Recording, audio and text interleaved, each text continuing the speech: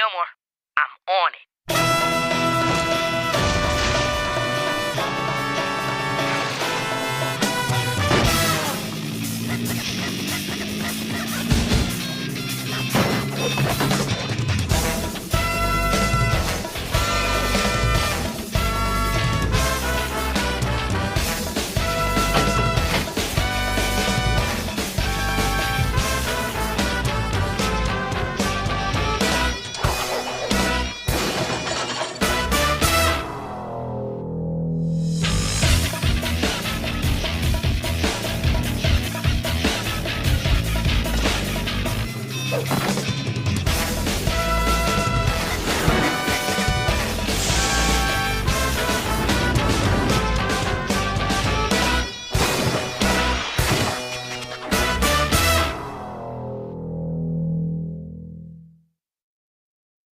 And now, Fillmore. Today's episode, To Mar a Stall, Act 1, Flushed Innocence. And now, if you'll follow me, I'll turn you over to the president of the ex-middle school bathroom steering committee, Robin Spencer. By the time an ex-middle school student graduates, he or she will use the school bathroom facilities an average of 432 times. And with the addition of a self-serve taco buffet in the cafetorium, our studies indicate that we may see that number increase by as much as 12% over the next 2 years. Each and every one of ex-middle school's newly remodeled bathrooms feature state-of-the-art motion sensors, heated toilet seats, automatic TP dispensers, and even high-pressure bidets. But heck, don't take my word for it. Take a look for yourselves at the new pride of ex-middle school. No. No! Stainless?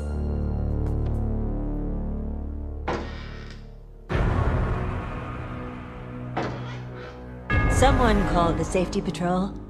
No!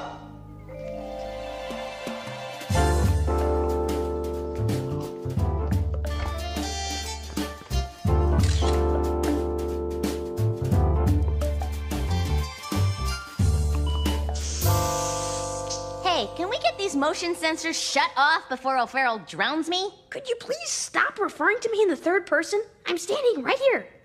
Stainless. Very catchy. A painting crew finished up in here around lunch yesterday. They propped open the door for ventilation. It was open all night. So it could be anybody. Listen, I'm going fishing with my dad this weekend. The last thing I need is this stainless headache messing up my flycast. So, talk to me here, people. Stainless's weapons of choice are red, black, and green permanent markers. It's the same brand supplied to the school. Pretty much untraceable. O'Farrell and I spent the morning curled up with our file of known taggers. No matches. Stainless must be new on the block. These graffiti scrawlers don't stop at just one. Now, Principal Folsom wants this stainless caught before he does any more redecorating. What about the tags themselves? The color, lettering style? There must be some sort of expert we can show them to. An art teacher, maybe? We could show them to Randall Julian. Randall the Vandal? Isn't he serving indefinite detention out by the athletic field? No way he helps us. You guys got a better lead? Do it. Fillmore, I'm new, remember? A little info, please. Who's Randall the Vandal? Randall Julian was one of the greatest art students in the history of our school. His macaroni collages took top honors all over the state. But then something went wrong. He dropped the Mac and glue sticks and picked up a permanent marker. He became a tagger. Not just a tagger, the tagger. Flavor saver. The best or the worst depending on how you flip the pancake. Randall Julian tagged every bathroom in the school except one. The bathroom in the teacher's lounge. We caught him before he could put that final stroke on his masterpiece. You were the one that caught him, weren't you? Well, he should be thrilled to see you again. I'll need you to check in all writing instruments. Any ink cartridges, pen refills, pencil leads, nibs, quills, chalk, crayons, charcoal, wax pencils. Any interior, exterior paint, spray paint, finger paint, poster paint, model paint, paint balls, paint brushes, airbrushes. Eyeliner, lipstick, mascara? Hey, me neither. Aha. Follow me. Mr. Randall Julian is in what we call a permanent state of detention. His parents drop him off into our custody in the morning and pick him up again in the afternoon. His classes are piped into him via closed-circuit TV. He currently maintains an A+ average. You may find our security measures extreme, but I assure you they are necessary. On November 3rd of this year, a custodian entered Mr. Julian's holding area with a miniature golf pencil in his back pocket. It took Mr. Julian 10 minutes to do this to the east wall. Dog. Hold up. He did that with a miniature golf pencil? I'll buzz you in. All right, class. So all A plus B equals C, you guys. Next class. Cornelius Fillmore, you have a new partner. Randall Julian, meet Ingrid Third. Charmed. Uninspired, unemotional, uninteresting, unimportant. We didn't come here for an art critique, Julian. Of course not. You want me to help you catch him. Why should I? We could talk to the higher-ups. Knock some time off your detention. What?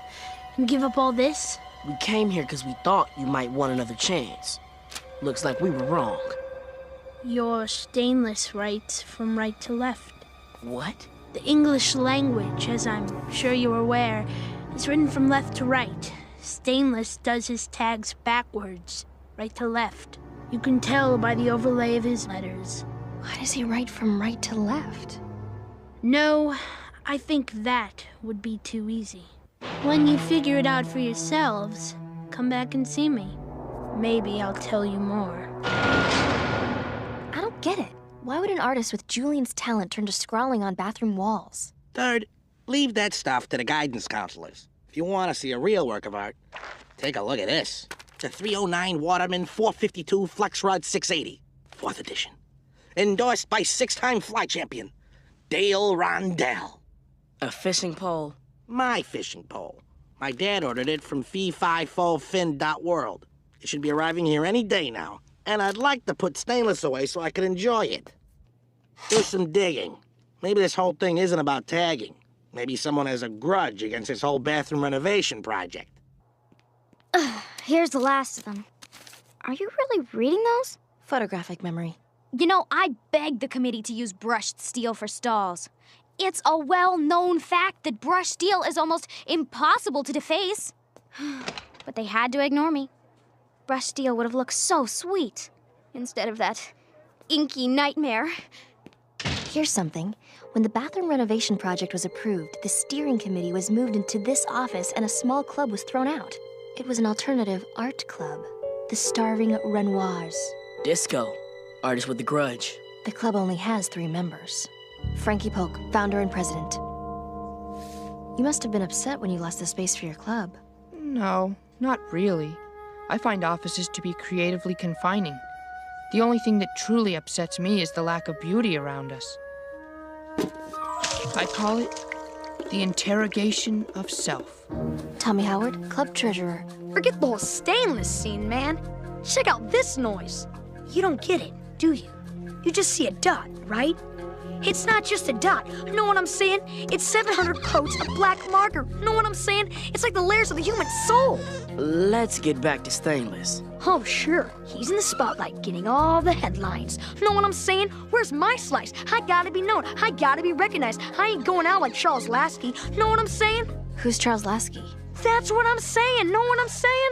Last is Jean Grace, recording secretary. I want you to know that this clay is made from oatmeal hummus and unshelled buckwheat. Let's get back to the bathrooms. I can't help you there. I don't believe in indoor plumbing, and I have never set foot in a school bathroom. I always go out to the... Don't even want to know. Fillmore, Ingrid, you might want to get up here. I've got something. Check it out. The ink flow on this section of the tag drops off 72%. What could cause that? Only one thing. His red marker had to spring a leak, probably from the rear of the pen. That marker's permanent, right? Whoever Stainless is, there's a good chance he's walking around with a red marker stain somewhere on his hand or wrist. It also means our boy Stainless might need a refill.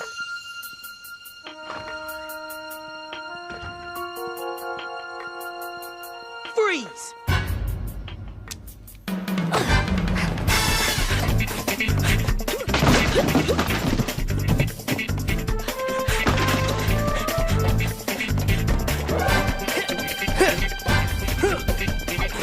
lines, Stainless.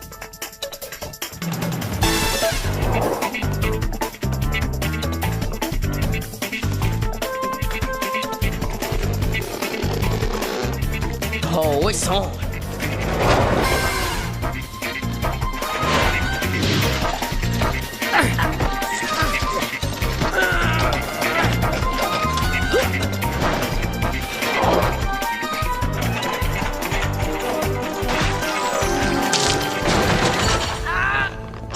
Let's see who we got here.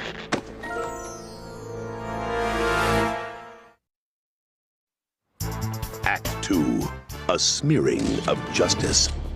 Oh, yes, I am Stainless. But my real name is Tommy. Tommy Howard. T-O-M... Give us some room here, people. If you just sign off on this invoice, we can start ordering the new stalls. No need, Robin. Graffiti Gus guy is out of business now. Hey, lighten up, you'll wrinkle. He's coming! Folsom's so happy, she didn't even mention the $700 worth of office supplies you trashed. But don't worry, she will. Is that for me? Got your name on it. Beautiful. You just keep your elbows in, eyes focused on the target. Roll, roll, roll your boat gently down the stream. Merrily, merrily, merrily, merrily, life is but a dream. Life is but a dream.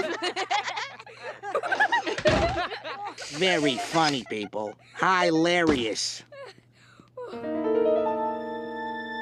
Hold up. Are these the markers Tommy tried to clip? Yeah, I bagged them myself. Oh, no. I know that look in your eye, Fillmore.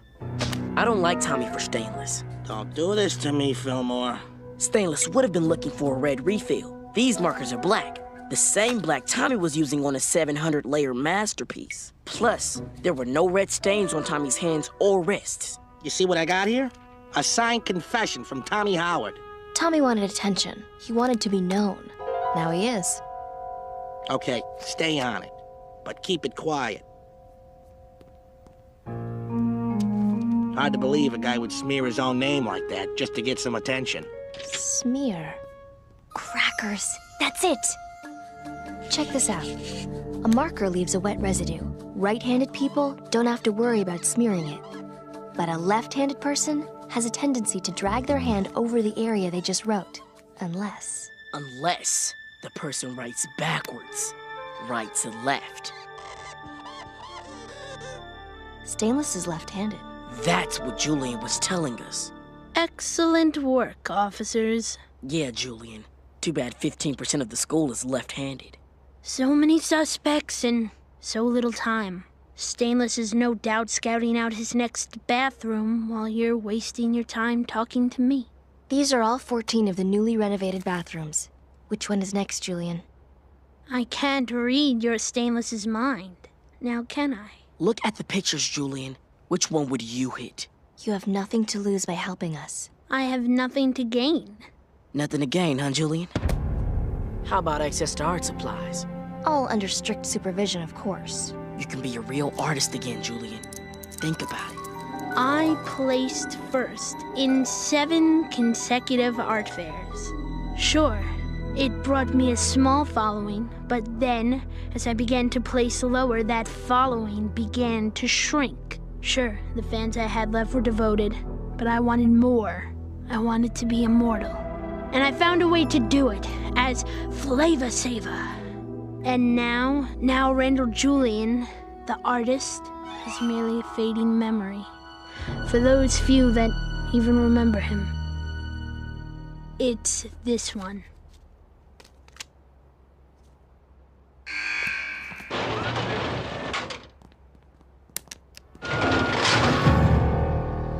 All right, I got one.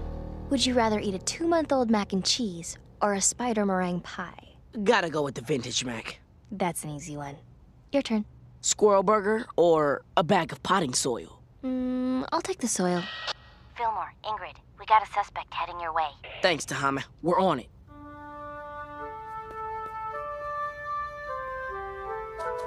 It's Frankie Polk, and he's heading into the girls' bathroom. Don't forget to wash your hands, Frankie. Yes! I draw toilets, beautiful toilets. The perfect marriage of form and function, of style and substance, of water and porcelain. Looks like a wrong number, guys. Do us a favor, Frankie. Stick to drawing in the boys' bathrooms. Of course, officers. I was merely trying to capture the...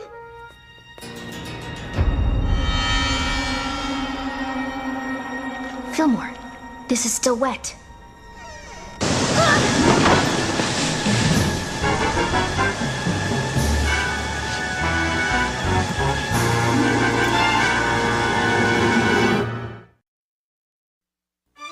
Act 3. Caught red-handed. Listen, Vallejo. I just had to sign for Tommy's release and okay the ordering of 200 brand new brushed steel bathroom stalls. You don't have this stain hoodlum in custody by final bell. This headquarters will make a nice faculty yoga studio. Randall Julian was right before. Go back and talk to him. He's gone! He's gone! Randall Julian has escaped!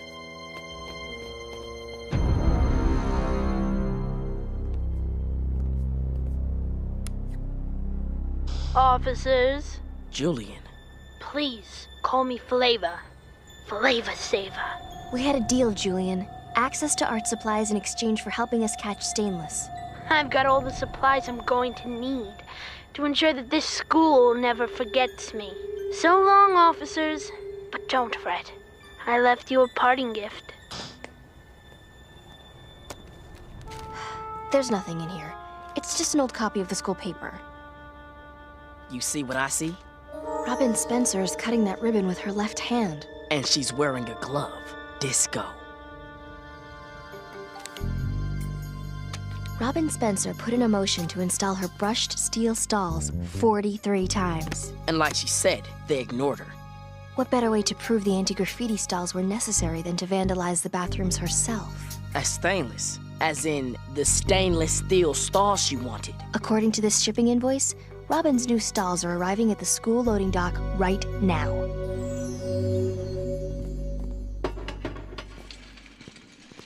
Those are going to the H-wing restrooms by the greenhouse. Good old brush steel. You're gonna take me to the top. Oh, I've wanted you so badly. How badly? Badly enough to vandalize the original stalls yourself? I don't know what you mean. Oh, I think you do. I think you couldn't handle it when your brushed steel stalls got shot down. I think you wanted to prove that anti-graffiti stalls were necessary. I think you became stainless. That's ridiculous. You don't have a shred of proof. We do now.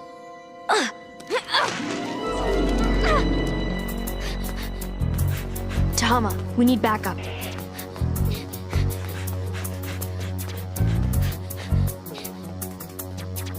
I'm going to be known as the student that put an end to graffiti once and for all. So what if I had to deface a few stalls to do it? This is just the beginning. Student council president, valedictorian, best dressed in the yearbook, the sky's the limit. And everyone will know the name Robin Spencer. No, Robin. It all ends here. Sorry, officer, but I'm afraid Stainless is gonna make a clean getaway. Fillmore!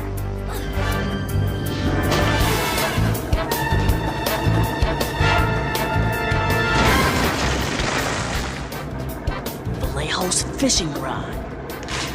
Keep your elbows in and focus on the target, baby.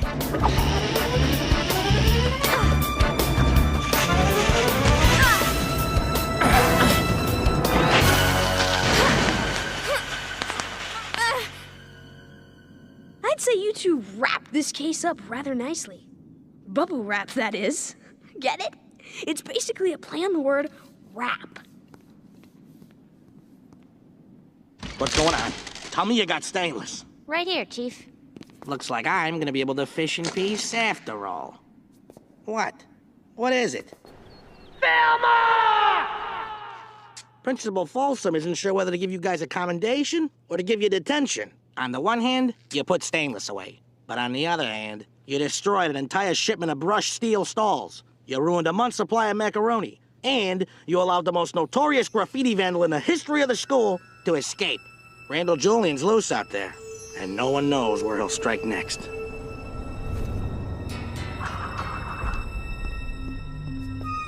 Hey, Julian. Fillmore. I should have known. You were the only one who ever understood. No, I don't understand. I don't understand how someone with your talent can just flush it away. Stay back. I only have to touch the tip of this marker to the stall, and my masterpiece is complete. That's not a masterpiece, Julian. That's just noise. Anybody can scrawl a stall. But they still have a few of your macaroni collages hanging in the library. You wanna know why?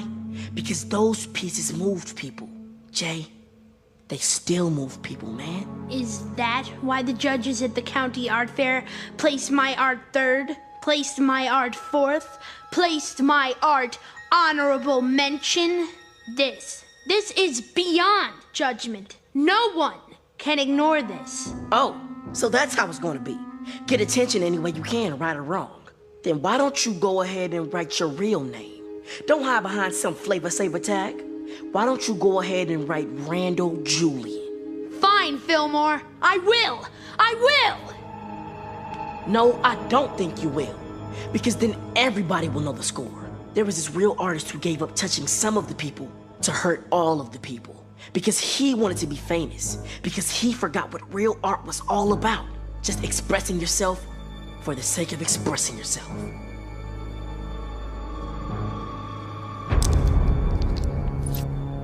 Welcome back, Randall. You don't happen to know where I can get my hands on some macaroni, do you? Actually, you know what? I do.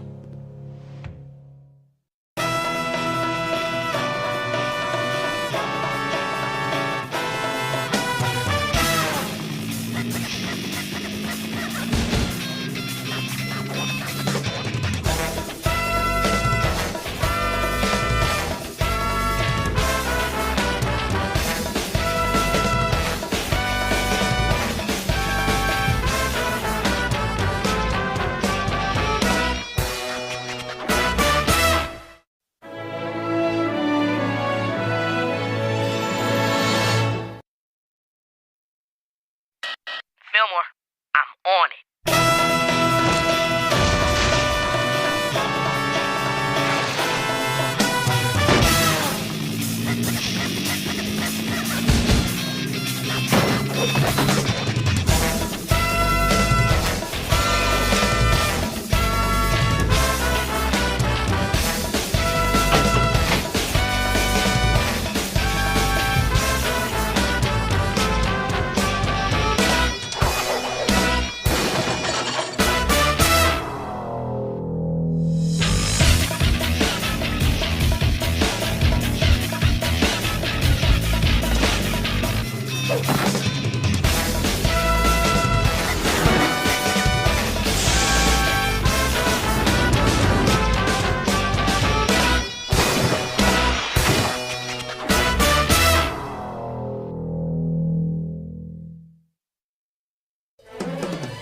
And now, Fillmore.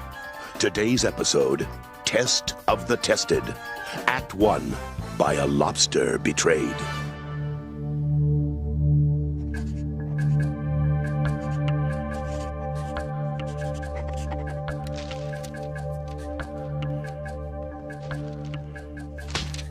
Sweet syrup on a short stack, Ingrid. This is fast even for you. Yeah, well... Do you feel good about it? About having to take the test? No. About how I did on the test? Sure. I guess. You guess? Get out of here. For you, taking this Audi 9 must be like doing a placemat word find at any local waffle restaurant. Yeah. Well, see you later, Mr. Collingwood. Mr. Collingwood? Mr. Collingwood, I have a problem. Nope, duty calls. Bye, Ingrid. S-T-O-P, the Satty 9! S-T-O-P, the Satty 9! Wrong protest, sister. Beat it.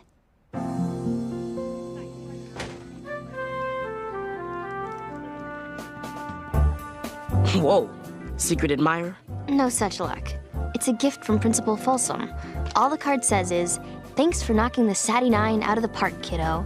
Why would she send me this? 'Cause you're the smartest kid in school. She knew you'd ace it, which I'm betting you just did.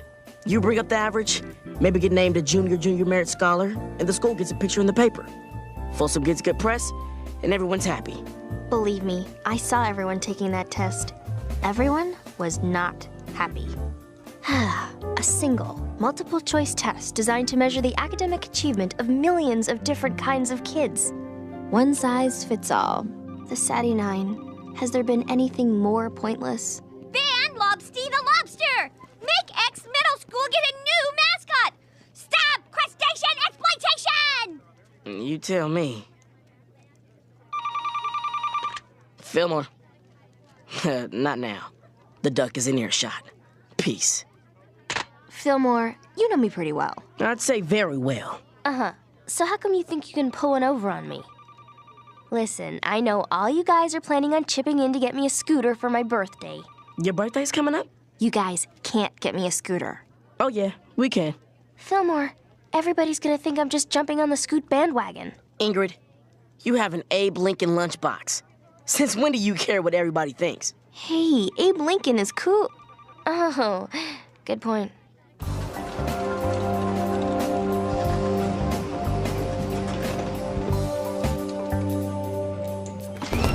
If it isn't the ex-middle school mascot with the mostest.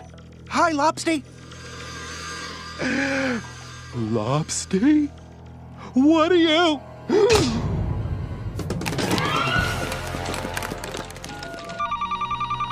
Fillmore. This is Mr. Collingwood. Lobsty, our beloved lobster mascot, just stole the completed aptitude tests. We've got to find them. I'm on it. Ingrid, we got one. Fillmore! Principal Folsom just called. Did you destroy a school sandwich machine chasing down the lunch bag bandit? You ever try those sandwiches, Vallejo? Oh, of course. Well, we got a lobster to catch. That one's got attitude. That one's also the best. It's clear. Oh, snap. I'm sorry. Fillmore, I really didn't need that image in my photographic memory. Believe me, you will pay. Mm-hmm. Okay, it's clear.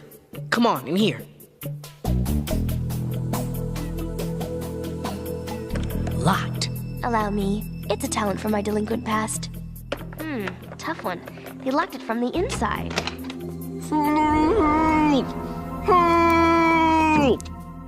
They overpowered me and took my costume. They called me Freckleface.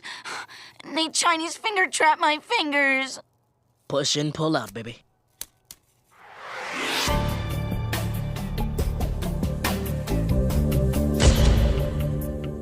What do we got?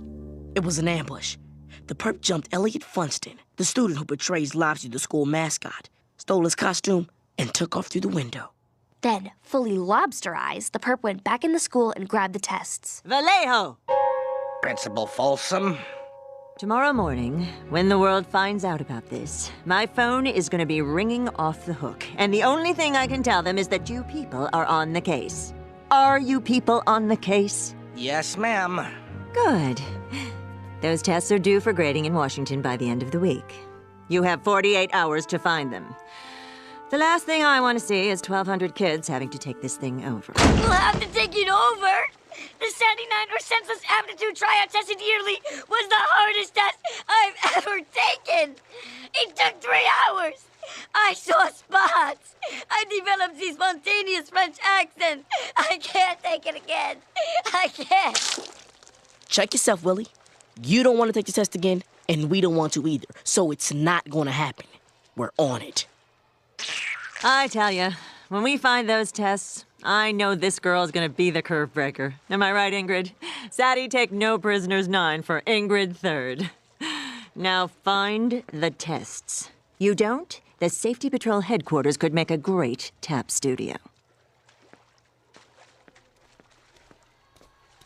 Elliot, the reason to wear boxers is to avoid mooning strangers. How about you get some new ones? Or maybe a big patch? People, can we cover Elliot's butt, please? Your case, your call. What's next? Perimeter check. Cruise for clues and the costume. I'm asking again. You guys didn't get me a scooter, did you? Oh, heck no. Fillmore. You know, you do that a lot. Hello, what have we here? Augie Sansom. He took the test this morning. And come to think of it, he looked pretty nervous. And now he's sneaking around with a box. No way. This is too easy. I'll bet you lunch that it is. Freeze! Ex-middle school safety patrol. I hate it when they run. Come on! This already isn't easy.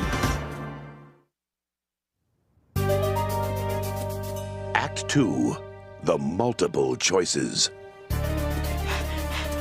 Stay on it.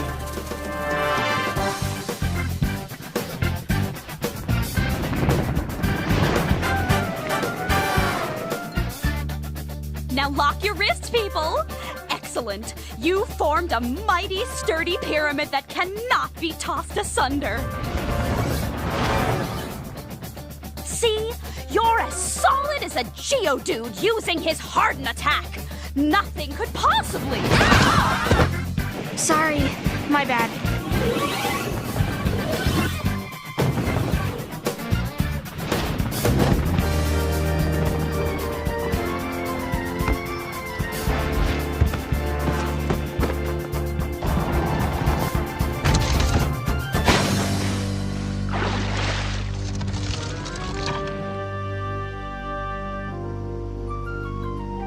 Have a nice swim, Fillmore.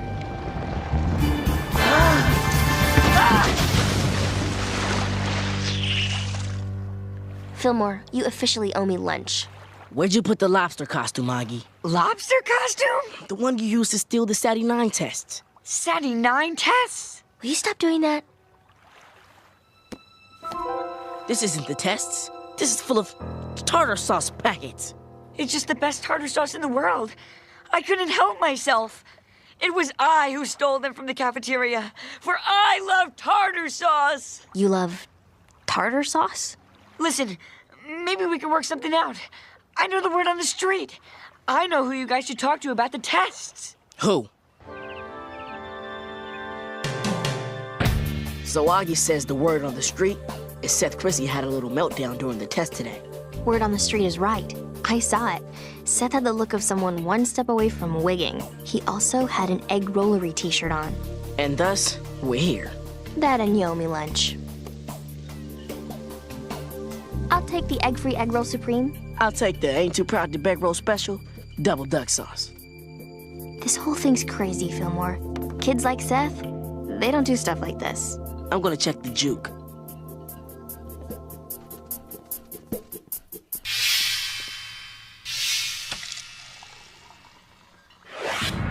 Excuse me. What was... Who was... Seth.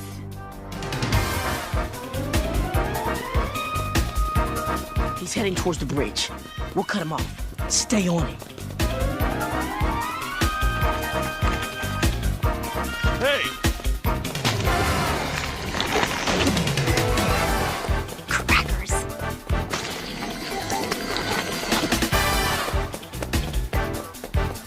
Hey, Officer Third! I bought new boxer shorts! Congratulations. Seth, we need to talk to you. Please, Ingrid, you gotta understand. You were there. You took that test.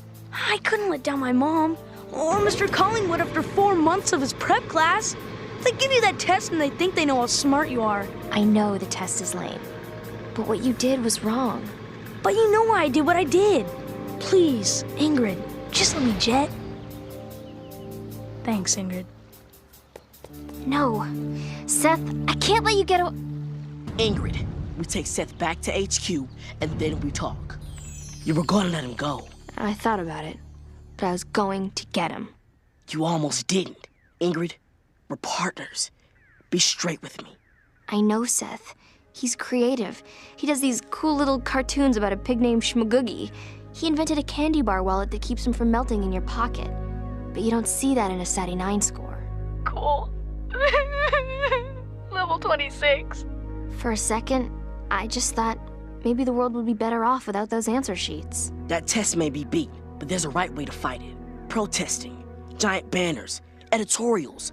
Hard gems with harder rhymes. Going the other way is a sucker move. We have a job. We don't make the rules. I only forgot that for a second. But Ingrid, you forgot that. We got the box. It was just where you said it was, Seth. Next, you tell us where you put the lobster costume. Lobster costume? The lobster costume you used to steal the tests. I didn't steal any tests.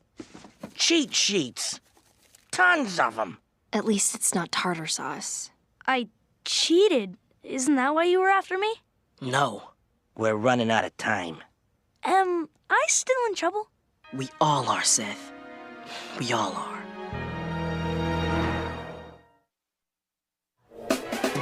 Act 3, the final examination. You hear that? That's how it's been since the answer sheets got stolen. I hear it in my sleep. I add milk to my crisp rice cereal, and it sounds like my phone! Norma, hold my calls. I gave you 48 hours, and we're down to 12. Where are my results, people? Listen, we had some leads that came up dry, but... I only want to hear one thing out of your mouth, Vallejo. We found the tests! Since I am not hearing that, as of right now, I am making plans to re-administer the Sati-9. Principal Folsom, you said we have 12 more hours. We're gonna find those tests. Count on it. 12 hours. But I am not gonna get caught looking. Ingrid, report to room 7G. What for? I'm having a facilitator meet with some of X's best and brightest. You need to talk to someone. You need to heal. Principal Folsom, we're right in the middle of an investigation. Listen, Ingrid's our Sati-9 ace in the hole. I need her emotionally prepared to retake that test. Can you spare her? Ordinarily, I'd say no. But maybe she has some things she needs to work out. It's all for naught. It's all forgot. They took my Sati-9 away. That was a lovely poem, Mallory. But, you know, they may have taken your answer sheet away from you, but they didn't take the answers. Really? That's right. You still have them, right up here. But for the last 3 months, my mom would tutor me after she got home from working at the gravy factory. How do I tell her someone just stole all that work away? Now, Mallory brought up the thief. Let's try something. I want you to reach down and just shout out some words that you feel describe the person who stole your Sati-9 tests. Villainous. Iniquitous. Reprobate. Machiavellian. S-T-O-P. Leads are coming up dry on finding the tests. We need to cut through the cream cheese and quick. Who's got the costume specs? Right here. Lobster shell. What's it made out of? Industrial polymer plastic. What was the temperature at noon today? Had to be in the 80s. There was no picnic eating my ice cream sandwich at lunch. Gooey? Don't even get me started. Mascot costume manufacturers use plastic for durability, not for comfort. The plastic gets hot, and that's how we're gonna find it quick, using the Birdwatching Club's infrared scope. Hold up. Disco. S-T-O-P, the Sati-9! S-T-O-P, the Sati-9! Oop.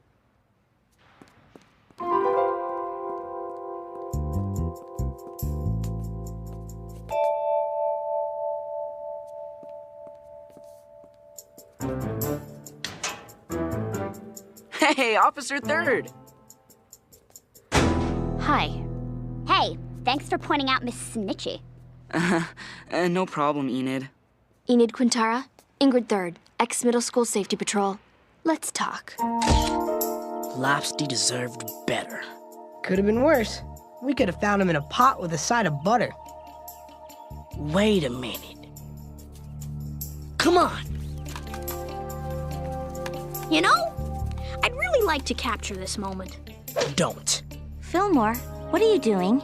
Something doesn't add up. Enza, get the window.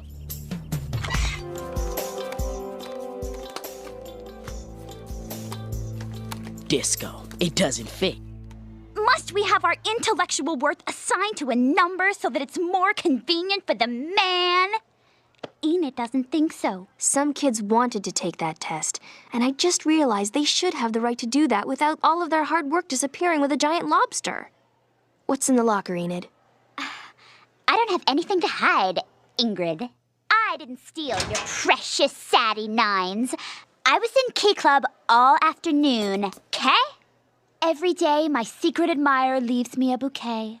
The fact is, I'm very loved, Ingrid. Hey, those are chrysanthemums. It's my favorite flower. They make me feel warm inside. Chrysanthemums? Wait. What is it? My photographic memory is acting up.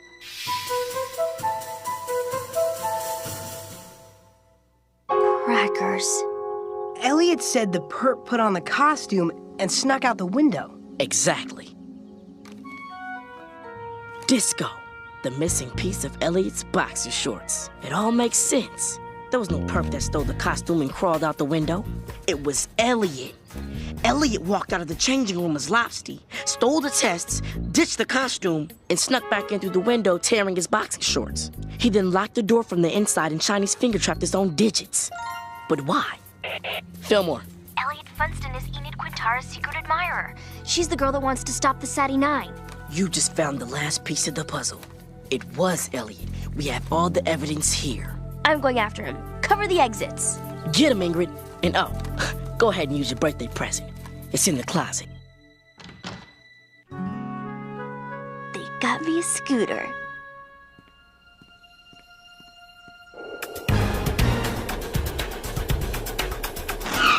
Elliot, it's over. Where are the tests? What? I didn't take the... Save it. I think I'll just save myself.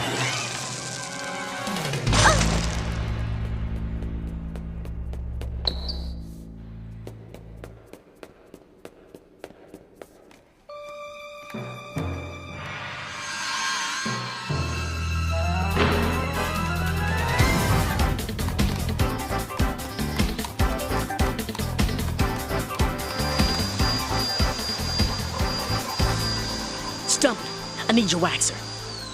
Be good to her. She's all I got.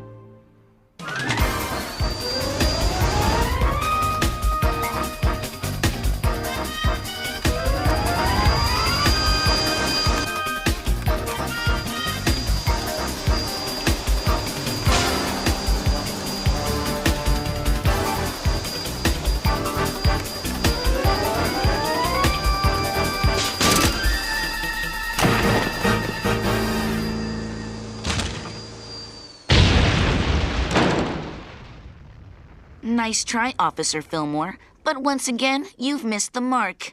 Anyway, bye-bye. Elliot? What? Here's your candy back. Whoa! You should stay away from that stuff. It's real bad for you.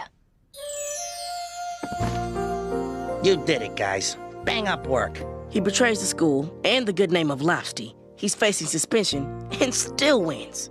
No, Fillmore. We won. He just got the girl of his dreams. I guess there's worse things that could have happened. Vallejo. Yes, Principal Folsom. Elliot's in custody, and we got the tests. What? A $300 costume? A $6,000 floor waxer? Fillmore! Sorry we had to give you your birthday present a day early. It was a nice non-surprise. Fillmore, about what went down on the bridge. Hey, it was a bridge you had to cross. Now you're on the other side. I am. But I'd still like to see that stupid test go down. Don't we all? But Ingrid, what can you do? Something. I don't think that's against the rules. At least any of the rules I know. Hey, let's get some egg rolls. You're buying. Ingrid, you can't ride that on school grounds. Oh, sure I can. Watch. You gonna let me take a turn, right? Only if you catch me.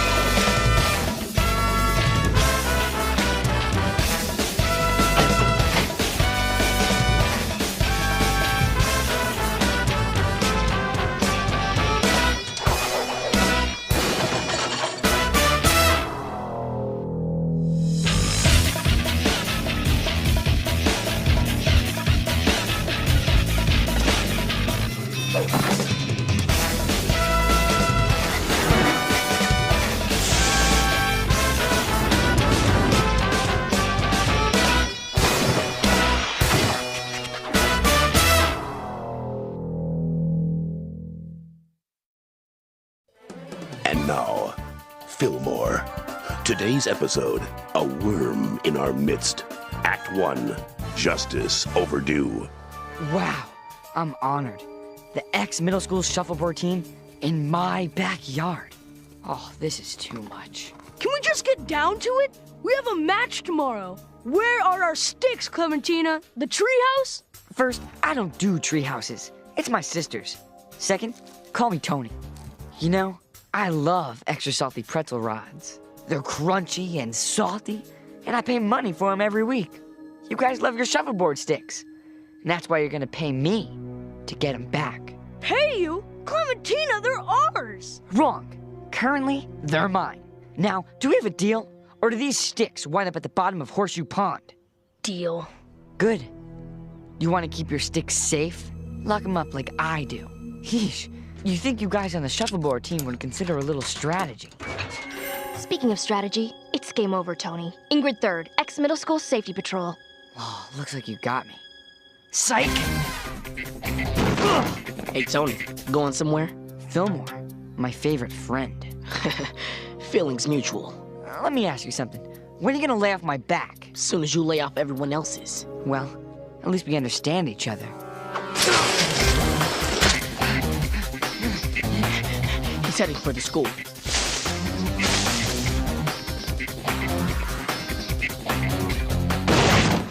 Excuse me, we're meditating here. Excuse yourself, sister. What? Hi, Tony.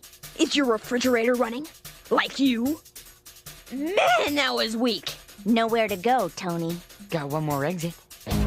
Hey, guess what, Tony?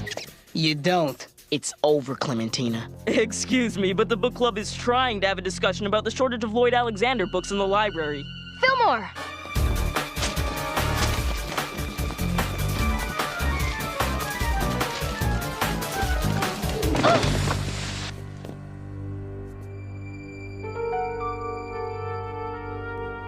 You okay, Ingrid? Yeah, I'm okay. Hail to the conquering Euro. That one was better, huh? I don't know how you do it. Do what? Do what you do. Sure, you put me in here. I get maybe what? A 2-3 day suspension? Then I'm back in the halls, rested and ready. It's pointless. Can't stop me. We can have fun slowing you down. You know what's really pointless? Continuing on the road you're on. There's you and there's me, Officer Fillmore. You could say we are what we are. Or you could say it's a choice, and one of us is making the wrong one. Shut up and call my mother. Oh, believe me, I'm gonna get right on that. But first, I'm gonna get me a jolly lollipop. Nice day for an ice cream, don't you think? Peace out, Tony. Don't let him get to you, Fillmore. Too late. Dog, that kid is bad news.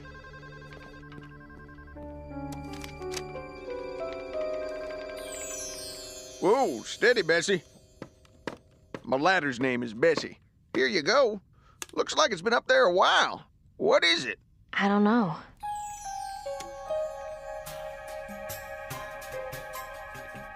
Huh. Pudding. Or custard. Hey, Tahama?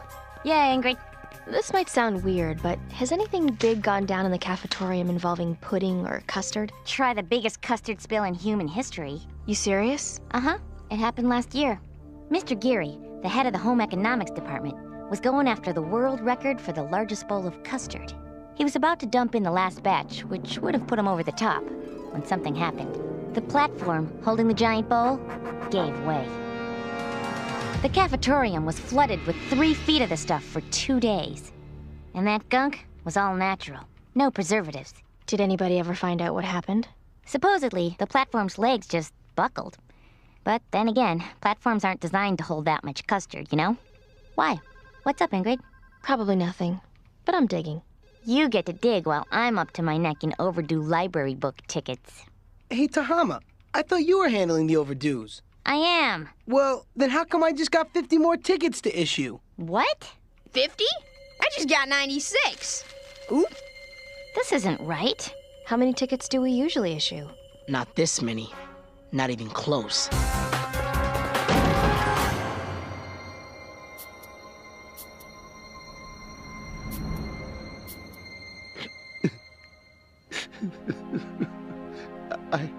I knew you'd be here sooner or later, Fillmore. Mr. Landrum, where are all the books? I don't know. This ain't good. Isn't. Isn't.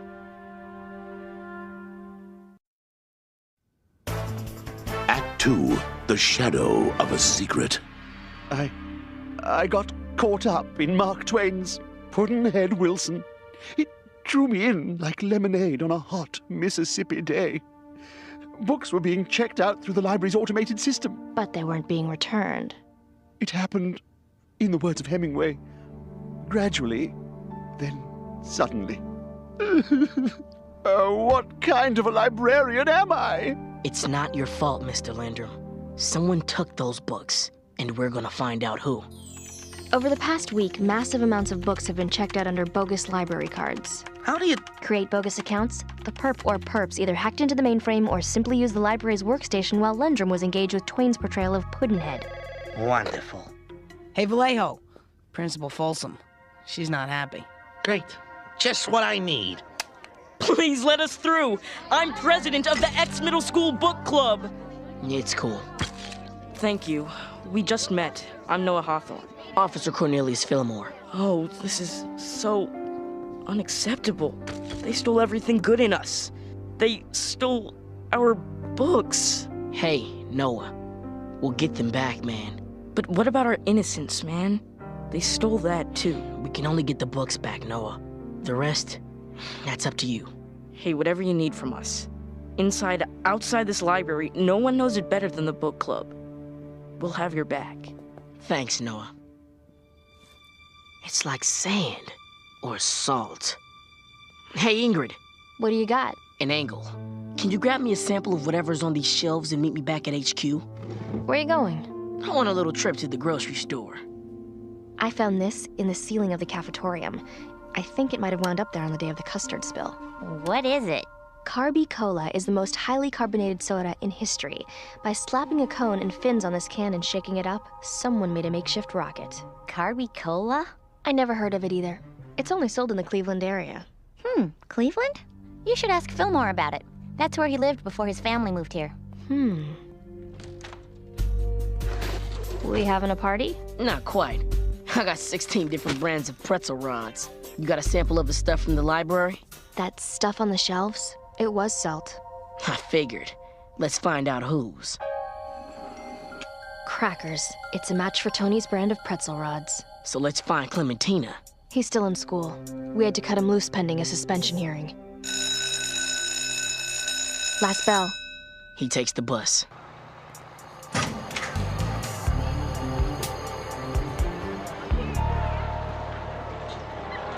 Come on, hurry up!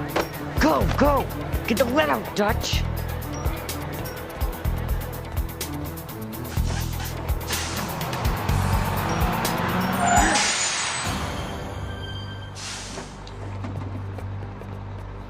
Freeze, Clementina. How about you freeze? Please, no!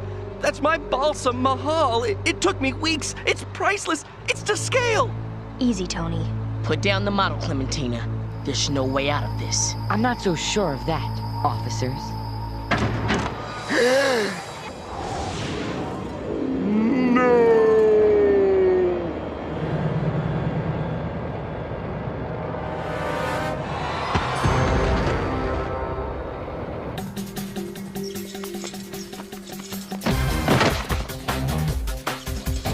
Safety patrol emergency.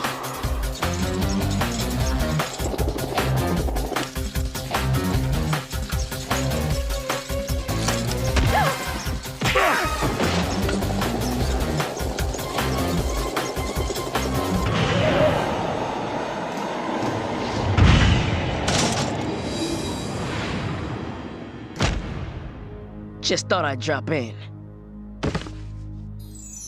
Listen, I got nothing to hide. Just a library full of books. Yeah, right. Check it. Knock off t-shirts for the Glee Club's upcoming retirement home tour. A little extracurricular copyright infringement. They're quality shirts. Where are the books? Books? Hey, Fillmore! Take a look. Disco. Congratulations, Officer Third. You got the books back. Well, it was Fillmore and me, Mr. Geary. Somehow I doubt that. I'm sure it was you who took the lead. Last year, I told him he was a lost cause. I stand by that statement. This new Fillmore doesn't fool me for a moment. Bad eggs don't go good, Ingrid. Well, I don't really agree with that at all. Even a little bit. I wanted to ask you about the custard spill. Best thing that ever happened to me. Really? Yes. But the spill made me realize something. I'm darn good at making large volumes of good-tasting custard, and thus, I'm opening Sean Geary's phantasmagorical custard palace. It's a dream come true. And if that platform hadn't given way, I would have never had thought of it. So you think it was an accident? Of course. And even if it wasn't, I don't care. If some young punk did it, I'd thank him or her, because one day Sean Geary's phantasmagorical palaces will be all over this country, and then the joke will be on them, huh?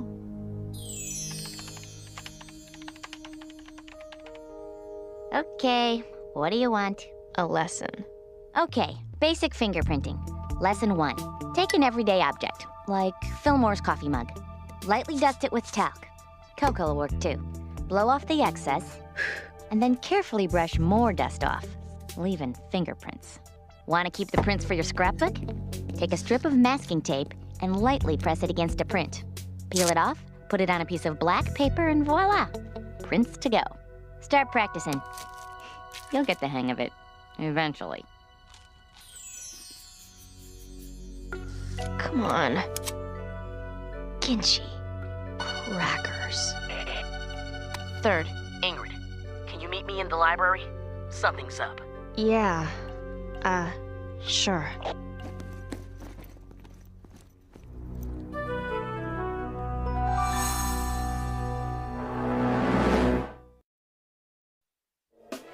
Act 3, A Redemption Returned. I was just looking through some of the bins of the recovered books, and it looks as though many are still missing. Tell me it's not so. It is. A lot of authors are missing. Tolkien, Bronte, Rowling, Beverly Cleary. How did she... Photographic memory. Typical. As usual, the best books are gone. It's just like every other day in the library. Looks like we have some literature MIA. Let's go have a talk with Tony. Fillmore, I gotta talk to you about something. Is it cool if we talk to Clementina first? I'm asking once, Tony. Where are the other books? They must have got lost in the shuffle. This isn't about detention or suspension. This is it. You tell us where the books are, or you're going down this time, Clementina. Expulsion, man. In 10 years, they're gonna remember the name Tony Clementina, the guy who pulled off the biggest heist in ex-middle school history. Cornelius Fillmore? Maybe some people might remember some glorified crossing guard, but probably not. Take a good look down there, Clementina. This isn't lunch money. You're hurting every one of those people. Look at him, man! Wait. Crackers. Fillmore, let's talk. I don't think he did it. What? We found the books in the treehouse in his yard, but before, when I was hiding in the shed, I heard him say he doesn't do treehouses. Now I know why. Tony's afraid of heights, Fillmore. It's all right here. He wouldn't climb the big rope in gym. He wouldn't read Charlie in the Great Glass Elevator. He threw up during a screening of The Red Balloon. He freaked when you turned him towards the window. The way he hesitated, jumping out of the bus. There's no way he put those books in that treehouse. Clementina's resourceful. You got someone to do it for him. Fillmore, Clementina couldn't have created those bogus accounts. He's failed computer science twice. And why would he even steal the books? Tony's all about making a quick buck, not headlines. Clementina is a lost cause. Believe me, Ingrid, I should know. Yeah. You should. I think that's yours. Late.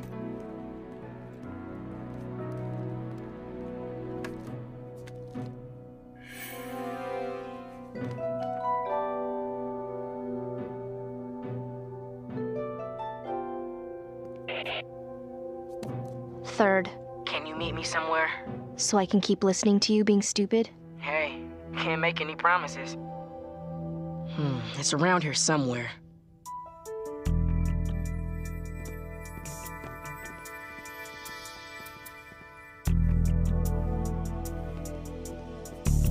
Disco, the platform. Is that custard? Uh-huh. Look at the legs. The platform gave way under the weight of the custard, Ingrid. But look at the top of the platform.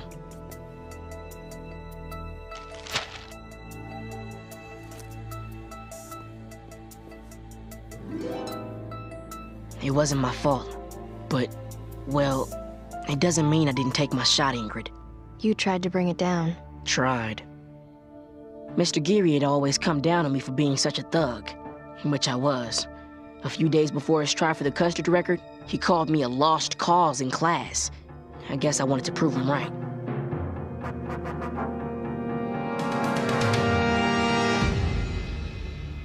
The rocket wound up in the ceiling because it hit the platform, which was at an angle. It was at an angle because its legs had already given way. You didn't cause the spill. A few months later, I got busted boosting a chalk shipment. The safety patroller who busted me gave me a choice. Either help him crack another case, or spend the rest of middle school in detention. And I helped out, and I wound up joining up. You changed.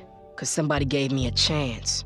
Something I wasn't about to give Clementina, even though he couldn't have done the deed. The only reason he's saying he did is because he wants to prove me right. Well, I'm up for messing up Tony's plans good. Let's find out who really took the books. Crackers.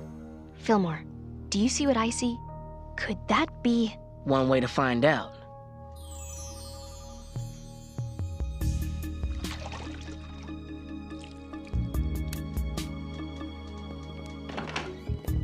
It wasn't about cash or headlines. It was about the books. Excuse me, Noah. When I told you we were going to get the books back, you asked me something. But what of our innocence? Well, I have an answer for you. You're guilty. What? You're joking, right? I don't think so, Hawthorne. You said it yourself. No group in this school knows more about this library than the book club, including how to create bogus accounts. Wait, are you saying that I'm... Mm-hmm. Just a little tip. If you and the book club want to plant evidence, don't do it while reporters are snapping pictures. You, the literary elite of X-Middle School? How could you? I think the question should be, how couldn't we? He's ours.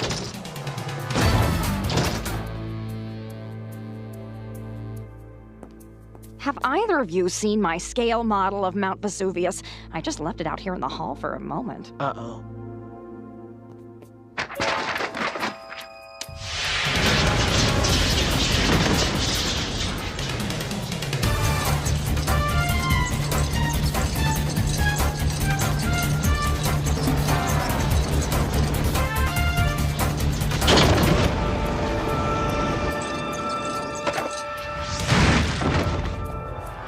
Stay on it.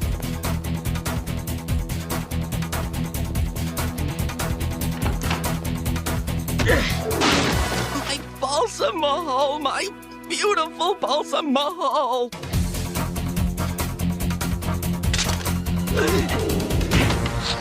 A moronic video game. You should learn to watch your step. You don't understand. We're the ones that truly appreciate those books.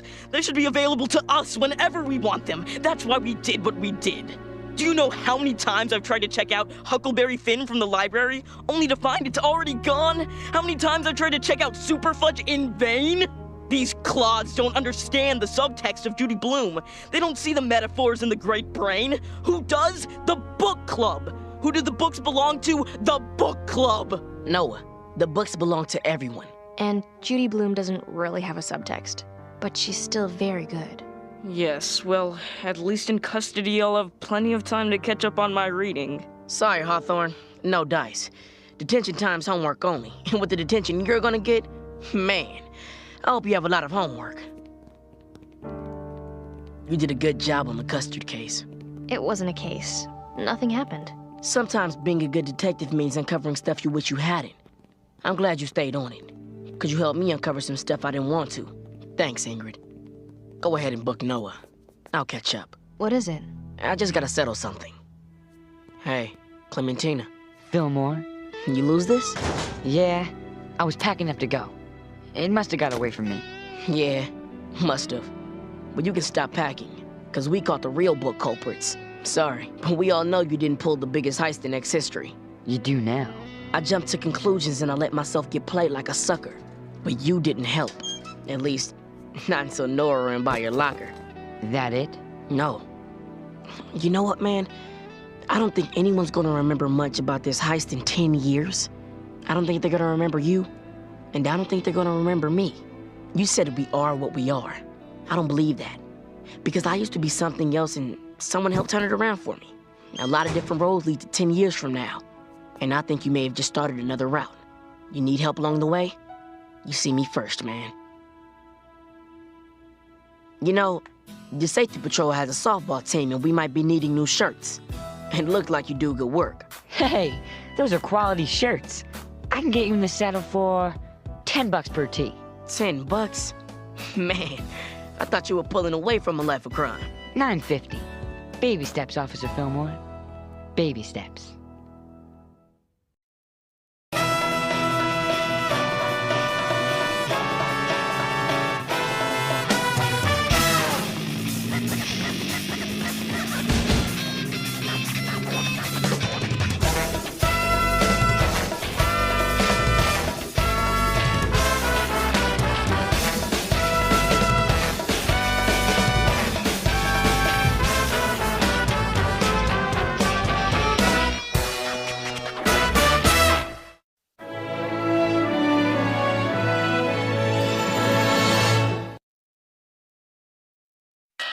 Fillmore, I'm on it.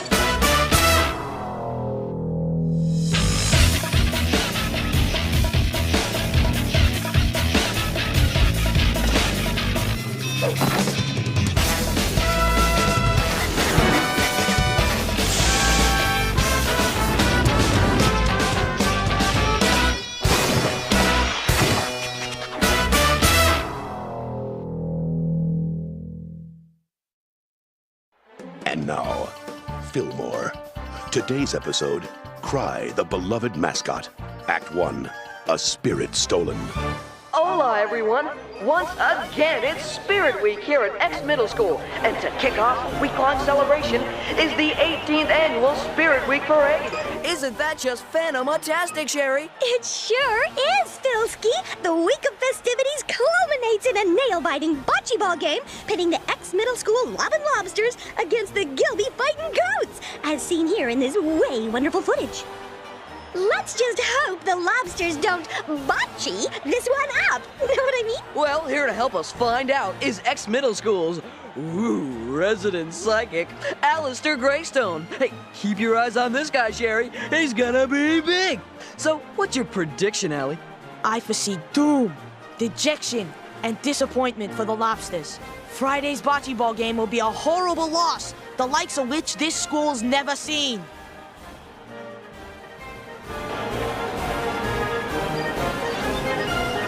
Anything? It's quiet on my side. Too quiet. Stay frosty. Gilby wants X bad. Bad enough to... We got a goat!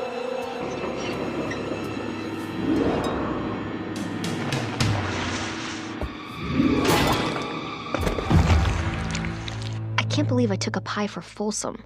Banana cream, no less. Next time, try and catch it in the shoulder. Next time, try and catch it, period. Direct hit. Hey, speaking of food, isn't tonight the biannual Fillmore dinner jammy jam? Indeed. Been saving up your appetite? Hey, it's me. That's right, Mr. 4-foot tall eating an 8-foot sub. You should head. I'll file the report. Besides, I've already eaten, remember? Cornelius, our reservations are in 15 minutes. Sorry. Had to put on my crawdad pants. Elastic waistband. It is all you can eat. Let's not put them out of business now. It's all a person with a normal appetite can eat. Now remember, son, don't fill up on bread and salad. You gotta eat the meat. To beat the house. Hey, guys, before we go, I have a little something to commemorate our special evening at Papa Cracky's Crawfish Barrel. Wow, Dad. Monogrammed bibs. This is, nice. Maybe we should just save these for a dinner that's not so messy or public. Nonsense. Let's get a move on. Papa Cracky's not gonna hold our table forever. Fillmore's. I'm on it. You're on it? Folsom wants me back at school ASAP. I guess I should call him back and tell him I'm on it tomorrow. Cornelius, go ahead. Sounds like it could be important. But... How about a rain check? Say Friday? Thanks, guys. I owe you.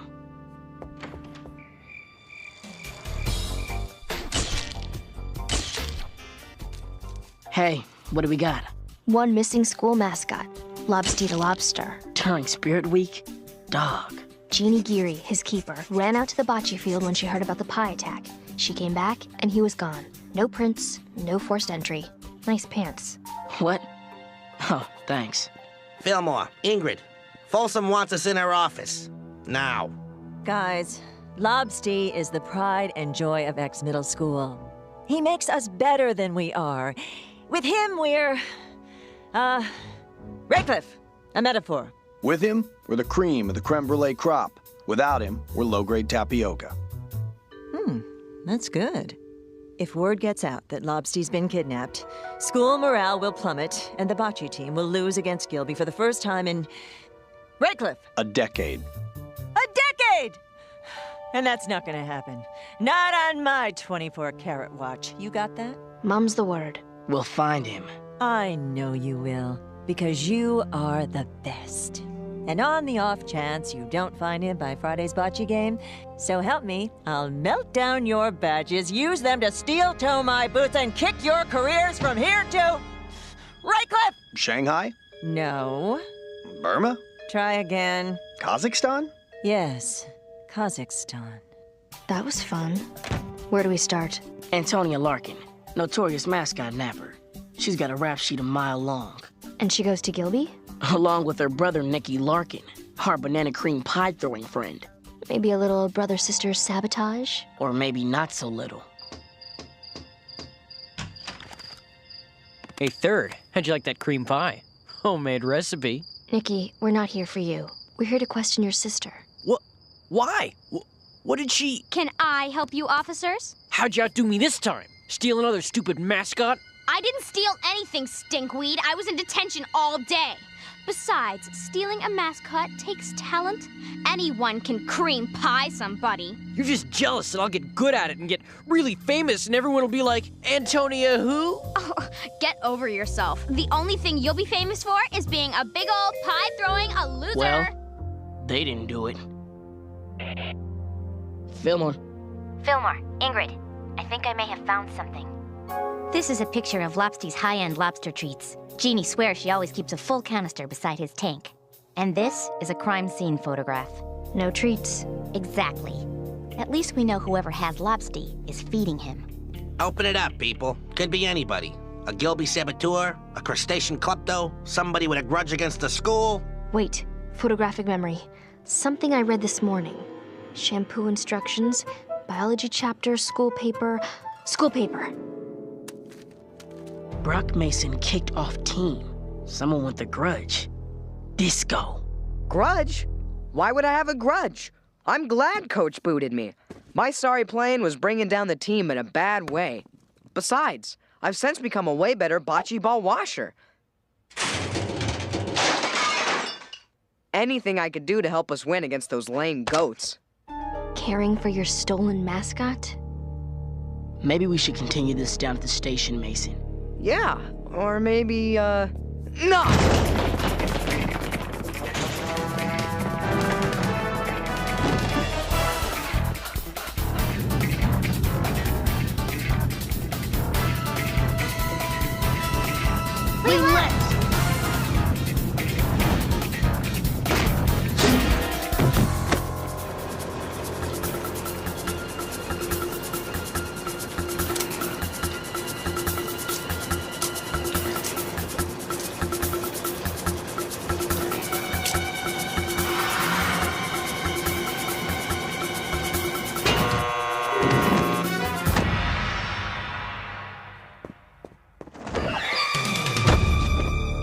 clean getaway. Got a little dirty. In here, this is where I hit him.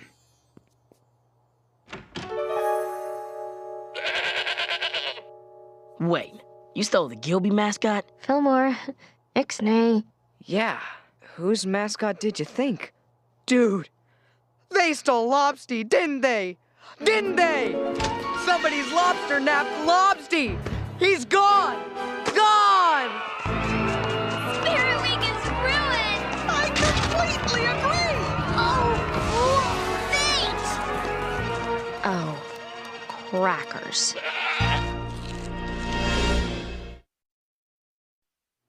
Act 2, a medium at large. Well, Gilby has their goat back, and Brock Mason is on hoof-clipping duty through spring. Fillmore, see this shade of rouge accentuating my cheekbones? I see it. It's a new blush I'm trying out called Livid Beyond Belief. What were you thinking? I'm sorry. I was questioning Brock Mason and I slipped. Fillmore, a slip is when a clown steps on a banana peel. What I have outside is a 3-ring circus with bearded ladies and dog-faced boys. The bocce game is 2 days away, and do you have a single lead? That's what I figured. I'm putting someone new on the case, someone who can help find Lobsty. Today's issue. I can help find Lobsty. Dog. You've been working too hard. Crime doesn't rest, Ingrid. Why should I? This isn't about crime. It's about knowing when to step back. Knowing when to take off the badge and put on the bib.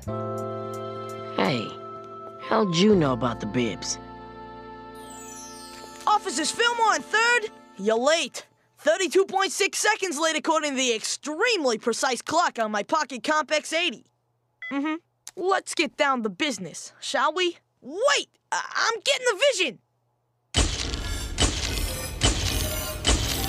What's up, fake psychic? Are you getting fake visions again?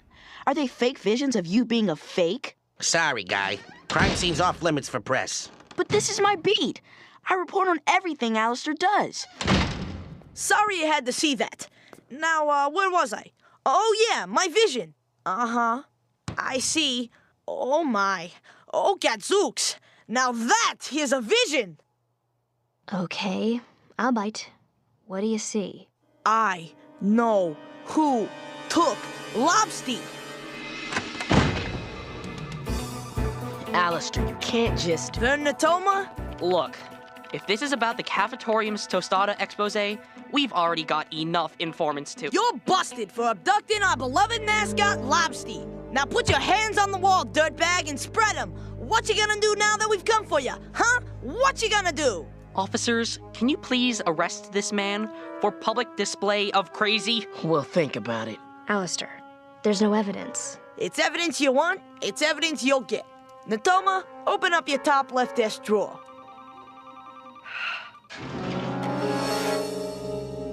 Yes, Vern Natoma is being held as the prime suspect in Lobsty's kidnapping. In the meantime, he will be taking a leave of absence from his job as editor-in-chief of the Examiner. You can ask until you're blue in the face, but I don't know how those lobster treats got in there.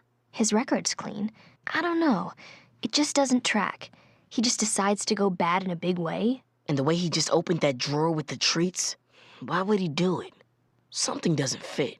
You've got to listen to me. I didn't do it. I'm editor-in-chief of the school newspaper. Please, this charge is gonna ruin me. Wait, I've seen that watch before. And I remember where. There. Check it. Lobster watch. The pie attack occurred at the same time as Lobsty's kidnapping. If that is Vern's arm, he's got an alibi. According to the ex-middle school merchandise database, only 3 of those watches were ever sold. So if that is Vern Natoma on tape, then someone's trying to frame him. But who? Who would have something to gain by kidnapping a lobster and pinning it on somebody else? Heck, sure I'm up for one-on-one interviews to talk about Lobsty's whereabouts. I'm gonna find him. Don't any of you worry about it, okay? Yeah, Mr. Crackpot's been predicting for about a year now. And I've been stuck writing about the shyster for almost just as long. Look at these stories I've had to cover. Missing retainers, corned beef and cabbage day, pure fluff. Ever since first grade, I've dreamed about being a top reporter. of covering real news, of changing people's lives. Instead, I'm stuck writing about a pseudo-psychic that spits when he speaks. Ooh, he does spit, doesn't he? Uh-huh. A lot. But if that's what it takes, I'm fine with that. 'Cause I'm going places. I work too hard not to. Alistair, on the other hand, isn't going anywhere. The guy's a dim bulb with a gimmick. Trust me, officers, there's no way our friend Alistair's got the smarts to pull off a high-profile lobster nabbing. Nah, no way. Well, there's only one way to find out. What's he doing now? He's on the move. Check it. He's heading towards Natoma's house. Alistair, freeze!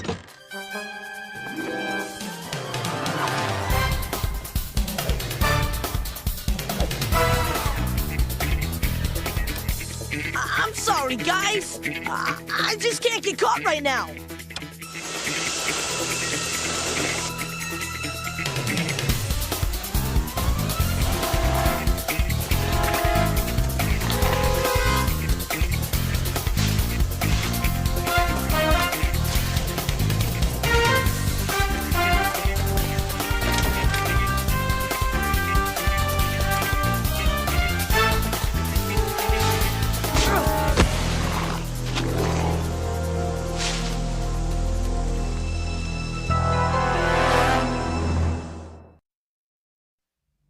Act 3, For the Love of Lobsty.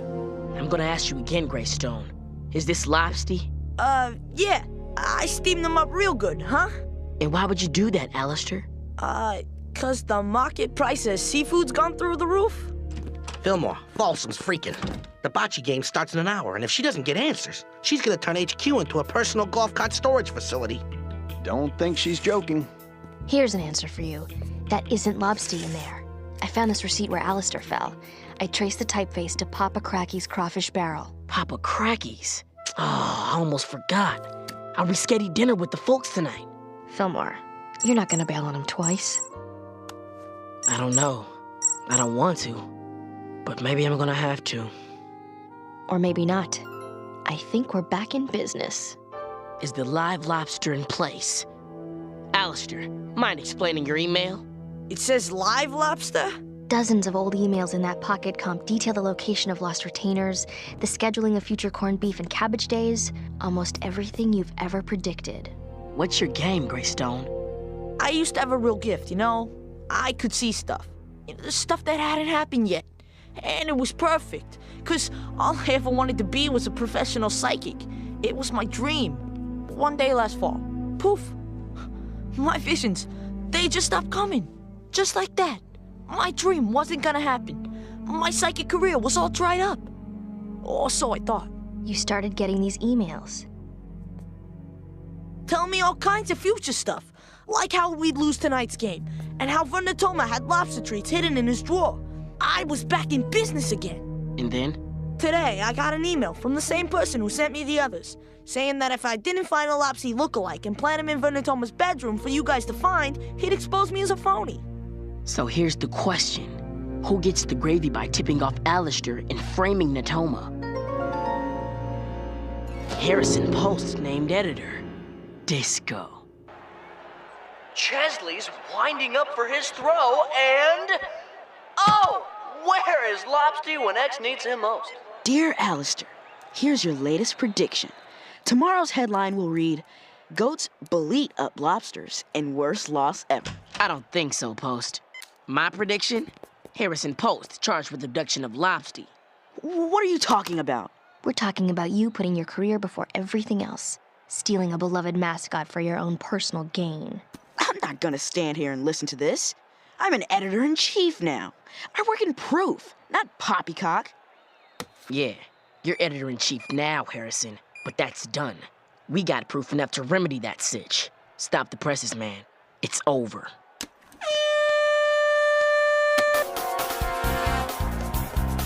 Fillmore, call for backup. There's no time! You and Ingrid grab Harrison. I'll find Lobsty.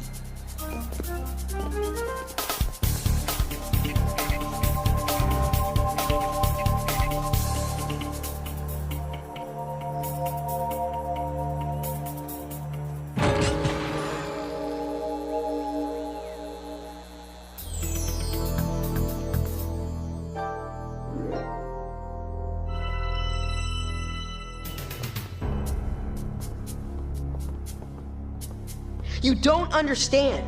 I want to be a top reporter. I want to make a difference. It's my dream. It's always been my dream. What's wrong with that? There's nothing wrong with your dream, but the stuff you've done to make it happen, you got a little lost along the way, Harrison. And now, maybe you're not even the same kid who dreamed that dream, because you haven't been helping anybody. You've been hurting. You fools! You couldn't possibly understand. Natoma didn't deserve that job. I did. I've worked twice as hard as he has. Editor-in-chief is my just reward.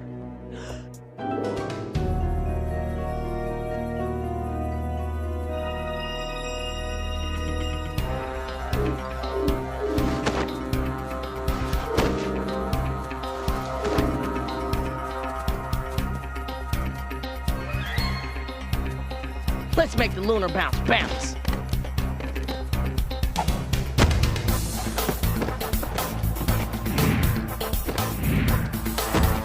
The lunar bounce.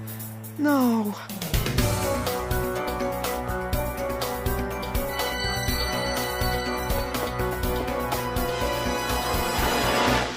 So, Fillsky, this was the scene earlier when Alistair Greystone showed up with Lobsty. Invigorating the team and bringing X its biggest win ever against Gilby. What a fantabulous turn of events. I never had any doubt that our safety patrollers and our resident psychic would come through. Day or night, night or day. I know who to count on to crack the case. Well, you guys did it. Us? We just got the suspect. You're the hero who found Lobsty. Hero? Heck, I'm no better than Harrison. I got so career crazy that I swindled people to stay successful. To become what I wanted to be, I sort of gave up on who I wanted to be. I predict there's gonna be a lot less predicting in my future. Well, hasta la bye-bye, officers. See you around. So, you really think it was dumb luck that Alistair was able to find Lobsty? Must have been. I mean, what other explanation is there? That he's really... No, of course not. Why? Do you think he's really? Heck no. Whew. Papa Cracky, look out. My appetite's so big right now, it's gonna have to follow us there in a separate car. I'm actually kind of glad we rescheduled dinner tonight. Nothing beats fried up Friday. It's cool. I have a cardiologist friend back at the hospital standing by.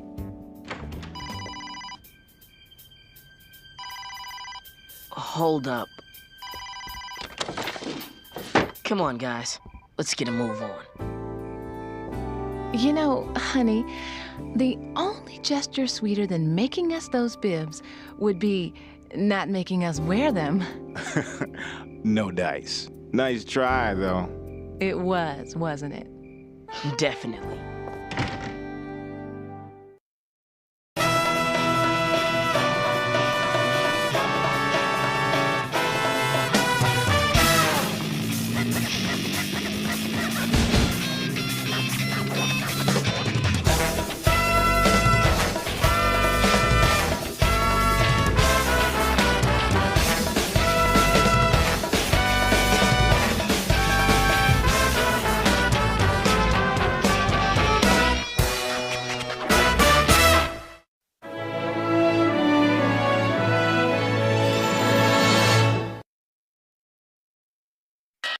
Fillmore, I'm on it.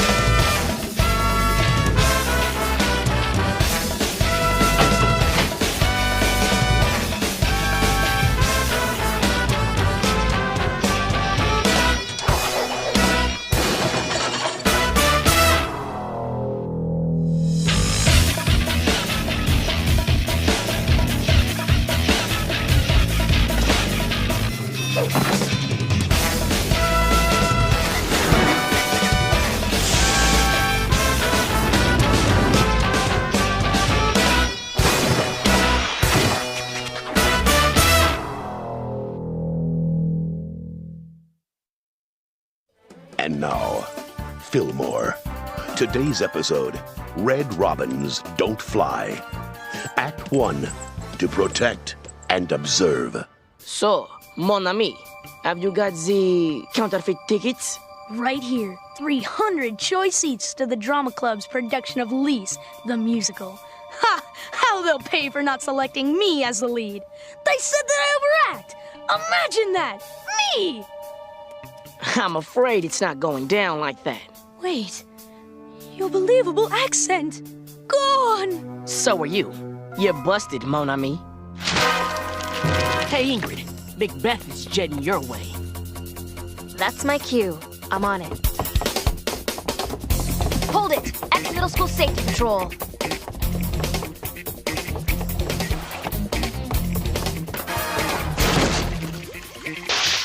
Ahoy, good man. That sloop is property of the Paddle Boat Club. Good gravy on sweet potatoes! I can't swim! Hold on! I've got you! Never let go. That is so...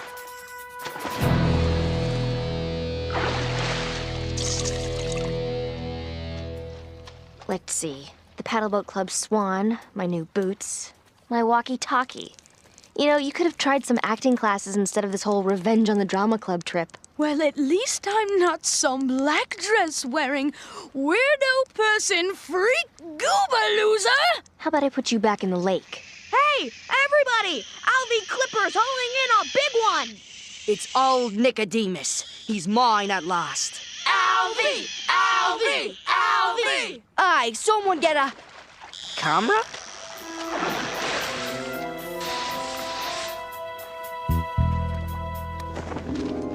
Crackers. That's not crackers at all. What you got there is band candy. Sleep well tonight, Nicodemus. Tomorrow is another day. It's time for my bi-monthly Jenna Jam, everyone! This month's theme, fondue. Pokey dippy, what a trippy.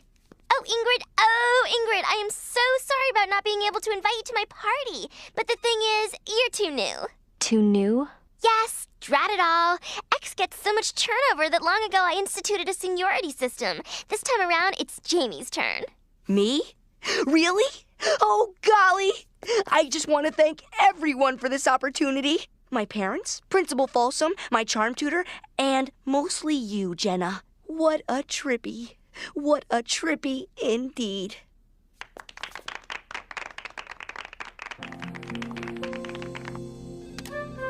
Ducks. They're replacement walkie-talkies from the loaner box. Be happy O'Farrell took the Mega Wrestling Wrestler talkies. Check it, Ingrid. Our replacement talkies. Ducks? Ducks. But I'm on it. Now check these out. The Chapmaster 3000s. Top of the line. Squelch control, whisper mode, waterproof. Nice. Vallejo see the price tag yet? Leave everything to me. Hey, Fillmore.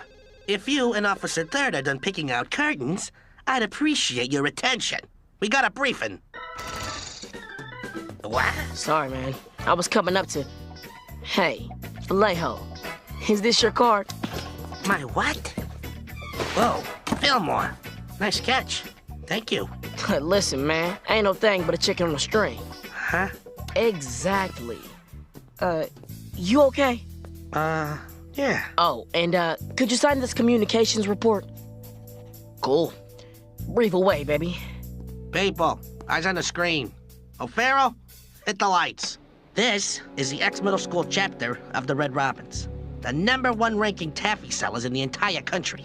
We've known that the Robins' success wasn't exactly legit. We've been after them for years for pushing out other clubs, snatching their candy and dumping it. But we could never get the evidence. Then, that band candy was pulled out of the drink last week.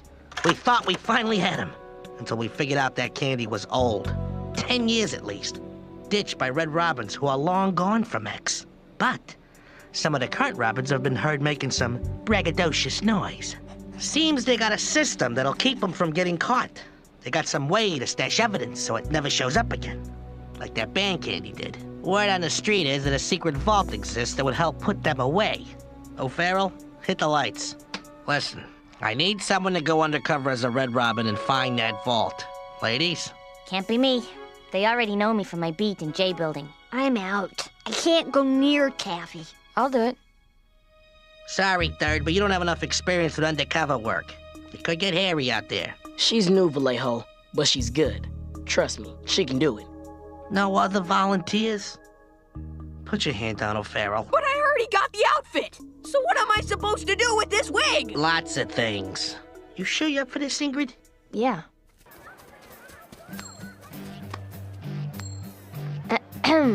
He beat it, kid. Swing set's booked. I was told to speak to Melba. I'm a transfer from another Red Robin's troop across town. What troop? Local 769, Midtown. Mid-tone, eh? Well then, you shan't have any trouble telling us the entire list of ingredients of our #1 selling taffy. From memory. Sure. Partially hydrogenated soybean oil, corn syrup, sugar, dextrose, sodium acid pyrophosphate, niacinamide, pyridoxine hydrochloride, gummacasia, sodium dioxide, octyl-methoxynitrate, methyl dibromoglutaronitrile, polyacrylamide, artificial flavoring, artificial coloring. Ah, not bad. But you still need to meet our troop leader, Malika.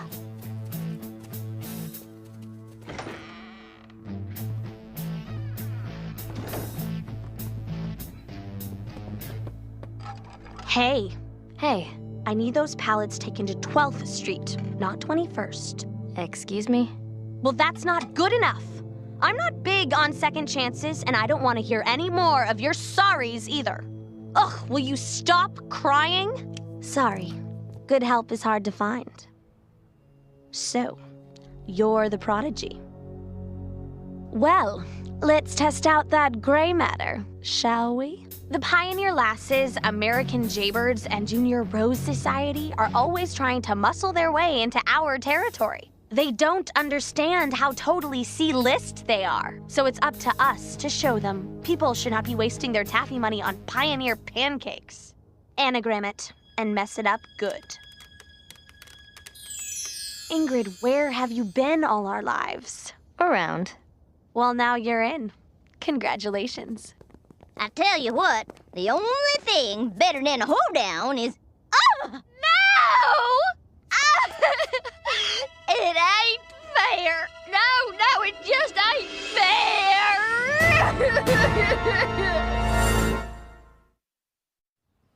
Act 2, Charmed and Dangerous. I hate it when they run.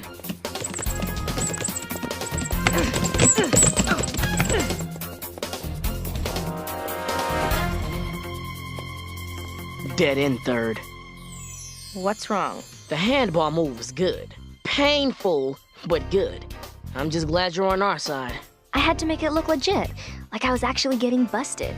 But don't think it wasn't fun. The big question. You find the vault? Not yet. Any chance it might be in that clubhouse? I saw 6 massage chairs, a smoothie bar, hand-blown Venetian chandeliers they acquired on one of their 8 trips to Europe. They're all prizes from the record-breaking, albeit ill-gotten taffy sales. Albeit? I'm still looking for the vault, Vallejo. Did I mention they had a smoothie bar? Yes. You should take a page out of their decorating book. Oh. I better go. I don't want to rouse suspicion. She likes playing Red Robin, Fillmore. She likes it a lot. Just what are you driving at, Vallejo? Maybe something, maybe nothing. Just keep an eye on your partner, Fillmore. Hey, what are you doing here? Welcoming you back. But I didn't go anywhere. I just got busted. Yes, but you kept your mouth shut, didn't you? Come on, Malika has a surprise for you. All this is for me? We saw what you did. The way you led that belt into the handball court. Your athletic, albeit wily moves. You use albeit too? Great minds speak alike. You're queen for a day, Ingrid. I don't understand. Why all this just for me? See all this? All this exists because we are a team. We stick together, back each other up no matter what. That's what it takes to be #1. The thing is, sometimes you might be asked to do something like forge an order sheet and stick someone with taffy they never ordered. And you would have to do it for the good of the team. Understand? I understand. Cool. I knew you would. Now smile. Hey, wait! Go to me! Stop hogging the camera, you hog! From here all the way down to J Building is our territory. Well, well. Looks like we have an interloper. What you selling? Wrapping paper. The stuff dreams are wrapped in. What are you looking for? For you to get lost? You're in a Red Robin hallway. Oh, Snoogies. I am so sorry. I'll leave right away. I'll never return. I'll buy your taffy. It's too late for that. Ingrid, you want to do the honors?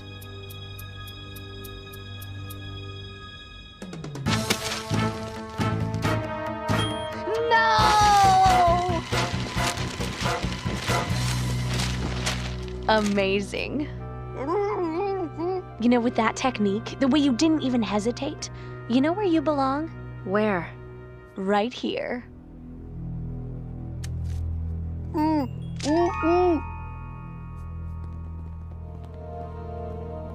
Ingrid might be in over her head. I think she's playing the part. You see what she did to that kid? She was smiling. Yeah, she was. To make it look good. You want to know the truth? I didn't want to put Ingrid on that case. Not because she's new, but because she's different. She ain't the most popular girl in school, Fillmore. Hey, Vallejo. Neither are you. She doesn't run with the crowd. Now she's got one. You're her friend, you're close, and I thought that was enough. And the thing is, I made that mistake before. Back in the 7th grade, I was partnered with a safety patroller who was sent undercover as a Red Robin. She was a lot like Ingrid. Very smart, her own person. But being around that kind of group, she turned, Fillmore. I tried to talk her out of it, but no dice.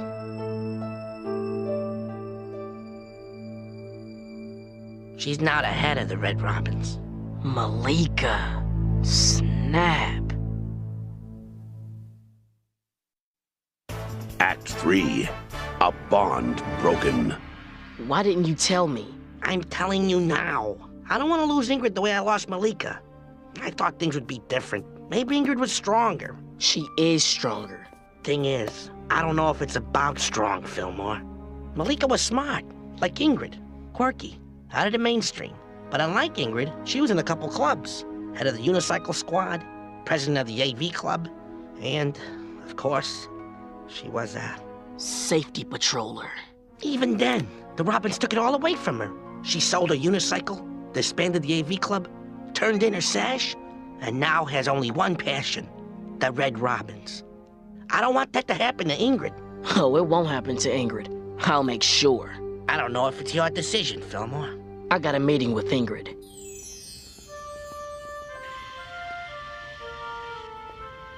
Got a sec? Sure. This year, I graduate from 8th grade. The Red Robins are a great team, but they still need a great leader. I want you to be that leader, Ingrid. I want you to wear this medallion. Me? I don't know what to say. Don't say anything yet.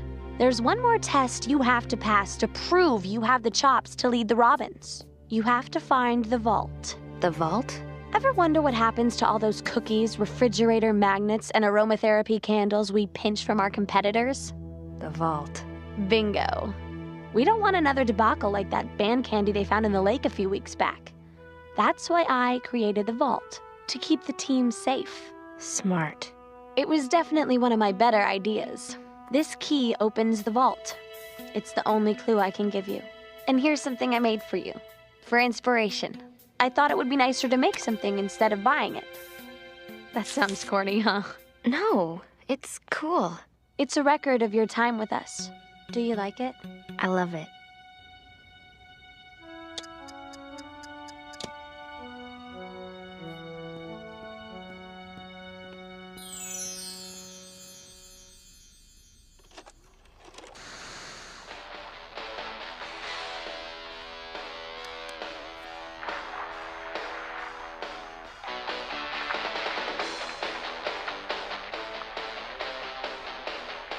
Hey, it's me. Duh, of course it's me. I just wanted to say that I never met anyone who I thought could take over after me. Until I met you. I know you can do this.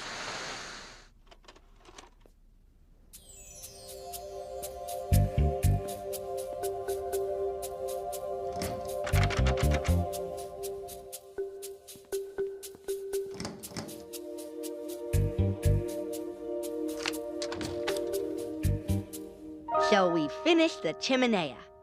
How do we get it out? Ingrid, I know the feeling you can get from running with the crew, but it's not real. I mean, you and me, we're friends. This isn't about the badge. Fillmore. We got a major pie fight at the Pastry Chefs of Tomorrow conference. Can you grab Ingrid and help us out? You might want to take a raincoat. I'll be there. Ingrid won't be coming. I just wanted to say that I never met anyone who I thought could take over after me. Wait a minute. Until I met you. XAV Club. Crackers.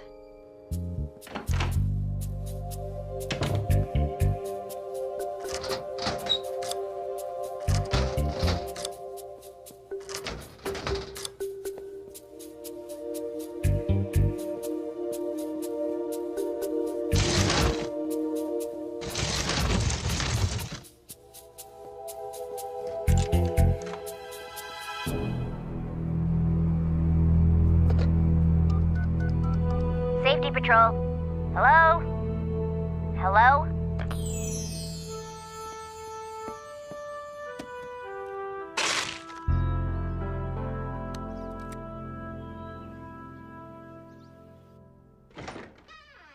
I found the vault. It's in the AV closet, behind the bookshelf. See? I knew you could do it. I knew you were the only one for the job. I can't be your successor, Malika. Why not? I'm sorry. So, you're a belt. Here, take it. It's perfect, don't you see? I was a belt once too, but I realized I had a higher calling. Like you do. You belong with us. We're the same. Yeah, we're the same in a lot of ways. People like us don't fit in. We have weird hobbies, we like weird music. Our vocabulary is substantially larger than average. But unlike you, I'm not going to take the easy way out. You think getting all this is easy? You know, at first I thought you guys bullied and cheated and intimidated for massage chairs and trips to Europe. But it wasn't about that. I know. We're a team.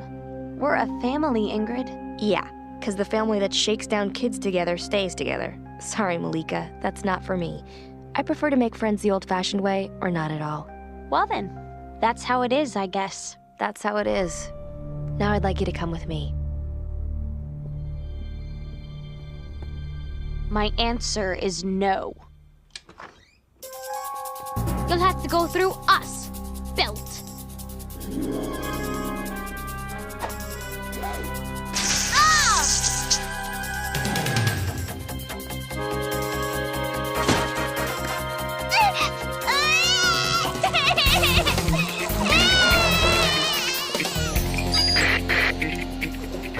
Fillmore, it's Ingrid. I need some backup. I'm taking Malika down.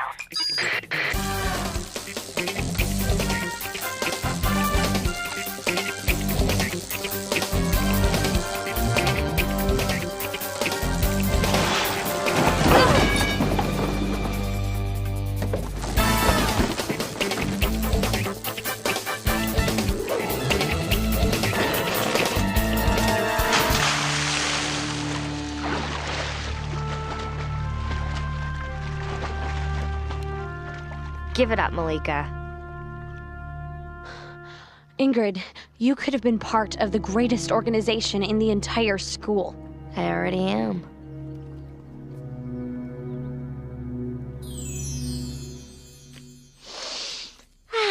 Can you smell it, people? Spring is in the air. That means one thing. It's time for my yearly hair braiding party. Yes. Ingrid, technically, you're still too new. She can have my place. She can have whatever she wants. I was going to say, this is a girls-only party, so that supersedes the new kid disqualification. You are officially invited. Sorry, I have other plans. What? What other plans could you possibly have? Ante up, people. Burgers up, young people. Thanks, Dad. You got any idea how old that cookie dough is? Late 1986. It was a thank you from the Jaybirds. Let me see. Enriched flour, niacin, thiamine mononitrate, partially hydrogenated soybean and cottonseed oils, mono and diglycerides. Should I go on? Please don't. Don't worry, Vallejo. This stuff will outlast the Sphinx. I'm just glad you brought down Malika instead of the other way around. I should have believed in you, Ingrid. No, you shouldn't have. And I'm kind of glad you didn't, because I almost didn't get out of there. Hey, nice talkie. Wait a minute. You couldn't have ordered those without my signature? Communications report! Shh, wait. Did you hear that noise? It sounded like someone in need. Out there. Ditto. Where?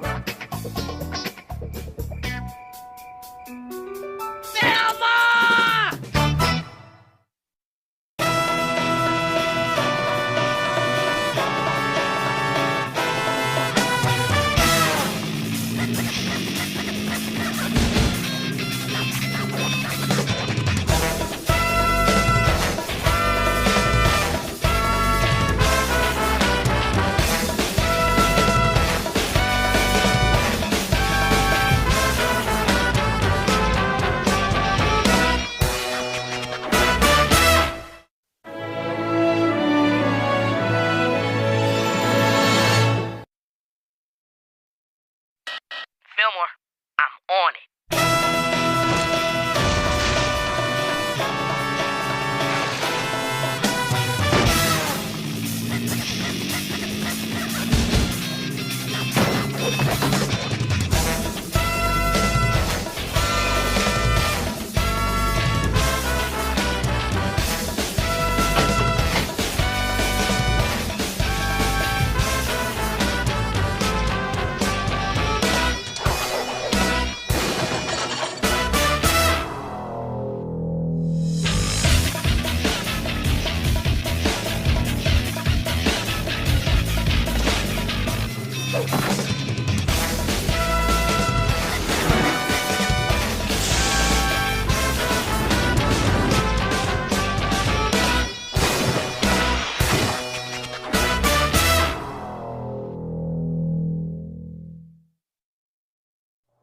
And now, Fillmore. Today's episode, next stop, Armageddon. Act 1, Bound for Glory. What up? You got the stuff, man? What's the hurry? This needs to go down. In about 2 minutes, Folsom's birthday party ends and the halls will be swarming. This is it. Waferitas from Paraguay. The exact same size and weight of your standard American quarter. No vending machine in the world can tell the difference. Nice, man. But don't the proceeds from the school's machines go to charity? And isn't the greatest charity of all oneself? Now let's get this done so we can get to the party. I don't want to miss the cake. Word on the street is they got her buttercream. Sorry, Theo. Your party's over. Cornelius Fillmore, ex-middle school safety patrol.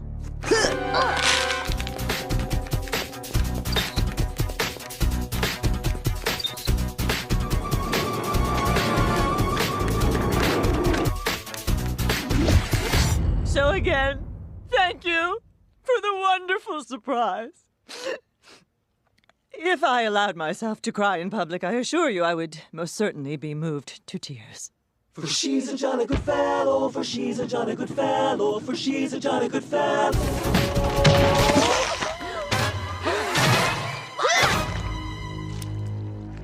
Buttercream. Folsom surprise party, Fillmore? Folsom surprise party, Fillmore? The birthday committee worked for months on this thing. Well, she was surprised. All the days you could have picked to tick off Folsom. You gotta go for her birthday? Word is it starts with a 4 this year. Vallejo, that thug was trying to replace quarters with waferitas.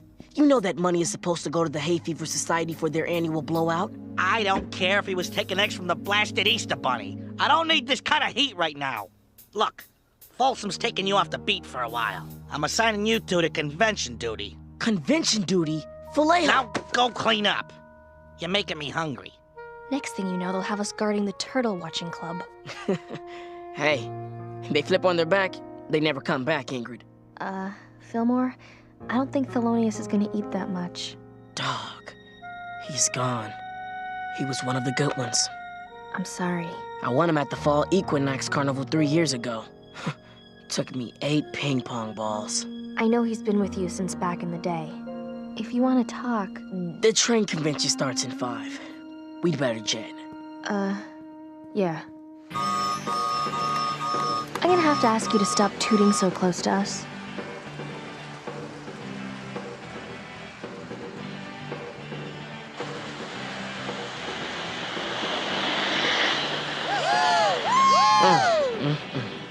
Convention duty. Who's that? Who's that? That's Oscar. He's the best of the best. A 5th-generation track layer. He can't help but be good. It's in his blood. That kid was teethed on train tracks. Oh, tell us again about the time you built a 1/4-inch scale working model of the channel. Later, girls, later. Model train fans, young and old, I give you Train-amorphosis. From our humble past to our exciting future, where model trains blow remote control cars off the map. Lights, please. This is pretty elaborate. You ain't seen nothing yet. Oscar used to sweep the train convention competition every year. 2 years ago, he gracefully took himself out of the running to give others a chance to win. But he still manages to rub his talent in everyone's faces with production numbers like this. Now some say we model trainers need to change with the times, that the future belongs to high-tech remote control vehicles, but I say, stoke the furnace, full steam ahead! What's up with the anti-remote control car stuff? Any model trainer worth his gauge hates the RCers. They think they're all cool because their cars run without a track. So what? I walk without a track. Do they have a club for me? So welcome to the Inter-School All-County Model Train Show, brought to you by Guerrero's Trainotopia Model Train Shop. Let me guess. Oscar Guerrero? As much as I wish this could all last forever, this will indeed be my final convention. Come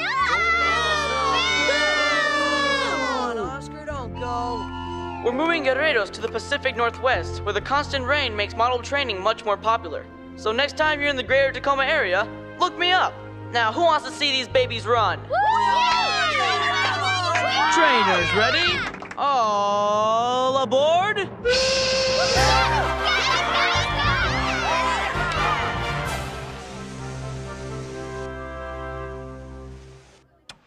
Here we go. A year of work. Playing cityscapes, aligning tracks, putting foliage on trees with tiny tweezers, all leading up to this moment. It's all about now.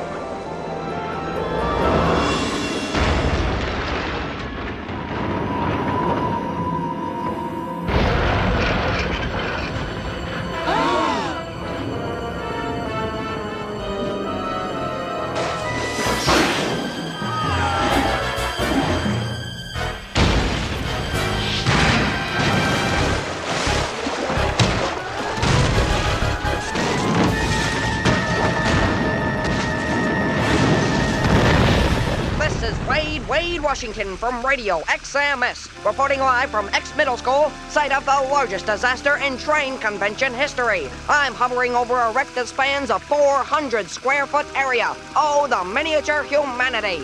No! No! Get her out of here!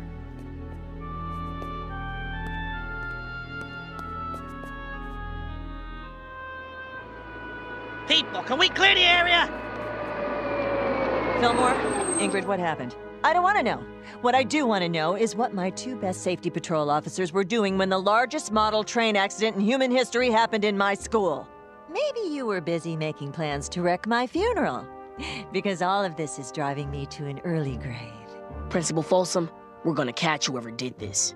Fillmore, what are you talking about? This was an accident. Was it? One train car caused an entire convention center to be destroyed in a matter of seconds. Something's not right.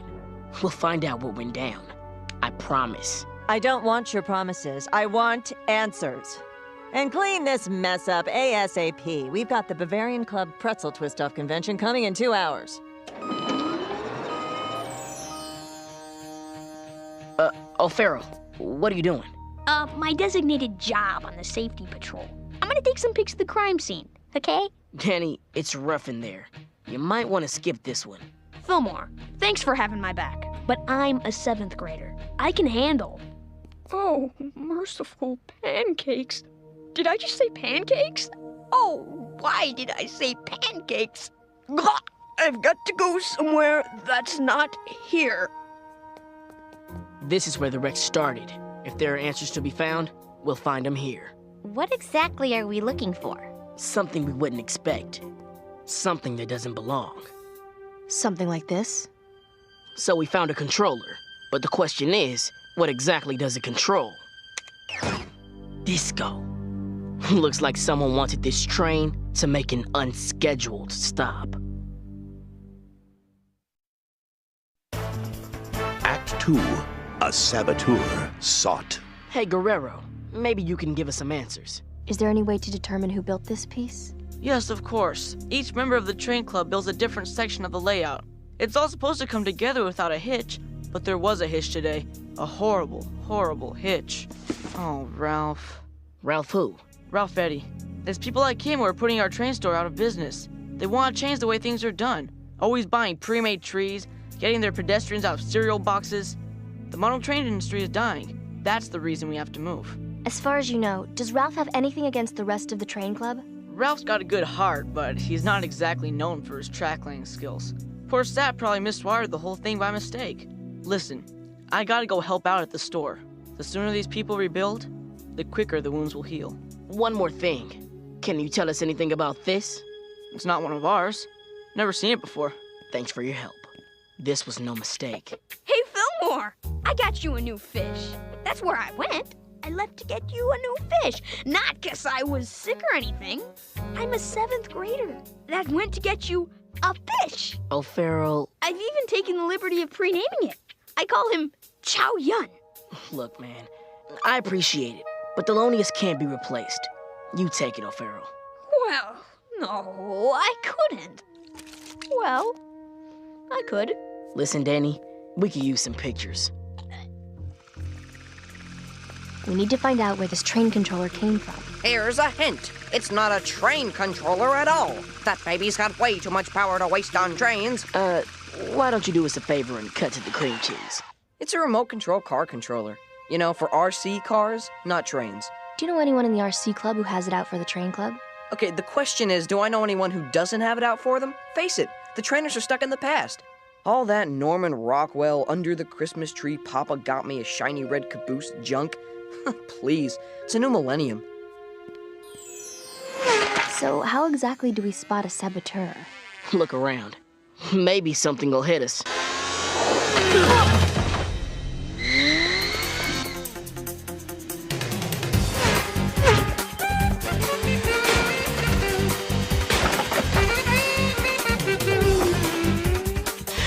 Ingrid, the driver must be hiding. I think I'm getting a signal. Just keep it moving.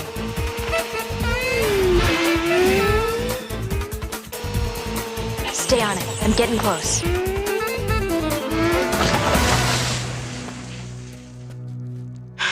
Ingrid, the car belongs to an RE. Yep. Ex-middle school safety patrol. Drop the controller, Ralph. You got something to tell us? I'll say whatever you want. Just don't tell anyone you saw me at the RC track. Please! I was just trying to distract you so I could get away. I knew you two were on the train case, and I couldn't risk it getting back to the train club. They hate anything new, anything different. They wouldn't understand. Understand what? That I'm... Spit it out, man. I'm an RCer, okay? I race RC cars. I admit it. Can I go now? Actually, we need to talk about this.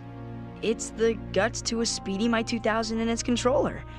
What animal would mutilate a Speedy Mite? It's the smoothest ride on the road. You know, besides trains on a good track, of course.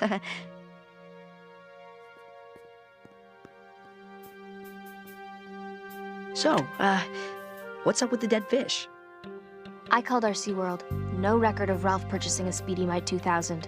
And they're the only dealers around. They've only sold one this year, and it wasn't to a regular. Walked in, paid cash, walked out. All right, Ralph. Thanks for your time, man. So, it's all cool, right? You know, where I wasn't today? So it looks like someone was setting up our boy Ralph. Someone who knew about his dirty little secret? Could be. Hey, Tahama, a request. I need minutes from all the train club meetings from last year. Can you make it happen? I think I can. Hey, Fillmore, I was over at Pet Papa, and I saw they had a sale on goldfish, so... So get yourself one. Lay it on me. Fillmore. I'm fine. I just don't want a new fish. You're fine? What are you fine about? Everything. Listen, Thelonious was a good fish. Was. But he's gone. You need to move on. No. I need to figure out who caused this train wreck before Folsom puts us on permanent convention watch. Am I good or am I good? Record time, Tahama. Nothing. Hello, what's this? Terra Octavia filed paperwork to have Ralph Eddy kicked out of the model train club. 6 times. Hey, Fillmore. I got you a little something. Don't tell me. A goldfish? Actually, 2 goldfish and a brownie. Right here. Well, if you're not gonna replace Thelonious, can you at least flush him or something? He's starting to stink up the joint. So, I hear there's a carnival over at Strickmeyer Elementary. I bet they've got a couple of goldfish looking for someone who can land a ping pong ball and take them home. Ingrid, Thelonious saw me through some real tough times. I mean, real tough. You didn't know me before. No one was in a rush to make friends with the guy with the rap sheet the size of the Rio Grande. Thelonious was all I had. And I'm sorry, Ingrid, but you can't replace a friend like that with a well-tossed ping pong ball. Yeah? We need to ask you a couple of questions about Ralph Eddy. What do you want to know about? The time he put steelhead salmon in an Everglades-themed layout? Salmon are indigenous to rivers and oceans, not swamps. Or how about the time he used chewing gum to secure his tracks? I didn't like Ralph. It was no secret. But I didn't sabotage his layout. Wait, who said anything about Ralph's layout? Let's move! Act 3. End of the line. My wicket! Sorry. Marco. Follow! Marco. Move it!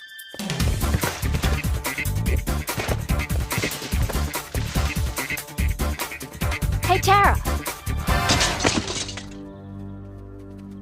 Nothing but net. Fine, I did it, okay? I was just trying to teach Ralph a lesson. I didn't mean to wreck the whole convention. Well, I guess you should have thought of that before you sabotaged Ralph. He deserved it. Last year, Ralph put a 1914 Waterloo tractor on a farm layout. The layout was from 1912. Toppling that thermometer was the only choice I had. Fillmore, the controller we found messed with the tracks, not the thermometer. The surveillance club managed to get the hot dog water out of their tape of the wreck. There's not much, but hey, it's all we've got. Is it over yet?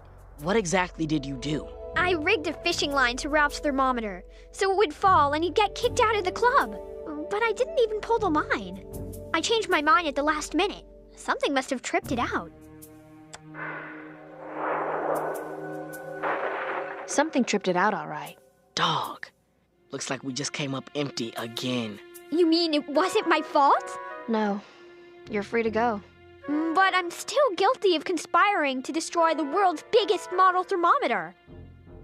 I'll just let myself out.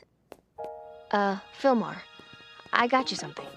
Ingrid, I told you, I don't want another... Hey, Fillmore, check it out.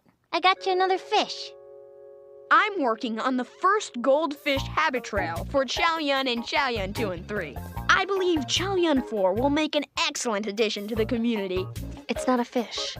It's a book. Young grief? Just give it a look, okay? Causes of grief. Number 1, losing a pet. Number 2, moving to a new town. Number 3, toys that break. Toys that break. Number 4, partners who won't let up. It has been said that grief is the agony of an instant, the indulgence of grief, the blunder of a life. One must say goodbye before anything becomes good again. Too much grief, not enough life. Oh, snap. That's it! Fillmore. I need you to come take a look at this tape. I think I've got something. I think I've got something too. Look at this. In the background. One of the cars in Oscar's layout was a Speedy Mite 2000. That's not all. Get this. Number 2 on the grief countdown. Moving. Oscar was moving. With the Speedy Mite, we got a motive and a means. It was right in front of us all along. Always is. Business is booming. There you go, Josh. This model's better than last year's anyway. Thanks, Oscar. I don't know what I'm gonna do when you guys are gone. Didn't you hear? Looks like we're not moving after all. Model train wrecks. Bad for people, good for business. You didn't happen to make sure of that, did you? I don't know what you're talking about. I'm talking about a Speedy Mite 2000 controller used to cause the train wreck. You knew the schedules, the layouts, and had the guts to a Speedy Mite. Everything you needed to rig the whole crash. And bringing enough business to bust up the move to Tacoma. Oscar, we'd like you to come with us. Well, the thing you have to consider is... We got a train to catch.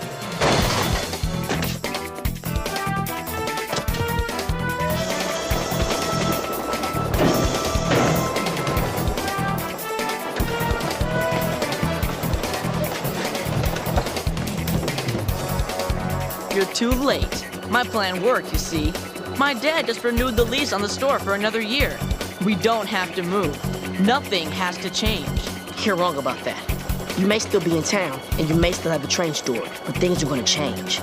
Once word of what you did gets out, you lose your model train license, your fans, your position in the train club. Sorry, officer, but this is your stop.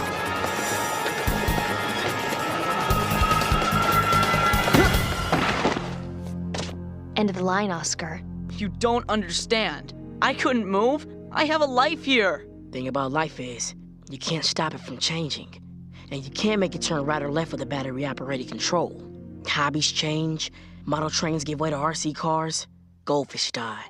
You gotta be willing to move on, man. Ingrid, can you take Oscar in? I've got some business to take care of. Cool.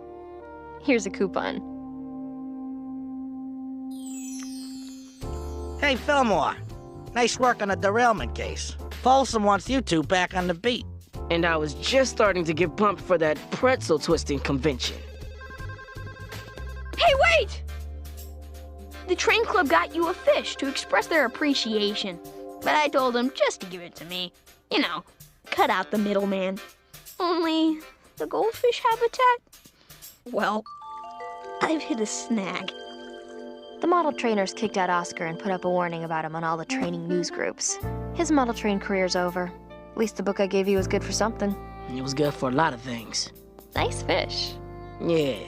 I decided it was time for a change. What are you gonna call him? I was thinking about calling him Chow Yun. Hey! Maybe Miles.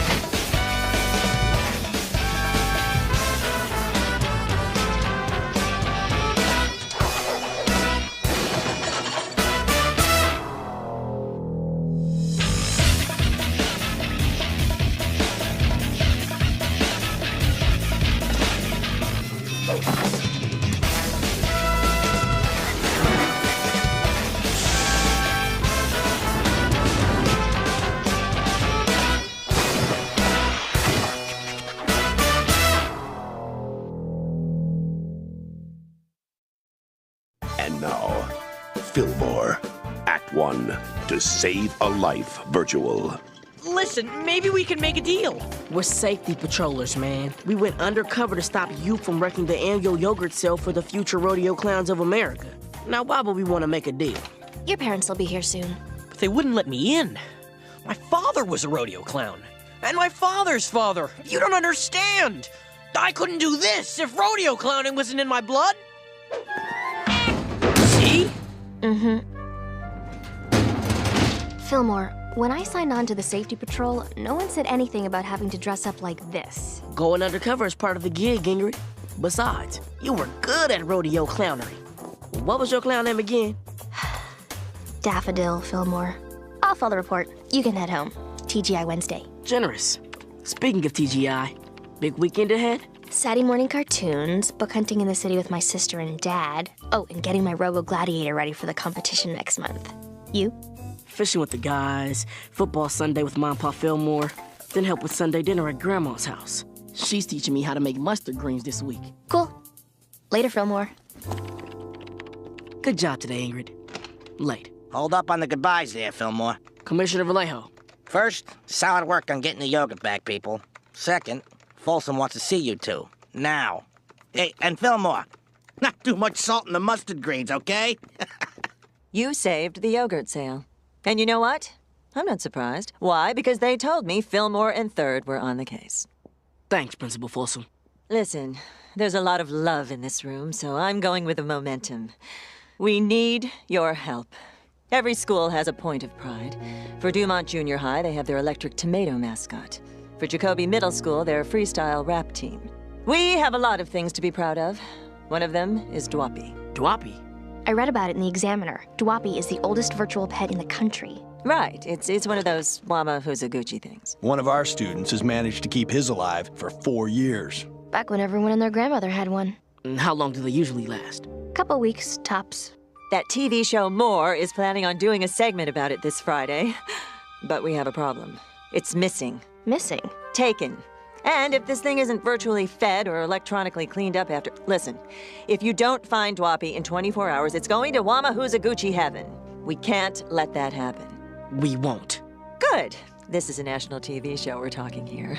And the life of a kid's beloved virtual friend. Mm-hmm, that too. So, whatever you need. How about a name? Raycliffe, the kid's name. The student's name? Everett Conquest. Why, hello. Can I help you? Mrs. Conquest, we're safety patrol officers Fillmore and Third from Mex Middle School. We're investigating the disappearance of Dwapi. I don't see why you officers should trouble yourselves about Dwapi. Excuse me, Mrs. Conquest? To be frank, Officer Third, I think he's better off without it. For the past 4 years, my son has substituted real human interaction with a plastic toy. For the first time in his life, he has a friend. Ooh, look, Everett. The unicorns gave you a sparkle apple. Move 3 spaces. Isn't it wonderful? Lorraine and her family have lived next door to us for years. When she heard what happened last night, she brought over a pecan log for Everett. She hasn't left his side since, except for sleep and bathroom breaks. And so, when I got out of my pre-dinner shower, I saw that the window was open. And Dwapi was... gone. Do you have any enemies? No. I don't even have any other friends. Listen, Officer Fillmore, time is running out. If he hasn't been fed or cleaned up after, he's gonna... I'm sorry. It's just, Dwapi was my best friend in the world. We were always together. You guys know what that's like. We know. We're partners. But you're friends, too. I mean, you hang out, right? Well... Oh, man! I just remembered. Dwapi doesn't have his pajamas. I made them from a handkerchief. It's okay, Everett. They're gonna find him. Can we talk more in a little bit? I think Everett needs a minute. How about some hot chocolate? Okay. Tell me what you got. The perp was prepped. They knew when Everett was going in the shower, and they knew where Dwapi was. They jimmied the window open, and were in and out in 10, 15 seconds tops. Right between Everett's rinse and repeat. Speaking of soap, the place is clean. No prints, no leave-behinds. What's next? The perimeter around the house. Ow! You okay? Yeah. Thorn bushes after dark. Lots of fun. Back to it. Hello, what have we here? What is it? A clue. Oh, yeah, sure. This is the Happy Cat Head Crowbar in this year's pink, joyful, smiley heaven motif. Big seller, quality crow. Do you have any sort of record of who purchased one of these in the last 6 months? Oh, heck, no, sir. We move about 5 cases a week, and it's paid mostly in Happy Cat Head Kitty Bank change. Dog. Sorry about that. Let's go. Hey, you two! Did you check the address book? Yeah, killer combo. Sturdy crowbar and flexi address book. Happy Cat Head did it again, eh? Boy, they sure did, yeah. Disco. I've got to get one of those. With this address book, we're one step away from finding Dwapi. It's on, Ingrid. What?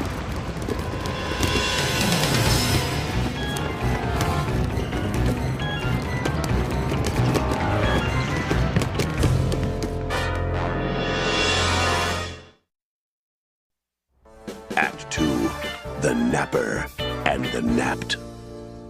Looks like somebody doesn't want us to find Dwapi. And that somebody was in the stampede. It was a blur. They got the crowbar, the address book, and our best bet for finding Everett's electronic pal. Not entirely. What? I didn't see who our new playmate was, but I did see them grab the crowbar. As soon as Happy Cat Head flashed in front of my eyes, I reached out and got this. It's blank. Not for long. Anything? Nothing. Crackers. The last number on the address is cut off. 2 choices, 5775 and 5773. One or the other. Play it like we're looking for someone who knows something about Happy Cat Head. For now, let's keep Dwapi on the down low. Buenos dias, people! How can I help you? We're conducting an investigation that requires a knowledge of Happy Cat Head merchandise. Do you know anyone who could help us? Well, see, my friends here and I are really partial to Spanish stuff, and I'm not even sure what a Happy Cat Head is. Mis apologias. That means I'm so sorry.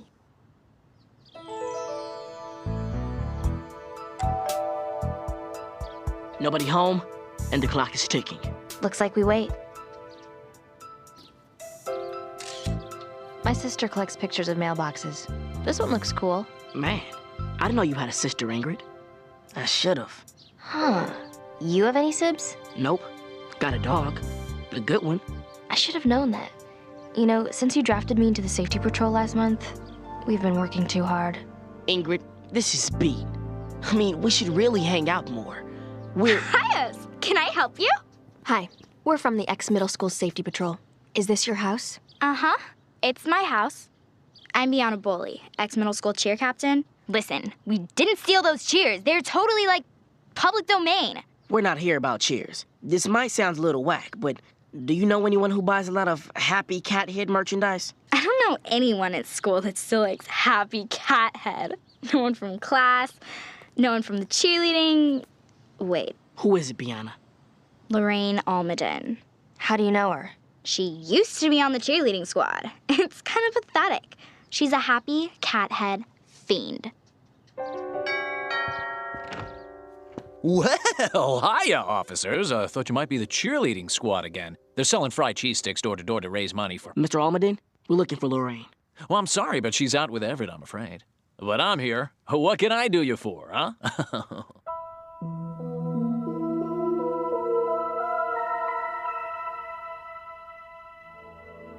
Is Lorraine a fan of the Happy Cat Head line of merchandise? No. Not for a while. Thank you. When did Lorraine give up Happy Cat Head? Oh, jeez. Just after breakfast.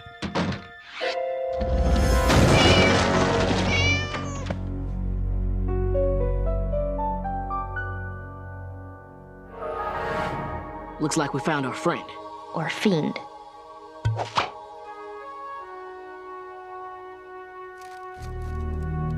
Disco. I'm home, and so's Everett. What's going on?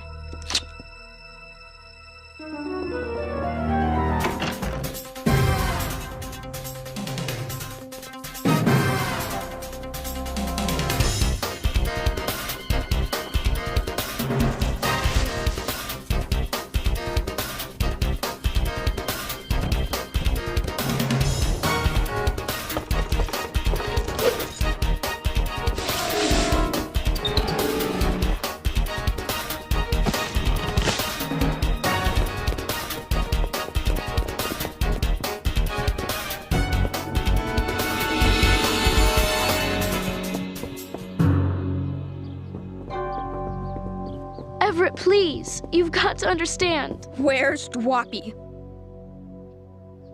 I don't know. I just always thought he was cute and nice and smart, and he was wasting his life with a toy. So I took it. And then we became friends. What happened to Dwappy? I don't know. I kept Dwappy in my closet. I've been taking care of him. I was going to give him back. I was. But when I went to feed it yesterday, it was gone. And this was left in its place.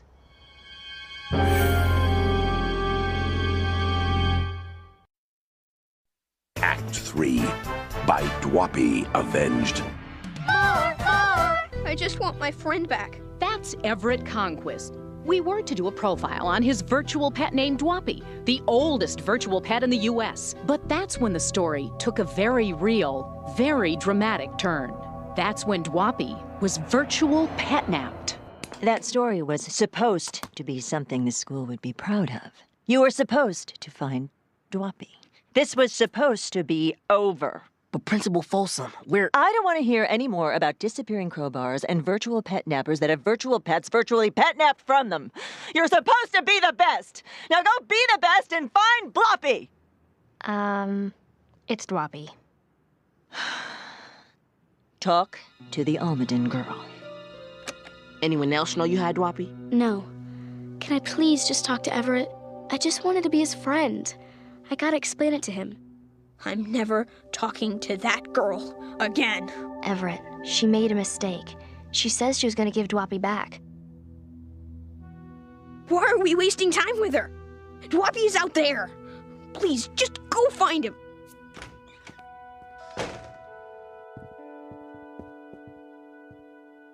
You quit the cheerleading squad. And the shopping club. And the gossip team. 411, did you hear likes Filski? Sorry, old habits. Why did you quit everything? It's hard to explain. I was cheering at the pep rally for the curling team a few weeks ago, and I caught my reflection in the ice. I kind of decided that I wanted to be someone else before it was too late. You can do that when you're 12. And that led you to virtual pet napping? Everett always seemed so nice, so smart. And he sort of seemed like he needed to start being someone else, too. And besides, I liked him. And all's fair in love and war. Even rolling a couple of safety patrollers in a ball stampede. What? The ball stampede? In the mall. You swiped the Happy Cat Head crowbar. I thought you brought it here. I don't know anything about a ball stampede. That means, Fillmore, someone came here and put the crowbar back. Look at the busted lattice. Someone went to a lot of trouble to bring the crowbar back. And it looks like that someone was an adult. Or an extremely heavy kid. They went in through the window, but there was no way they came down again. They had to go out the front door. Or not. Mr. Almaden, have you left the house since we took Lorraine away this morning? Nope. Been reading. Right here. Pretty much waiting for Lorraine to come back. Whoop. I've had my hat on the entire day. Well. And you haven't seen anyone unusual walk through your house today? Nope. We start here.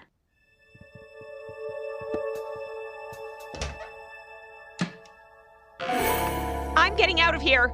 Ow! Both legs. Asleep. You don't understand. I don't have Dwappy. I wish I did. Then I'd flush it or bury it or put it on the hibachi. Tell us what happened. I was at the mall for lobster shell polish, and then I saw you both with the crowbar in the evidence bag, and suddenly I knew it was Lorraine. Wonderful Lorraine. She loves Happy Cat Head. She took Dwappy. Nothing personal, Officer Fillmore, but with that crowbar, you were too close to solving the crime. I needed time. Time to save Lorraine from being found out. Time to sneak into her room and get rid of Dwappy forever. But it wasn't there. And then, suddenly, both of you were. I dove into the closet, but I dropped the crowbar when it popped open, and instead of saving Lorraine, I just made it look like she was the one that took the crowbar. You chased her down, and I tried to sneak away. I almost made it out of the house. And then someone decided to try to read War and Peace in one sitting. I'm on page 220. Lorraine was feeding and caring for Dwappy. We still have time. But not much. And I don't think we're gonna find the perp in the case files. We're running out of tricks. Hi. Nothing? Officer Third? I wanted to apologize for this morning. I shouldn't have wigged out like that. Thanks. You know, Lorraine's dad let her go to the curling match tonight. You could talk to her. I'd like to, but I just can't do it. We're going to find Dwapi, Everett, but that's not going to make it all good. What went down, went down. Lorraine was your first good friend, and she made a mistake. Losing a toy is one thing, but losing a friend is something else. It's a powerful thing. It changes you. You might want to think about that. Ingrid, I think I got an angle. Best friends forever. Lorraine quit the cheerleading squad, the shopping club, and all her old friends. Including Bianna, her former best friend. Mr. Almaden said the cheerleading squad had been at their house selling cheese sticks. Disco. Smooth! Smooth! Keep at it, Sally! Keep at it! Everett's a jerk, Lorraine. He should have been grateful. I know if I was a goober loser like him, I would have been. I can't believe... Excuse me, Bianna. We'd like to talk. You mind coming with us? Sure. Yes. What's this about? We just need to ask some questions. Fiona! Hold up, love. You forgot your purse. That's okay. Can you hold it until I get back? But it looks so lovely with your uniform. Here. Oh. Gee.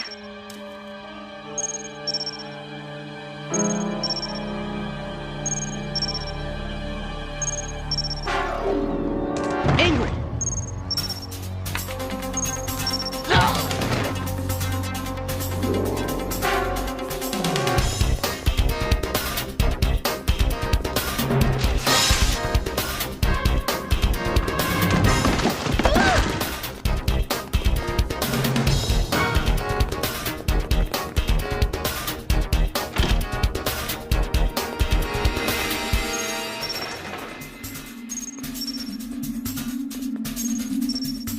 You can make this right, Bianna. Give us Dwapi before it's too late. I knew Lorraine liked Everett. You tell your best friends who you like. I knew she took Dwapi. I just knew it. I had to split them up. Permanently. Badly. So they would never be friends again. So Lorraine would need a friend. So I took Dwapi. And when I was in Lorraine's closet, I saw her happy cat head crowbar. It was so perfect. I could plant it at Everett's and then you would find her out. Dwapi would be gone forever, and it would be Lorraine's fault. Everett would hate Lorraine, and Lorraine would go back to being my friend. She was my friend, not Everett's. We were supposed to be best friends forever. I know. We can make friends and we can break friends. Sometimes those things are in our control, and sometimes they aren't. Like now. Don't do this, Bianna. All of this, it's all because of Everett and his pathetic plastic pet. But if I don't get my friend back, neither should he.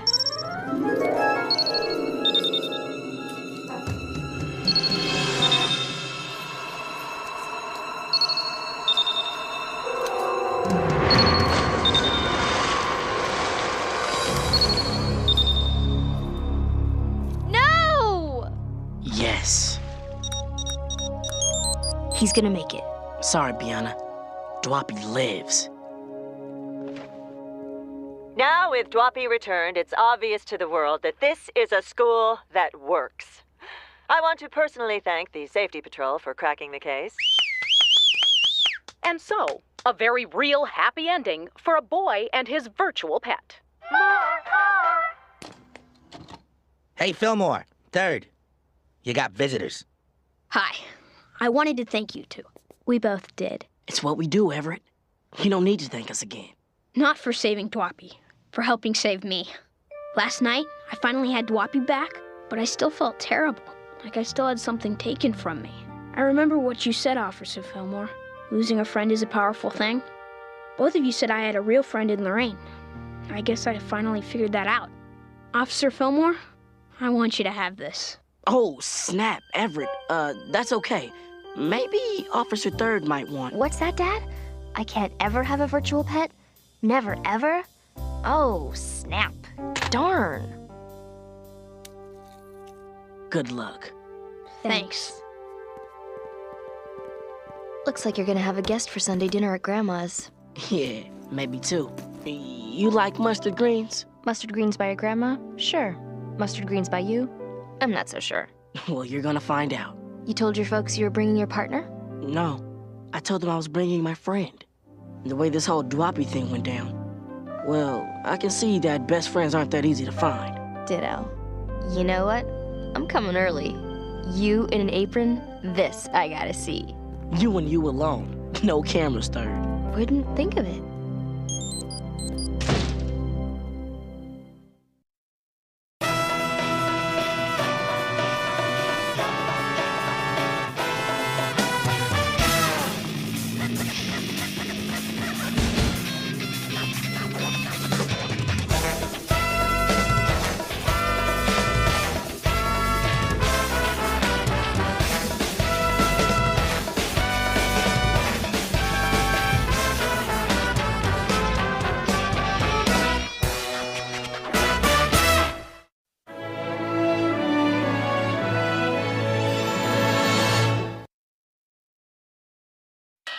Fillmore, I'm on it.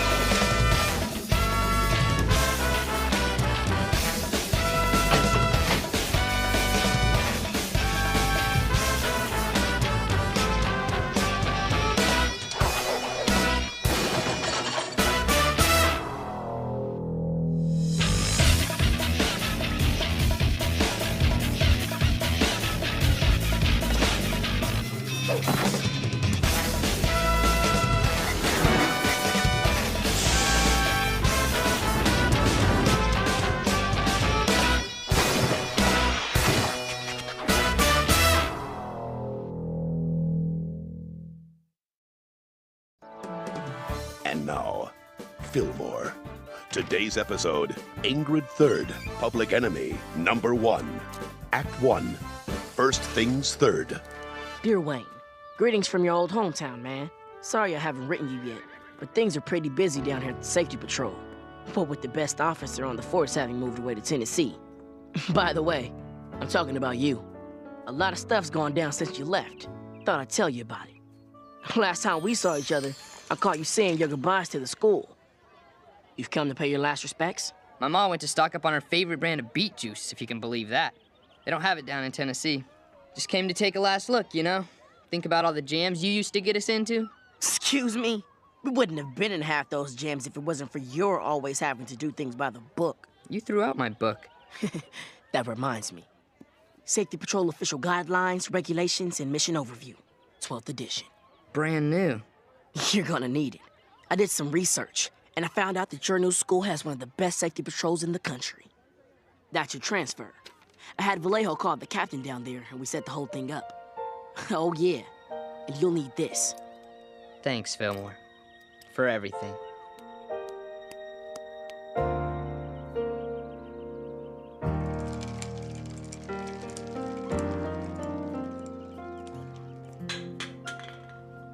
And just as you split, X Middle School got a new arrival. Ingrid Third.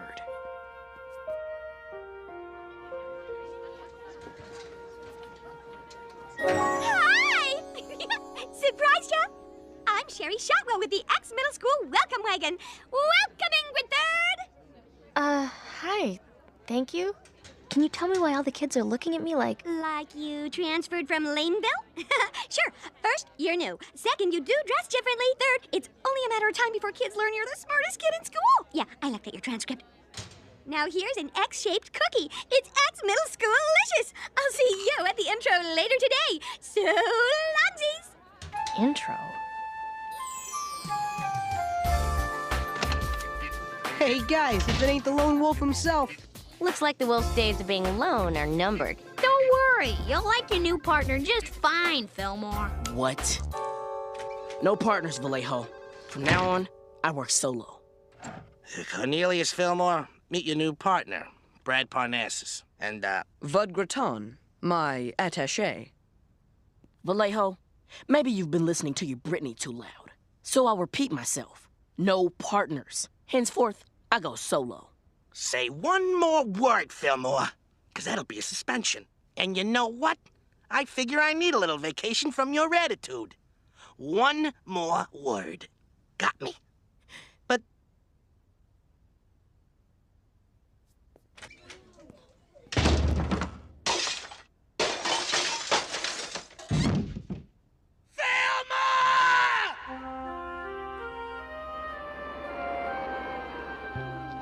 Get in. Are you Principal Folsom? Ingrid, I don't know you, but I'm mad like you. Thanks. Did you just use the term mad, Principal Folsom? Nope. I saw your transcript. You're brilliant. Cynthia, I said easy on my rouge. You know you're pretty. You should wear something yellow. Now, Ingrid, let's go introduce you to the school. Introduce me to the school?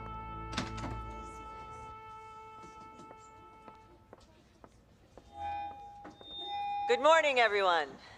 First off, I would like to introduce you to a new student that I am confident will become an intellectual force here at X Middle School.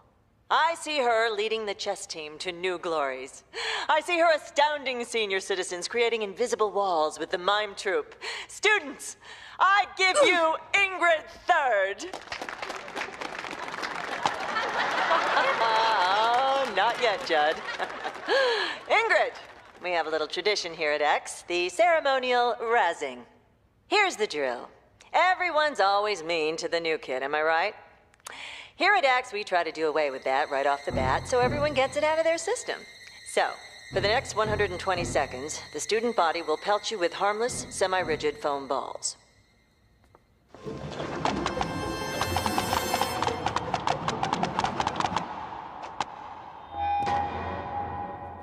This school stinks.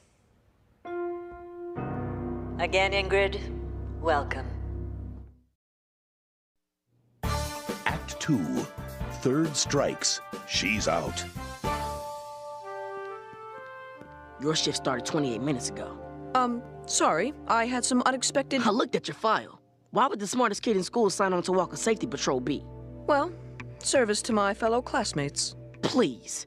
Protractor club, chemistry club, pre-med club. I know the type. Already trying to look good for college applications. It's silly, man. It's silly not thinking about college applications now. It's silly not doing everything you can to ensure your future.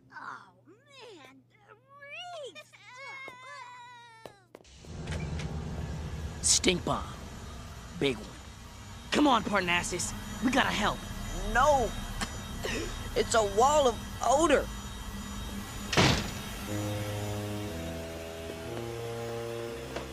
I was just on my way to class when the hallway started to reek so very badly. It's gonna be okay. Pull your shirt over your nose and come on. 8 trips into the stink, 12 students pulled out of it. Fillmore, the Folsom administration thanks you. Hey, it's what I do. You tell me what you need. Anything. Days off, extra locker, a free period for the rest of the year? Now that's a stink. Ah, it's like pickled fish guts put through a sewage treatment plant. A brilliant metaphor, Principal Folsom. Parnassus, what are you doing here? I have a theory as to the identity of our malodorous malcontent.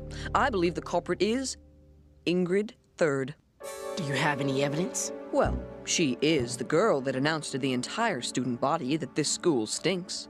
Parnassus, if that's all you got. She also has a history of discipline problems. They weren't in her file, but I called around.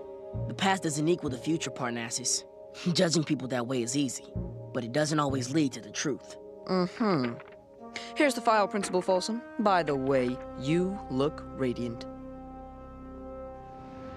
Cornelius, why are we at the bank? You had a theory about Ingrid, but you didn't have any proof. I'm looking for some, one way or the other. This is on Ingrid's route to school, and contrary to popular belief, the walls don't have ears.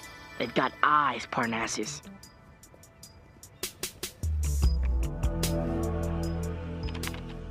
Hey, Trent. Thanks, man. Hey, Fillmore, I owe you. Where's Wayne, man? He moved. Hold up. Well, looky here. Ingrid Third walking to school. Read the numbers, Parnassus. 084723. Disco. Stink bomb went off between 8:45 and 10 after. The Chem Club said someone had to set it off. Sorry, Parnassus. Ingrid didn't do it. Shh! The girl's talking. Yes, I, Ingrid III, planted the stink bomb. Some room. I practically spent my first 2 months of school here. Till that is, my former partner Wayne drafted me out of a life of delinquency and into the safety patrol. You're lying, Ingrid. You didn't do it, and I can prove it. So what? Listen, they're going to expel me, and I want out. Why would I want to stay here? I have an ATM tape that proves you weren't anywhere near the school when the stink bomb was set off. And I have an eggplant that looks like Fred Durst. Did you hear me? I don't care. I just want to forget you people. Don't say you people, because this person's been out there busting his tail trying to clear your name. And what do I get in return? A messed up eggplant. Well, what's that? Joan of Arc cracked a smile. Ingrid, you didn't do it. Don't take the fall because of 100 fools who want easy answers. You've got a friend at X. Me. You know, I was thinking, if one person other than the welcome wagon girl is the least bit nice to me by 2 o'clock, I wouldn't confess to doing something I didn't do. I would have been here earlier, but I was busy trying to clear a friend's name. Cornelius Fillmore. Ingrid III.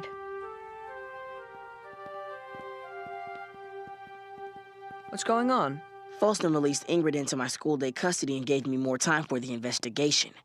First order of business? Liquid stink and stank powder. What's that? Standard ingredients in a stink bomb like this. A prank company named Yuxco makes liquid stink and stink powder. We should start with them. You seem to know a lot about stink bombs. Oh, sorry. I just have an ethical problem working beside criminals. You see, I believe you did it. Parnassus, you saw the tape. Did you see her record? Have you seen mine? I used to be going in the wrong direction. That changed because someone looked beyond the hype. Listen, Parnassus, you're smart, but you just don't want to think. This person looks this way, so they have to act that way. They talk like this, so they have to do that. Life ain't that easy, man. You got to dig deeper. I wouldn't be here if someone didn't do that. Maybe you're right, Fillmore. I'm sorry, Ingrid. I may have judged you much too quickly. I think I have a lot to think about and perhaps apologize for. Why don't you help us find out who did it first? Can you call the local joke shops and see if anyone's bought up a bunch of liquid stink and stank powder? Done. Are you reading those files? Yeah, photographic memory. This school, you got kids with slingshots, baseball card sharks, test paper peddlers, but you don't have any rebels. That's why you gotta stick around. I'm sorry, Fillmore. About what? Ingrid. What about me? That you're a criminal. I just got off the phone with Lemmy's bulk prank supply. Man, what are you talking about? A girl fitting Ingrid's description bought enough stank powder for 2 mega stink bombs that afternoon. That same afternoon, Ingrid took her razzing so badly. Ingrid, I hereby retract my previous apology. Shame on you. I'm sorry, but I need to get home. I have a Swedish test in the morning. Ingrid, you got an explanation? No explanation needed. Looks like I'm guilty. You're the only person in this whole school that believed in me, and it looks like you were wrong, huh? Case closed. Ingrid, I need to know the truth. Here it is, Fillmore. I'll see you at the expulsion hearing Monday.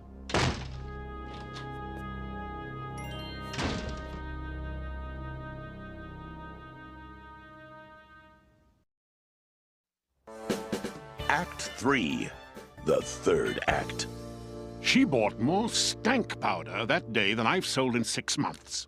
By the way, may I interest you in hot pepper gum? Put me down for a box of the gum. You notice anything else strange about her? Yes, well, there was something. By Don King's hair, that's her!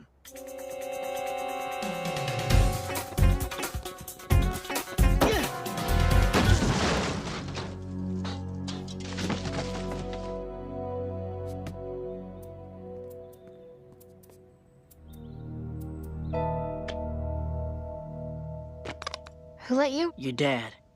How dare you bring a Dancy lad's pin into my house? Joke time is done. I just caught you at Lemmy's bulk prank supply 15 minutes ago. And you ran, Ingrid. What? Did you see my face? Okay, so here's your choice, Officer Fillmore. You can decide that I actually planted the stink bomb, leave my house, and let them run me out of X in peace. Or, if you're really interested in the truth, you can think. Folsom told me that I'm the smartest kid in school, Fillmore. I could be Dopey Joe McGillicuddy and still see that someone is trying to frame me. What did Folsom say? I'm the smartest kid in school. Disco. Parnassus was the smartest kid in school before you arrived. A kid like that, so focused on his future, he may have considered you a threat to his academic supremacy. It all makes sense. He was 28 minutes late the day of the stink bomb. He was the one that pushed Folsom to bring you in. That's why he joined up, to cover his tracks from the inside. All this is just facts on paper. We've got nothing on him. Actually, Fillmore, to think, I just took Brad's sash to put a voodoo curse on him. Who knew it might have evidence on it? Now I'll add the chemical equivalent to liquid stink.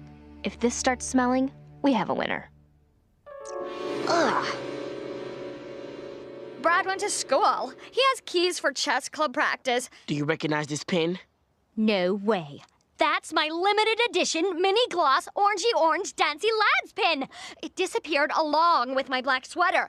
Give it. Sorry, I'll have to hold on to it until my investigation is complete. How long ago did Brad leave? Like 10 minutes ago? He said he was making bagels. He had these 2 Mongo bags of flour. Flour? Try stink powder. He's gonna plant another stink bomb. No, he isn't. Locked. Where did you learn how to pick? You know how my records list that I spent a year in Nepal? They didn't say that I was at a reform school. What? I didn't think it was pertinent to your investigation. What were you in for? A number of things, including an incident with a stink bomb and a piñata. You're right. It wasn't pertinent. Oh! Must be going.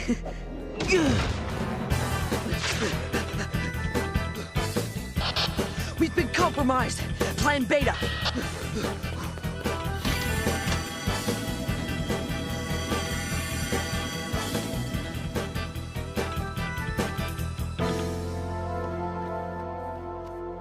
With Fillmore still sniffing around, I thought I'd give him something to sniff, and at the same time, make certain you were kicked out of school. You were new and different. People don't look beyond that. It was so easy to get them to believe you were a criminal. Then Fillmore had to get involved. I thought you wanted to get expelled, Ingrid. I changed my mind. BTW, here's a neat trick I learned recently. After her!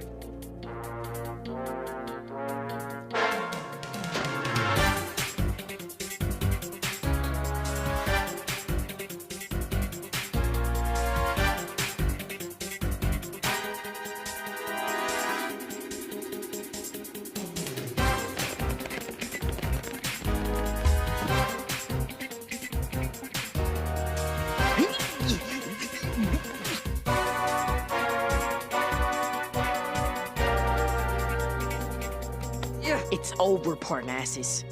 No, it's not. Oh, no, it is. And surprise, surprise, Parnassus, the stink at X comes from you. And it doesn't matter if I take you down today, because Monday morning, Folsom's gonna have everything. The motive, the circumstantial, even the hard evidence. You fool! Here's your hard evidence!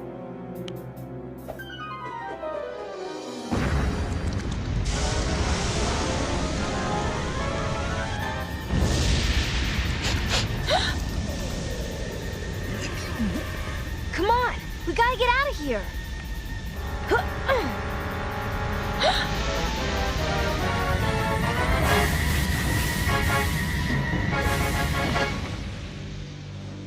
You okay, Ingrid? Yeah, thanks. Where's Parnassus? Probably halfway home by now. Too bad I'm such a sucker for seeing justice done. I could have gone to a nice boarding school in Maine. So, it was I who planted the mega stink bomb. It is like I said. I was acting out my rage over not trying out for the school play. Parnassus is handing you guys a pile of straight-up garbage, and you're all smiling like it's imported Belgian chocolate. It was Parnassus, not Bud. I have a 15-page report that shows it all right here. Brad is a member of the Honesty is Fun Club. He served in student government, and last Christmas he bought fruit baskets for every faculty member in school. And this was the good stuff, with imported Belgian chocolates. You accuse him one more time, I will have your sash. Ingrid, I'm sorry about this whole thing. I'll make it up to you. Here's a valuable coupon book for the cafetorium. I actually already... Thanks. Anyways, nice earring, Parnassus. We had him dead to rights, Ingrid. You didn't bust him, but you did beat him, Fillmore. 'Cause, and I don't know how, you got me to stick around. This will serve as my resignation to the safety patrol. I thank all of you for your comradeship and expertise. I don't like losing, Fillmore. We'll call this one a tie. You're a worthy opponent. I look forward to working against you in the future. I hate to admit it, but you're a worthy opponent too. How about a stick of gum? Well, why not? Some gum sounds rather refreshing. Need water. So hot. Hey, don't sweat it, Fillmore. You'll get another crack. Guys like that, they don't know how to quit when they're ahead. Forget about it, man! And by that, I mean that you should forget about it. Hey, Ingrid. Thanks. No way, Fillmore. It's my turn. Thanks. For everything. Late.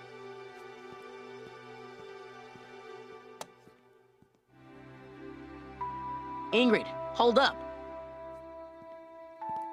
Hey, Vallejo. Yeah, Fillmore? Going solo, that isn't gonna work. I'm not gonna do the job of two people. I want another partner. You, got somebody in mind? Yeah. As a matter of fact, I do. I give you Safety Patrol Officer Ingrid Third.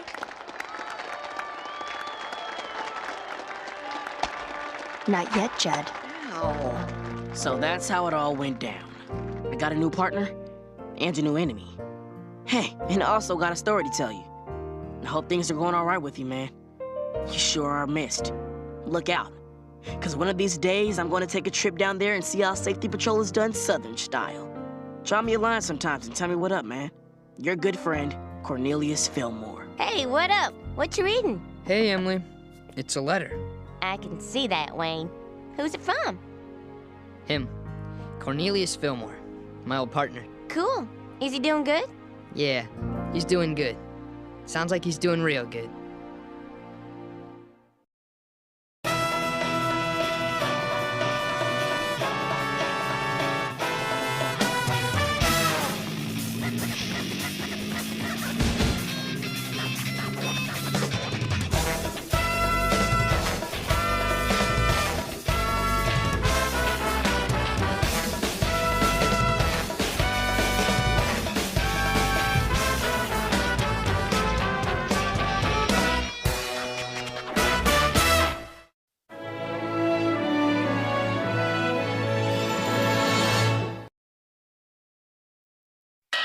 Fillmore, I'm on it.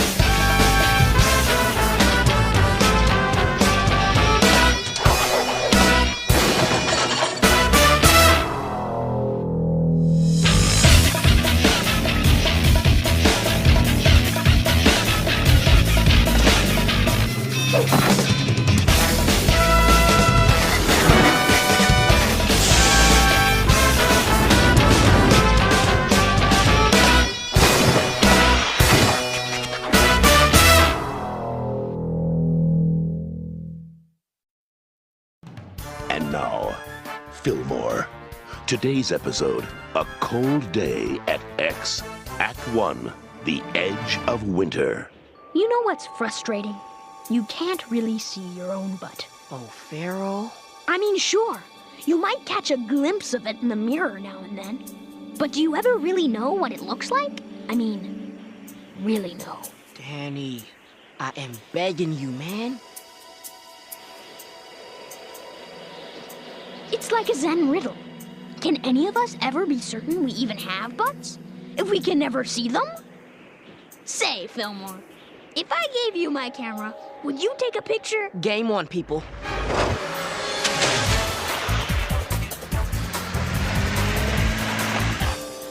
Good morning, Francis. Please place your baseball card collection into the back of the truck. How do I know you'll give me back my retainer? You don't. Ingrid. I'm on it.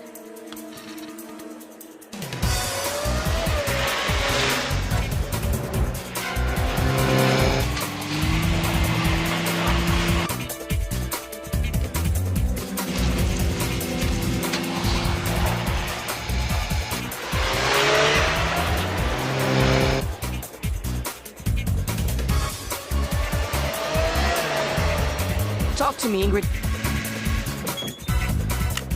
Got him. It's the sand bin, east parking lot.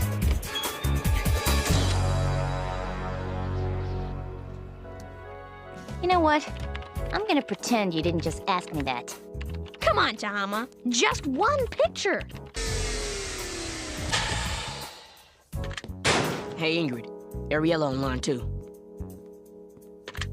What up, sis? Oh no, how bad?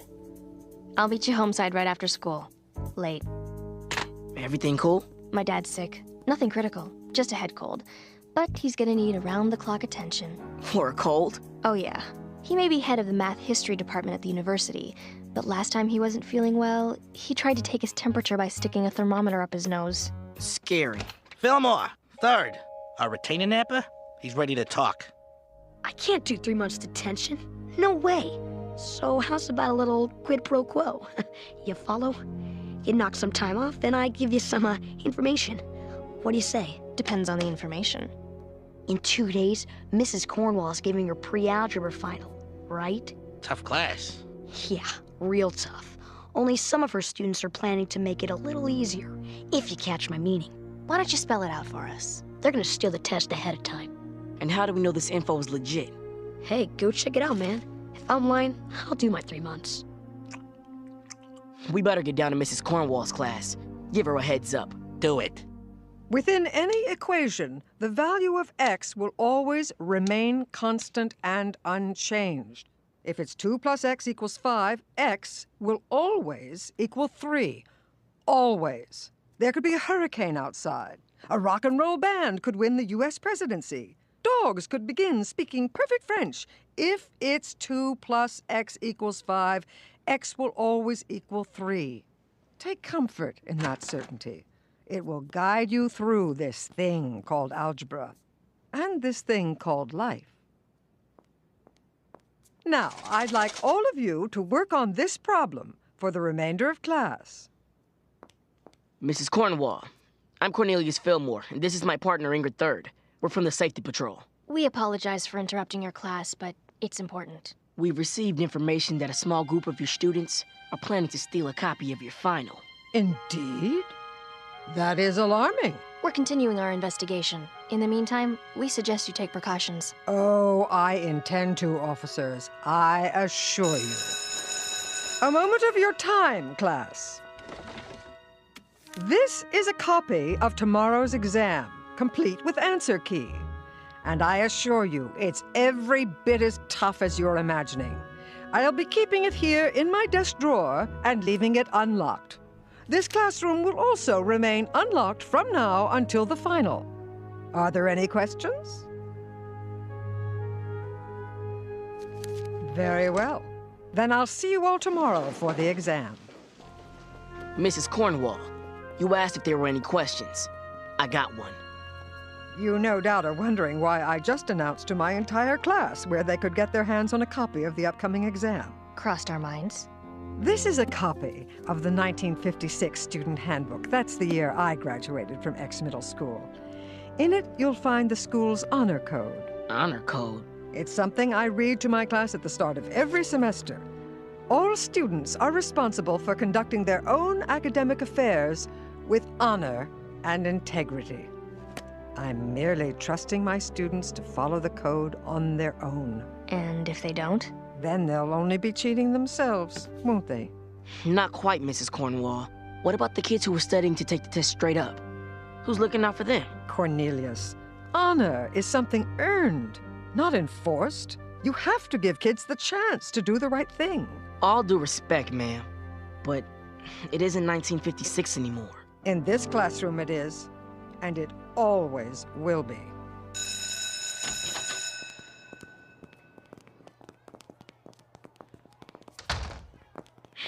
Dog, she's leaving the test wide open. Ingrid, your dad's on line 4. He's trying to have lunch, but he can't remember if it's feed a cold, starve a fever, or the other way around. It's okay. You go deal. But I'm gonna stick around. I'm on my way.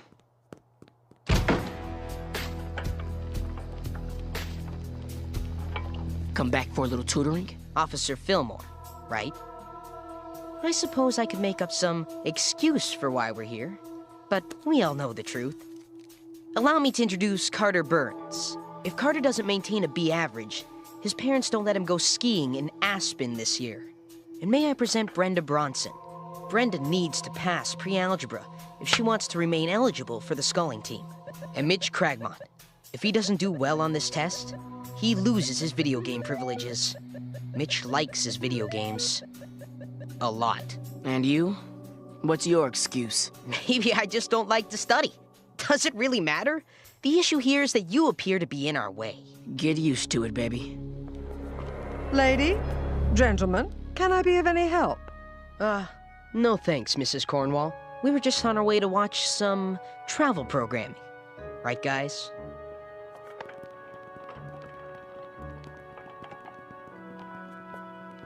Cornelius? Thanks, Mom. I'll meet you out front. Oh, and don't forget to bring my sleeping bag. Bye. Planning a little overnight camping trip? If I have to guard Mrs. Cornwall's class overnight to make sure the test stays legit, then that's what I'll do. Listen, if Mrs. Cornwall wants to post the answers to her test in flashing neon on the blackboard, that's her business. And if some kids want to steal a test, that's my business. Fillmore, you reading me? Hey, Ingrid. How's Pops? Not bad. We're mixing him up a batch of zinc-fortified albundiga soup as we speak. Needs a little more aho. How's things there? Not bad.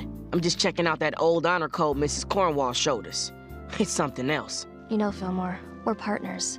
I should be there backing you up. Forget it, Ingrid. You've got family stuff. Besides, by first bell tomorrow, this will all be over. Good night, Fillmore. Night, Ingrid.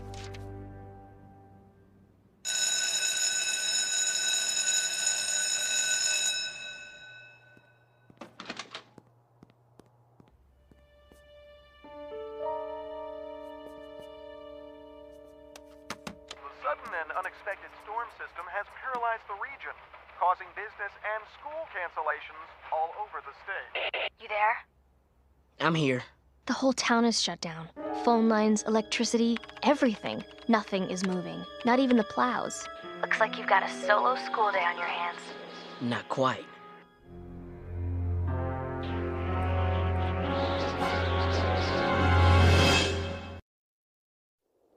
Act 2, White Squall at Sunrise. Guys, we're in a little bit of a rush. Get the test. It's not here. What? What are we gonna do? I say, look at this. Fillmore. I knew something like this was gonna happen. I knew it. Calm yourself. I didn't see any tracks leading away from the school. He never left. And with that storm getting worse, he's not going anywhere. And neither is the test. We'll simply search the entire... Hey, George. I suggest you and your crew go home and crack the books. You still got some time to study. You want to stay here and dance? That's fine. But you getting the answer sheet? That's not happening. Raycliffe's office! Move!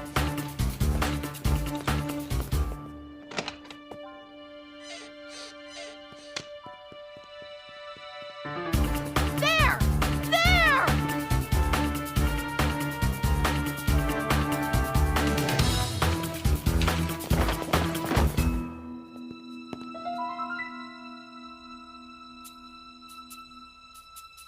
say, can't we simply pay this Fillmore fellow to give us what we want? He spent the whole night guarding that test. Does that sound like someone who can be bought? Now flush him out!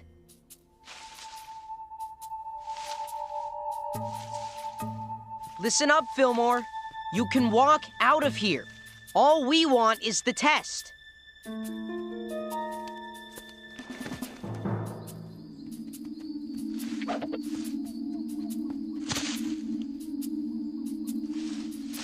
This way.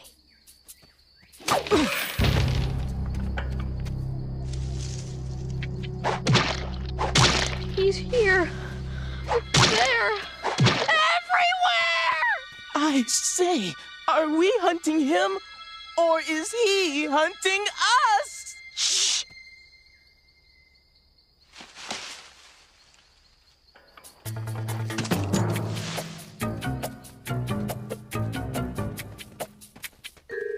You're trapped, Fillmore. Now we can do this the easy way, or the hard way. Speaking of the hard way, I got a question. Oh? And what's that? All this effort you're putting into stealing that test. I mean, why not just use the snow day to study and take it legit? Spare us the sermons, Fillmore. You've got no way out.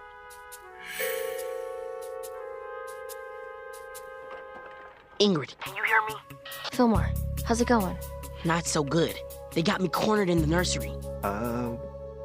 Can I come out now? 5 more minutes, Dad. Sit tight, Fillmore. I'm on the Landscaping Society's webpage, accessing the greenhouse blueprints now. Crackers. There's a warm air ventilation duct in the exotic tropicals section. Where are you now? Tender perennials. Can you make it? I'll have to. Fillmore out. Good luck. Ingrid out. Can I come out now? Ahoy! There he is!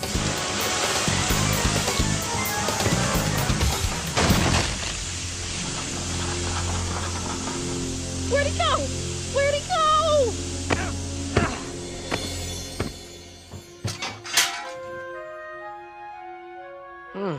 School archives.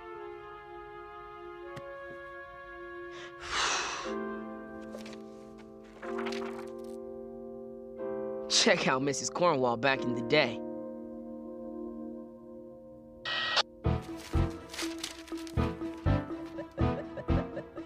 Hey, Mr. Fish. I'm on level 28. Not bad, huh? My word! This is an entire roll of film of some fellow's posterior.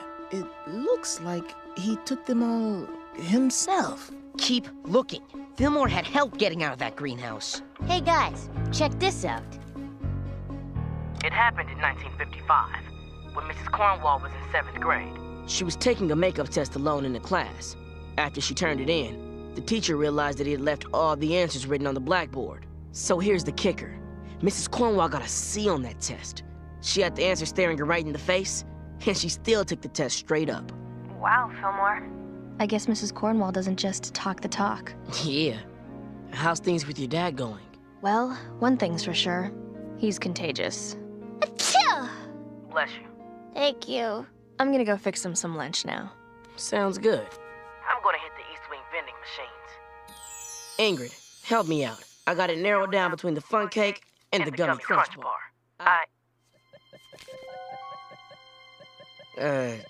Any of you got change for $1? Fillmore, do you read me? I'm sorry, Ingrid. But I'm afraid your partner is going to be busy tutoring us in pre-algebra.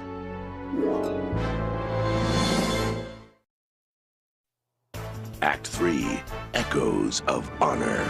I'm telling you, we searched him. He doesn't have the test. He must have stashed it somewhere in the school. I've worked too hard not to ace that final.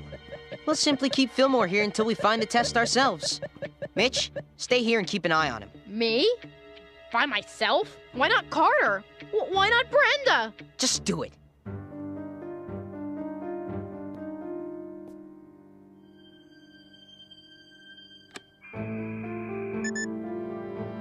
A hero shall rise. I wish I had a fish I could talk to about my problems. I mean, Mr. Fish, Joey has no gaming skills. And you know what? He's hyperspace happy. And he thinks he's all that just because he found that secret level in the castle.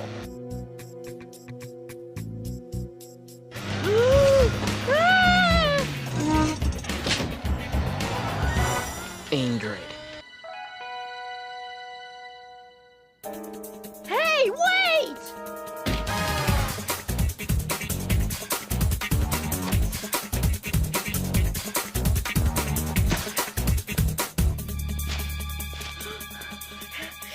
He got away! There he is!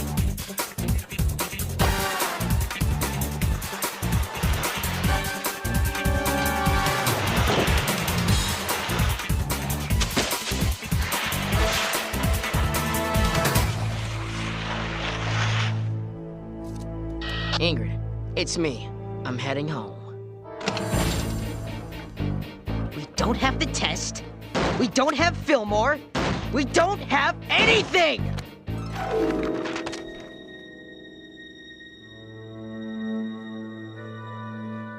Officer Fillmore, you're not dreaming of leaving the party so soon, are you? Hey, George. Any luck finding the test? I'm not going to need to find the test. You're going to bring it to me. Yeah? And why would I do that? Why? Because the freezing temperature of water is 32 degrees Fahrenheit, officer. I figure it'll take, about an hour for the water in your fishbowl to freeze solid. So, I suggest we meet for a little exchange. Before your precious pet becomes a frozen fish stick.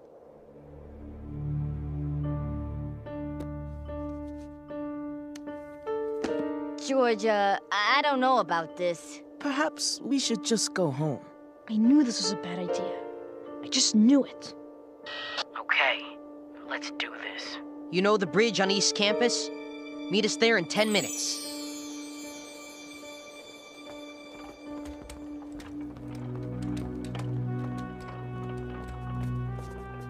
Hand over the test, Fillmore. George, you never told me your reason for being here. All right. I think you deserve that much. I've earned an A on that final. Plain and simple. I've spent this entire semester working my tail off for Mrs. Cornwall. I did all my homework, read every chapter over and over, and you know what my average is right now? After all that work? A C. A lousy C. Maybe, but it's an honest C. And years from now, when we're all just dusty black and white photos in some yearbook, that honest C is gonna be worth more than that bogus A. Because it will mean that you earned something more important. Honor, man. Fillmore, I don't deal in years from now. I deal in right now. As in, give us the test. Right now. First, hand over the fish. Mr. Fish! No!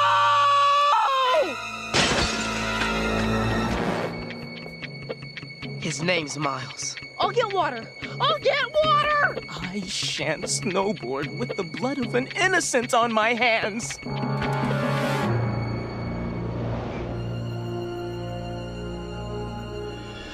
We've got to get him inside.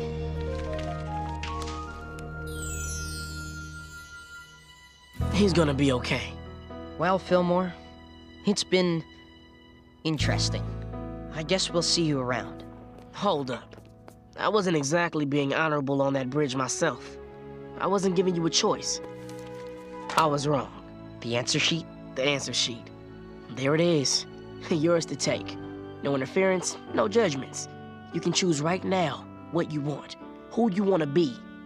All I know is, I feel better right now just for being straight up with you guys. Now I'm gonna turn around. I don't know about the rest of you, but I don't think I need that anymore. Hey, George, how about a study group? I'll have my family chef whip up various finger foods. Hey, Ingrid, so how are your patients doing? Better. Just one problem. Oh, snaps. Yeah. Look, Fillmore, I feel like I should have been there with you today. Hey, you were here. Feel better, Ingrid. Fillmore out. Ah, Cornelius, I had a feeling you might be lurking about. Hey, Mrs. Cornwall. Some rough weather out there, huh? Oh, pooh. Back in my day, it would take an ice age before the administration would declare a snow day. You see, Cornelius, still right here, safe and sound. Maybe you just have to trust that kids have a tremendous capacity for doing the right thing. when they're allowed to make the choice themselves. Maybe, Mrs. Cornwall. Maybe. So, you've had a school day to yourself. No teachers, no classmates. Did you manage to learn anything today? Yeah, I did. The value of X remains constant.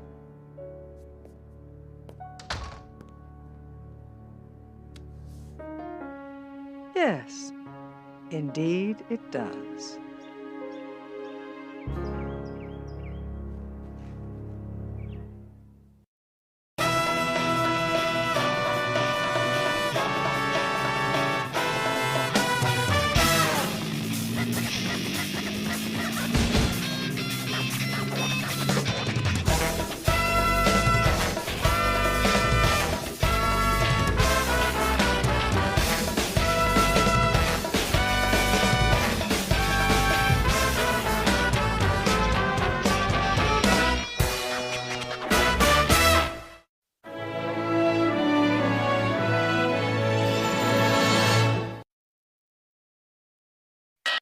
Fillmore, I'm on it.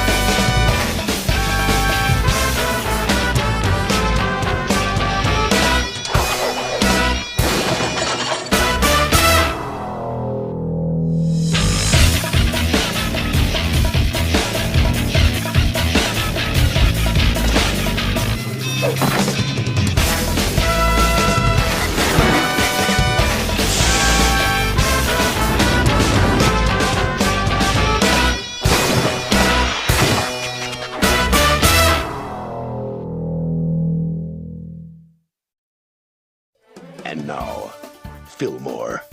Today's episode, Masterstroke of Malevolence, Act 1, A Broken Masterpiece. All right, people, listen up. I need a couple of officers to cover for Fillmore and Ingrid's beat today. Seems they're going on a field trip in the city. So, who wants the job? Right here. I'll do it. Ooh, that's a sweet beat. Tahama, Anza, you're on deck. All right, on to business. We got reports of a clogger hitting the boys John. Hey, I'm going on the field trip too. Who's covering for me? Oh, right. Not a problem. We're going with a tripod. Oh, got wheels and everything.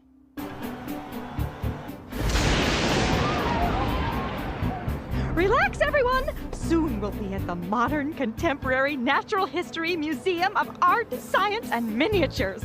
I myself saw a painting there when I was no older than you. It was what inspired me to become an artiste.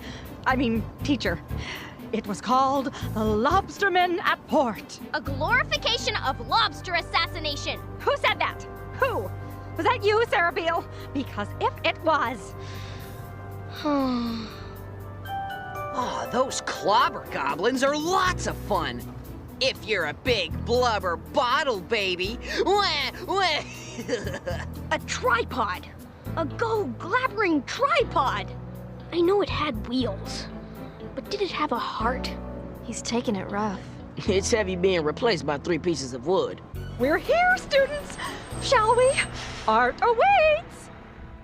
This is it. The Lobsterman at Port.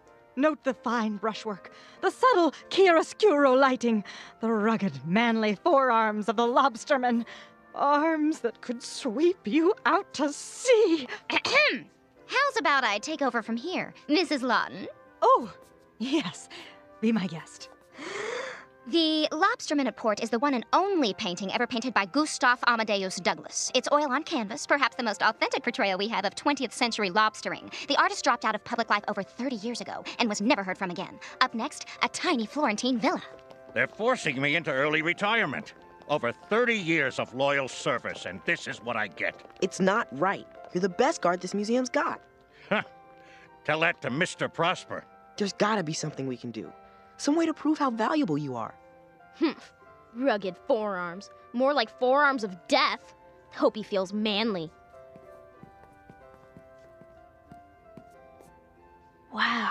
The artist painted this site 8 times. Excuse me? He wanted to paint what it looked like in every kind of light at every time of day. See how this one has a greenish tint? It was painted in the morning. The afternoon paintings look more yellow. I'm Nick. Ingrid, you're in Mrs. Lawton's class? Yep, art history too. Oh, 8th grader. No wonder you know so much about art. Nah, I didn't learn this stuff from her. I learned it from someone else. Whoa! What's going on? Hang on, everyone. Probably just the storm. Oh, is everyone here? Are any students... Mustache? Crackers. Ingrid, it's on. Out of my way, people! We got a painting to fix! Make way for the restore! Move it! By dawn's early light, it's what I was afraid of! Marker ink!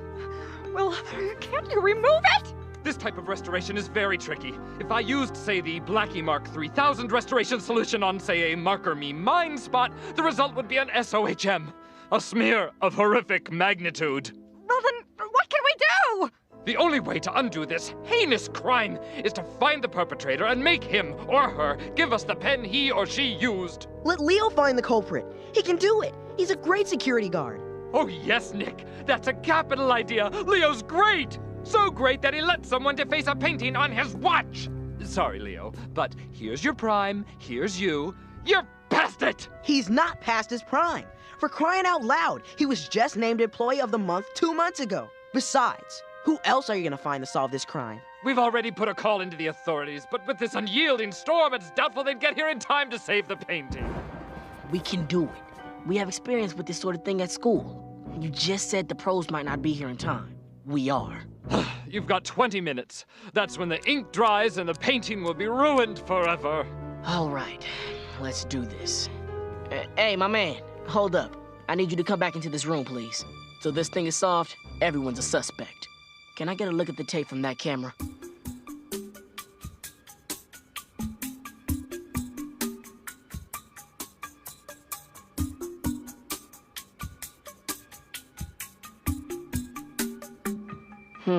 Goes dark at the same time. Except right there. What is it? It looks like it's just a glitch on the tape. Well, at least we know exactly who was in the room when it went down. Can I ask you people to line up? I don't have to do this. You're not the law. For the next 18 minutes, I am. We were the only people in the room when this happened. One of us drew that stash. Step 1, people. Everyone hand over any markers or ink pens you're carrying. Here's mine. I've got one, but I've got nothing against lobsters. Save for the time I was pinched. I have one. I always have it. I have my Portal Scholar pocket tool. It has a scientific calculator, a protractor, an asthma inhaler, the pocket guide to self-esteem, and this zero-gravity pen. Sorry.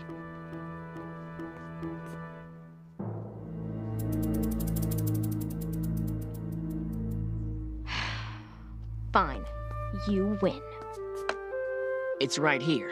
One of these markers is the one that defaced that painting. Perhaps. But you have 17 minutes to figure out which one it is. Pick the right one, and you've saved the lobsterman at port. But pick the wrong one, and you've destroyed a priceless work of lobster-oriented art. Forever. Act 2, The Spot, marked. Hey, Fillmore, check this out. Disco. Someone stood on the statue to mark our boy. Hey! Snap! I got him.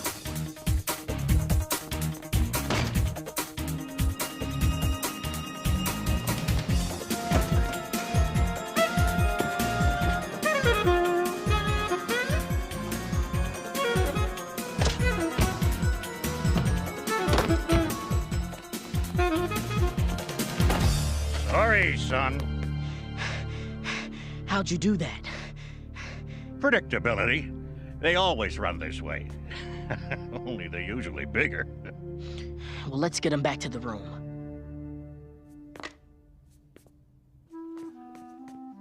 I don't want anyone trying to bail again. Leo, you got a way of sealing this room? Way ahead of you. I had these installed just last year. Never know when such a thing might come in handy. What is this? Clobber Goblin. Voice-activated action figures that spar by clubbing each other with a plastic bat-like weapon. I know things. I also asked around and took some notes. Timmy's an 8-year-old genius who's been grade skipped all the way up to 7th grade. He's at the top of his class, sings alto in the school choir, and has never gotten a single citation.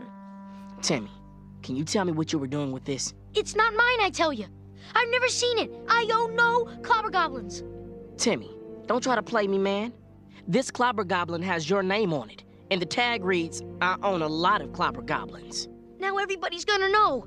I'm ruined. The kids at X think clobber goblins are stupid and kitty. They're gonna think I'm stupid and kitty too.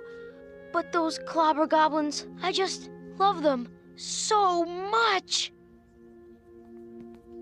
So Timmy's a goblin fan in a big way. You know what I think? Maybe he didn't plan to mess with the painting. But when he saw that clobber goblin town across the street, he might have snapped. Possible. More than possible. He was trying to sneak off right after the lobster man was mustached. Maybe he did it himself to cause a distraction. But how'd he do it? I'll tell you how he did it. He ordered the clobber goblin to climb up the statue next to the painting and draw on the mustache. O'Farrell? Clobber goblins can only take 2 steps before falling over. Goblin, walk. Oh. Hey, what about this? He got a giant clobber goblin with an advanced equilibrium system. Don't worry about the kids at school teasing you, son. Remember, it's not the cards you're dealt. It's how you play them.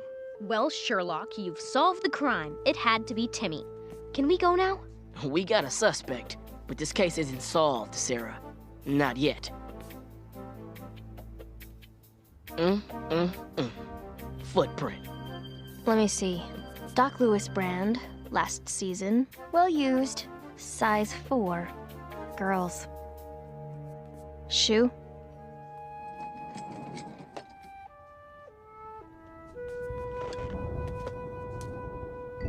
Perfect match. I just leaned on the statue while I was looking at the painting. Is that a crime? You tell me. She did it. I have no doubt. Book her, Cornelius. Hold up, Mrs. L. Why are you sure she did it? Because she's the perfect suspect.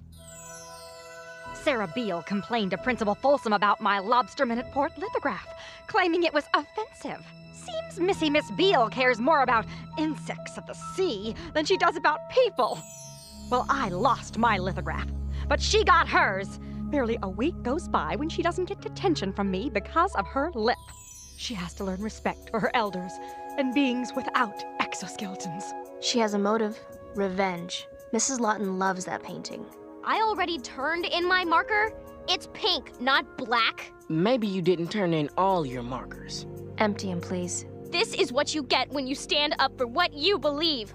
Well, I don't care. I will always defend the rights of crustaceans.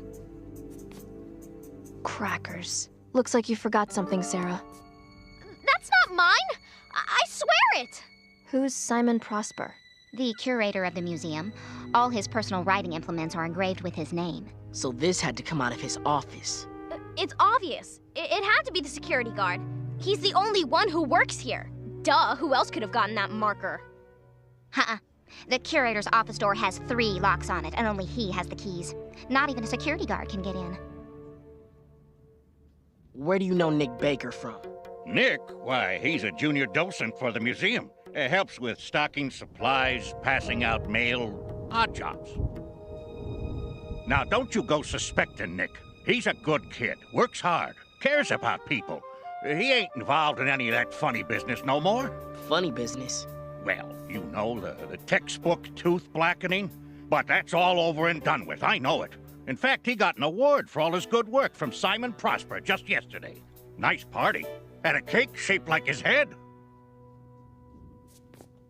Your turn, Nick. It's true. I'm a recovering tooth blackener. But I've paid my debt to society. My time at the museum was up months ago. But I stayed. I stayed because I care. May I see that?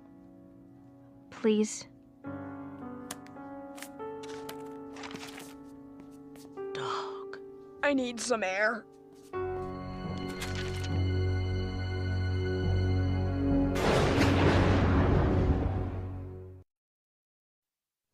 Act 3.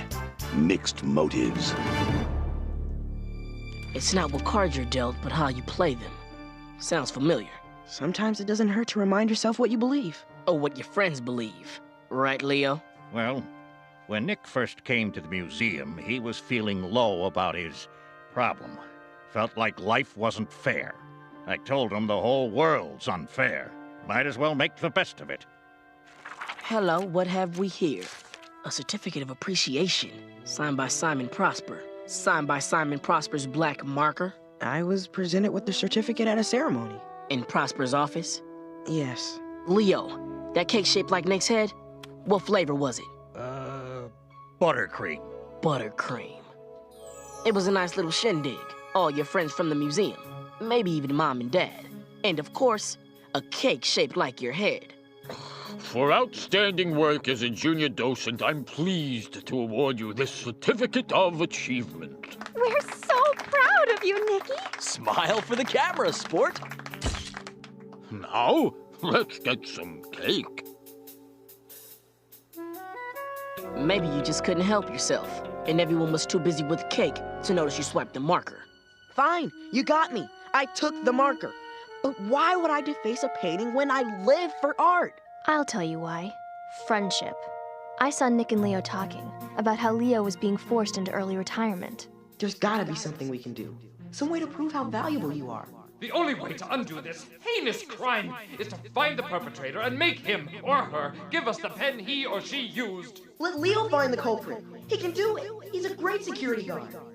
They were friends. When Leo was about to be pink-slipped, well, Nick just couldn't see his friend go out like that. Plus, he planted that pen on me. Why would he have done it if he's not guilty? One more marker, one more suspect, but no answers. Oh, Farrell, you're making me see spots, man. Sorry, I think my flash broke when I dropped my camera. Whoa, you dropped it? When? When the lights went out. That glitch on the tape. It was a flash from a camera. Oh, Farrell's camera. That picture might show who committed the crime. Might's all we have time for. We need a dark room. You got any film developing supplies in the museum? Sorry. Dog! Wait a minute. I can develop a roll of film using a few common household ingredients. Bring me baking soda, vinegar, and coffee grounds. Stat! And show me to a room. A dark room. 4 minutes. Done. Well? Danny, a tripod couldn't represent like you just did. Remember that, man. I know who did it. Leo? The culprit? No way. Leo's not just the culprit. He's Gustav Amadeus Douglas, the artist. Why would he deface his own painting? His own beautiful, beautiful painting? Questions later. Painting restoration now! Not if I can help it. Let's roll.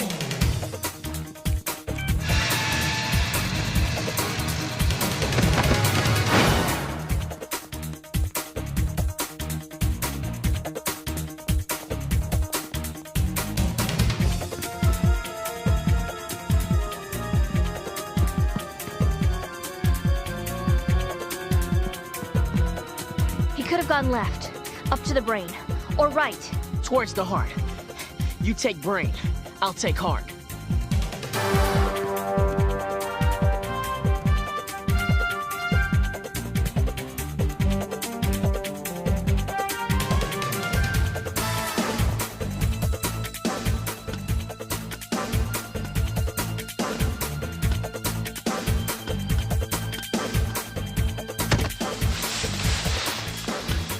The intestines.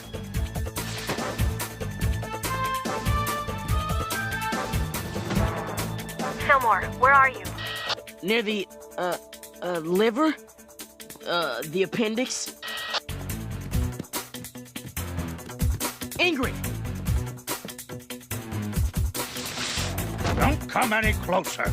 The eustachian tube on this model is 12 feet long. I throw this marker, and you're not gonna get it back for a long time.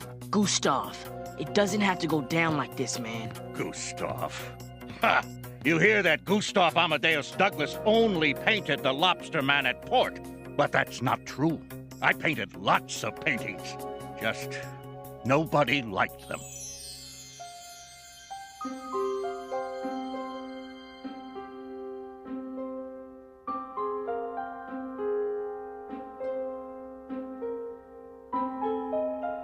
At least until Simon Prosper himself came to see my work.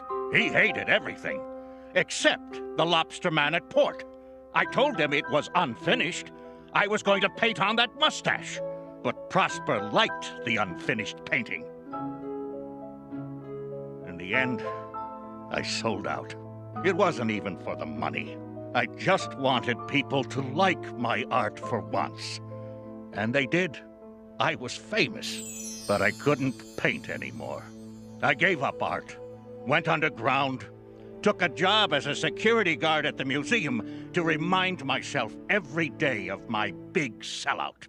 And after all these years, I decided it was time I made the painting what I wanted it to be all along. And it's gonna stay that way. Why now, Leo? Why not a year ago? Or 10 years ago? I'll tell you why. You were too busy being a great security guard. See, Leo, man, I don't think this is about your art. I think this is about your job. The job you love. The job they're making you leave. You never let anything go wrong on your watch, right? No, never. He even nabbed a couple of art thieves a few years ago. You'd think it would matter after all these years, but it don't. It matters to me. And me. And me.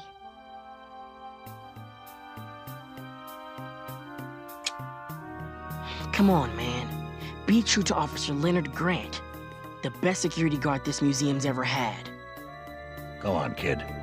Take it. Go! Good thing you had that picture of me, or I might have made the biggest mistake of my life.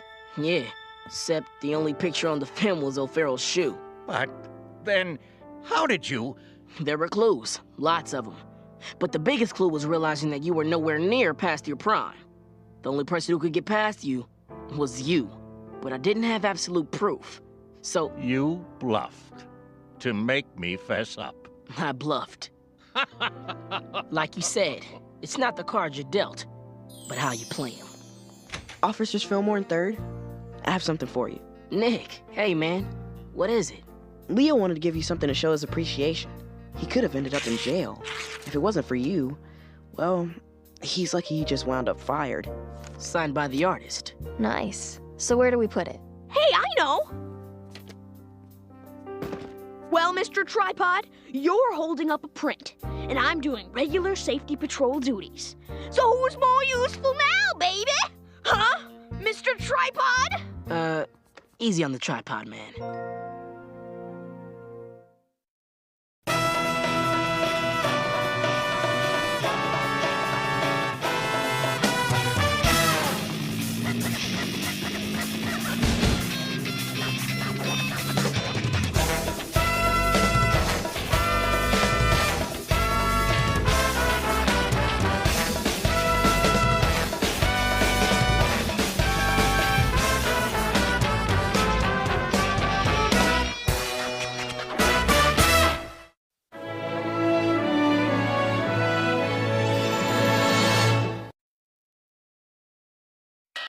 Fillmore, I'm on it.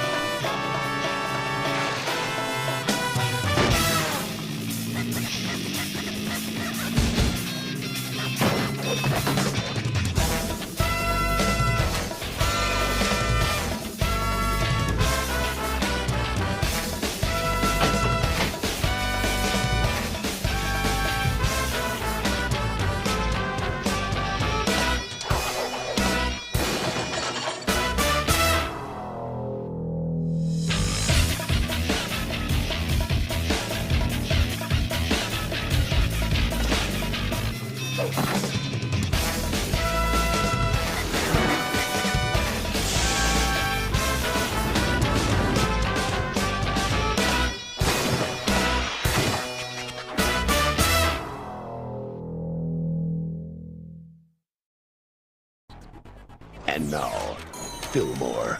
Today's episode, 2 wheels, full throttle, no brakes. Act 1. Walk, don't roll.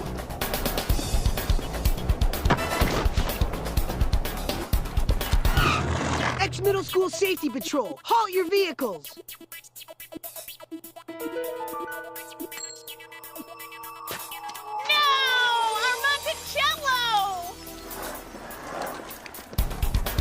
Nice move. Don't take it personal, man. I had a score to settle with those cardies. You should stop by the metal shop sometime. I'd better get my scooter back. You will. And now that we have the gang's trust, everyone will.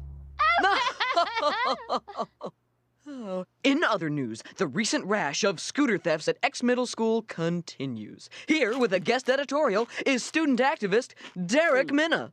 Take it away, Derek. Fellow students, we are in a crisis. The Safety Patrol has done little, no, nothing, to stem the tide of scooter theft in our halls and bike racks. This guy makes me sick! You stuck behind you when I, Derek Minna, went on a brief but effective hunger strike to protest the school's move to ban cheese whiffs. Now we face another threat, but we also have another solution. For I, Derek Minna, have assembled the finest skaters, rollerbladers, and wheelchair hockey players in X Middle School to protect your scooters.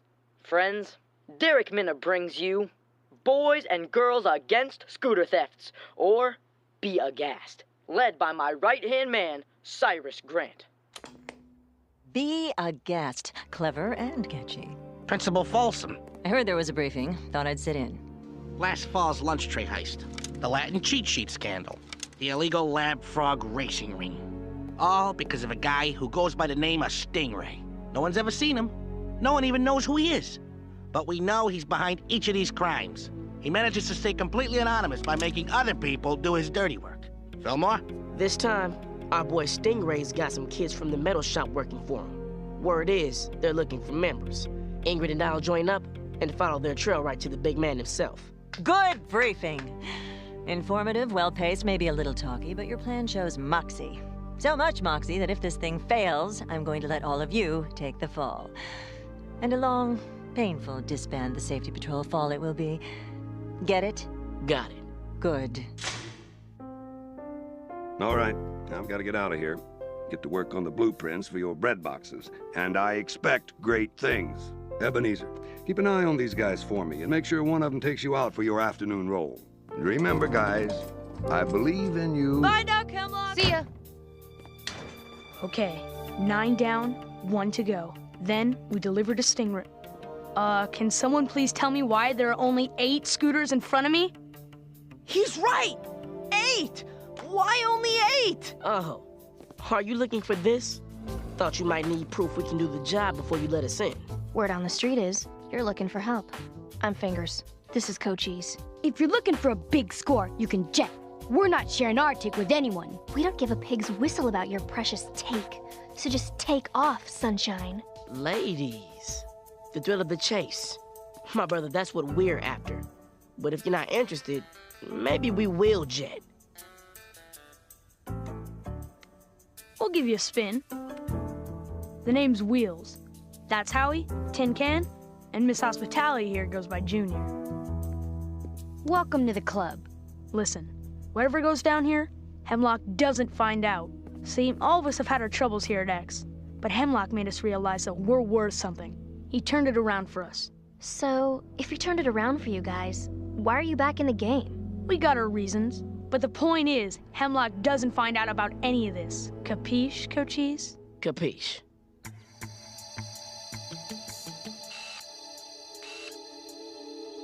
Okay, we got a 6, 17, 89. Huh. Gemini. Figures. 9 times out of 10, a kid's combo is their birthday. So stupid. I'm going in.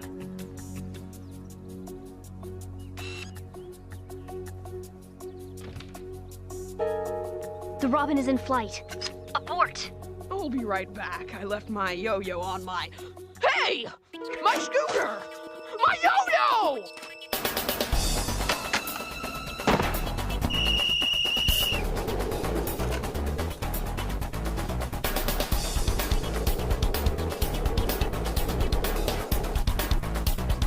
Cochise, you can lose them in the maze.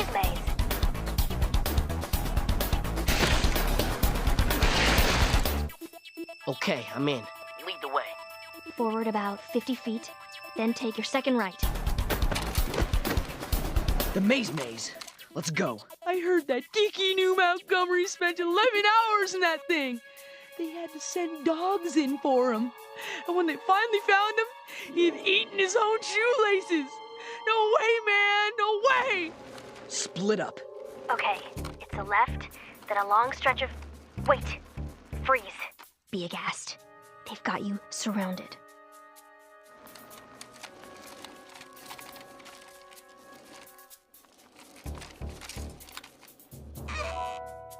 Nice move. Now, go. One more right and you're home free. After several hours, the Be Aghast members were finally rescued from the maze, mildly traumatized by the experience. The corn! It all looks the same! It all looks the same!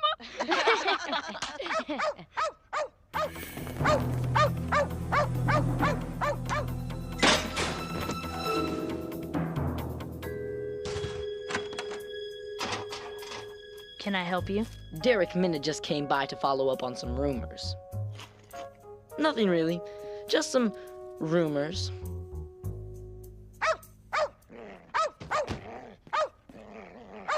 But hey, Derek Minna realizes you're busy. But just know this, Derek Minna's watching you.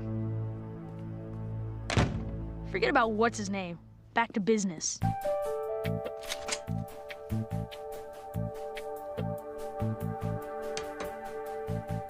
Guys, look! You guys think it's from him? We've been working for someone. Goes by Stingray. He holds all the cards. What's Mr. Mysterious got for us this time? Greetings, my friends. We've got a slight change of plans. I don't like these Be Aghast punks breathing down our necks. It's time to make a big move before something goes wrong. I need 100 scooters by 3 p.m. Friday. You'll find a list of the exact make and model of the scooters I request in locker number 634B. 100 scooters? Yesterday he only wanted 10! Oh, what if we don't meet the order? Huh, Wheels? There are no what ifs, Howie. We need that money, and nothing's gonna stop us from getting it. And that's some serious scoot. 100 scooters. No two the same. And we're not talking about your average Scoot Master 2000 that everyone's rolling around on either. You said it, Eb. Rough. Congratulations, kids. Looks like you're in. Think you can help us do this? 10 down, 90 to go, baby. Act 2. Order up. You okay, Vice Principal Raycliffe? Fine. Just not one for boats. Can we get started, people? What's their next move? 100 scooters. Deal goes down on Friday. Details are sketchy. Sketchy doesn't get the goulash. Oh, sorry, Raycliffe. Look, I need solid facts before I can take down those metal shop punks. This isn't about them. I thought this was about Stingray. Yes, this is about landing the big fish. But if you think I'm letting the metal shop shrimps go free, you're mistaken. The shrimps have done bad things. These are bad shrimp, teeming with disciplinary bacteria. Oh, my. Get a grip, Raycliffe! Principal Folsom, I know... This isn't up for discussion. When Stingray's ship sinks, his crew is following him down. No lifeboats. All right, folks. Time to put the brakes on the bread boxes and get the real show on the road. You'll be needing these. And watch the paint. It's still wet. What paint? There you have it. 100 scooters. Argyle Fingers managed to steal us a list of the school scooter registry, so we can find out who owns each one of these models. Hey, nice word! Way to go, Fingers! Okay, here's the deal. We know who owns each scooter. We find out where they lunch, what clubs they belong to, which bathroom they visit between gym and science. Hemlock's out on Friday. We'll wait until then to go in for a clean sweep. We're gonna do this so quick, Be Aghast won't know what hit him. Questions? This isn't for scooters in a lunch period, man. This is big business. We sure that this Stingray will hold up his end? On Friday, when we deliver, we do it face to face. He doesn't get his scooters till we get our cash. All right, gang. 90 scooters, 6 hours. Let's scoot!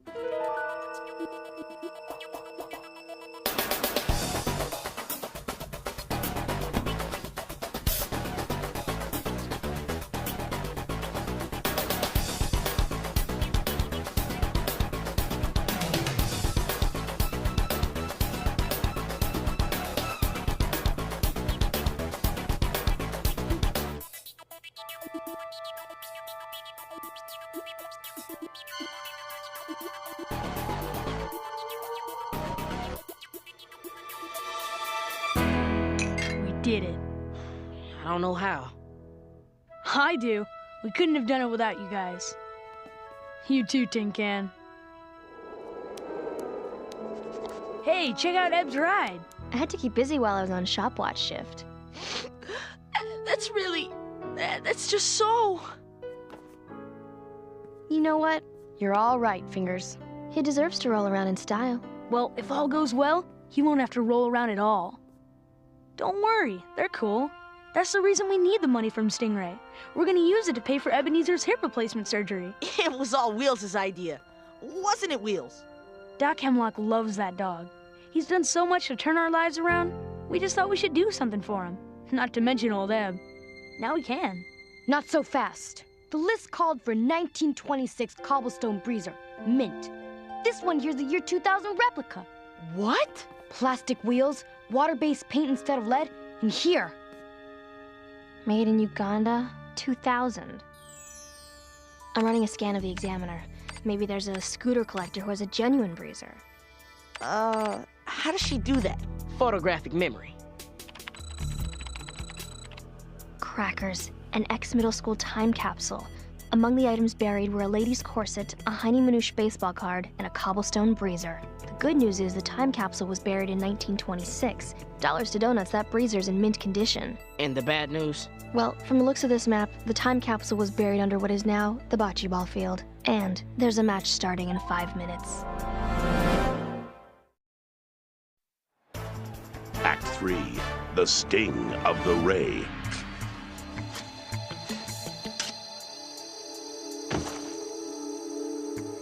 Good thing X is winning. She's a beaut.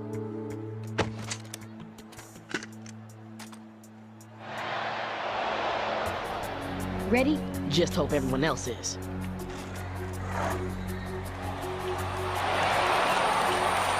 I say! That lass is stealing my scooter!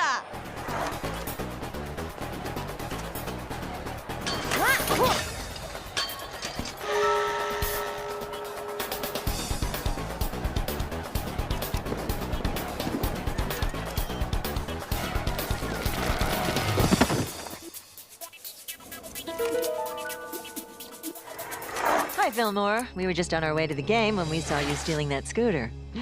What are you doing? I'll field that. Disrupting the time capsule, ruining the bocce ball match, stealing the 1926 cobblestone breezer? Do you know how much that thing would go for at auction these days? I trusted your judgment, Fillmore. Oh, I think these metal shop kids have gotten to you. They're going down. Remember? You want to go with them? Listen, I know they're into a world of mess, but the thing is, they're doing all this so they can buy new hips for Doc Hemlock's dog. His dog? Yeah, they're trying to give something back to Doc Hemlock. They're just going about it the wrong way. Listen, Fillmore, your mouth is open, but all I hear is shh. Don't yap at me about the metal shop kids' good intentions. They're stealing scooters. Well, isn't that what we're doing? I am not liking this situation more and more, and I need a cold water with citrus and cucumber. Get out of here.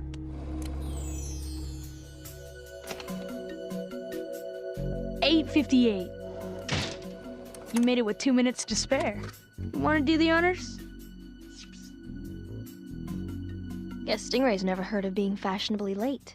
Everyone, against the wall! Move, move, move! What the? Dog, be aghast. Listen, you gotta step off. We're safety patrollers and we... What?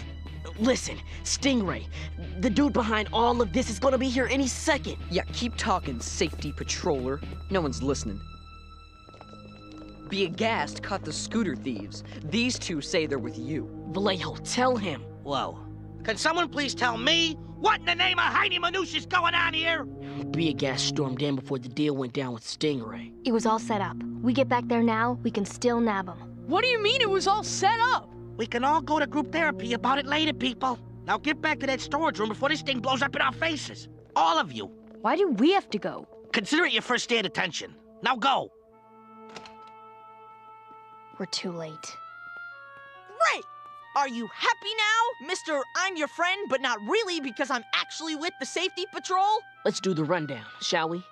I played a key role in stealing 90 scooters, none of which will now be returned to their rightful owners. Stingray got away yet again, and if Principal Folsom has her way, the safety patrol will be permanently disbanded. Yeah, Howie, I'm mighty happy. He got everything. Wait, it looks like he left something behind. Cheese whiff dust. Derek Minna loves his cheese whiffs. And he couldn't have left it at the Be Aghast bust. He wasn't even here. Crackers, Stingray's tape. It showed up right after Derek Minna stopped by. Tahama, can you find out where Derek Minna is right now? Turn on your TV. He's giving a press conference about the bust. Being able to make a difference with Be Aghast made me realize that I, Derek Minna, want to do more. So as of now, Derek Minna is announcing his candidacy for Student Council President. As my first official act, I will disband the Safety Patrol and replace them with people who produce results. Be Aghast. Our paint. From the blackboard. Derek Minna, we're gonna have to ask you to come with us. Excuse me? On what grounds? On the grounds that you were the one behind the scooter thefts, Stingray. You played both sides of the pancake, Minna. You got Wheels and his friends to steal the scooters for you, and you put together Be Aghast to take Wheels' crew down before you had to pay up. So you were free to steal the scooters from underneath the thieves themselves. Maximum profit, minimum risks, and you get to play the hero. But not today. What do you say to these accusations, Mr. Minna? Lisa's got Wheels.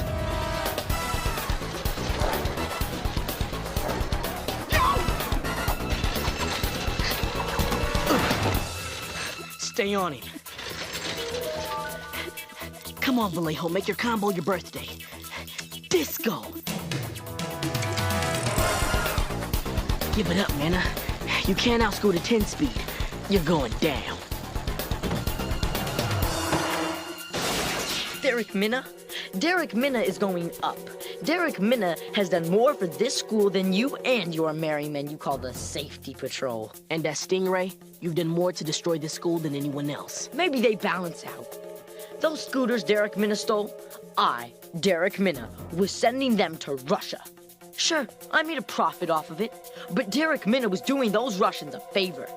They don't get merchandise like that over there. It doesn't work that way, Minna.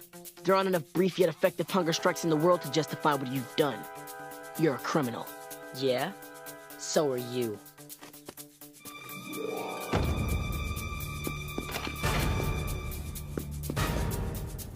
No, I'm a safety patroller, and I'm bringing you down.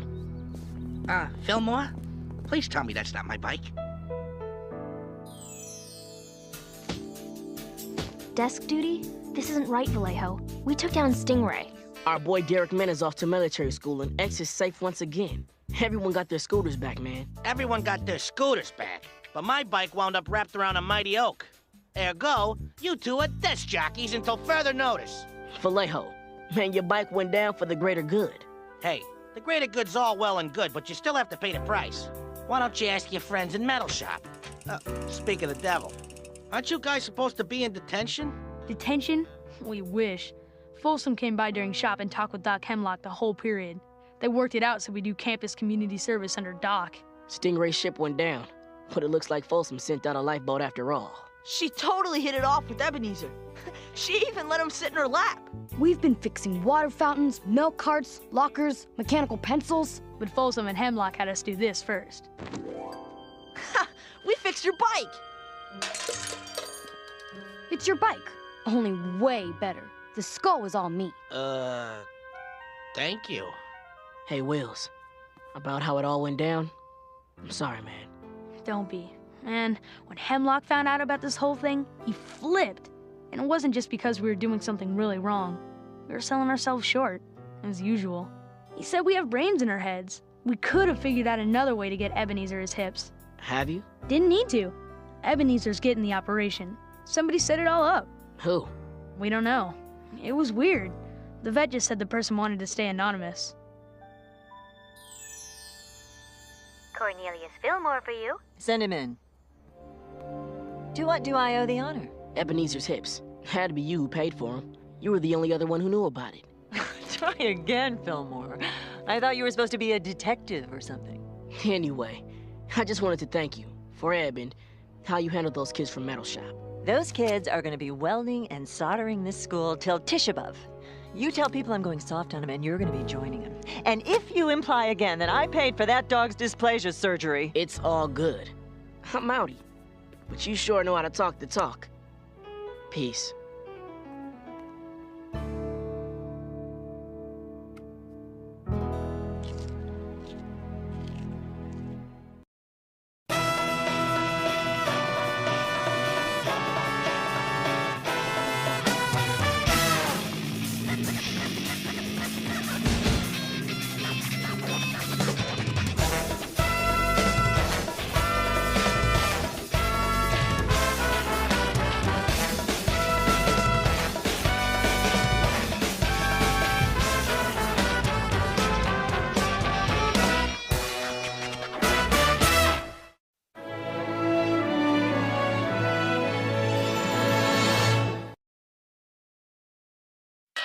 Fillmore, I'm on it.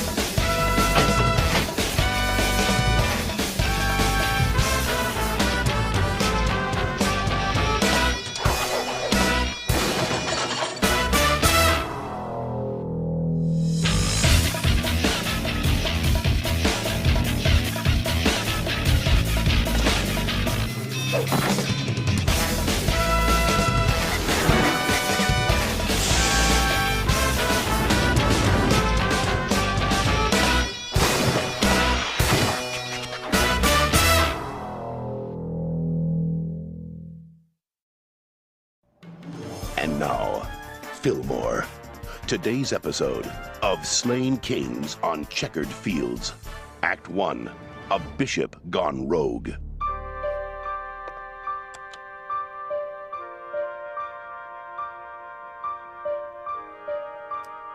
Checkmate in 26 moves for Nelson Kellogg of St. Stephen's Academy. Next at centerboard is ex-middle school's own...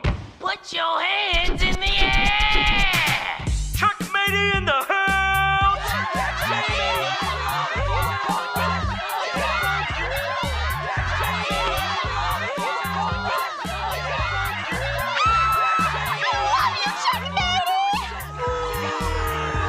Bad checkmating! Preserve the game of kings! Let's kick it! Mic check 1, 2. Mic check 1, 2. And that's mace, y'all. Match to checkmatey. CJ, drop a beat, yo! Yeah, y'all better recognize it's checkmating. Lyric spitting, castle blitzing, queen trading, king raiding, bishop slashing, microphone crashing, skill chess playing, ill rhyme saying. His name is Warren Foote, but everyone knows him as Checkmatey. He's brash, he's controversial, he's in your face. But when it comes to chess, he can make those bishops dance like Brittany with a boa. A week ago, Checkmatey started receiving written threats, warning him to drop out of the tournament. And then this morning, this happened. Lab report shows the ropes holding that pawn, well, they were cut halfway through. So it was no accident. It's been a bad year for X. The pastry team suffered a humiliating loss at the county philo finals. The Ultimate Horseshoes team was stopped dead in their tracks at States. From this moment on, the two of you are responsible for guarding Checkmatey.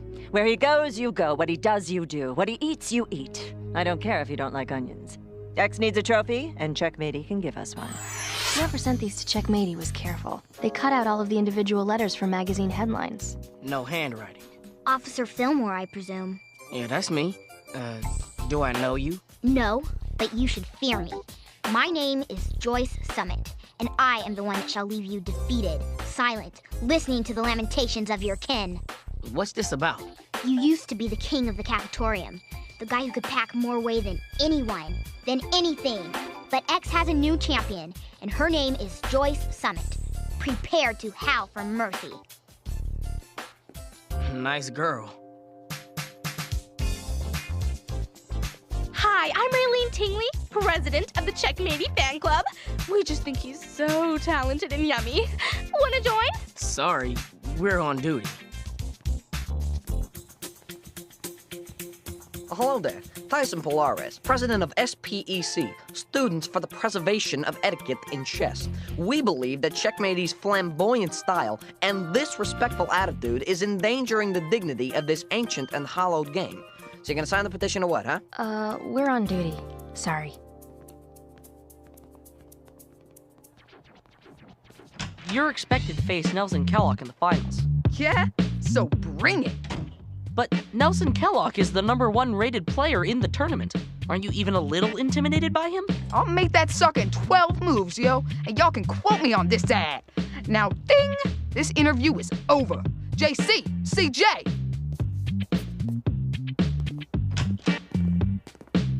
Warren Foote, I'm Cornelius Fillmore, and this is my partner, Ingrid Third. We're from the Safety Patrol, and we've been assigned to guard you for the rest of the tournament. Yo, whatever. Y'all should be tasting my food to see if it's poison and stuff. Not happening. And if we're gonna guard you, Checkmatey, you're going to have to lose this little entourage here. What? These are my boys, yo. No unauthorized people backstage or in your dressing room until after the tournament. Understood? Yeah, I like when a female takes charge, yo.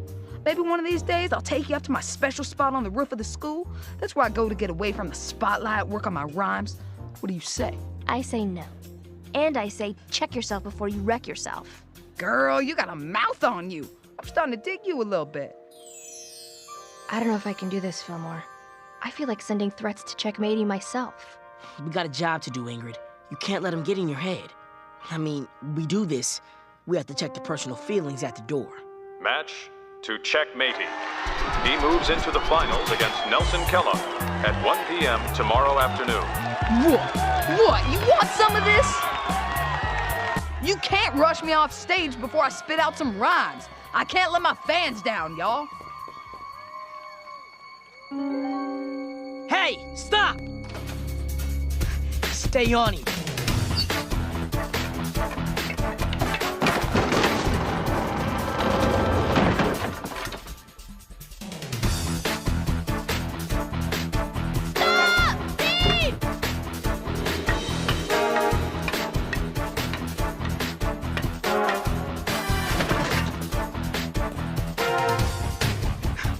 Safety Patrol emergency.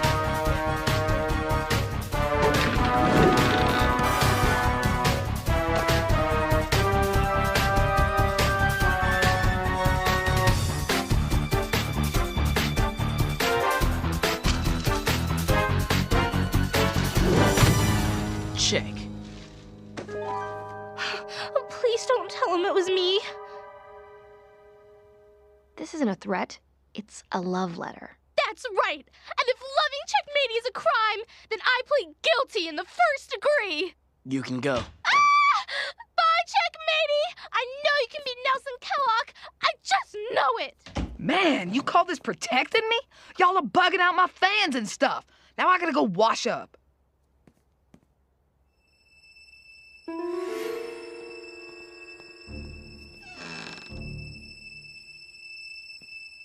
Fizzy digestive seltzers. No!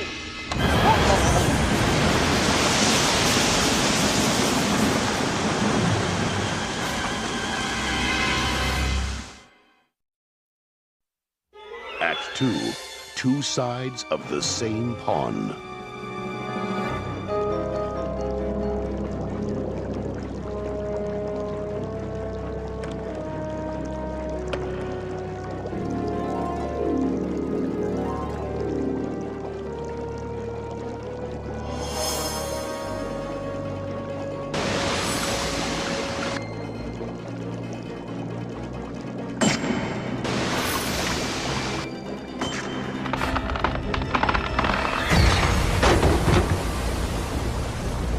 Here's what happened.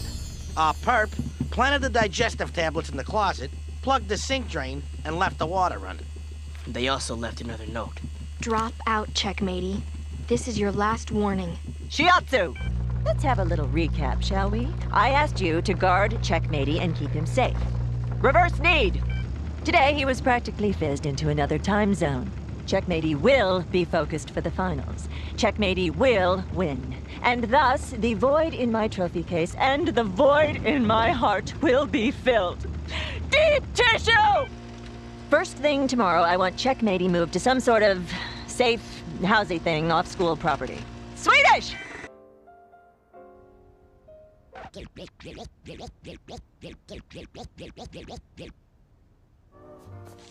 Chet Baker? Y'all call this music? Touch nothing. Come on, yo. I'm bored out of my skull over here. Let's go to the mall and chill or hang or loiter or something. Sorry, man. The finals don't start for another 3 hours. We stay put until then.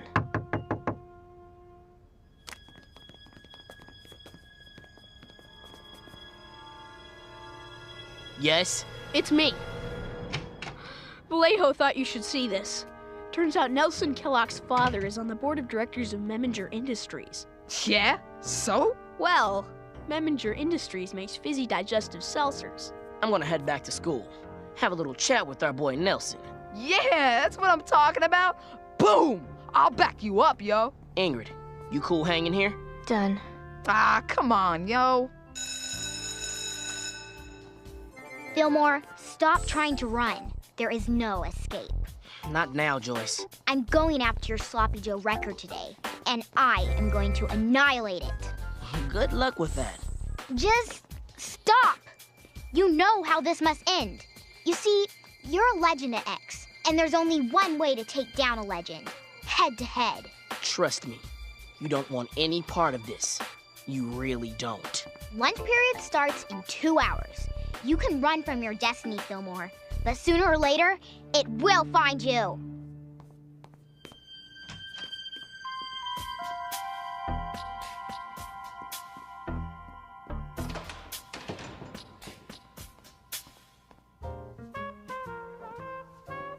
Yo, these are seriously messed up. Who drew these? You? My sister. Yeah, she look like you. Taller. But not prettier, because you are fine like the sunshine. And what's wrong with you, girl? I said touch nothing. Remember? You got a bathroom I can use? Knock yourself out.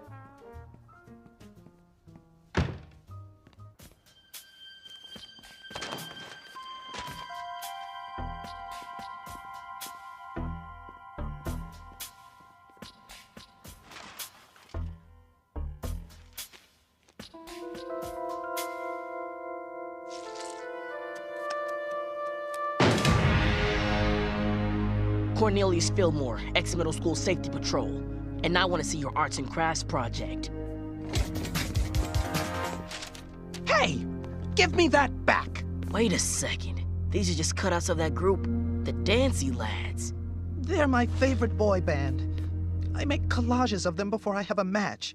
It helps relax me. It's rather embarrassing, okay? Checkmatey. Are you okay? Checkmatey. I'm coming in.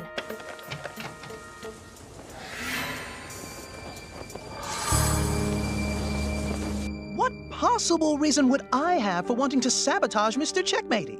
You scare Checkmatey out of the tournament. You win the finals by forfeit. I wouldn't miss the opportunity to play against Checkmatey for anything in the world. Save perhaps for front row tickets to Dancy Lads. You see, deep down, under all his posturing and bravado, I can see the fear in Checkmatey's eyes. Fillmore, we've got a little problem. Ingrid, where's Checkmatey? He ditched me. How you like me now, y'all? I want all of y'all to come out and see me busted on this very stage in the finals. Come on, show Checkmatey some love! Checkmatey! You had me at yo! Checkmatey's the bomb, and he's full of wisdom. I'm sharp like foil, simmering and ready to broil.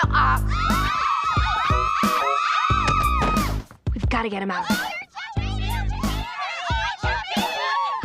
Ingrid, the trap door.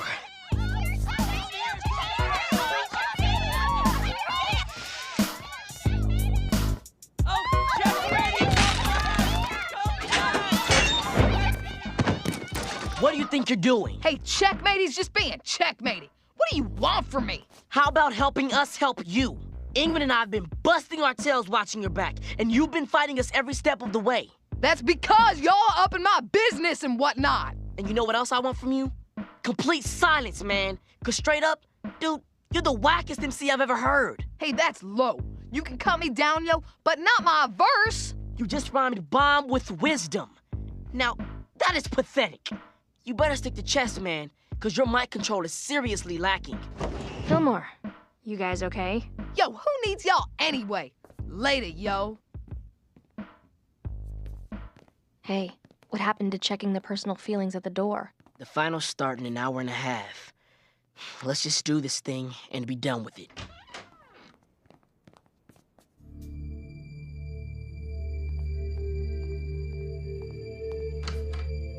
He's not here. Fillmore. Checkmatey has been taken. He will be held until after the finals. Do not try and find him. Act 3, a captured pawn. So, this is the Safety Patrol's idea of protection. The finals begin in... An hour and a half. And you're telling me that Checkmatey was taken under your very noses?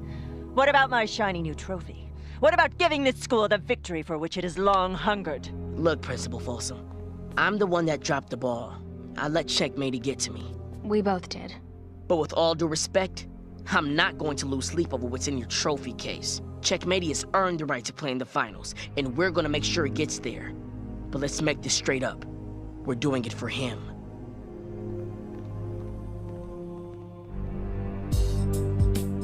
You see what I see? I don't see anything. Exactly. So where's Tyson? Or any of the other members of the SPEC? Why would they miss out protesting the main event? Could be they're busy with something else.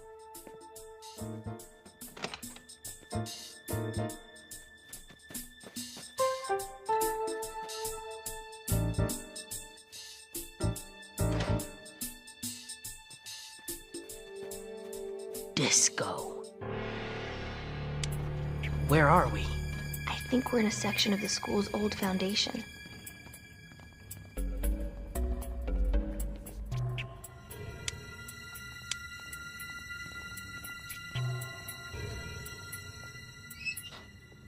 Is the operation secure? See for yourself. Ah, yes. Won't be long now, will it?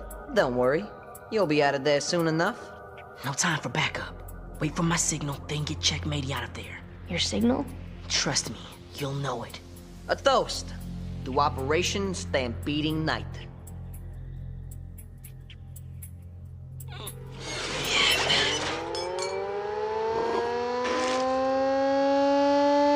Oh, he's gonna ruin everything! Get him! Get him!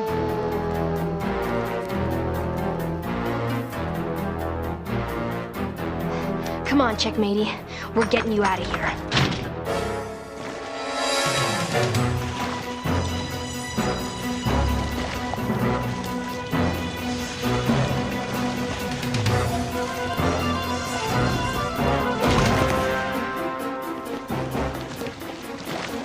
All right, hold up. Someone better start explaining. Operation Stampeding Night is my creation. The results of months of planning. Look, we planned to drop that balloon filled with 3 layers. Ketchup, mustard, ketchup, onto Checkmatey during the finals. It was all so perfect. Help! It's alive! I'm not sure I'm following. Don't you get this? Okay, look. The red and yellow represent the colors of the Spanish flag. Spain is the country where modern chess originated. It's the perfect traditionalist revenge against everything Checkmatey stands for. That's Operation Stampeding Night. So let me get this straight. You and the other members of the SPEC have no idea where Checkmatey is right now. Is that right?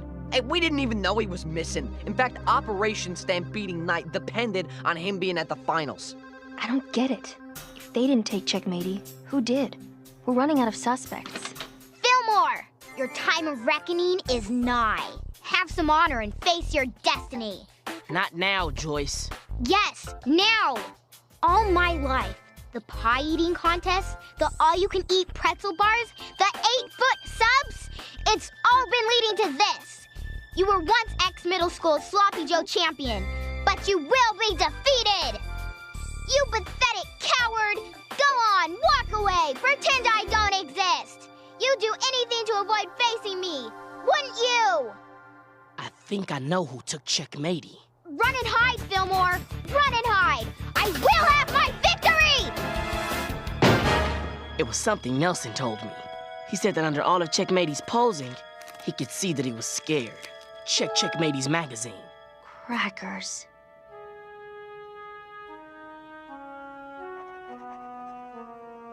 Hey, Checkmatey. Oh, yo! I'm so happy to see y'all. There were these three big dudes with masks. Save it. I guess this is what you'd call check and mate, y'all. Yo, I don't even know what y'all are talking about, yo. I think you do. I think you knew you couldn't beat Nelson in the finals. It was you all along. You sent those threats to yourself. And it was you who rigged the foam pond to fall on the match. You planted those tablets and left the water running in your bathroom. And you abducted yourself, man. I was scared, all right? Is that what you want to hear? I was scared. I knew I couldn't take Nelson in the finals. His moves, they're way too slamming for me. Look, no one has to know. Just pretend you never found me. Everyone will think I was taken and couldn't play. Please, yo. Sorry, Checkmatey, but we deal in truth, not lies. The way I see it, you got two choices.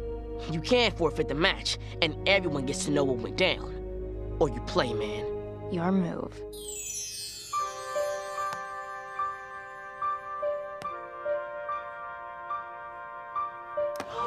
Match and tournament to Nelson Kellogg of St. Stephen's Academy. Good game, yo. I'll get you next time. Looking forward to it. Notice I'm smiling, Fillmore. Notice I'm applauding. You want to know why?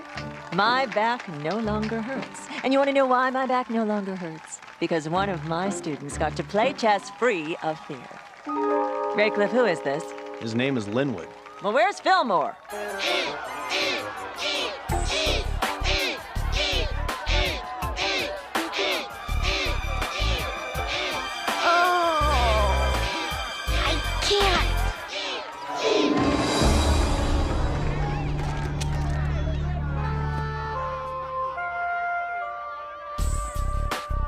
So much sloppy joes. Oh.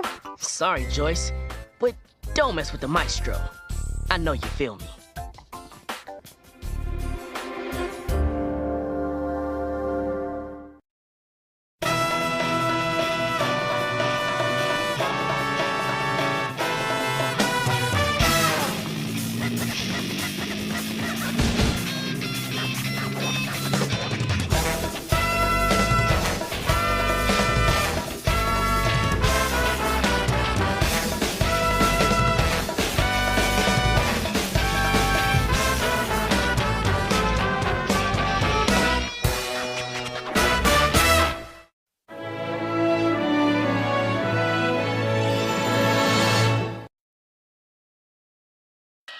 Fillmore, I'm on it.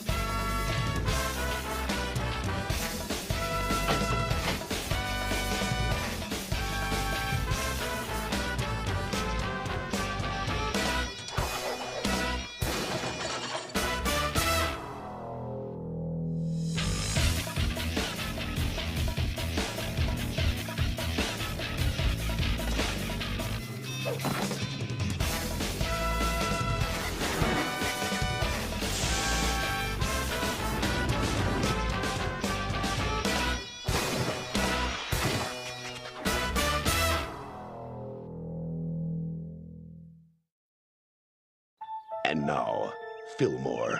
Today's episode of Forgotten Yesterday. Act 1, Sins of the Past.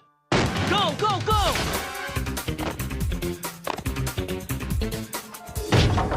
Officer down! Is this thing even on?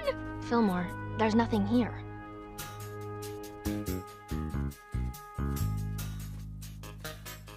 Dead end. Dead end? Officer Fillmore, do you realize the importance of recovering that catalog of stolen term papers? Do you realize your mama dresses you like a sofa? Representative Peabody, let me assure you that... No, let me assure you. This failure will be noted on my report to Student Council. What do you expect? Letting a former delinquent run your investigation? What's with that guy? We got a history.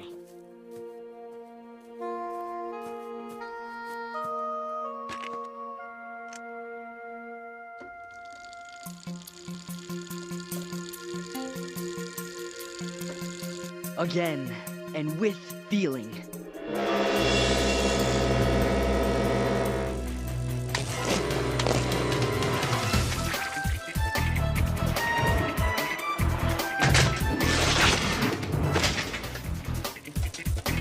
Ingrid, come in. Go. I'm on Freefall Hill, and I have no brakes. On my way. This day shall go down in home ec history. Together, we have created the world's largest cracker. Aww. Which way to the Chowder Club?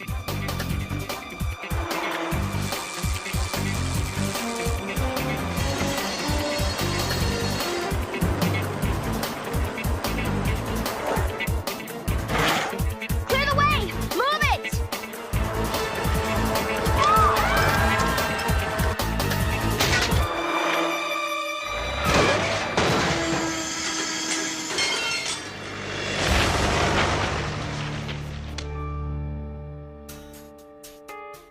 Now take a look at this. The handlebar and brake mechanisms were replaced with condiment dispensers, ketchup and mustard. What? No relish? This was no accident, Fillmore. Someone's out to get you. These new wires are going to revolutionize safety patrol procedure. Not if they don't work. Okay, let's try it out now. Hello! Hello! Are you reading me? Can you hear this? Loud and clear. Fillmore, I'm taking you and Ingrid off the term paper case. Is this coming from you or from Peabody? Standard procedure. Till we find out who's after you, it's not safe for you out there.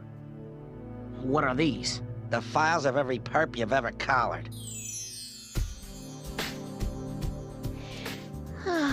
Do you realize that you've busted 122 students since you joined the force? 123, depending on how you scored the Siamese twins. And of those, what percentage do you still think harbor grudges against you? I'd say 100%. Exactly. We need help, Fillmore. Someone who can point us in the right direction. Someone familiar with the criminal elements of the school. Sonny Lombard? Sonny Lombard. Let's see. 7th grader, served detention 9 times for charges ranging from hustling phony library cards to running high-power slingshots. An old friend of yours? An old partner in crime. Sonny and I pulled a bunch of jobs together before I went straight. He's mostly into small-time stuff, but Sonny's still plugged into the scene. And you can trust him? Sonny and I were tight once. Real tight. But he didn't take too kind to me going straight.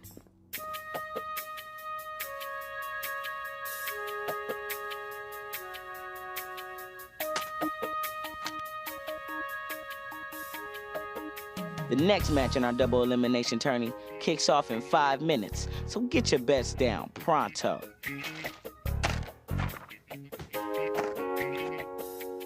Hey, what's up, Sonny? Well, well, well. If it isn't the man, Officer Cornelius Fillmore. Still slapping kids' knuckles for running in the halls? Sonny, meet Ingrid, my partner. The pleasure is all yours. Now you two better get your bets down, because like I said, the next match starts in 5. We could bust you right now, Sonny. Gambling on school grounds, unsanctioned use of the AV room. So bust me. Didn't think so. You still play, Fillmore? Formidably, baby. So someone you took down is looking for a little payback. Can't say I'm all that surprised. You had skills. A lot of peeps weren't too happy when you took said skills to the other side. Name a few. Remember all the times we had when we used to ride together? All those jobs we pulled? The Millennium Protractor heist? That phony field trip to Funatopia Park?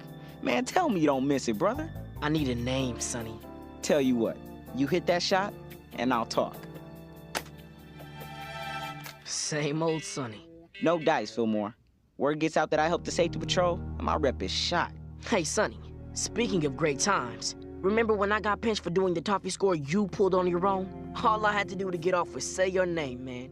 But I kept my mouth shut and did your suspension for you while you did all the butterscotch you could eat. Hey, Fillmore, you know Rudy Terval and his crew? Sure, they operate out of home ec room.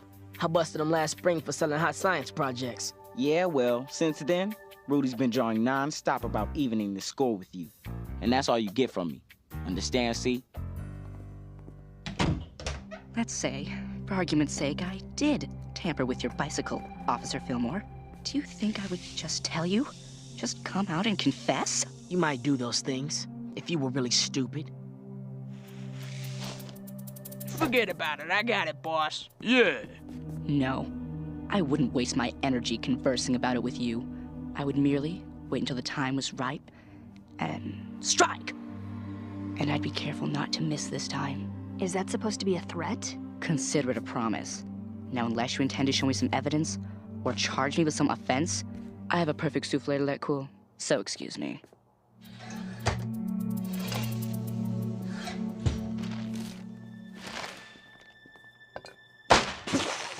Oh, snap, I'm sorry.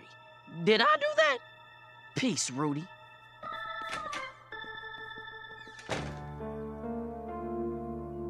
What we need is some hard evidence linking Rudy to this scene.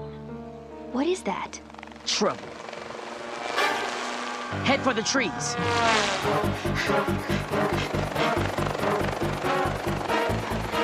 I think we lost it.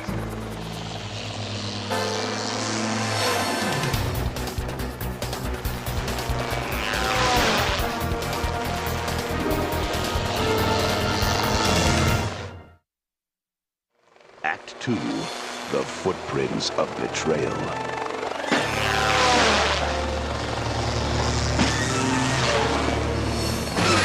Hey, this mean you changed your mind? I'll help you nail our boy Rudy. For old time's sake. Beautiful, man. Just beautiful. There's not much left, but from the looks of the radio receiver, I'd say it's a fairly short-range model. So whoever was flying that sucker was pretty close by. I'd say within 50 yards, give or take. Hey, guys, you don't want to miss this. Danny, you're not wearing your Thursday underwear today, are you, honey? Aw, come on, Ma. Check it out. O'Farrell went home, and he forgot he was wearing the wire. Now, dear, you know I write the days of the week in your underwear for a reason. I'm too old for this, Ma. If you wear Thursday's underwear on Tuesday, what, pray tell, are you gonna wear Thursday, And what's this thing clipped to your shirt? Sweet fancy Moses! The wire! Hey, at least it's working. Those discs have term papers on every subject from aardvarks to Zimbabwe. Thousands of them, and they must be recovered. I understand. Then you also understand that if those term papers are allowed to enter circulation, it will undermine the entire school's academic integrity. I insist that... Should I also include in my report that your officers are now fraternizing with their former criminal associates?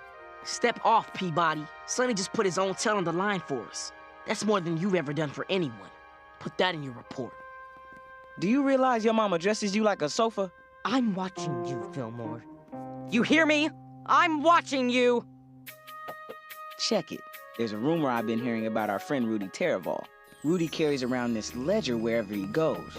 Word has it, he keeps real careful records of all his criminal activities in that ledger, along with his favorite recipes. So you're saying that if Rudy messed with Fillmore's bike and attacked us with that chopper... It'll all be in the ledger. And that's the evidence we need. Now here's the catch. Rudy never takes the ledger home with him. So he keeps his stash somewhere in the school. Right again. And you know where? No, but I don't have to. Rudy's gonna tell us. And how do you figure that? Because I was at sleepaway camp with Rudy 2 summers ago. And there's one little nugget of 411 I can tell you from personal experience. He talks in his sleep. And since Rudy needs his beauty sleep in a bad way, he always catches some Z's in his pool house after school at 4 o'clock sharp. I'm on entry. Sonny, you take a look out. Fillmore, you're not going in there alone, are you? No disrespect, Domino, but you just be in his way. Ingrid, it's cool. Give Sonny your walkie. Look, trust me on this. Relax, sunshine. Just sit back and enjoy the ride. Hey, Fillmore, Rudy's boys are walking a clock-counterclock figure-8 pattern around the perimeter. Copy that. You can use the east hedge for cover until you get up close. After that, it's gonna get a little hinky. Way ahead of you. Let's chill on the chatter till I'm in. Fillmore out. You two have done this before. Just 100 times or so. Fillmore was once the top entry man in the school. He was like a straight-up ghost. He could get in and out of anywhere, steal anything. Plain and simple, he was the best. He still is the best, only now, it's for the good guys. You really think you know him, don't you? There's PB&J. Yoshi-san. Rudy, the ledger. Tell me about the ledger. Sure. The ledger.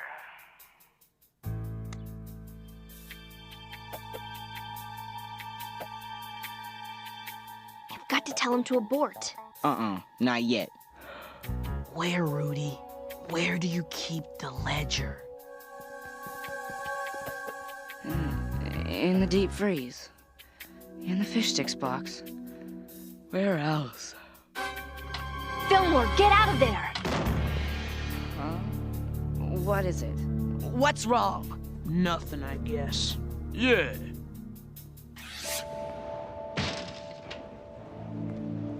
I want security around the home ec room tightened up. Understand? Just like old times, see?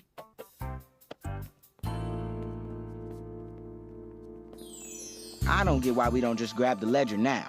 Those goods are personal property, Sonny. We need a signed warrant from student council that says we can seize the ledger as evidence. Morning, everyone.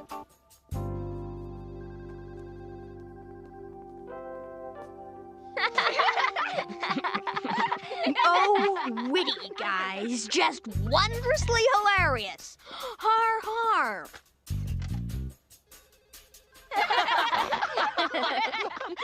If you can all stop your snickering for a moment, I'd like your attention. I want all of you to be witnesses. At 7:30 this morning, I received a tip from an anonymous caller who told me that Officer Fillmore was dealing phony hall passes on the side. As if. Please. You, sir, are a fool. Care to explain these, Officer Fillmore? I told you I'd be watching you.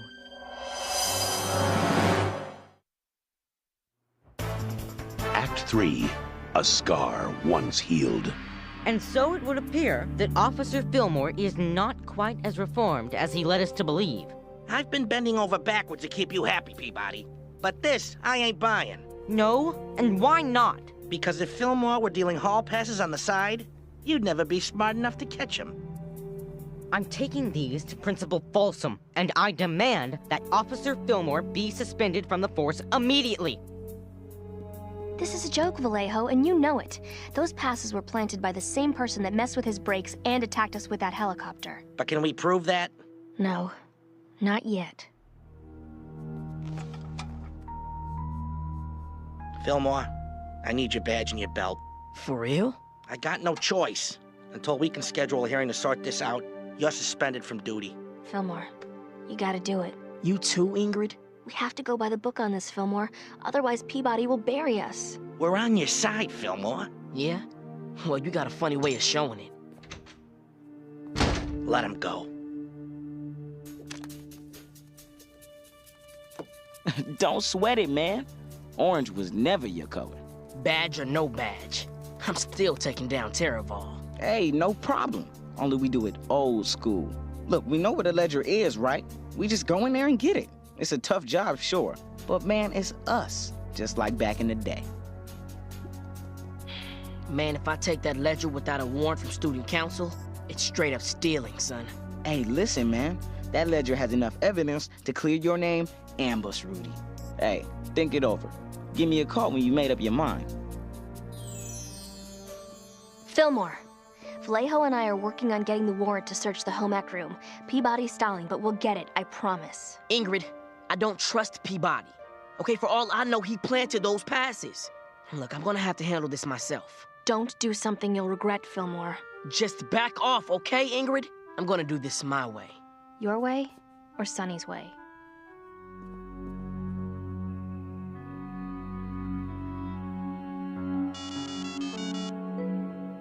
Student council.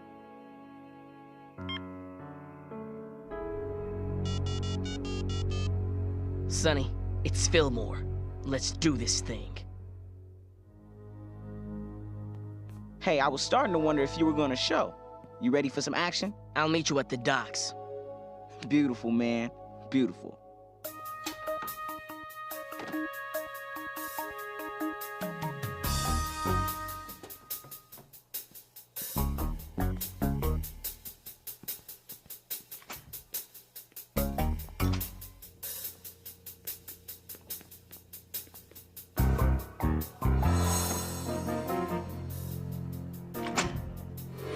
You shouldn't have come here, safety patroller. Yeah. Sorry, my brothers. Got a jet. There's stakes to go.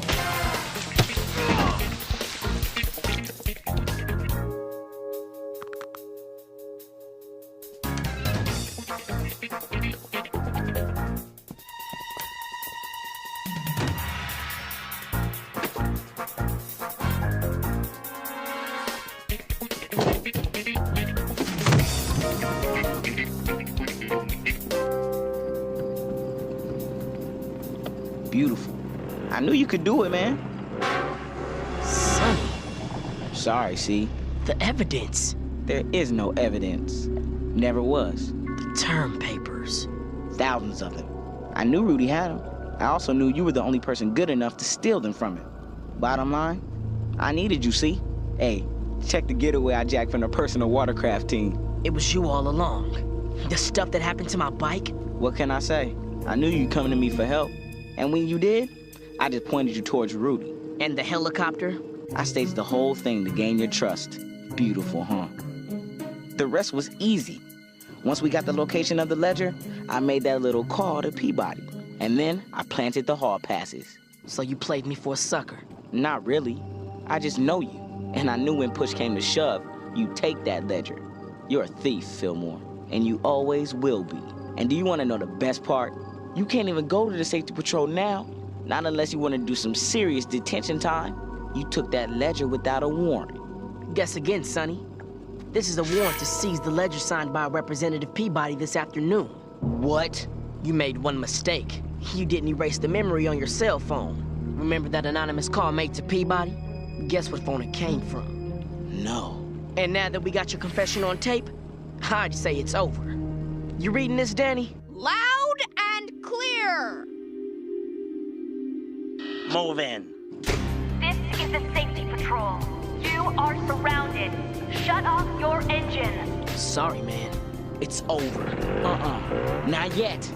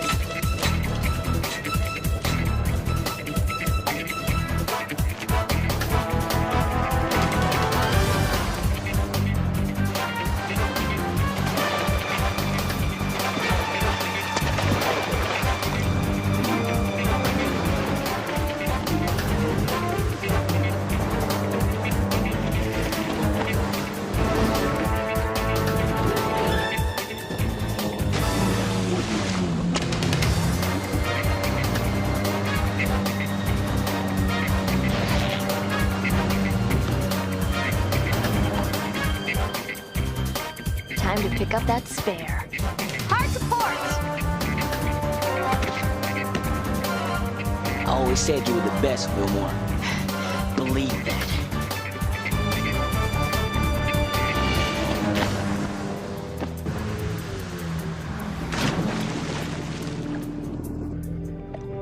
Relax, sunshine. Just sit back and enjoy the ride. And so, thanks to a special joint effort by the Safety Patrol and Student Council, I am proud to announce that this catalog of term papers is now off the streets once and for all. Hey, Fillmore, it didn't have to end like this. You're right, Sonny. It didn't. When I went straight, man, you should have come along with me. Because I got a better life now. And a better partner, too. And I'm never going back to the way I was before. Never. Now that's beautiful. You ready to get out of here?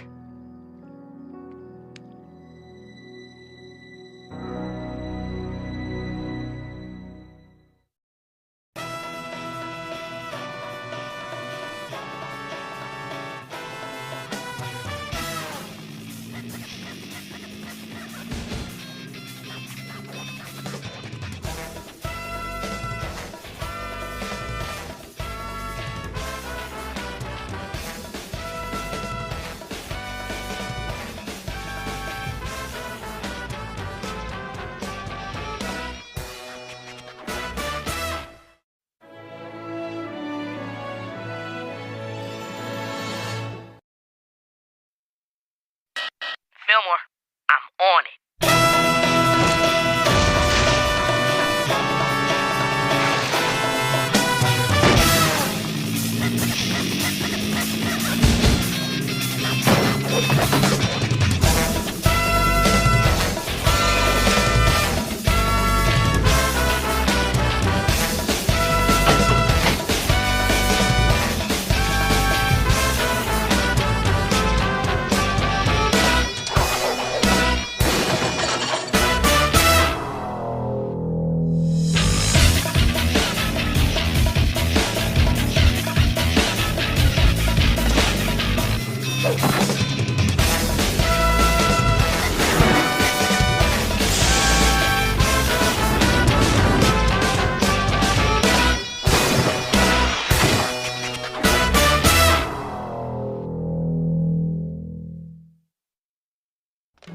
And now, Fillmore.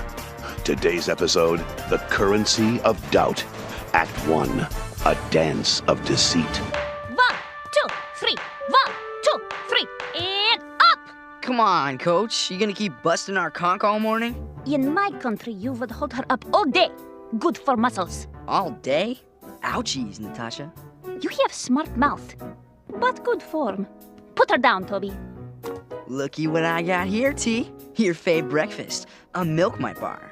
Oops, hey, sorry. I bought it, so I got it. Come on, give it. You know you can't eat it anyway. What smoit do we have today? A honey! It's our lucky day, T. Ugh, why do you collect these silly tickets? For the prizes, Glassnose. Lighten up. I am going to the doctor. I thought the doctor said your leg was healed. Such injuries can never heal. Hey! It's all mine! Correction. Ours. Add it to the stash, T. Okay.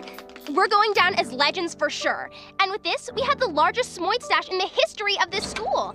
Now we can buy that. Toby, where are they? Where are they?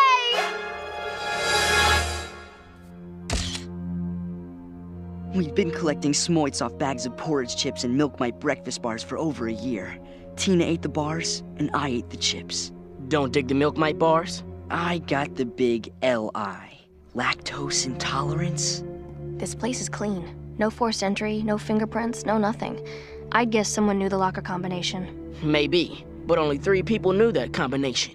Toby, Tina, and their coach. Dance competition is only few days away. How can my dancers concentrate on competition when they are worrying about their just solve crime? No! I ate cases of Milk My bars for those Smoits. Those bars taste like tile grout. Easy, sugar baby. Easy. We'll get your Smoits back. First, we gotta talk to an expert. So, you want to know about Smoits, huh? Yeah, I mean, any information you could give us would be helpful. Any whippow-what with a sewing machine can crank out an orange belt. How do I know you're really safety patrollers? Can't be too careful. Okay, Smoits are a promotion thought up by snack food manufacturers. Candy, soda, chips, you name it. How big did you say this Smoit heist was? 10,000. Those dancers been busy little bees. Mind if I... Where was I?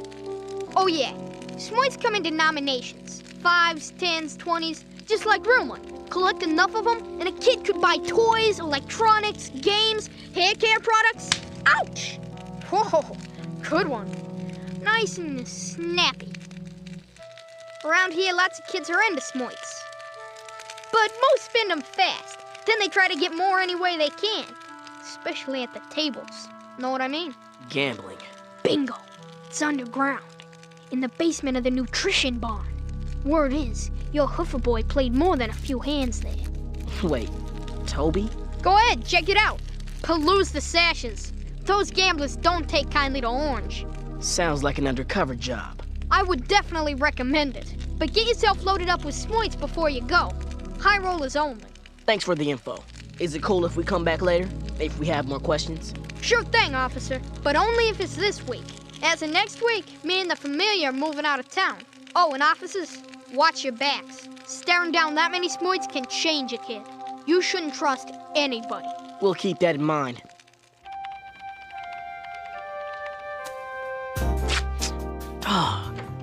Fillmore, ever consider that maybe it's time for a new belt? This belt's been good to me. I'm not giving it up just because of a couple of tiny ribs. Yeah, that's how I feel about my new Gato Power Wombato bedsheets. It's the finest in Wombat anime linens. Hey, how come you're not ready? Someone was hogging the bathroom. Tahama got us a contact name to get into the casino. All we have to do is say we're friends of... Ken Himmelman, eh? Well, any friend of his is always a friend of ours. What game would you like to play, Mr. Gibb. Earl Gibb. Earl Gibb. Johnny Nevada, welcome to my club. Would you like to play Old Maid or Dandy for Candy? You got any poker? Blackjack? In my casino, there is only Old Maid or Dandy for Candy. Well then, let's get dandy.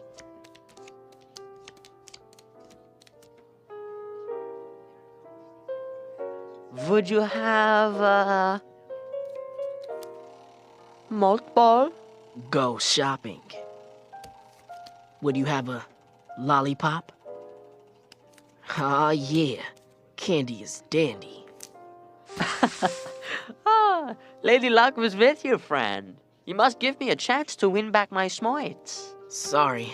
Gotta meet my boy Toby in a few. Hey, you know him? Dancer. Likes to wear chains. Toby. Why, yes. Light on his feet, but heavy into debt. I don't like it when greasy little punks are late paying their debts. Aloha, dudes. Hang loose. Guess who's back from Hawaii? Kenny, just in time. Your friends are here. Yo, brah. Have we met? Kenny! Don't you recognize me? You're that safety patroller. The one who busted me for pen pal fraud. Safety patroller? Well, we'll catch you on the bright side. Dog. Act 2, A Stolen Trust. Is it Earl Gibb? Or is it something else? Sorry, Johnny. Gotta go. But let me tell you, it's been sweet.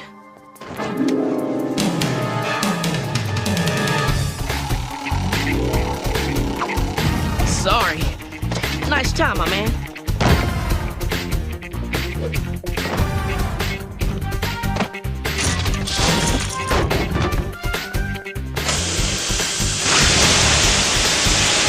Where did they go? No. No! No! Nobody's following us. Well, we got what we came for. Toby owes big bucks to Johnny Nevada. And the Smoits were taken by someone who had access to Toby's locker combo. Doesn't look so good for Toby. Check this out. They took break. We need to speak to Toby. Mind if we wait here? You used to dance. No more. Not since imbecile partner dropped me during aerial, and I hurt leg. Now I dance only through Tina and Toby. Did you find them? Calm down, baby. Give him a chance to talk. Actually, we need to ask you some questions, Toby. Sure, whatever. When was the last time you were at the Smoit Casino? What are you talking about? Toby doesn't hang out with those people. Tell them, Toby. What's going on? Someone tell me! Tina, Toby racked up huge debts at the Smoy Casino, and he may have taken your Smoy collection to pay it off. Now, hold on a sec. Yeah, maybe I did a little playing, but I didn't steal our stash. Toby? Listen to me, sweet knees. It ain't true. I was homesick when it happened, copping some nods. Anyone else see you at home, copping those alleged nods? Your parents? My parents were at work all day. T, baby, come on, you gotta believe me. It's a bum rap, I swear it. I looked the other way when you experimented with merengue dancing. But this? Spending our whole stash in one of those trashy, low-class jelly joints? You didn't just lose our smoits, Toby. You lost me. Teen! Sorry, Toby. You're gonna have to come with us. I am here to announce that from this day forth, my dance partner Toby and I are officially separating. Further, I have decided to hold auditions for a new partner. Sign-up sheets will be available tomorrow morning. Thank you. What now? Well, with the perp exposed and the smoit's probably gone, not much to do, except close the case. You ruined my life. Tito won't talk to me. The reporters from that rag, the Examiner, won't leave me alone. Even my dog is looking at me funny. Toby, all the evidence points to you, man. Don't feed me that off-time jive. I got my boots on. You think I would have taken those smoits and not made it look like someone else did it? I was framed, Jack. Framed. Okay, fine. Make me believe it. I didn't even pay off my gambling debts. Did you check that one out? Huh? Call Nevada. Ask him yourself. Till my debts are paid, I'm working for him, waiting tables. Ingrid, it's me. Meet me at Toby and Tina's locker. Tahama already did this. There weren't any clues. Before, we were dealing with the theft. Now, we're dealing with the setup. Different crimes, different clues. Hello, what have we here? Oops. If I knew I was having guests, I would have cleaned up, you know? It's last week's lunch. Is this the lunch you had on the day you got sick? Hard-boiled eggs? Yep. I usually eat 5, but that day I was sick after 4.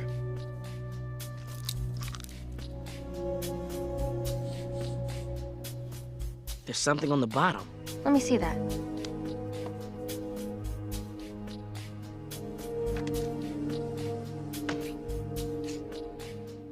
Provolone. This egg is made out of cheese. With Toby's lactose intolerance, that would have made him sick on the same day the crime happened. He was set up. I told you, didn't I? You gotta help me find who did this. Don't worry, Toby. We will. Could you, do me another favor? Talk to Tina. Tell her I'm not a delinquent daddy-o. If it comes from you, it means something. Done. And I'll start looking for shops that sell egg-shaped cheese products. This is hopeless. I'll never find a new partner. You could try sticking with the old one. Look, Officer Fillmore, I don't care if he is innocent. He still lied to me. No! You get out! Get out! I can audition if I want. Not to dance with my dancer. Out! See that? Those two used to be the best dancers at this school. That's Natasha's old partner? The one who dropped her. She told me about him. Said her leg was hurt and she hasn't danced since. Bingo. The thing is, there's nothing wrong with her leg. It's all in her head. She just never learned to trust Larry again. Okay, I'll go. Any chance she gets, she tries to mess up his career. It's kind of sad, really. This would have been their year to win the trophy. That's what happens when you don't trust your partner. Like I don't trust Toby. You know, Tina, the problem isn't that you don't trust Toby. It's that you won't forgive him. I can't forgive him. He doesn't deserve it. He knows he made a mistake. But you don't forgive someone because they need it. You forgive someone because you need it. You want to end up like your coach? Break it down! No, not egg-flavored, egg-shaped. Right, shaped like an egg. An egg, not a peg. No luck on the cheese shop? Plenty of cheese stores around here, but none of them sell cheese in the shape of eggs. Check it. Larry DeWolf is Natasha's old dance partner. He dropped her once and she never got over it. She tried to pay him back by ruining his career. He could be a suspect. He's got a motive. Revenge. Ruining Natasha's chances of winning the trophy. Guess we should check him out. Fillmore. Tape's not gonna fix it this time. I'm taking it to the school seamstress. You keep on searching for a cheese shop. Oh, and see if you can find a home address on Larry. We should pay him a little visit. Well, I'll do what I can, but this one's mighty worn. Nice dress. It is for that sweet little dancer. Tina found a partner already? Tina. Was that her name? Oh, yes, she has a partner. Nice boy. Fillmore, Ingrid, I found the cheese shop. The shop closes in 5 minutes.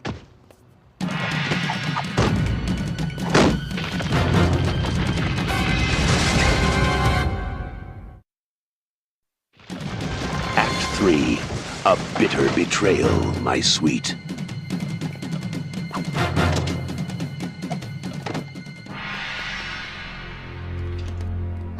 Closed. Whoever that was, he didn't want us to make it here in time. He succeeded.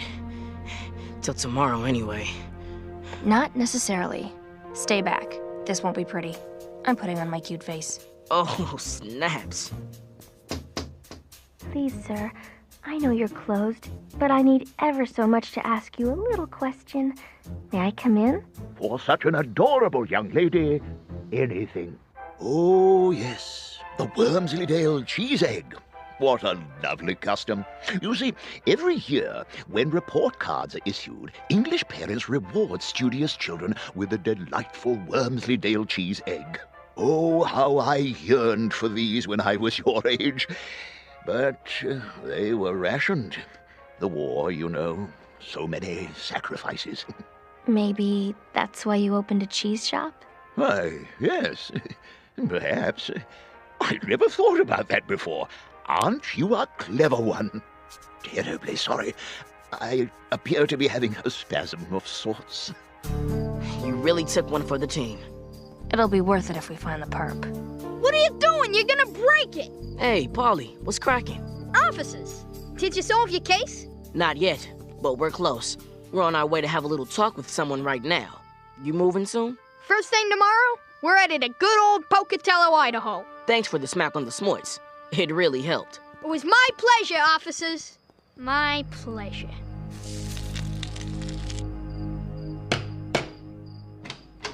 Good afternoon, Mrs. DeWolf. I'm Officer Fillmore, and this is Officer Third, ex-middle school safety patrol. We'd like to speak with Larry. You mean Lancelot. That lad never tells anyone his real name. I just don't get it. I think it'd be neat to be named after one of the Knights of the Round Table, don't you? Very neat. Any idea when Lancelot might be back? He said he was going to one of those dance competitions he likes to watch. I've just made some blood pudding if you'd like to come in and wait for him. How about a nice bacon knuckle? Kidney pie? Soggy oggies? We can't. We're on duty. Well, another time then. Cheerio! Did you catch that vibe? The nasty food vibe? Not just nasty food. Nasty British food. Larry's mom's an Anglophile. Someone obsessed with British culture and traditions. Like British cheese eggs. Disco. Something tells me we found our perp. Lancelot. Welcome to the 5th annual Tri-State Open Amateur East Coast, West Coast, Boogie Woogie, Lindy Hop Invitationals, and Chili Cook-Off. We've got some of the state's top dancers competing here tonight, as well as some of the state's top chili connoisseurs. I don't see anything. Could you please? O'Farrell? Hey, you came to see us jive? Actually, we're looking for Larry DeWolf. Have you seen him? Yeah, he's been hanging around here all afternoon. Let's try it again. Larry was here all afternoon. He couldn't have been the one who tried to stop us at the cheese shop. Dead end. 1, 2. That was too hard! Too hard! Wait a sec. Maybe we're looking for the wrong person. Maybe the guy at the cheese shop was a girl. Tina, what happened to that pink dress you were gonna wear? Are you kidding? Pink makes me look blotchy. Only blondes can wear pink. When I was getting my belt stitched up, the seamstress was working on a pink dress. A pink dress for a blonde dancer. Natasha's blonde, but isn't she injured? Tina told me that Natasha's problem was mental, not physical, and that if she hadn't gotten hurt, this would have been her and Larry's year to win the trophy. Larry and Natasha got back together. Ladies and gentlemen, boys and girls, please put your hands together for the original #1 swing daddies at X Middle School, Natasha and Larry! Hold up 1 second. X Middle School Safety Patrol. Larry, Natasha, I'm gonna need you to come with us. For what? How about for jacking the largest smoich stash in the history of the school? Guess you decided to forgive old Lancelot for dropping you. Figured you can finally win that trophy. Only one problem. You trained Toby and Tina way too well. They could beat you. So you came up with the plan. Split them up. You worked together to frame Toby. Larry slipped him some British cheese eggs, knowing it would make him sick. When Toby was out of the way, Natasha moved in. She knew the locker combination. It was easy to take the smoits. Then all you had to do was act like you were still split up. You did a good job, and you almost got away with it. Almost.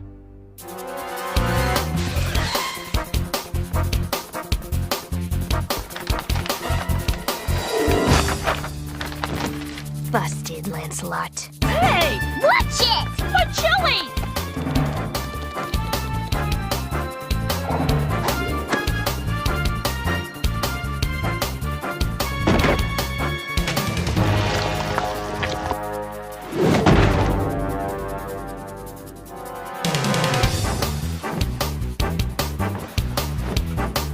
I have worked too hard to be left with nothing!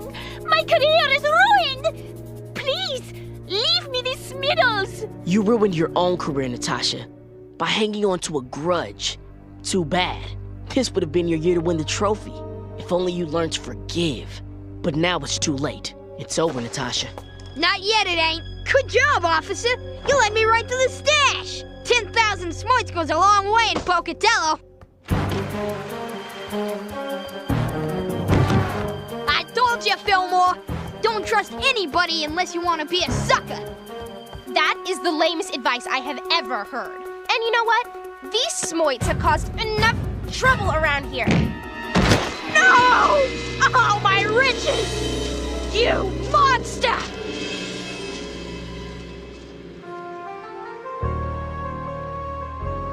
Where's she going? I think there's someone she needs to talk to. Toby. Trust me? Always.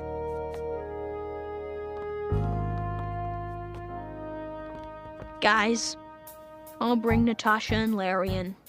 Since I shan't be dancing, perhaps my future lies in chili. Spicy, spicy chili!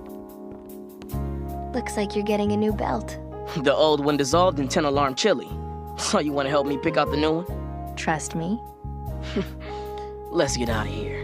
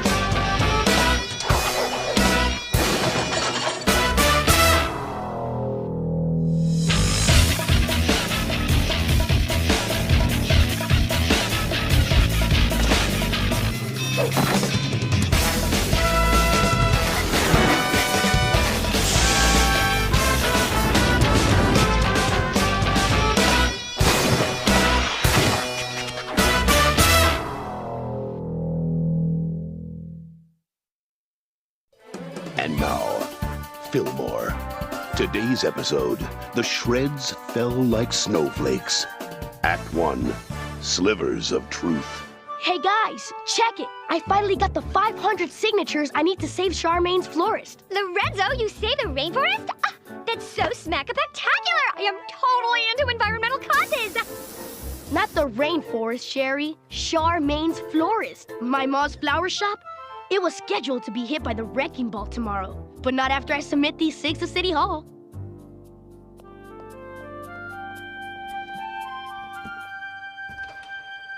Hello? Somebody there? Sherry? That you?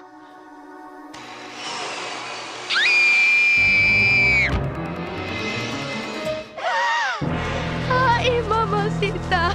Ay, mamacita. Ay, mamacita. Your mama said on what? En inglés, por favor!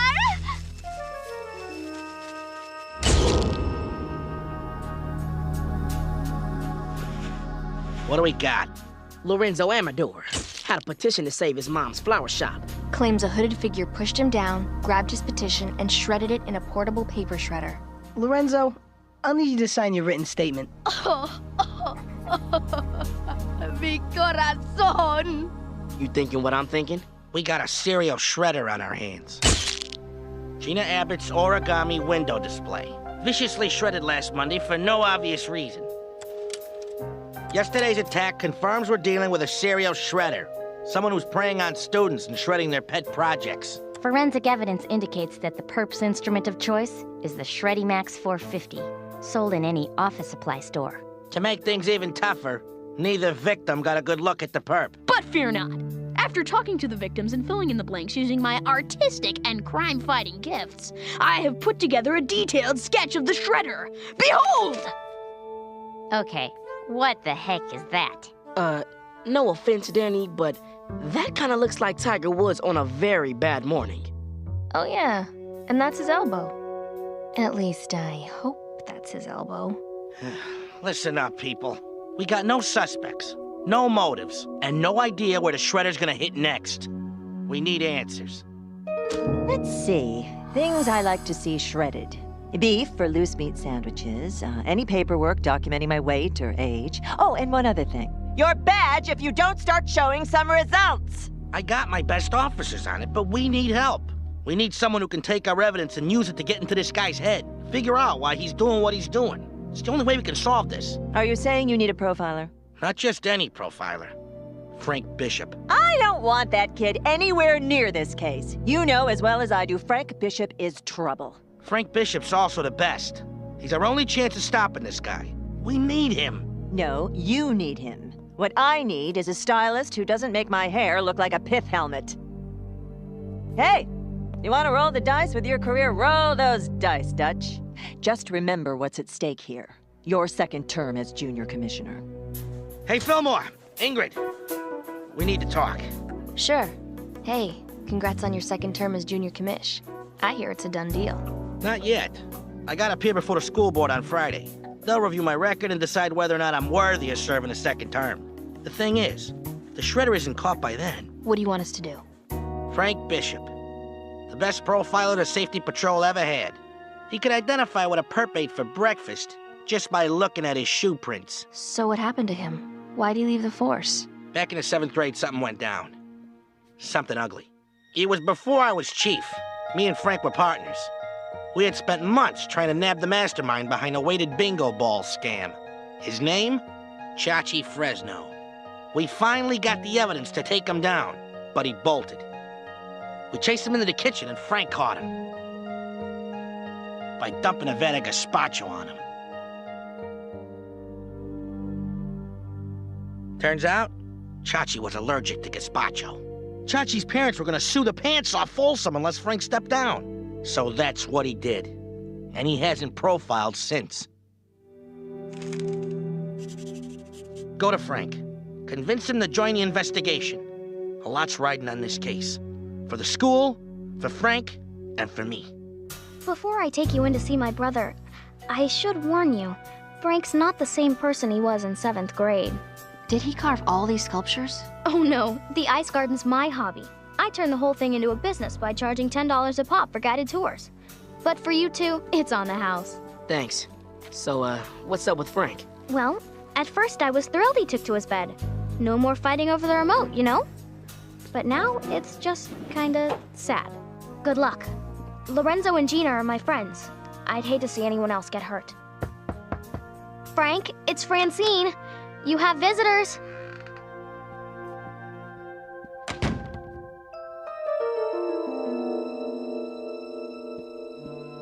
Crackers. Fillmore, check it.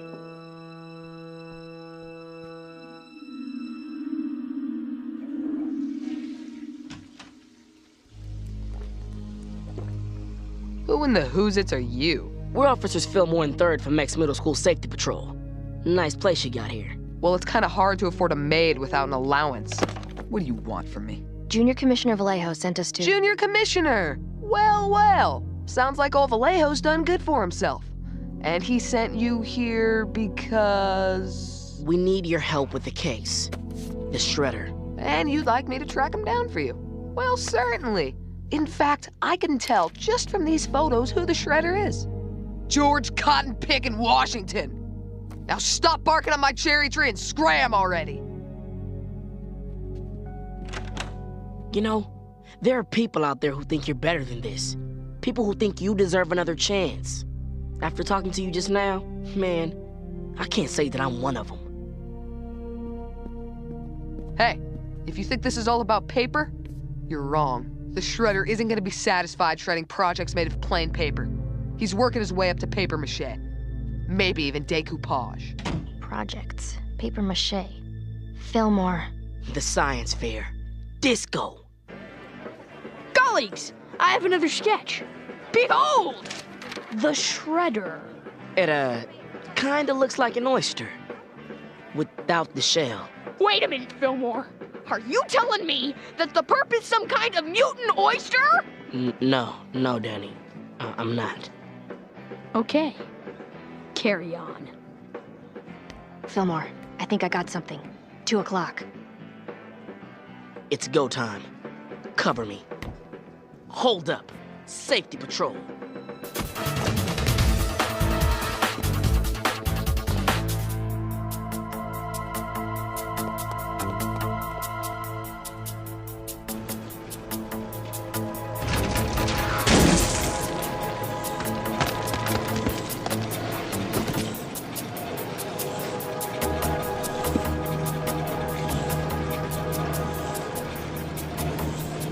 Fillmore, behind you!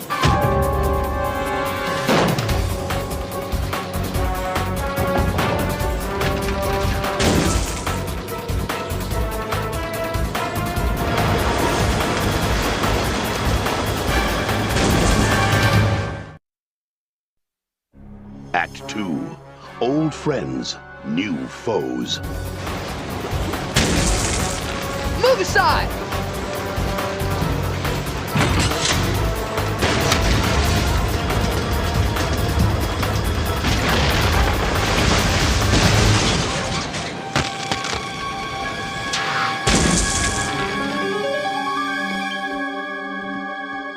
Thanks for changing your mind. I'm not so big on the whole fudge deal. Let's get one thing clear. I got no love for the safety patrol. But what you said before, about innocent people getting hurt, I can't stand by and let that happen. My Haley's Comet diorama! Shredded! Shredded!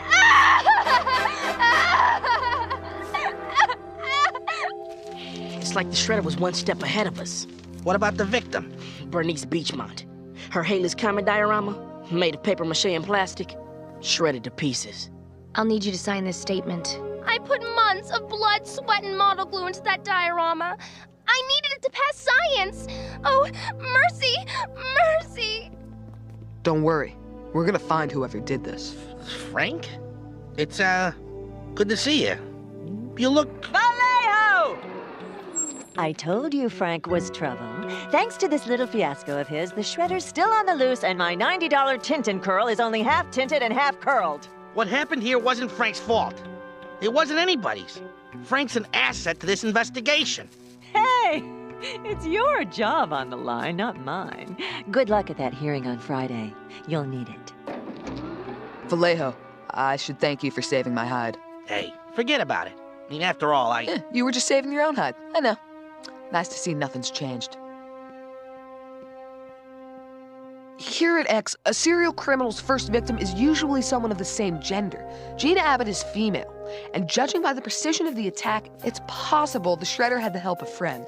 Also, the angle of the shred switches directions from crime to crime. That means the shredder isn't right or left-handed. She can shred with both. There's nothing to be gained by committing these shreds, which means these are crimes of passion. I'm guessing revenge, resentment, maybe both. I just finished background checks on the victims. All 3 of them have acted in school plays. I've walked down through the hallowed hall. This time, together I put it all. My time, I am the... Principal, take 5. Sweet Georgia Peaches, I am so glad we bought this chair. All right, people. Ears open. The Safety Patrol has an announcement. We have reason to believe the shredder may be going after actors. We ask that you stick together and act cautiously if someone you don't know tries to approach you. I got a break-a-leg bouquet that's supposed to be delivered to this address. Mums are my favorite. Too bad, because it's for me. Like someone would actually send a bouquet to the chorus. Ingrid, Fillmore, it's Tahama. I think I found something.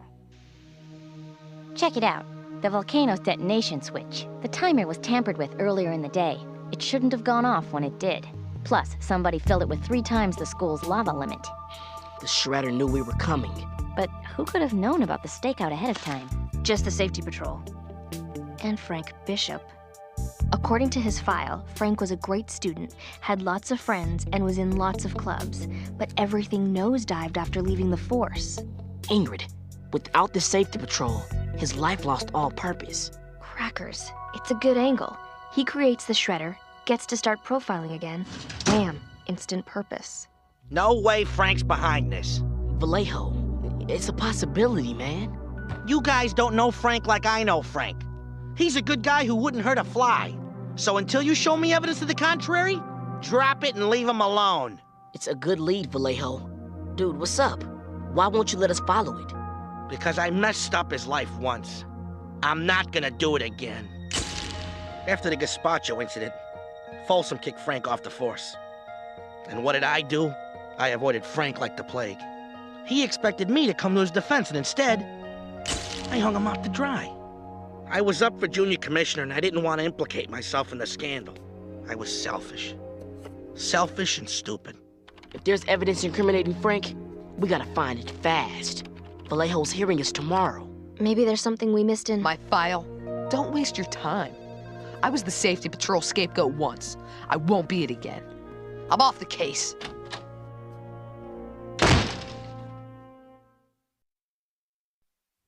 Act 3. Race to Salvation. So, this is how you spend your afternoons? Beats playing a punching bag for a bunch of clueless clods. 2-player? Suit yourself. How do you know Fillmore and Third aren't right? How do you know I'm not the shredder? I don't. But I'm giving you a chance to clear your name. Prove to me you're not the shredder. Prove it to everybody.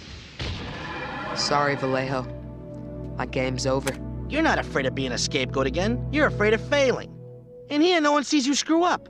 But out there, everybody sees, and there ain't no reset button. The thing is, Frank, you walk away, you've already failed. This isn't a tough decision. You want to do it, I want you to do it. Come on, Frank. It's as easy as ABC. Vallejo, we need to get to HQ now. First Gina Abbott, then Lorenzo Amador, then Bernice Beachmont. Snap. He's hitting the drama club in alphabetical order. Easy as ABC. I'll head to the auditorium. Make sure everybody's okay. Let me bring up the alphabetical roster to see who's... crackers. Francine?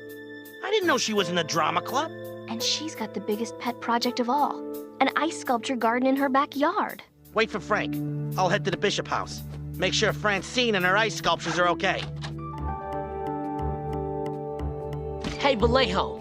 Look, man, I don't like you going alone. It smells like a setup. Frank could be... Again with Frank? Fillmore, you really think he'd shred his own sister's sculpture garden just to give his life a little purpose? A hearing that's going to decide your fate as junior commissioner, a hearing that you need to be at, starts in 2 hours. What if it's a setup to try and keep you away from that meeting, man? It's not. But man, what if it is? Fillmore, I'll be there. Now leave it alone. It isn't your job to doubt my judgment. Good, because you're doing enough doubting for the both of us. Why don't you stop trying to earn Frank's forgiveness, man? Why don't you start working on forgiving yourself? Hello? Anybody here?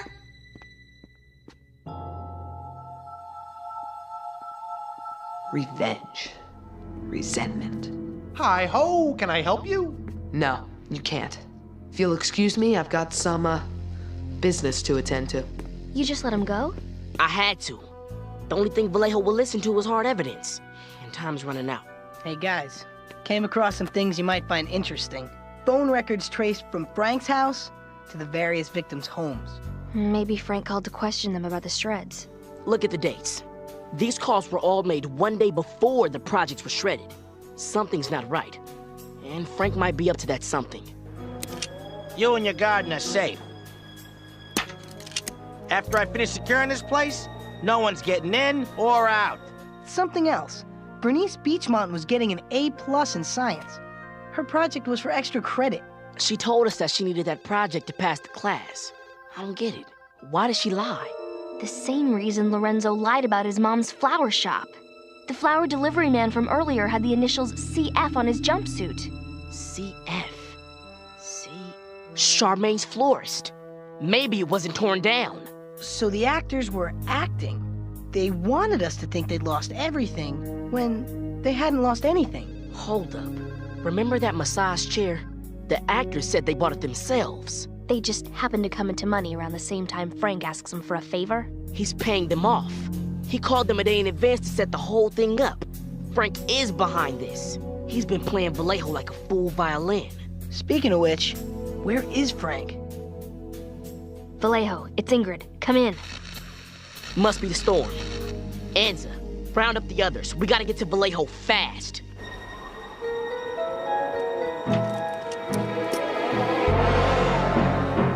Hey, Ingrid.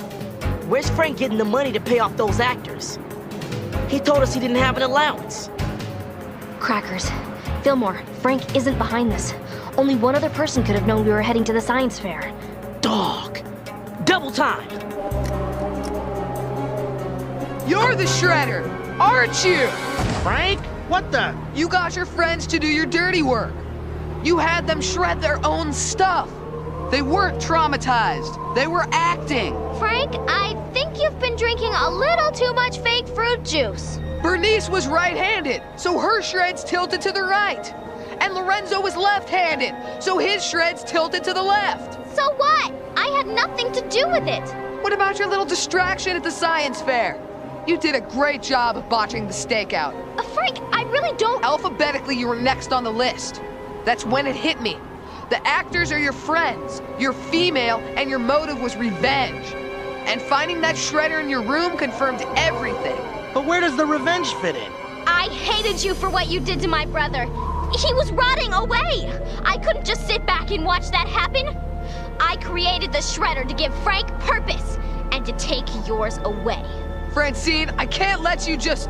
You'll thank me later, Frank. As for you, Vallejo, your hearing starts in 20 minutes. Kiss your second term as junior commissioner. Goodbye. That's cold, baby. Real cold. Hand over the key, Francine. Never.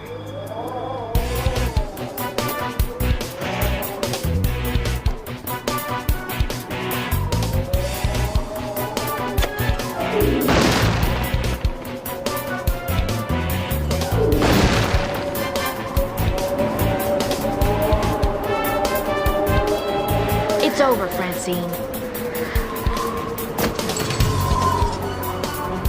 Vallejo, heads up!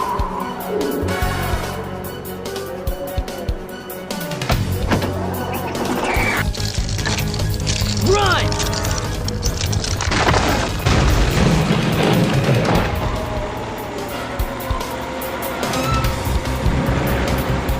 don't mind.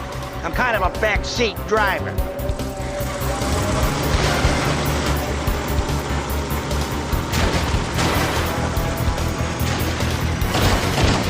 FYI, Francine, revenge doesn't make an ice garden grow. Vallejo, now's your chance to finally make amends to our family. If you're a decent human being, you'll look the other way and... Sorry, Sunshine. I got a hearing to get to. On behalf of the school board, I hereby present Vallejo with this new badge and sash signifying the commencement of his second term as ex-middle school junior commissioner. Congratulations, Vallejo. So what's your first order of business? Funny you should ask. I was thinking about hiring a profiler onto the force. Know any good ones? Funny you should ask. There's this guy who's been spending a little bit too much time at home lately.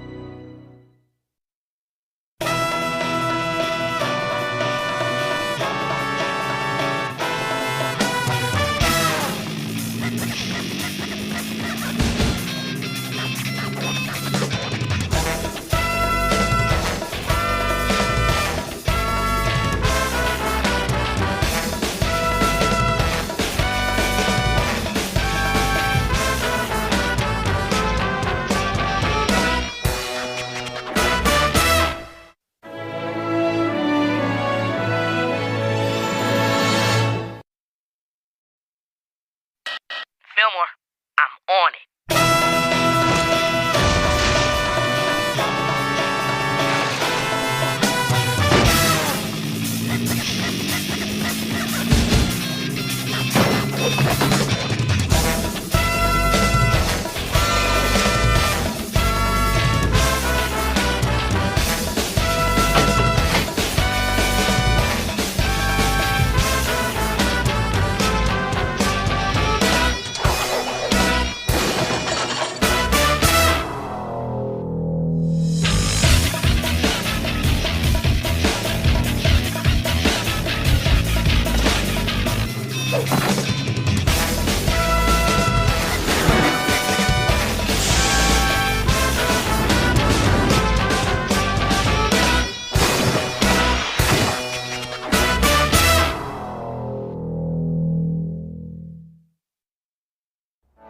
And now, Fillmore. Today's episode, Foes Don't Forgive.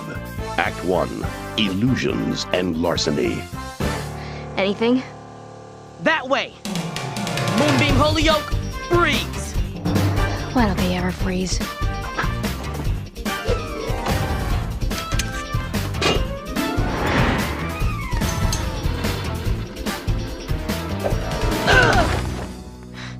It's over, Moonbeam. Tell us what you've done with the school's popcorn supply. Never, man! I'm sending my message to the world! Decobbing corn is murder, man! Popcorn! Corn fritters! Chili con corny! You smell something cooking. Okay, man! Like, maybe this wasn't the best hiding place, man. Run! Hope Folsom didn't have anything special planned for that popcorn. Do you two have any idea what I had planned for that popcorn? Free popcorn with entry. Free popcorn with entry. You have any idea how long it's been since one of my talent shows was this poorly attended? The scurvy scare of '92. The scurvy scare of '92. We're sorry. Oh, don't be. If not for your little mishap, I'd never have discovered these delicious sugar-coated gummy gobblers. They were special ordered from Rhode Island, the gummy state. Welcome back.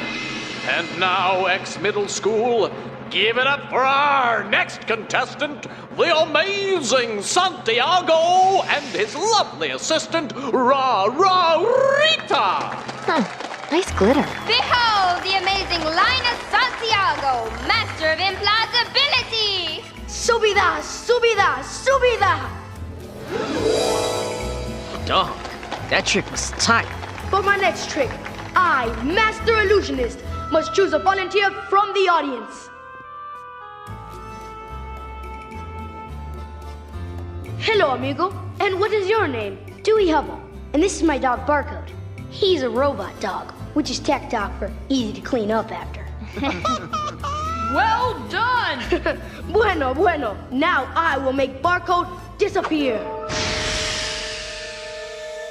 Don't worry, my friend. Now I will make him reappear. Aparezca! Aparezca! Aparezca! Aparezca! Aparezca! Aparezca! Where's my dog? Get off the stage! Well done! It's Linus Santiago. His rap sheet's a mile long. Petty thefts, field trip disruptions. Why haven't I heard of him? After school detention, he just served a long sentence. Really long. Supposedly, he's changed his ways. That swindler made a mockery of my talent show. Where is he? I swear I did not steal that dog. I made it disappear, and I don't know. Someone must have taken it. Okay, so what happened to the dog when you made it disappear? I'm sorry, but I have to honor the magician's code. I can't give up the secrets of my trade.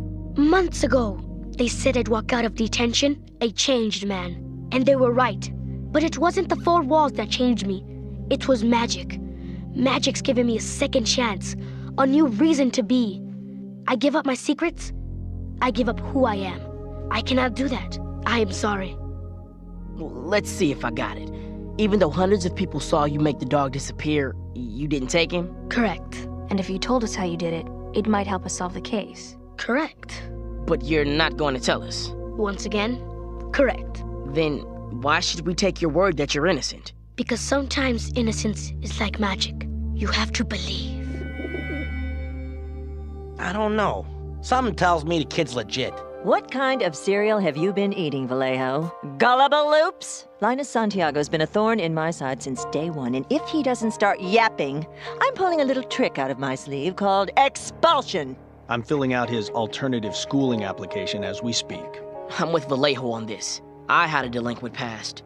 If I could change, so could he. Asking him to betray his magic is like asking us to give up our badges. It's more than what we do. It's who we are. Fine, I'll give you till the end of the week to prove his innocence. Come up with nothing, Harry Whodunit is out of here faster than you can say abracabye-bye. Hey guys, what do we got? Nada. Place is clean. Of course, we don't exactly know what we're looking for. I can tell you what not to look for. Evidence that'll point to Santiago. He's kind and sweet, and he's put his old life behind him. We'll keep that in mind. Trick mirrors, right? Huh? The levitation trick. That's how you did it. Trick mirrors, right? Sorry, magician's code. But I can tell you that Santiago worked on that trick for months. He deserved to win that talent show. Not Kip Fontanella. Who? Kip Fontanella. His ventriloquism act won the talent show, but only because Santiago was disqualified. Kip Fontanella? Can't you reporters just leave me alone? You're like vultures. Hey, better vultures than woodpeckers. Get it? 'Cause I made a wood? I don't pay dummy. At your service. We're with the safety patrol. We'd like to ask you, or you, some questions. Okay, but not here. Since I won the talent show, the press won't leave me alone. You see, I'm kind of a little, well... I'll just say it, boy. You're shy, timid. Wallpaper has better people skills than you do. That's why I let Otto do most of the talking. And why I cursed over winning that talent show. The boy won't even attend a press conference to accept the first place prize. 200 greenbacks. Sweet thing like you got a boyfriend. Kip, your mom's here. We're ready to roll. Dewey Hubble. You and Kip are friends? And neighbors. We carpool. Look, I gotta get home. I got taters to mash and puppies to feed. Puppies, puppies, puppies. I ever talk about it, the puppies. For once, could you show the dummy hair a little love? Hey, Fillmore. What's the story on Claudia Dunks? It was last year, at the badminton team's championship game. 1 minute left on the clock and Santiago swipes the birdie.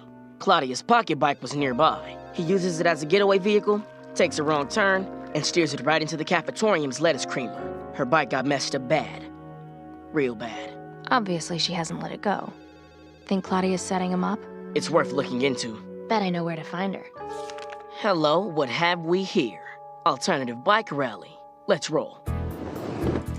According to my Alterna Bike newsletter, Claudia now rides a hot pink pocket bike. You subscribe to an Alterna Bike newsletter? I like the cartoons.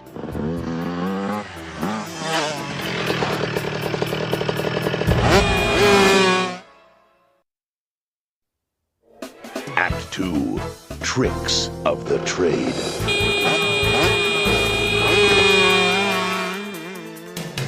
Hang!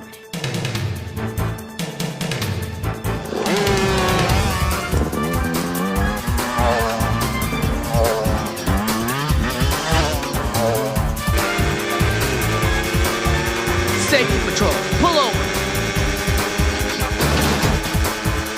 Fillmore?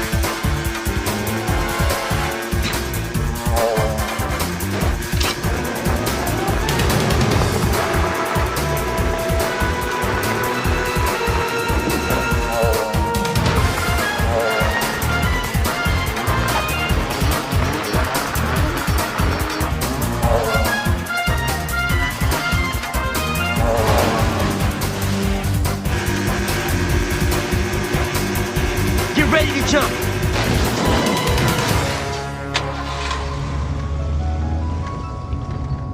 Dispatch, we got a suspect on the loose. Claudia Dunks. Fillmore, Claudia just called HQ to report her bike stolen. She's on her way in and she sounds really ticked. Claudia, Officers, I heard about the chase and I want answers. so do we. Where were you 20 minutes ago? The same place I've been all day. In the Tickle 2 cafetorium, preparing food for my cycling meals to seniors program. How'd your bike end up at the rally? It was on display. Obviously, somebody stole it. Wait, this whole thing's connected to that Wigglewog Santiago, isn't it? I should have known. Why don't you do me and the rest of the school a favor? Stop wasting your time on a closed case and do something useful. Like putting Santiago away for good. Fillmore, Ingrid, congratulations. 2 bikes, completely destroyed. Hundreds of dollars in damage. Oh, Vallejo, don't be so hard on them. It wasn't their fault. It was yours! And if you just spilled your magic beans and told us how you did your trick, the case would be solved by now. I'm sorry, especially for what happened to Claudia. But please understand, I have to honor the code. You have 2 days to reconsider. And if you don't, you'll be in water so hot you'll have steam coming out of places you never knew you had. Don't worry, man. We'll get to the bottom of this. Thank you for believing. It's cool. Trick wires, right? Better than? You hooked Rita up to a harness with trick wires. That's how you made her levitate. Guess again, my friend. Dog. I thought I had it. The dog.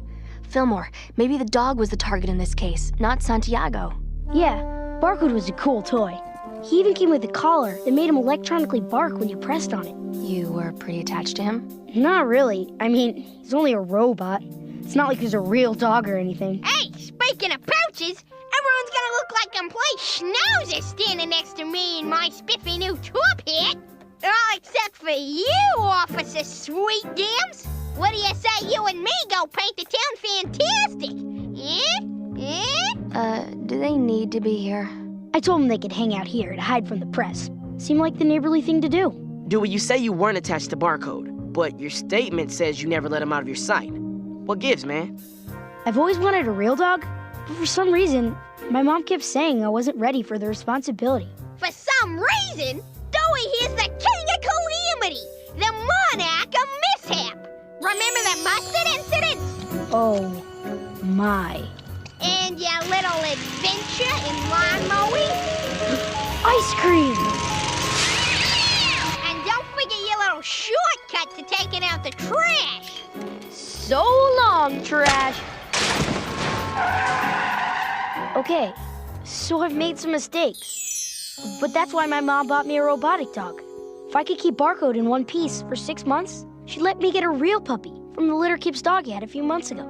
Again with the puppies? Can't we talk more about my snazzy new lid? But now that Barcode's gone, my mom won't give me a second chance to own a real dog. Dewey, did anyone know you were going to the talent show? You know, it's funny. A few days before the show, someone sent me a free ticket in the mail. You still have the envelope it came in? No return address, no prints, nothing. Whoever sent this didn't want to be identified. Hold up. Looks like glitter. Rita? Disco. Rita, I'm afraid we have to ask you to come with us. Okay. But first, how about a game of cards?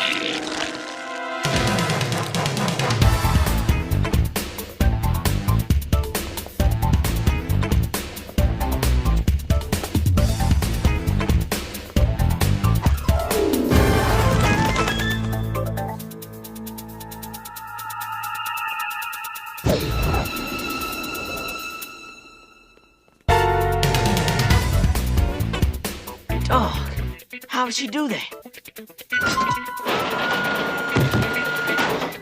Looks like you've done your last trick, Rita. Fillmore? Her legs are getting away.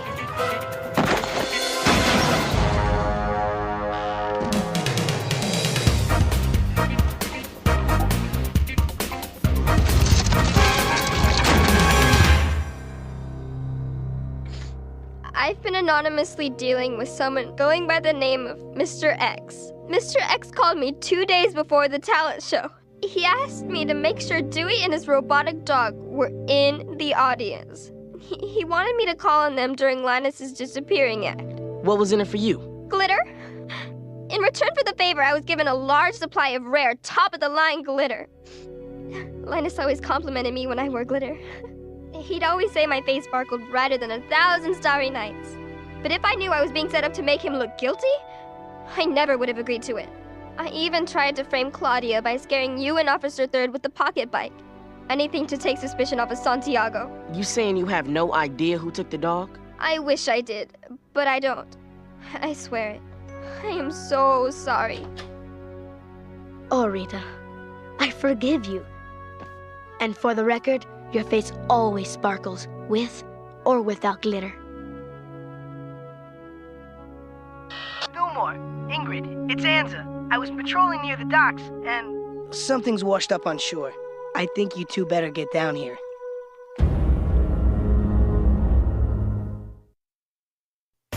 Act 3, Secrets Revealed. Lots of algae. It's been in the lake a while. Possibly since Tuesday night. The night of the talent show. Uh-huh. And surprisingly, the collar's in great condition. Must be waterproof. But that red cloth, it's not looking good for Santiago. You think he did it? Remember when we interrogated Santiago after the talent show? He had a tear in his cape, just big enough to be noticeable. Crackers. Could be a match. Man, I want to believe Santiago's clean, but what if this is a match? Hey, Tahama, if you're done with the collar, I know someone who should have it. Please, tell me he's not in the lake.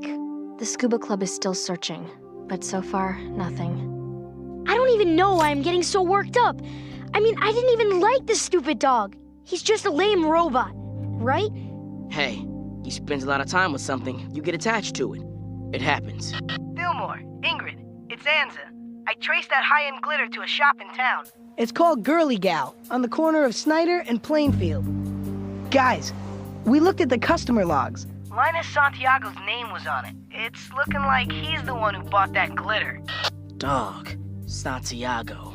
If he did it, that'd mean Rita's just a pawn in his petty thefts. That he's using her to commit his crimes and hiding behind his magic. Snaps. This is rough. I mean, the evidence is there in black and white, but at the same time, it doesn't add up. Fillmore, Ingrid, it's Vallejo. Report to Folsom's office. Time's up and she wants answers. Ingrid, Fillmore, do you or do you not have evidence clearing Santiago of stealing that dog? We don't. I see. Officers, what do you believe happened to that dog? Well, we've got some leads, and... I didn't ask about leads. I asked what you believe happened. Wait. When we found Barcode's collar in the lake, there was a foam peanut attached to it. The peanut made it float.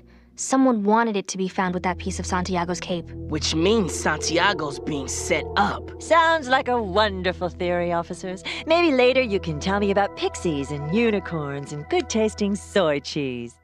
Listen up, Mr. Magic Man. Tell me how you did your trick or consider yourself expelled. Officers, if you believe in me, then I've got to believe in myself and my magic. It's not just about a code.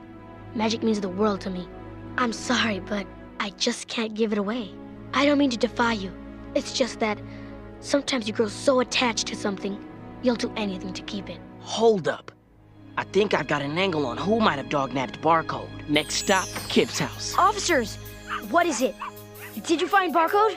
You mind if we see that collar? No, don't! Barcode? Kip? You took Barcode? But why?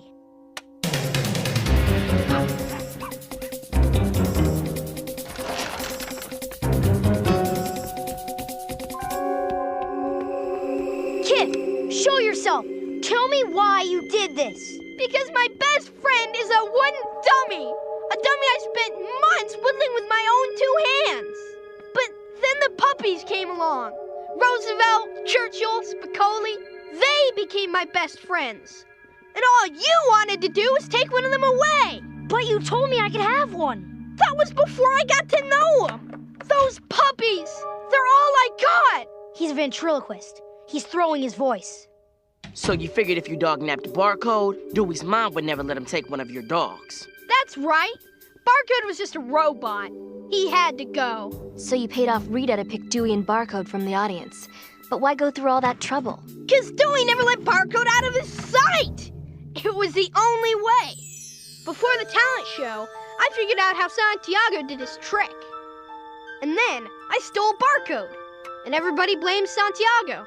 I even attached a piece of his cape to the collar and tied a foam peanut to it. And then I tossed the collar in the lake, knowing it'd float and make Santiago look guilty. And in case you trace the glitter, I left Santiago's name in the customer log at Girly Gal. Looking for me? Those pups, they're a part of me. And now, when my mom finds out what I did, I'm gonna lose all of them.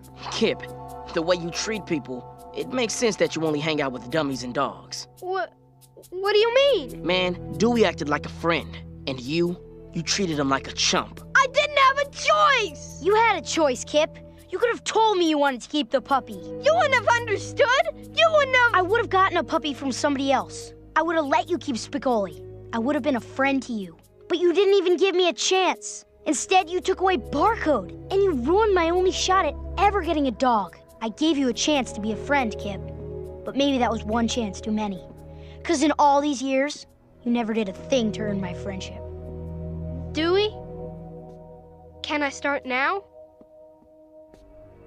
You know, I think you and Spicoli might really get along. Except he snores when he sleeps. That's cool.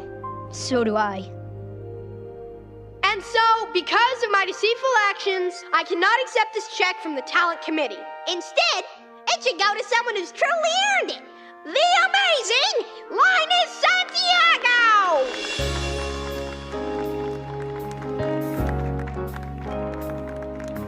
Hey, congratulations.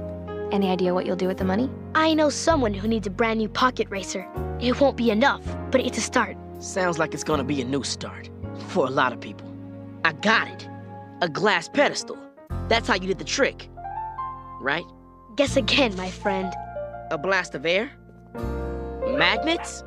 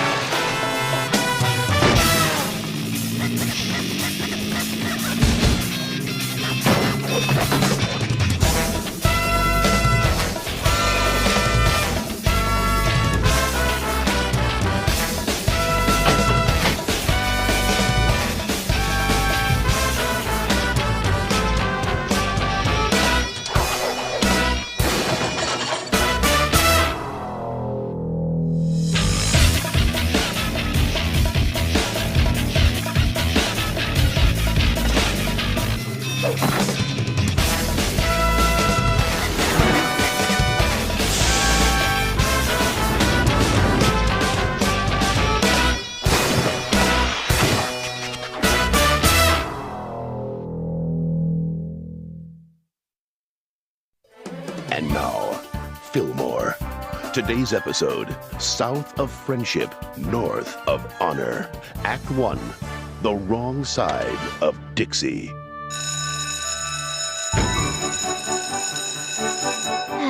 A whole week off. I might die of boredom. You could always come with me to visit Wayne. Fillmore, you and your old partner have a lot of catching up to do. Besides, I have to help my dad. He's working on a biography of 17th century mathematician Takakazu Seki. I'll be translating too much Japanese to be bored. Well, I for one plan on having me a nice, relaxing vacation. Oh yeah, a nice, relaxing vacation. Come on, boy! Throw me if you can! Woo-wee! That's right, boy! Do it!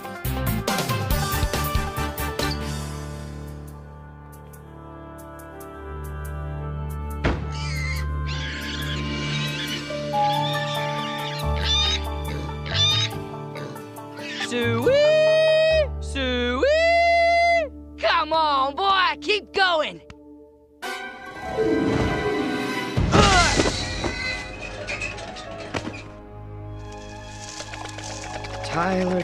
Tyler. What is this? Your third offense? Oh, it's my fourth. But who's counting? Who's this? Your new partner? Old partner. And visiting officer, Cornelius Fillmore. I asked him to walk my beat with me, for old time's sake. All right, let's go. We gotta get Tyler booked and Harvey back home before we're late for... Roll call! Except I don't see any cinnamon rolls on my desk. Well, whose turn was it to bring them? Cheater. Oh, howdy, Sheriff. What you doing there, son? Oh, I was making this belt for Jeremiah.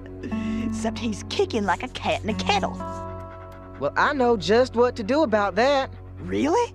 What? Take that belt off that cur and fetch me some sticky buns, boy! Yes, sir. Coming right up, sir. Oh, sorry. You know the drill, Tyler. Plan it. I know my rights, and I demand to know what you're charging me with. How about joyriding, willful destruction of school property, and grand theft oinker? Dog. Fillmore? What's wrong, man? Dog. Jeremiah, quit it out. Sorry about that, mister. That dog's friskier than a possum in a pumpkin patch. Yeah, friendly. Nice to know Wayne's finally got himself a new partner. Especially after what happened to... Cheater, why don't you take Jeremiah for a walk? Now. Right. Come on, Jeremiah. What was that all about, man? Nothing. Didn't sound like nothing. Look, man, don't worry about it.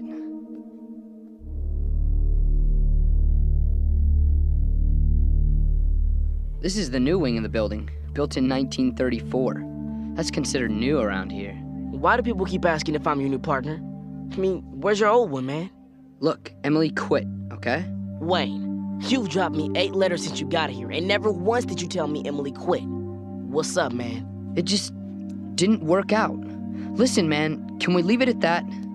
Excuse me, son. I'll be taking that. But why? School Code 42, Section B. No electronic games allowed at school on alternate Tuesdays during months ending in Y, R, L, or Q.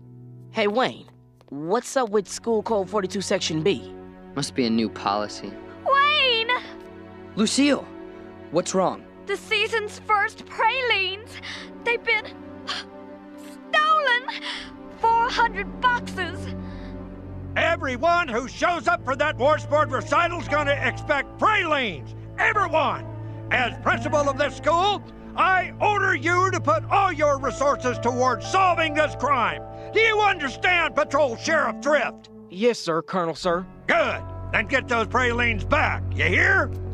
So what's the score on these pralines? They're called the season's first pralines. The freshest, tastiest pralines of the year. The factory in town donates them to the school, and the Praline Commission sells them to help raise funds. Let me guess. At the Fiddle and Washboard recital? Exactly. They're valuable, which is why they take the boxes and lock them up in this vault. This vault's got no windows, no vents, no nothing. Whoever took them had to come through that door. I was standing outside this vault the whole time. I swear it. Not a soul went through that door. All right, people. time to close up shop. School hours is officially over. What about clues? I mean, we don't get them now. We might not get them at all. Look around. You see any clues? This room is EMTY. Empty. But, Liggett, I highly suggest you deal with your guest. Come on, Fillmore. If the patrol sheriff says it's quitting time, we quit. Where's my game at?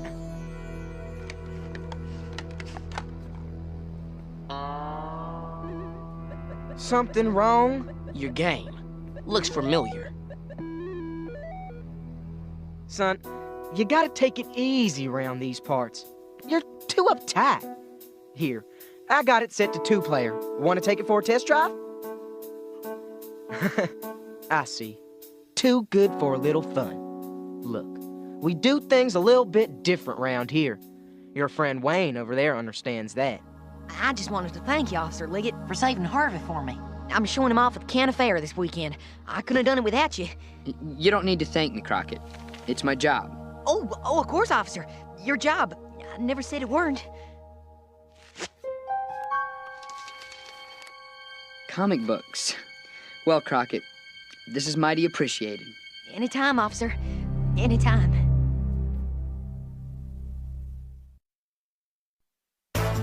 Act 2. Old friends, new enemies.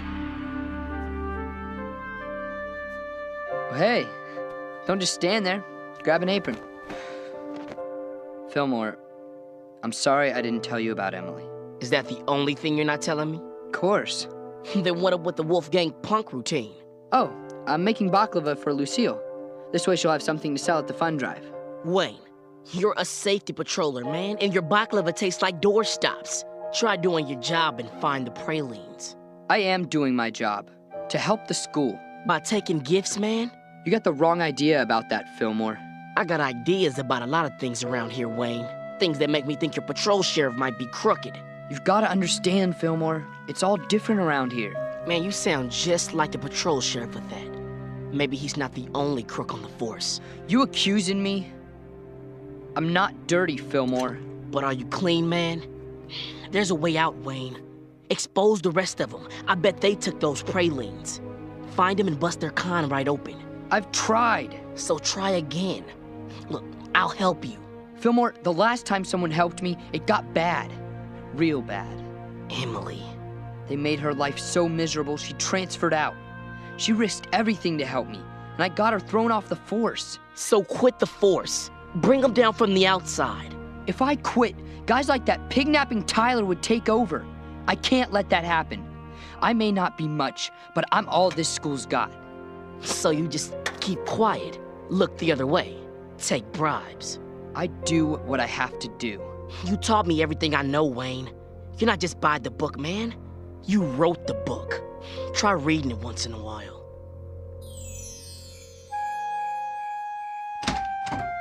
Man, you can really dish it, Fillmore. Did it work? You knew it would. But why'd you bother? Before I met you, I was a straight-up thug. You drafted me into the safety patrol and helped turn it around for me. You saved me once, man. Figured it was my turn to even the score. Let's find those pralines. I think I know where to start looking. The patrol sheriff and his cronies have their own private clubhouse down by the boneyard. Now the big question. Why would they take the pralines? Money. The sheriff has a taste for video games. The shack is just up ahead, by the lake.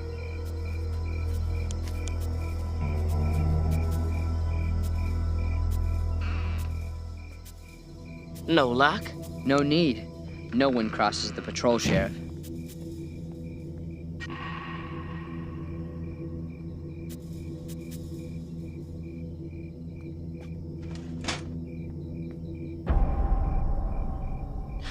Someone bugging an art class?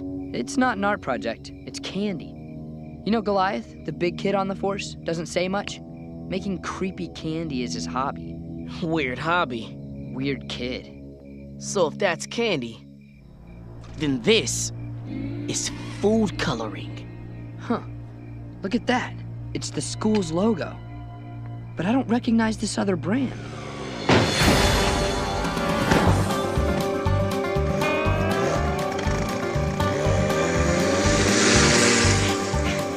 Split up.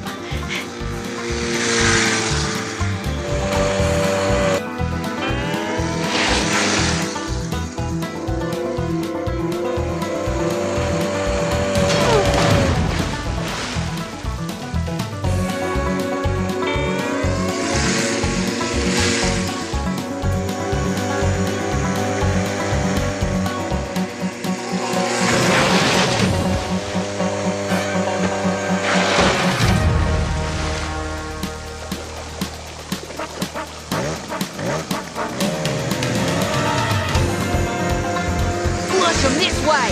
Don't let them get away! I think I see something.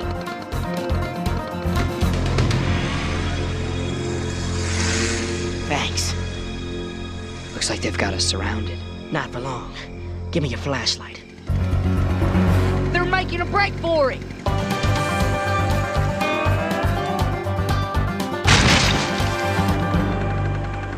Someone's on to us. We better solve this one double time. Who was supposed to bring him this time? Goliath? Cheater? It was me. I forgot. Hot diggity, it weren't me!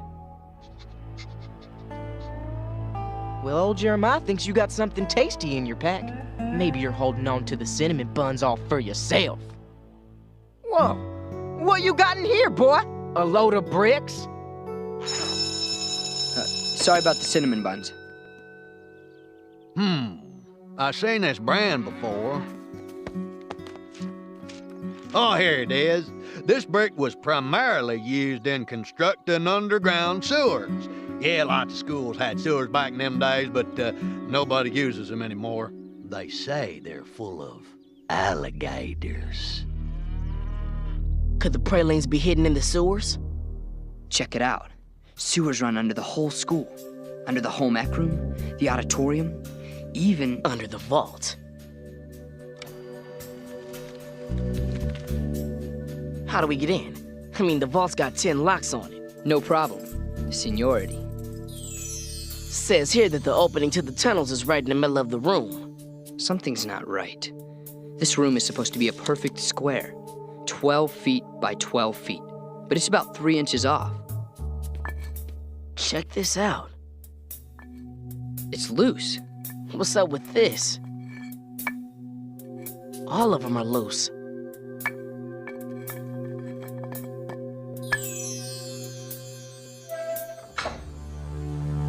Better let me go first. You see anything? Water. This wouldn't be the best place to stash the pralines. They could have brought the pralines down here, then hauled them. Snaps! Nice raft. Officer Liggett, get over here. You're dripping on my floor. What's your damage, Thrift? You are in violation of School Code 78, Section C7, keeping personal photographs on your desk. There's a 10-week detention sentence. And your badge. What? Strip it off and hand it over. You are out of here, and you ain't never coming back. Act 3, A Friend in Need. What can I do for you today, Officer Fillmore? I'll be quick, sir. I have reason to believe that Officer Wayne Liggett was thrown off the safety patrol under false pretenses. Ah, and why do you think Officer Liggett was so unjustly terminated? Well, sir, we believe that Patrol Sheriff Thrift and his crew stole those pralines. Wayne was just trying to find them. Those are some serious accusations to be throwing around all willy-nilly. Don't suppose you would have any evidence? Still working on it, sir. But my gut says the Patrol Sheriff's dirty. Well, is that a fact? Well, I'm afraid your gut feeling ain't quite enough. Especially if you're gonna accuse my son! We can't let them get away with this. They've won, Fillmore. Oh, come on, man. Act like yourself. Like myself? I don't even know what that means anymore. Well, I do. Come on, man. You are Officer Wayne Liggett, the guy who blew the lid off the Sneaker Soul cheat sheet conspiracy. The guy that personally helped every kid with a lost retainer dig through the trash. The guy who everyone trusts and respects, because they know he always does the right thing. That was the old officer. Liggett! Visiting hours over. Tyler? Officer Tyler. Just joined. See? It just doesn't matter anymore. Go home, Fillmore. There's nothing you can do. Okie dokie, Jeremiah. Make like an apple and turn over. Hey, Jeter. Oh, the patrol sheriff done told us we ain't supposed to talk to you no more because you and Wayne are a couple of no-account barmans. I really liked Wayne. I can't believe he's a no-account barman. Maybe the patrol sheriff made a mistake. Maybe you can help me prove that Wayne's innocent. I can? Maybe. On the day of the praline theft, did you happen to see the patrol sheriff hanging around anywhere weird? Well, sir, I remember that was the day me Mom made my favorite sandwich, onion and mayonnaise. But I couldn't keep my lunch anywhere near the headquarters on account of the patrol sheriff was always squawking about the onion stank. Jeter. I saw him near the janitor's closet. You're sure now? This is where you ran into the patrol sheriff and Goliath on the day the pralines were stolen? Yes, sir. A paint sprayer? You thinking of doing some cleaning? Yeah, cleaning house. I know you took those pralines. If you know so much, why don't you just go and tell the colonel? There's a train leaving in half hour. You're gonna be on it. That's what I thought. And just so you know there ain't no hard feelings, take this and go home.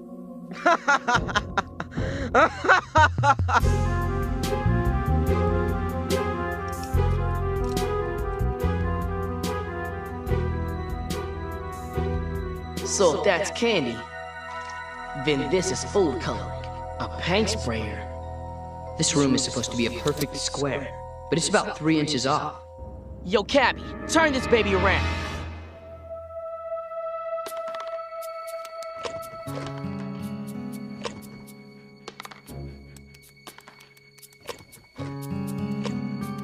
Jeremiah, get back in here. Cheater, I need your help. But the patrol sheriff... Look, the patrol sheriff's crooked. I'm bringing him down, man. Now you can help, or you can go down with him. I'll help. What'd you need? Keys to the vault. Can you get them? The patrol sheriff's gonna be madder than a hornet in a hurricane when he finds out I took his spare keys. The wall! It's a-coming down! Too light to be a brick.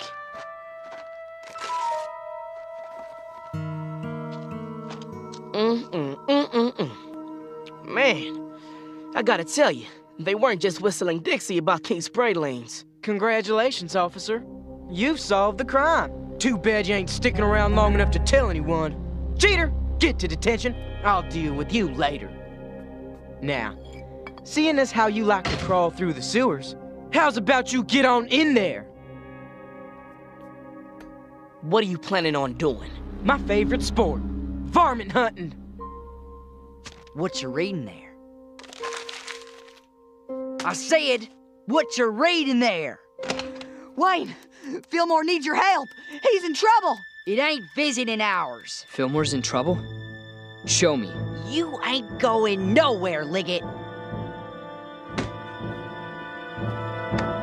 Hey!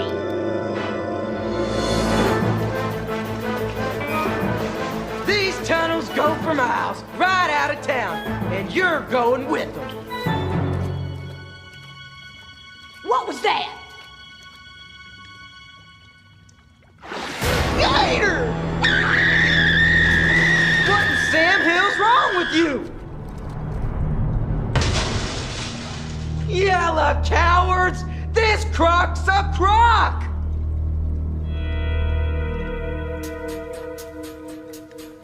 Looks like it's just you and me.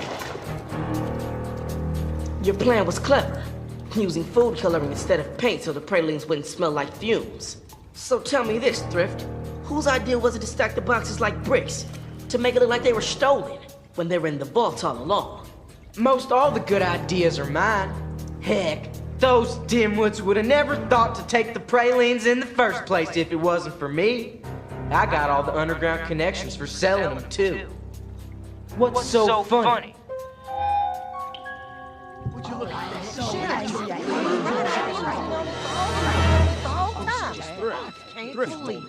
Woofers.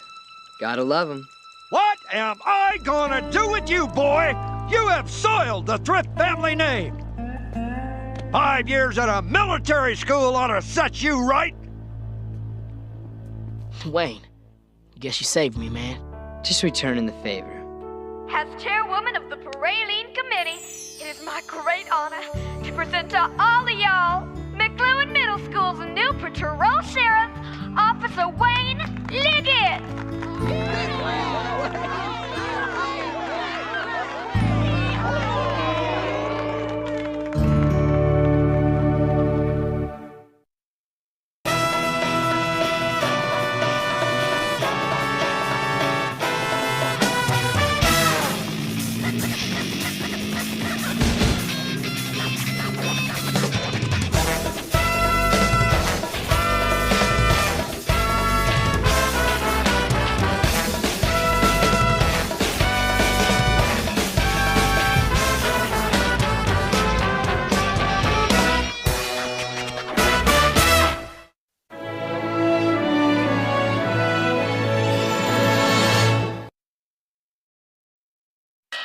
Fillmore, I'm on it.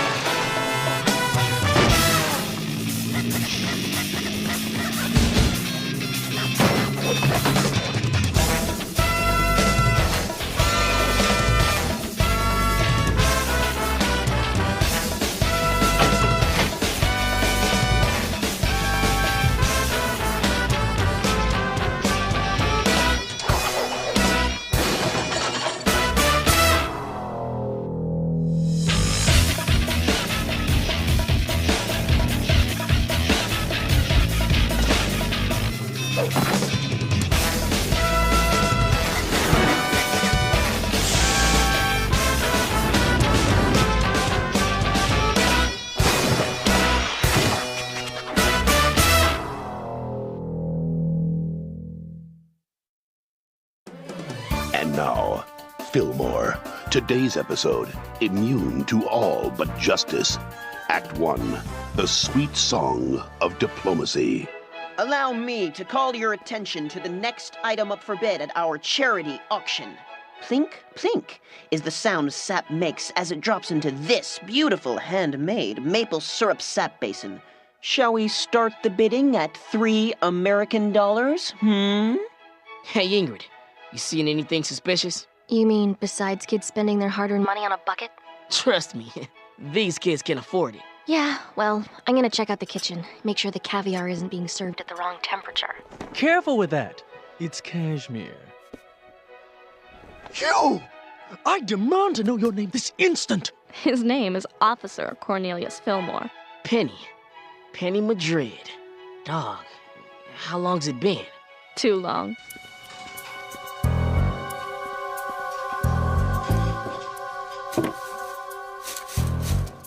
So, you organized this shindig? Oh, I just made the arrangements. The real credit goes to Winston Cotter. He's the son of a prominent Canadian diplomat. Winston lives at the embassy and everything. I volunteered to help run all his charity projects 3 months ago. Volunteered? Are you sure you're the same Penny I used to know? Look who's talking. Freeze! Safety patrol.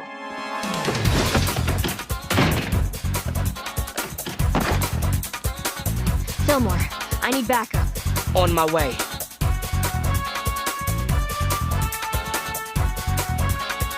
Hey!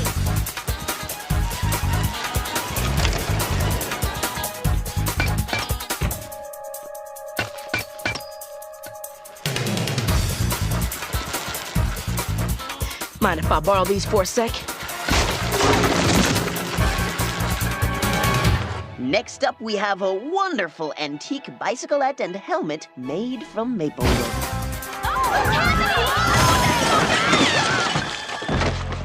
What? What is the meaning of this outrage? Everything is under control, okay? We have a suspect in custody. Fillmore, that's not a suspect. That's Jack Staples. They call him Lumberjack. He's Winston's personal bodyguard. On behalf of the Safety Patrol, ex-middle school, and these glorious United States of America, allow me to apologize. Lumberjack here was merely checking over my newly arrived shipment of maple syrup. It was a simple misunderstanding, Principal Folsom. Of course, you could stand to teach your rather incompetent safety patrollers some manners. If it was all so legit, how come his boy bolted when Ingrid pulled her badge? You two are just lucky Folsom doesn't pull both your badges. Something's not right here, Vallejo. Look, you know who that kid's father is, right? Folsom's not about to risk another international incident like that Swiss banking club scandal.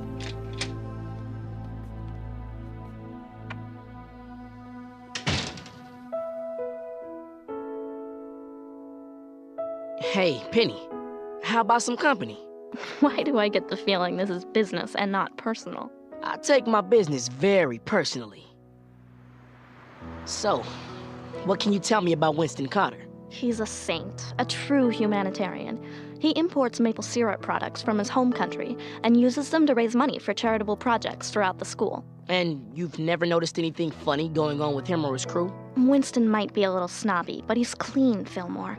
And he does a lot of good for the school. And you're sure about that? Fillmore, you remember what we were like when we used to hang together?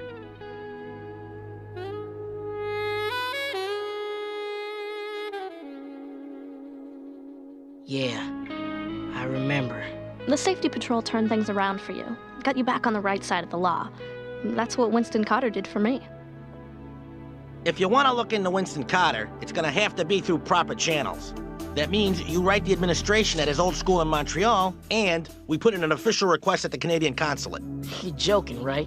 If we really want to find out what Winston Carter is up to, we're gonna have to do a lot more than write some letters. You want to do more? You can start by helping O'Farrell sort through the 300 counterfeit baseball cards he confiscated this morning. Under control, Chief. I've got the real ones here and the fake ones here. Or is it the other way around? I blew it, man. I blew it. Listen, as far as the Safety Patrol is concerned, Winston Carter has total diplomatic immunity in this school. You know what that means? Countries send people to other countries to live and represent them when needed. These are diplomats. To make sure they aren't picked on unfairly, they are immune to the laws of the land. Diplomatic immunity. We can't touch him. Don't try to. Leave him alone. Got me? Yeah, got you. It just doesn't make sense. I mean, what was that lumberjack dude trying to hide? Did they find anything on him when they searched him at headquarters? No. Why?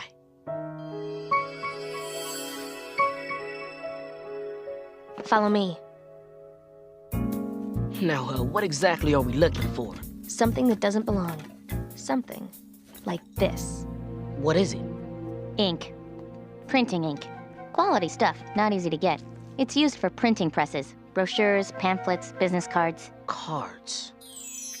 Check it. This is a sample of the green ink that Winston's boy tried to dump.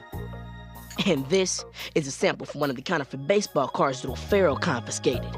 Crackers. It's a perfect match. So now we know what game Winston Carter is playing. Counterfeit baseball cards. But what are we supposed to do? Vallejo said we can't investigate Winston. Maybe not. But, I do think it's our duty to return this property to its rightful owner. Hey, Winston. Thought you might want this back. Oh, and we took the liberty of flushing the ink. Sorry about that. Holla. Lumberjack, do what you can to discourage our new friends from prying any further into our affairs. Look, there's no halfway on this. If we go after Winston, we go at it alone. Just you and me. There's no choice. We can't just sit back and let Winston get away with it. Okay, so we find out where he prints those phony cards, and we take down the whole operation. Any ideas on where to start? I don't know, Fillmore. It's just hard to believe Winston Carter would be involved in anything like that. This is Winston's latest shipment from the Great White North? They've just been cleared through customs. Syrup-filled gumballs. Winston's planning a candy drive to raise money to help convert the old swimming pool building into a computer lab.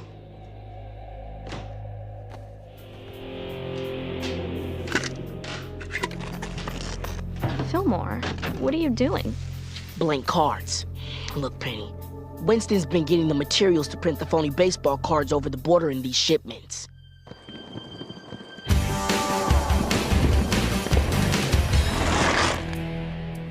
Let me guess. Yo mamas were too ashamed to let you out of the house without the masks. Looks like someone needs a lesson about minding their own business, and we're about to teach it.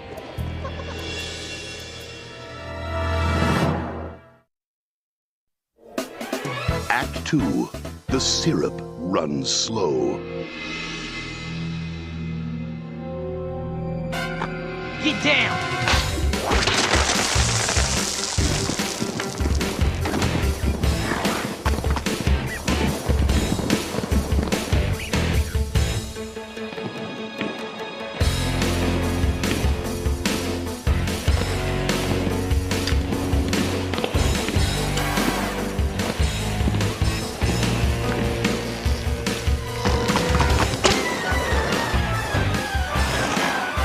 Look out!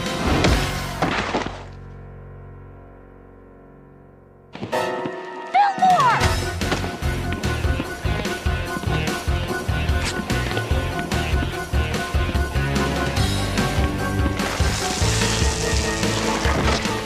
Take a trip to the penalty box, baby. Fillmore, who were they? This answer your question? What do you want me to do? We need you to dig into Winston's affairs. Find out whatever you can. Okay. In the meantime, we're gonna shake things up by paying your boss a little visit. At home. Okay, eh? The Canadian Embassy was built in 1911. Now, if you'll just follow me into the Great Hall of Moose Antlers.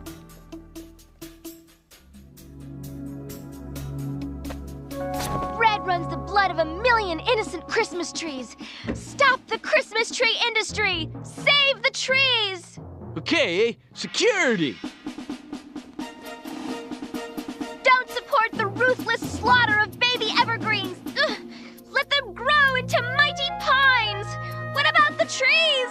Who speaks for the trees? It's gonna take more than a couple of your goons to get us off your back, Winston. Well, well, well. You certainly are becoming an antler in my side, aren't you, officer? Get used to it, baby. Aren't you forgetting something, Fillmore? My father's diplomatic credentials make me untouchable. It doesn't matter how much you investigate me or how much evidence you gather. I'm completely immune. Not from me, you're not. Oh, snap. Did I do that? My bad.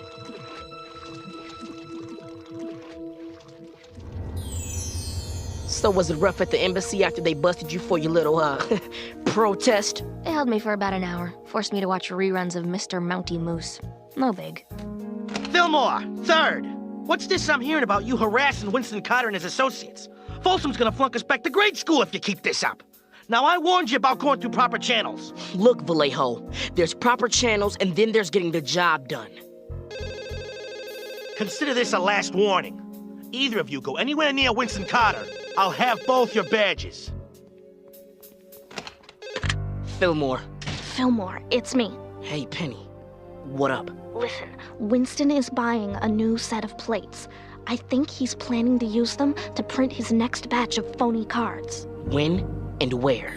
Lunch hour. Meminger Park Observatory. You know the place? Yeah, we know it. So give me the 411 on you and Penny. We talking butterflies in the stomach here? It's not even like that. Penny and I used to just be good friends. Uh-huh. And what about now? Game time.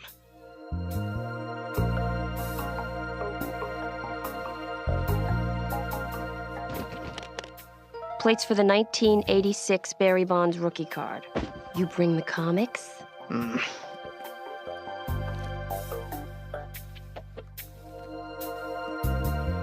All we gotta do is follow those plates. Lumberjack will take us right to the printing operation.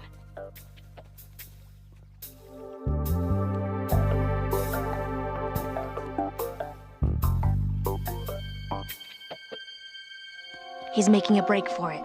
Then it's on.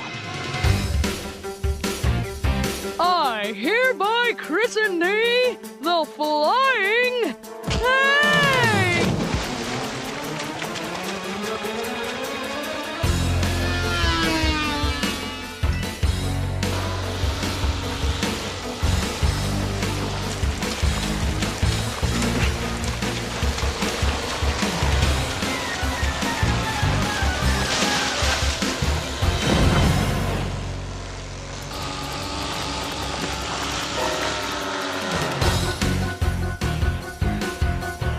One for you, Andrew, and you, Chuck, and one for you, Gail, and hey!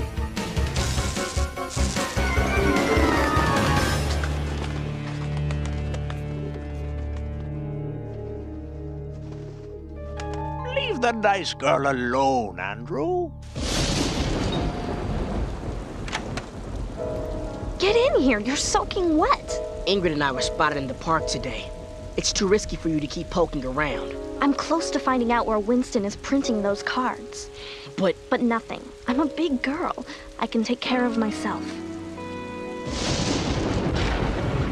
All right. We'll wait for your call. Fillmore, when this is all over, how about I cook you dinner sometime? Yeah, that'd be cool.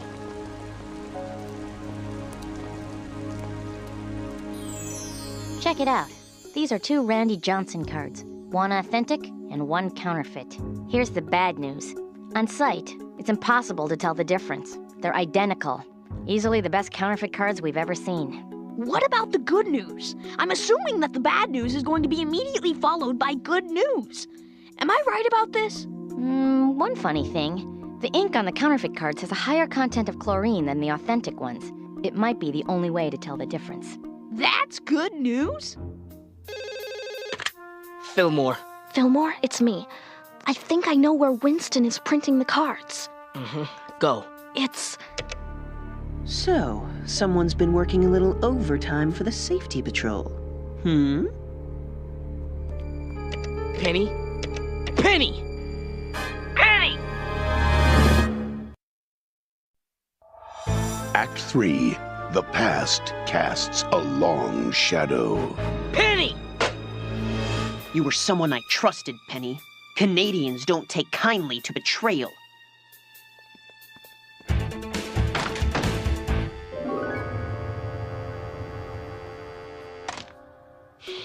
Oh, there's gotta be something we're missing. I mean, how many places can a dude hide an entire printing press? He wouldn't risk keeping it at the embassy. Here's the official lab report on the inks. You better not let Vallejo see you with that. Forget Vallejo. Fillmore's got a friend out there. Hold up. The ink on those bogus cards has a high chlorine content, right? So? So according to this, that ink that Lumberjack tried to ditch didn't contain any chlorine at all. That means the chlorine must have gotten into the ink during the actual printing process. The old swimming pool building. Where do you two think you're going? Vallejo, we don't have the time, man. This better not have anything to do with Winston Carter. I warned you two already. You walk out that door, you're both finished here, understand?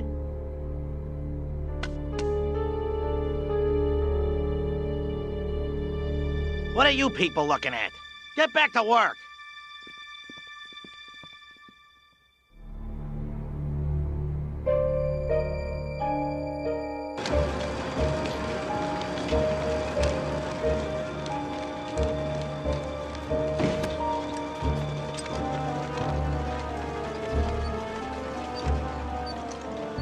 When we're finished here, I want you to clean this place out. After that, we'll simply pin the entire operation on Penny here. And since you don't share the luxury of my diplomatic immunity, you're certain to be expelled. I wouldn't count on it, Winston. Officer, so glad you could join us. And what exactly do you plan to do? Bust me? Oh, we didn't come here to bust you. We came to shut you down. No. No! You should have stayed out of the deep end, Winston. Don't just stand there! Get them!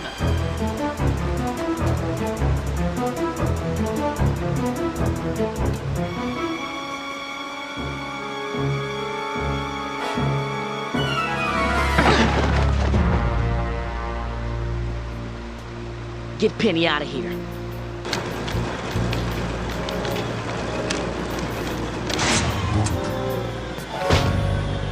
You haven't won, Fillmore. I still have the printing press. I still have the plates. You and your partner can't stop me by yourselves. They're not by themselves. Not anymore.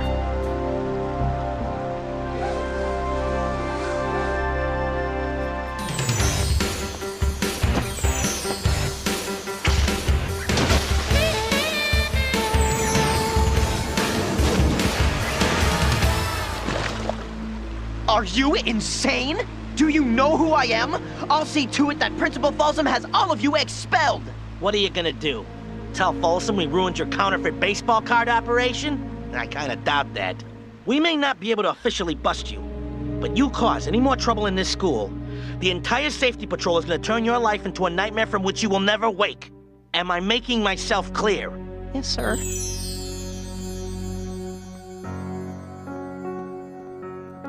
You forgot these on your way out. What happened to proper channels? There's proper channels, and then there's getting the job done. Here's the only thing that still bothers me. According to Winston's records, he printed 4,000 Cal Ripken cards last month. So what's the prob? Not an Orioles fan? Not a single one of those cards has turned up anywhere. They're still missing. I got a bolt. Someone's got a hot date with Penny tonight, don't they? And don't lie, you're talking to a trained detective here. Look, I'm going to have dinner with an old friend. That's it, you feel me? Sure, whatever.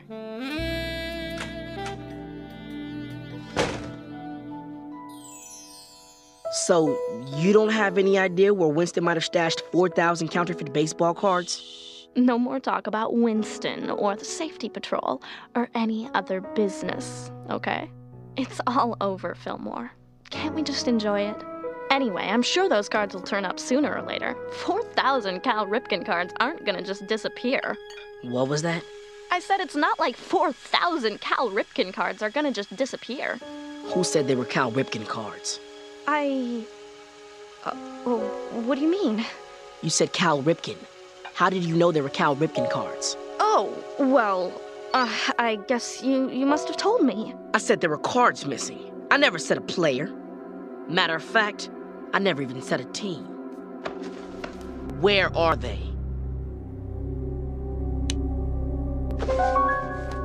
You were in on it from the beginning, weren't you? And when I came along, you saw the chance to use me to nail Winston and go into business for yourself. Fillmore, that may have been how it began, but it's complicated. I still have feelings for you. Can't you look the other way?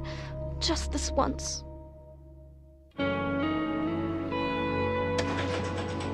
You played me for a sucker, Penny. I'm not going out like that. Not for you. Not anymore. Be at HQ first thing in the morning. Don't make me come get you. And one last thing, baby. That chicken was dry. Real dry.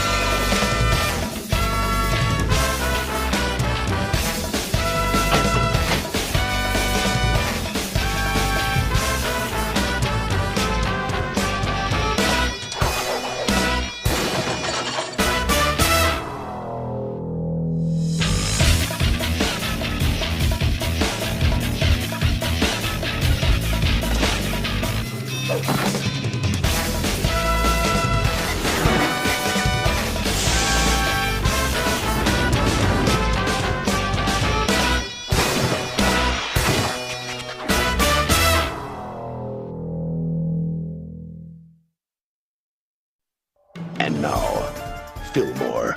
Today's episode, the 19th hole is a shallow grave.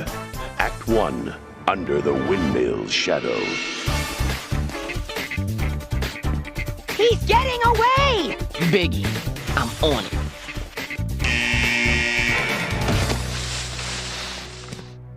Looks like somebody slipped up. Officer, my comic! The Ice Resurfacer!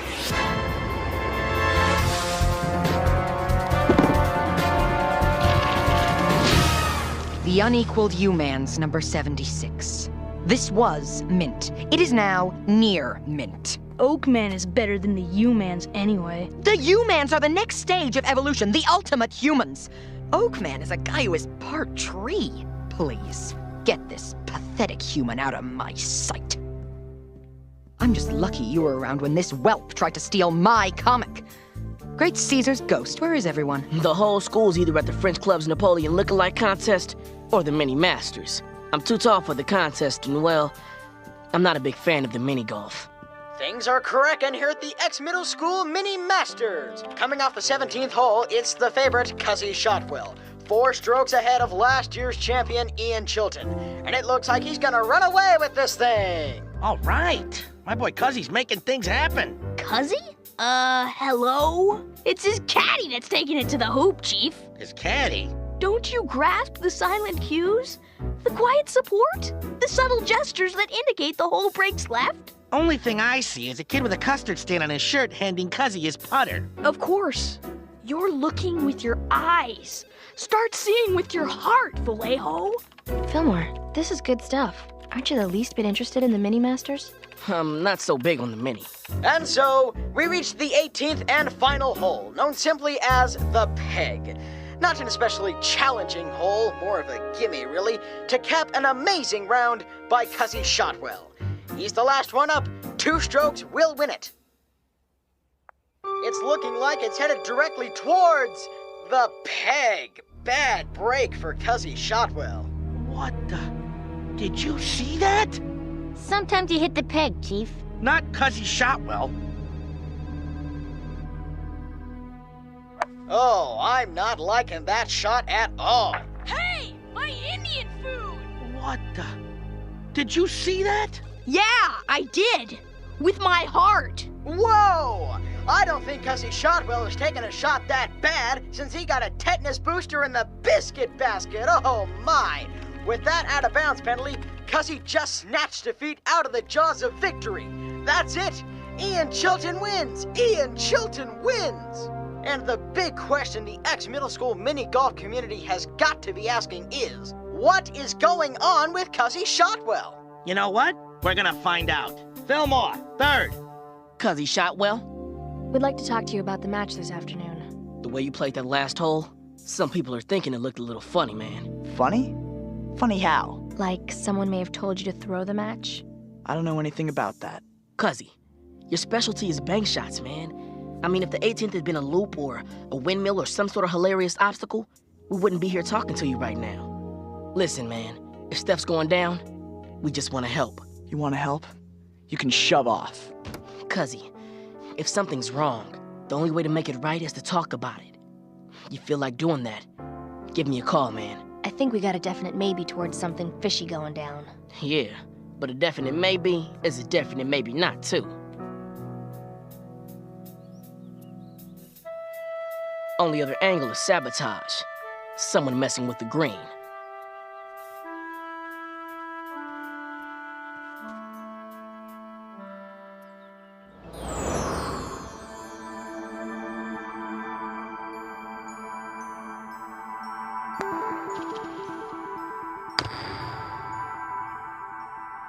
Man, Simon, tough break. But I guess you've been having tough breaks all day. You okay, Fillmore? Yeah, sure.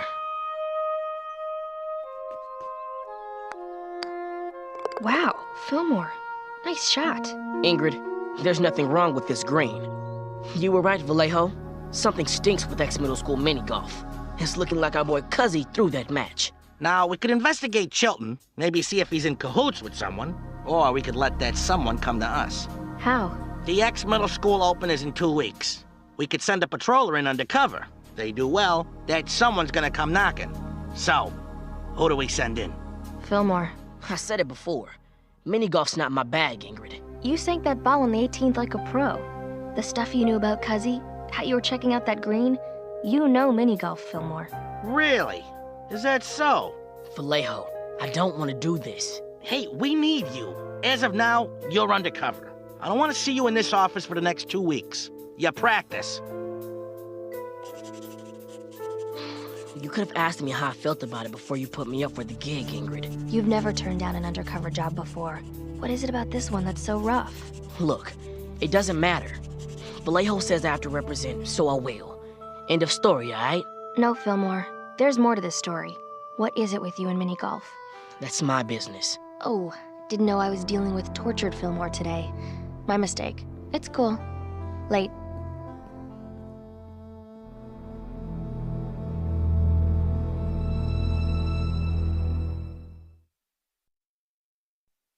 Act 2, The Obstacle of Memory.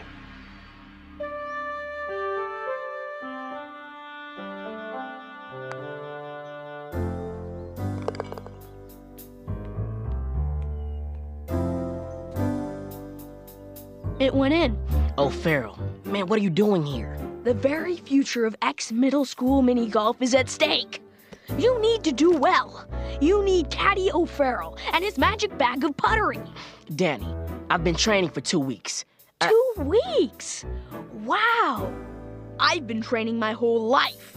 This graphite putter is specifically excellent for bank shots. This Quenchade is mango onic ice, your favorite. This towel has a 400 thread count, maximum softness and absorption. Don't mess with me, baby. I'm the best. Oh, Farrell. Fillmore, it's my dream. Toss me the Quenchade.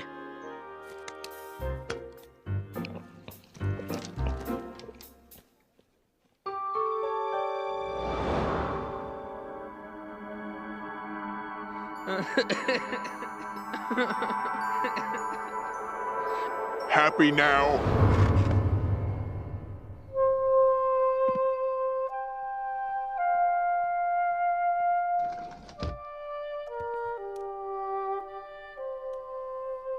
Boom ya! Booyah! Hiya! Hello! I'm Chris, Minnesota, and this is the Ex-Middle School Open, a 2-day affair to ferret out the greatest mini-golfer in our fair school. And leading off the unranked, unseeded players is Cornelius Buenavista. Now the key to this hole, avoiding the pendulum. My haiku for hole 1. The green, flat and quick. True follow-through is the key. Confident ball. Clunk.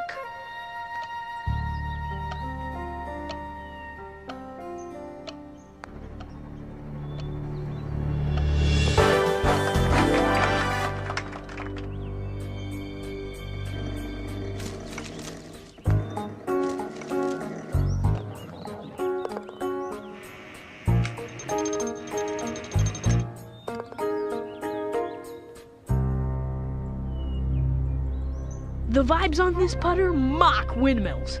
Send it home, brother.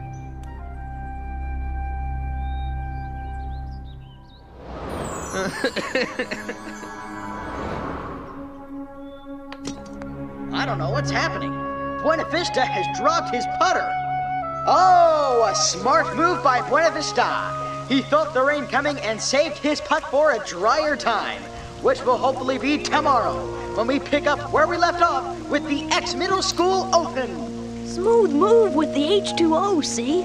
I'm headed in. Wet tweed smells like dog. May we converse? Converse away, baby. The gentleman to whom I am in employ congratulates you on your surprising performance. He has a proposition for you. Keep talking. He would like you to intentionally lose the tournament. That's so. You'll be rewarded handsomely. Plus, if you cooperate, there won't have to be any unpleasantness. You give me a sit-down with the gentleman to which you are an employee, and I'll see what I can do. Impossible. That's my number. You want me to take a powder? You make it possible. Did you hear that? Yes. Yes, I did.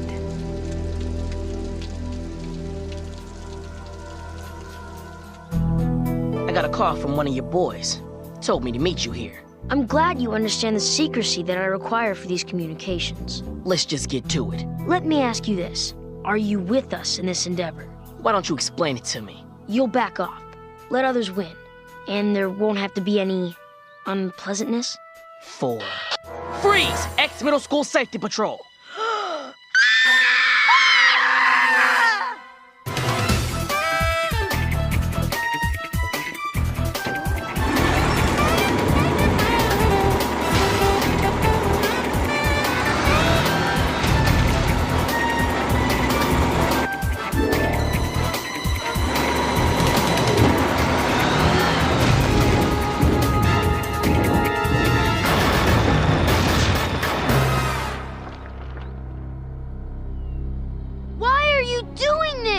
We're bringing you down.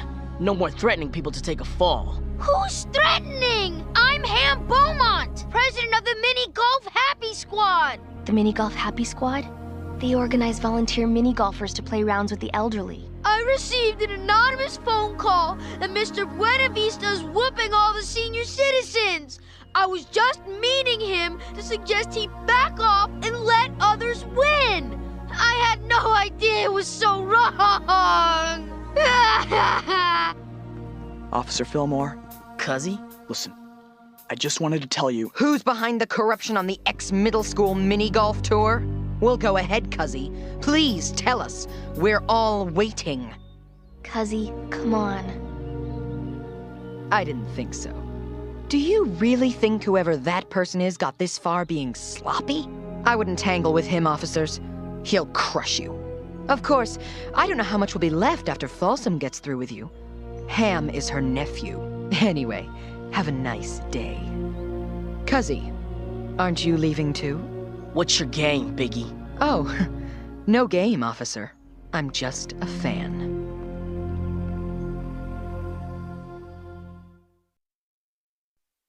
Act 3, 3 Strokes to Redemption. Silence! We weren't talking. You weren't talking. My anger was displaced. It's as if it needs a proper channel to be fully expressed. Let's see. Oh, right. The reason you're here. Ham. Ham is my nephew. Ham is the kid you traumatized! Effective immediately. The safety patrol is to suspend its mini-golf investigation. I blew it. You blew it? I could have pressed him to say what he meant. I'm gonna skip the after-school shift and head home. If you want to talk, you're not gonna want to talk. How'd it go? Oh, much worse than badly. Folsom closed the case. That's it. We lose. Well, about that guy Biggie, we did a little research.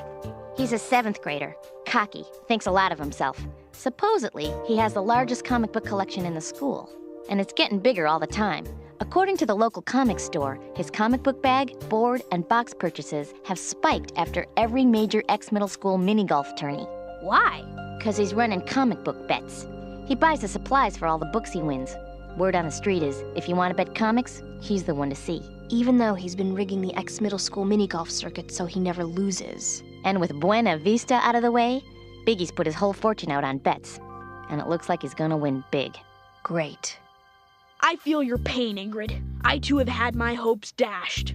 Why, with my superior caddying and Fillmore's adequate play, we could have won the Open. What?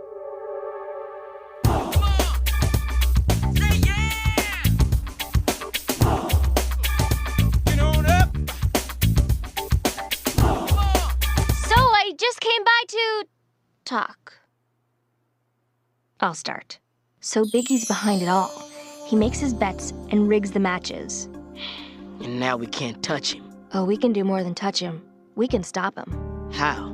Folsom closed the case. The case is closed, but the Open's open. What? The second day of the ex-middle school Open kicks off tomorrow. And it's your putt. Biggie has his fortune out on comic book bets all over town. If you win the Open, Fillmore, Biggie loses everything. I can't do it. Why? Remember what you told Cuzzy? If something's wrong, the only way to make it right is to talk about it. Well, Cuzzy chose to quit instead. He punked out, just like you. I'll see you later, Fillmore, because I know I won't talk to you later. Ingrid. These notches are 6 people's lives I've ruined. It was in 6th grade, back when I was a delinquent. I'd always been good at mini golf, and I decided to throw in with the school team. But because of my little discipline problems, I wasn't even allowed to try out. Since they didn't let me try out, I decided to stamp them out. All of them. I challenged the whole team to a match, betting each one of them everything they had. CDs, video games, their trophies, you name it. It wasn't about the swag. I only had one thing on my mind, destroying their game. Ingrid, minigolf is 100% mental. I played the holes to break them. I made it look like the greens broke differently. I swung my arm slow but hit fast and made it look like the windmill was standing still. They didn't know what hit them. I beat them so badly, so completely, it's like there was nothing of them left.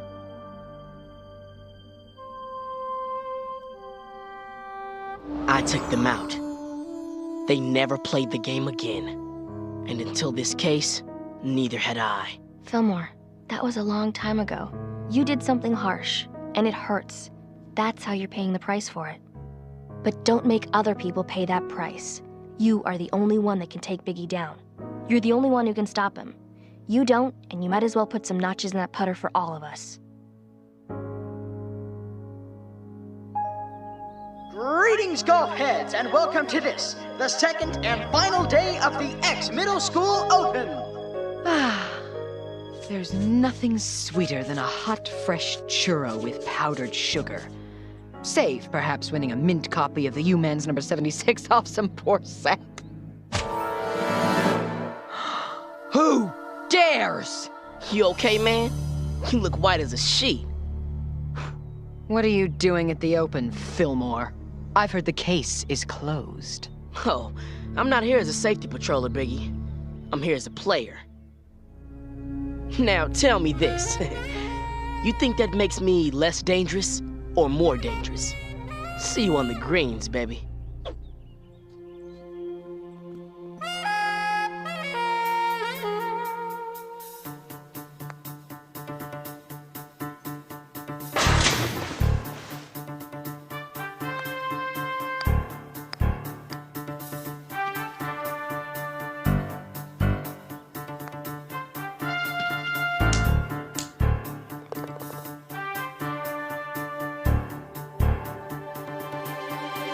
This is it. Buena Vista is but one stroke behind Chilton.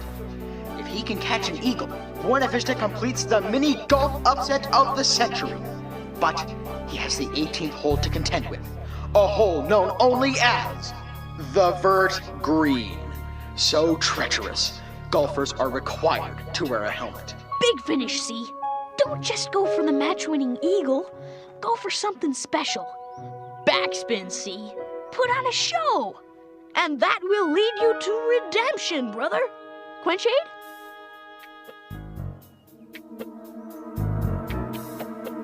You're about to be permanently put out of business. Why are you smiling? I was thinking about you.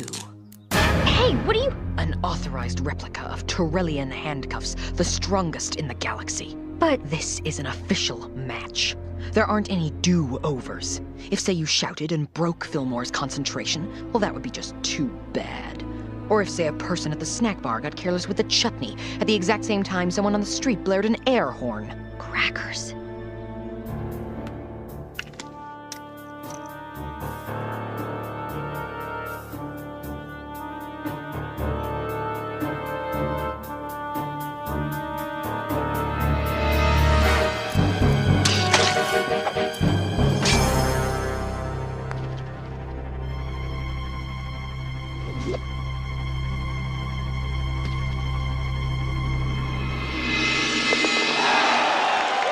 It's in the hole! It's in the hole! Buena Vista wins! Buena Vista wins! No! I demand an inquiry! Everyone, this young man entered the Open under false pretenses, and his name isn't even Buena Vista! He's a safety patroller. Biggie Clement has been bribing, or in my case, threatening other golfers to lose to Ian. Fillmore joined the tour to stop him, and he has. Fillmore didn't just win the Open. He saved the Open. He did something. And it's time that I do the same thing. How many of you good people want to help me escort Biggie back to Safety Patrol HQ? Hey, those Tyroleans make great cuffs, don't they? What are all you guys doing here? We all got a call from some girl named Ingrid. She told each of us to meet here to pick up something we lost. What is this about? It's about me being sorry, Simon. Fillmore? Here's everything I want off you guys. With interest. What do you want from us? A chance to make things right. That, and maybe a game. A game? Just for fun? Yeah, man. Just for fun.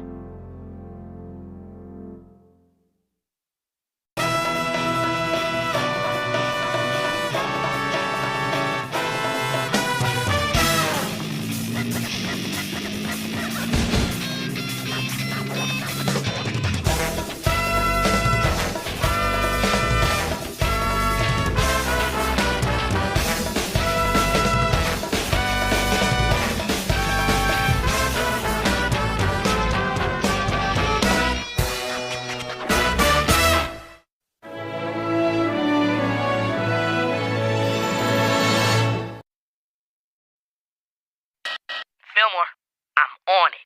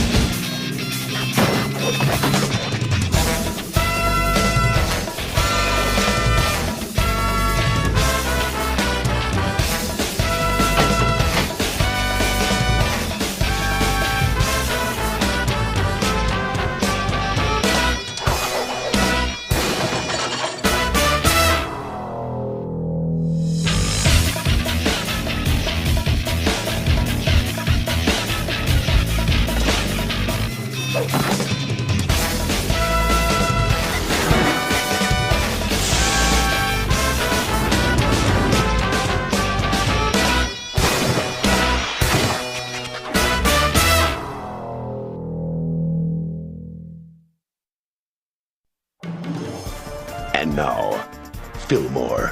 Today's episode, Links in a Chain of Honor. Act 1, Last Brother, First Sash. Fillmore! Ingrid! What up, Peter? You liking your first patrol, man? Well, let me tell you, learning from the two best officers is a total honor. Oh, yeah, the exhibit coordinator told us to wear these jackets. Sure. Who doesn't love vinyl outerwear? We're also supposed to start patrolling. Nothing ever happens at these doggy art shows, so it should be a cake first assignment for you, alright? Support the sport of Hyli at X. I don't suppose I could interest any of you in buying some glow tennas. They're glow tonnas of fun. You supposed right, Oscar.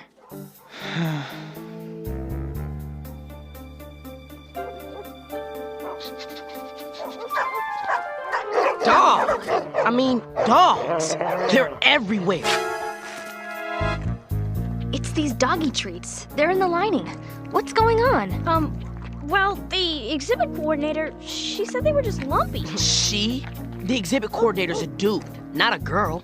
That doesn't make any... There she is! That's Amelia Ahern, president of the Cat Fanciers. She's trying to sabotage the exhibit. Ahern! Safety Patrol! Hold it right there, Chica! Don't make me come after you! Peter, she wants you to come after her. Ditch your jacket. You ruined the exhibit.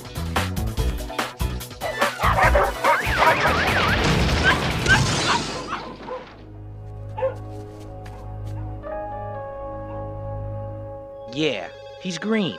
But you know the situation. His last name is Chestnut. His older brother Robert is... I know. Decorated ex-safety patroller and current student council president. Do you know who are the only patrollers more decorated, more respected, who broke more sports records and held more offices than Robert? His older brothers Chuck and Chippy Chestnut, the Wonder Twins. Bottom line, you show Peter the ropes. We owe it to the family. Love for to see, oh Susanna. Guys, I'm sorry about the Pups and Peeps Expo. I messed up. You can do this, Peter. You're just trying too hard, man. Just take it easy. On my knee. You dig the Glee Club? I gotta tell ya, they've got chops. I know, I sing.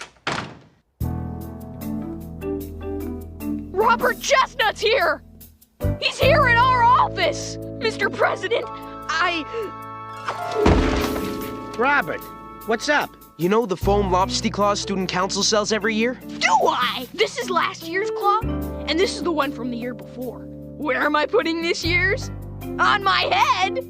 The entire shipment of this year's claws has been stolen. For this case, I'm going to need the best. Well, you're looking at him. Officers Fillmore and 3rd. I'd also like Peter to be on this one. So, you want me to write a statement? Well, no offense, Robert, but I remember your handwriting. They didn't call you Officer Chicken Scratch for nothing. Okay, here's the 411 on the 911. I ordered the claws last week. They were delivered to the Highlight Arena yesterday afternoon. Monday. Right. After practice, I checked on them and went back to my office. I was there a couple hours working on an initiative to make Hallway 6B one way. So, when did you discover the claws were stolen? This morning. Sorry. Duty calls, peeps.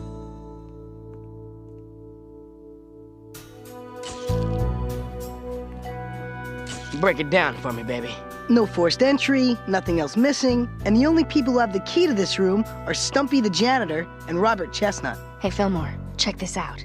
The back wall isn't a wall. It's some kind of partition. Let's check the flip side. Check it.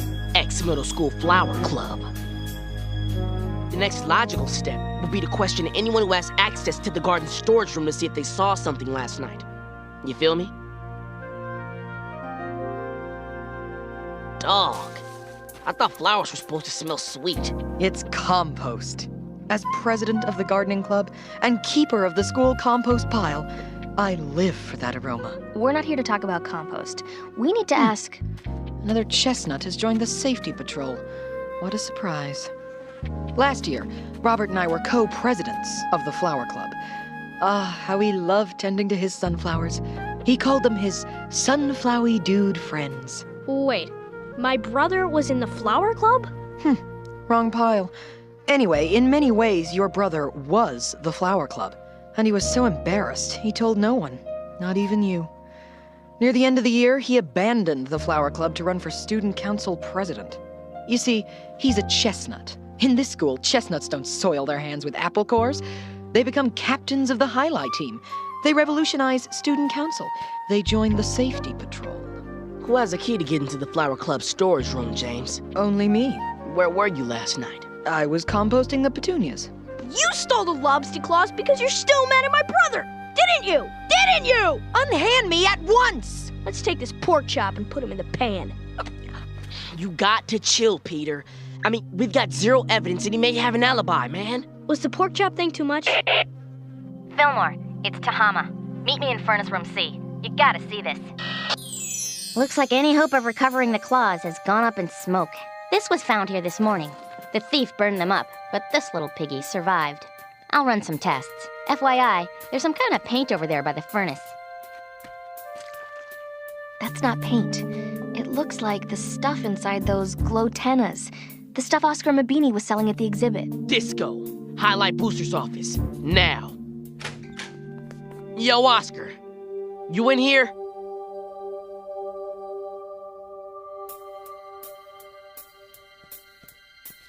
Frisco! It's a match for the goo near the furnace! Did you say Frisco?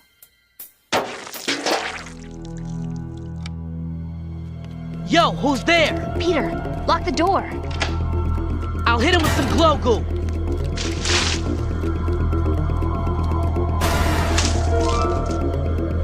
He's in the shirts! I'll get him! I found the light switch! Yo, mommy, time to meet your daddy. Robert?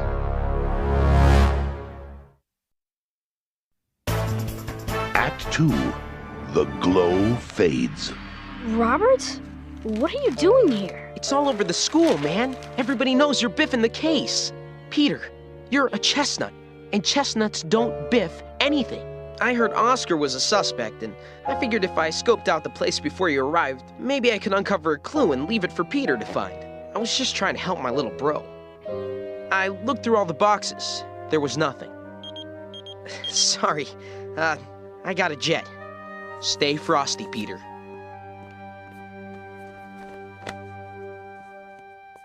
What did you do to my office? We had a little trouble finding the light switch. We'll call for a cleaning crew. We need to ask you a few questions about the stolen lobster claws. Where were you last night? I was hanging banners for the Boosters Club in the Highlight Arena. Anyone see you? No, I was there by myself. Gotta tell you, Oscar, you've got a pretty good motive. I mean, you get rid of the lobster claws, and your glow tennas finally sell. I have something new that'll make people forget the glow tennas ever existed. Behold, the spirit tail. You tie it around your waist to show your spirit, and when you sit down, it's like sitting on a cloud shaped like a lobster tail. I sew them myself. Here's the key, Oski. I got your message. Why can't I hang with you in here anymore? Are you so busy Yeah, that... I am. And I don't want to be seen hanging out with my little sister. It'll make me look lamer than I already am. Look, I'm a little busy. So could you please just get out of here? Shouldn't we go after her and bring her in for questioning? Tracy had nothing to do with those stupid claws being stolen. She's a good student. She just got on student council. She's actually going somewhere. Unlike her big brother. Tracy had a key to Oscar's office. My gut said to bring her in. Why didn't we? Never let a suspect know your next move. I'm a chestnut. I can't keep blowing it. I'm supposed to be a safety patroller, a good one. Not the guy who starts dog riots. Sounds like being a chestnut ain't too easy. Seems like there's a lot of have-tos and supposed-tos.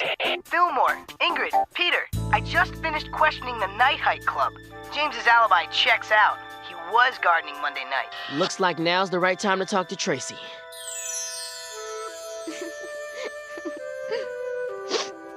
Hey, is everything okay? He never talks to me that way. Oski would do anything for me. We were just voted best siblings by Rivalry Schmivalry magazine. So why the tood? Well, Oski tried out for the highlight team again this year, but didn't make it. He ran for student council again this year and lost. Those were the two things he thought would get him respect at X. And now with those glow tennas not selling, he is B-U-M-M-E-D. Bummed. What about you? Where were you the night the claws disappeared? I was with my girls. Monday nights are sisterhood in the neighborhood group. It's so clear. Robert has everything Oscar ever wanted. Looks like our Oski's got a strong motive and no alibi. We have more gas, so let's turn up the heat on Oscar. Got that, Peter? Yeah. Got it. Barbershop auditions. You planning on trying out, brother? Chestnuts don't do barbershop quartets. And, we've got a case to solve, right? Come on, let's do this.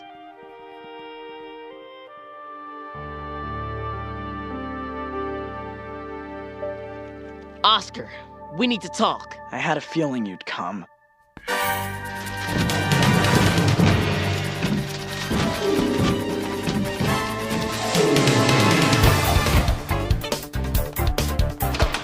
Where's Peter? He ran.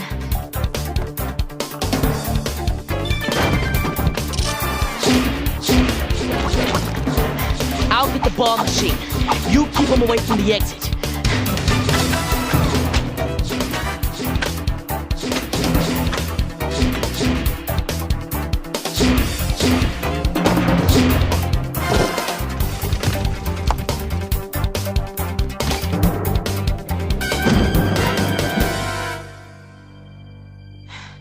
No offense, Oscar, but highlight isn't your game. I didn't think you were coming back. Neither did I. Forget it! I'm not answering any of your questions. Yes, I wish I could have what Robert Chestnut has, but no, that doesn't mean I stole the claws. Look, we've been in here for hours, and he won't budge. Yo, P, you want to take a crack at him? Sure, I'll give it a shot. Fillmore, I got the confession. Listen to this. Oscar, did you maybe, take... All right, I did it. Stop badgering me. I stayed late Monday, picked the lock, and stole the claws. I stuffed them in trash bags and took them to a furnace. That way, when Stumpy came in to burn the trash, he'd throw them in with the rest of the garbage, and the claws would be destroyed. Wow, you did it, P. Course he did. He's a chestnut.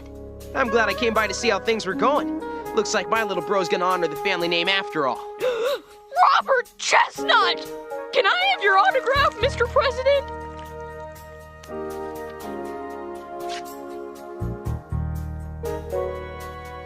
Ramlo Schmengi? To Peter, the newest star safety patroller in the Chestnut family. What up, Big P? I'm just waiting for Tahama's test results so I can complete my report. Then Senor Pedro's first case will be officially Cerrado. Is that a pitch pipe? Could I? But it's not just any pitch pipe. I got it in an online auction. This baby belonged to Bernie Alcatraz, the greatest barbershop quartet singer in the lower 48. He was a founding member of the Four Sideburns, the best quartet in recorded history. Four Sideburns? Doesn't that make it only two guys? Their name? Confusing. Their music? Inspiring. I'm done with the claws. They're non-flammable. That's why there's no lobster foam in the ashes, and the one claw's only charred, not burned. That means the rest of the claws couldn't have burned up in the furnace. They're still out there somewhere. Looks like my first case isn't Cerrado after all.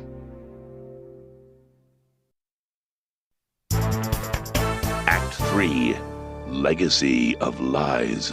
That was the company that made the claws. The paint is manufactured in the West Indies. The foam is also used in huge cowboy novelty hats. The claws are biodegradable, and they're made with... Whoa, biodegradable? Yeah, that means they dissolve in the environment. Disco, the compost heap. Look at this travesty. I found these buried in the heap this morning. I normally don't work this pile until spring. Thank goodness I changed my schedule. Yo, why didn't you give us the haps? I had to get the claws out before they contaminated the purity of my compost. This is strange. These claws were cut in half. And they're all the same piece. Where are the other halves? Not here. I've been through every hill. Oscar said he burnt them up in the furnace. He lied to us. Like you say, man.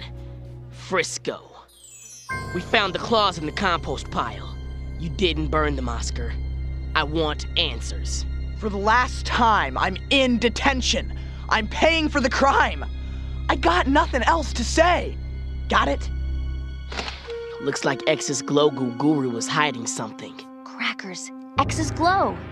My photographic memory just kicked in. Peter, hit the lights. Check it out. An X's glow. This is what Oscar's hiding. Peter, turn him back on.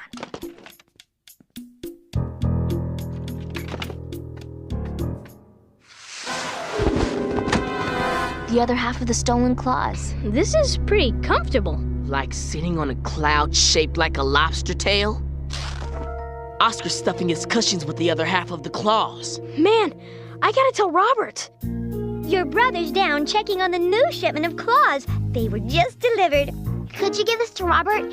It's just a little thank you note for supporting me for the 6th grade council. I wanted to thank him when I got the news from Oski Monday night, but it was too late to call. How did Robert support her for 6th grade council? 6th grade council positions are appointed. Appointed by who? Whom? The student council president, silly. Your brother. Wait a minute. Tracy said she got the news about her appointment Monday night, the night of the claw theft. She also said that Oscar gave her the news, right? May I see all of the order forms for the lobster claws? There should be 2 order forms. One for the original shipment and one for the replacement shipment. The replacement order form is here, but where's the order form for the original? Your brother filled that one out. According to this, the replacement claws were ordered Monday, the same day the others were stolen. Frisco! That's right. Robert insisted on ordering them the same night. Robert. Oh, I was just, Checking the new shipment? I know it went down. You're the one who stole the claws. You got Oscar to take the blame. Little bro, I have no idea what you're talking about. You appointed Tracy to 6th grade council, and that's how you bribed Oscar to confess to the crime. Oscar always wanted respect. When he thought it was too late to happen for him, he decided he'd do whatever he could to make it happen for Tracy. Peter, you've got it all wrong. Do I, bro? Tell me where I go off track. Here was your plan. First, you made it look like the claws burned up in the furnace so we'd stop searching for them. Then, you planted some glow goo behind to lead us to Oscar. Since you're an ex-Flower Club member, who better to know which pile in the compost heap to get rid of the biodegradable claws? You gave Oscar the other half of the claws to use as stuffing for his spirit tails. When we caught you up there, you made sure we didn't look for them. But why were you in his office in the first place? Why did you hit the lights and try to escape? I was just trying to check whether everything was in order. I didn't expect you to be there so soon. So you did do it? I didn't want to tarnish the Chestnut name. That's all you need to know, Peter. Look, I helped you by insisting that Oscar confess directly to you. It made you look like the star safety patroller the rest of us were. Why'd you do it? I know why. Sorry, Chestnut. You're roasted. You see, Peter? I tried to be perfect, like Chuck and Chippy. But my handwriting, my handwriting. Instead of reading We're number 1, the claw order form read Weenie number 7. I couldn't let anybody know. I don't make mistakes. Chestnuts just don't. Take it easy, Robert. It's over, man. No. No!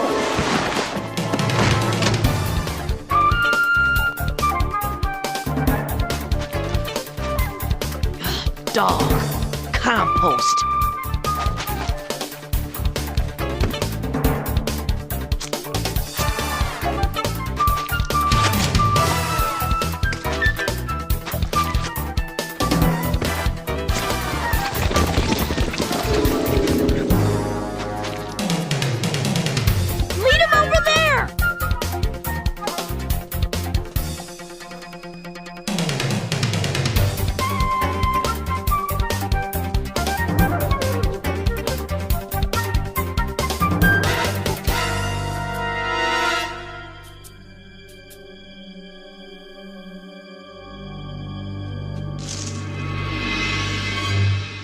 I can't do it! I can't ruin them! My sunflower dude friends. Poor Romlo. Poor Romlo.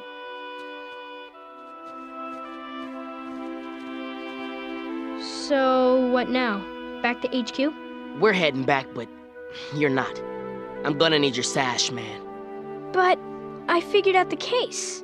P, you figured out the case, but why don't you figure out what the case means?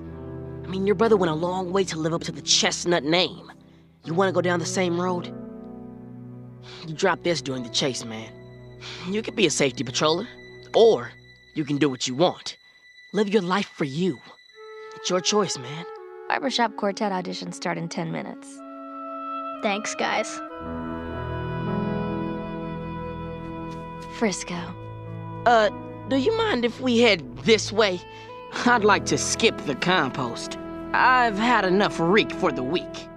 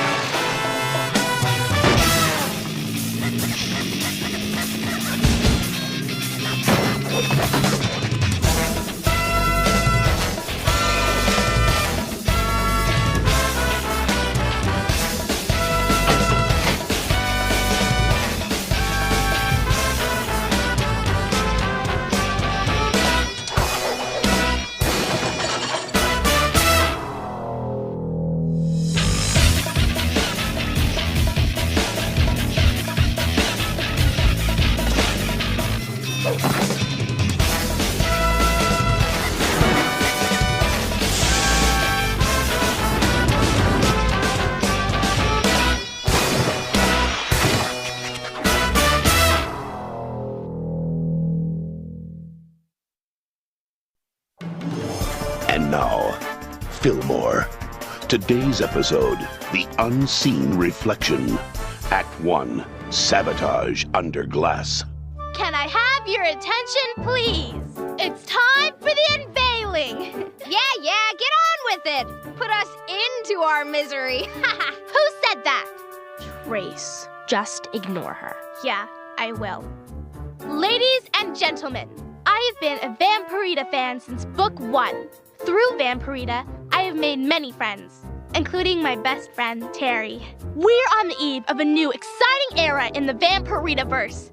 Book 23 will be released in 2 short weeks. I have no doubt that it will become an instant classic. As if that weren't thrilling enough, the publishers of Vampirita have boldly offered fans the chance to become a character in the next book. I'm sure this is a long-held dream for many of us. Or nightmare! To that end, we spent 6 long months learning the craft of glass blowing in order to create a one-of-a-kind glass Vampirita statue. Ready, Tear? Ready, Tor. Fellow fans, I present to you Vampirita, Vampire Astronaut, and a piece we call Where No Vamp Has Gone Before.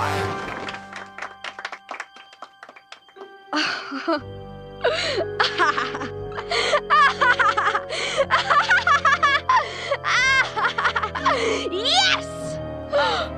No! Yo, that's a vampire? Ex-middle school safety patrol. Stop! Mines.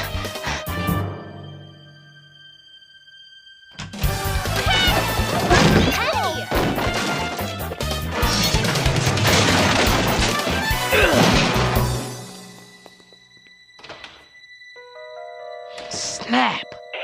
Fillmore, we got an incident in the cafetorium. You available?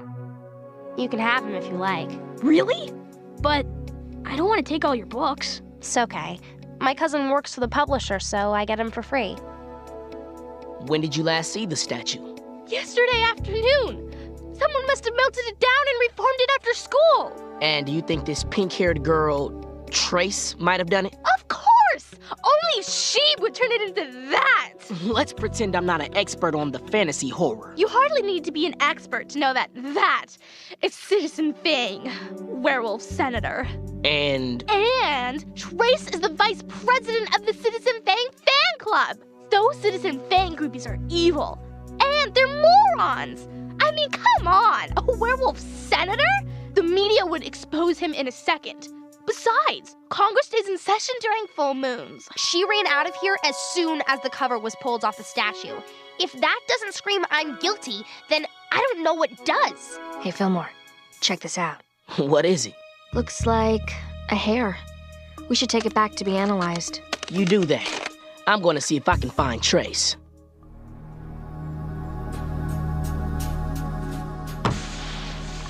Yes! Ha-ha! Yes, Ossifer. I laughed at the statue. What of it? Officer, why'd you laugh? 'Cause tormenting the Vampirita worshippers is my favorite hobby. Daylight kills vamps, and that's with the ozone layer. I mean, a vampire astronaut in space? Hello? What about the sun? Ugh! You sound just like the Vampirita fans. You guys might have more in common than you think. Bite your tongue. They're morons. Where were you on the afternoon the crime occurred? We had a fan club function. A bungee jump party. 15 witnesses and a commemorative video purchased for $19.99. Airtight alibi. Thanks for playing Ossifer. We have some lovely parting gifts for you. Bye-bye. Was the whole fan club at the party? No, not everyone. TQ hates bungee. Says it rattles his vertebrae. What's this TQ do in the fan club? He's the president. TQ Schrader? I was not responsible for the sabotage. Whoa. I never said anything about any sabotage. Don't toy with me, officer. Everyone knows what happened. Everyone thinks I did it, including you. Do you, however, have any proof that I was the perpetrator? I don't know who did it, yet. I'm just here to ask you a few... I was at home reading. Then I went for a walk. My parents saw me at home. Anything else? Well then, off you go. My tamago begs to be consumed. Look, don't go anywhere for a few days. I might need to ask you some more questions. I promise. I don't even know you, man. I'm supposed to believe that? I always keep my promises. Not many humans can say the same. It's a hare, all right. White. Let me guess, T. Werewolf? Funny, Fillmore. Near as I can tell, that hare is human. Any new leads on your end? Not yet. We gotta learn more about that glass statue. Don't go in that cave, Vampirita! It's a trap! Oh, Farrell. Man, I've never seen you read an entire book that isn't about dinosaurs or submarines. Or dinosaurs on submarines. Terry gave me all the books. Her cousin's a publisher, so she gets them for free. Fillmore! Why'd I get a bill from the art lab for 10 plastic chairs, 8 wooden easels, a velvet chaise, and a spear? They don't make them like they used to. Cut the chuckles, Fillmore. I ain't made of money. Folsom's coming down on me about the budget. You break anything else, and you could wind up suspended from the force. We clear? Yeah. Crystal. Crystallized sand.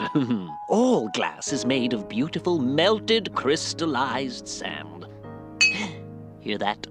The low growling bass of pressed glass? Blown glass makes a silver bell tinkle like the rustling of angels' wings. This was definitely pressed in a mold. Not a glass pressing mold either.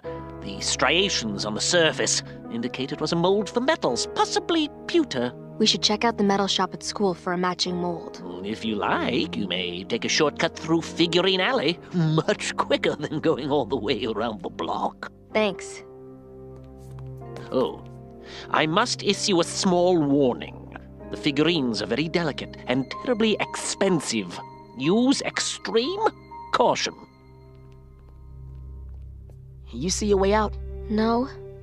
I've never seen so many unicorns in my life. Maybe they know. Excuse me. Can you tell us how to get out of here? Come on. You break anything else, and you could wind up suspended from the force. Act 2, Shards of Justice. Oh, snap! Grab it! Nice catch. Little League. 2 years. This way. Dead end, baby.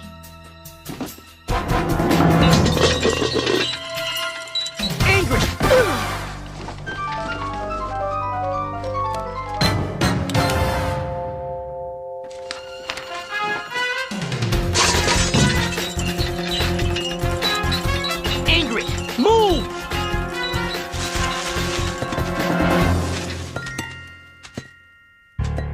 Nice catches.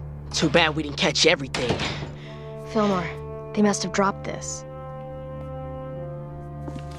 Spiro the Clown is wearing this frown, 'cause depression's stage 4 and now he feels down. The several stages of grief. A pop-up book. This came from the school library. Here, you take it. I'll investigate the metal shop. See if I can find a mold for the statue. This was checked out of the ex-library 4 months ago and never returned. This is odd. The name of the person who last checked it out has been erased from the computer log. There's no way to tell who it was. You recognize this person? Why, that's Trace. She was a regular library customer. Wig and hairpiece books mainly. Tori, supplementary fan guides for that Vampirita series. Slightly obsessed, but very sweet. Where there's Tori, there's Terry. Her passion was those hideous abominations of rubber and hair, Collector Mountain ogre dolls. Oh, I'll never understand the fascination. T.Q. Schrader. Why, he did a semester in my library science classes. He's going to be a right brilliant librarian someday. Schrader wants to be a librarian? Oh, yes. He's even got his home computer connected to the school's library network. Well, could he have hacked into the library database from home? It isn't out of the realm of the possible. Fillmore, it's Ingrid. You'll never guess what I just found. Looks like T.Q. Schrader liked Metal Shop. He made the mold himself for extra credit. Let's go have a little talk with Mr. Schrader. T.Q. Schrader, we have evidence that you sabotaged Tori's Vampirita statue. You need to come with us, man. Would it do any good to assert my innocence? Fillmore, you better get down to the croquet field. There's just been another sabotage of the Vampirita fan club. I must be responsible for this new sabotage. Because everyone knows I have rubber arms that can stretch to the croquet fields and beyond. Why me? Everything I touch! Ruined! Come on, Tor. We have one more day until the contest. We'll think of something. What for? Someone just wrecked that too. I give up. You can't give up! Did Vampirita give up when Zol from the Gold wanted to plate the earth to match his armor? Be true to the spirit of Vampirita, Tori. Fight to the end. Now blow. Thanks, Danny. What happened? That was Tori's next attempt at winning the #1 fan contest. Somebody cut the mooring ropes. About 3 minutes ago. Whoever did it can't be far.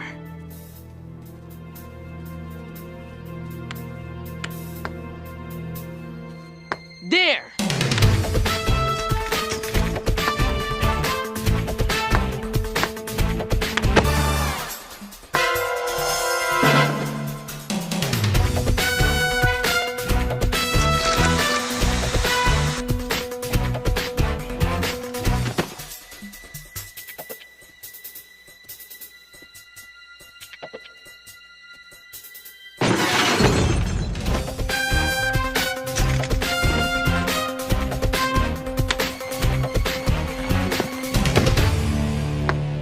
End of the line.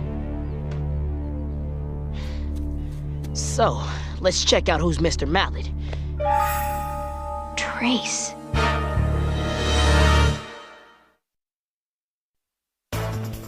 Act 3. This devotion, nevermore. I didn't cut the ropes. I swear it! Then what's this for? Fall pruning? I was gonna cut the rope, but someone else did it before I had the chance. This was in your pocket. What is it? I found it in a book TQ loaned me. How could he? How could he read that trash and keep it? Ugh! Keep what? Duh, it's a page from a Vampirita novel. He's crossed over. I can't believe it. Traitor, traitor, traitor! Think she's lying? I don't know. I mean, she seemed pretty upset about not getting to cut the ropes. TQ had something to do with this. Trace and TQ, working in tandem, tried to trash Tori and Terry's attempts at taking the trophy. Together. The library book, the mold, the white wig, it points to both of them. Sorry. This wig's made of artificial hair.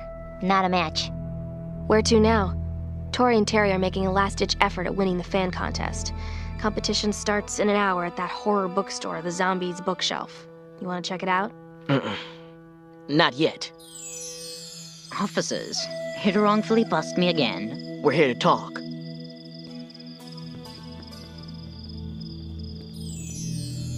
Shazriki? We're on duty. It's tea. Very good for oppressed rage. Have some. Trace said she found this in one of your books. Want to tell me what you're doing with the page out of a Vampirita novel? It's not from a novel. It's from an advanced reader copy. An early print of an unreleased book. Usually printed to send to reviewers. Why the red? To keep them from being copied and passed around. Or sold online. They're very difficult to acquire. But a truly determined fan can hunt one down. You a determined fan? Don't be silly. I loathe Vampirita. And this last novel is wretched, even by Vampirita standards. Though I should give the author credit. Reading that page sucked the life right out of me. If you're not a fan, then where'd you get it? Shazriki can be bitter. I have honey, if you need some. Know what I think? I think you know who did it. Want to tell me who it is? Or you want me to drag you back to HQ for being an accomplice? Extraordinary dolls, these mountain ogres. The eyes, the skin, the hair. Very realistic. There's Terry. Her passion was those hideous abominations of rubber and hair, collector mountain ogre dolls. Near as I can tell, that hair is human. Terry gave me all the books. Her cousin's a publisher, so she gets them for free. I was gonna cut the rope, but someone else did it before I had the chance.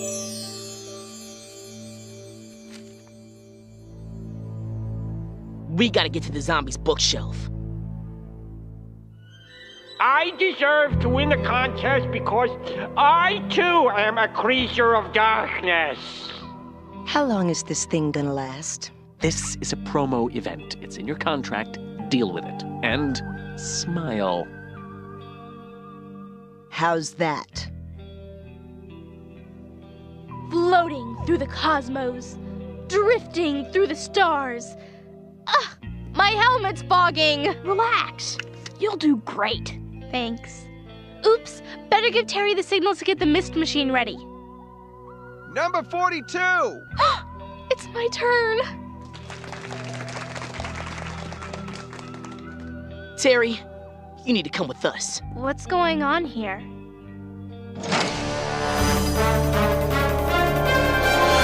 It's over, Terry. Terry is the saboteur? But why would she do it? Why would she risk her chance to become immortalized in her favorite series? 'Cause it's not her favorite series. Not anymore. Terry got hold of the advanced reader copy of the new Vampirita novel from her cousin who works for the publisher. But it was lousy. By itself, that would have been disappointing enough. But Terry had a bigger problem. She and Tori were shoo-ins to win the #1 fan contest. It was their dream. But now winning that contest meant ending up as characters in a whack novel. Forever. So she did what she thought she had to do. She melted down Vampirita and turned her into Citizen Fang. Last thing she did was shred the advanced reader copy. But she missed one page, and someone else found it. You promised not to tell! I always keep my promises. I didn't tell. I just let Officer Fillmore figure it out on his own.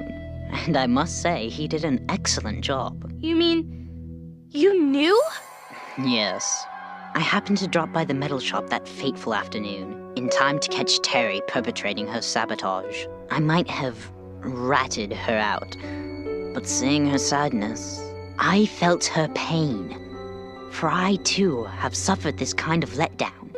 I'm on my 4th fandom now, and I know how painful it is when your idol wrecks the franchise.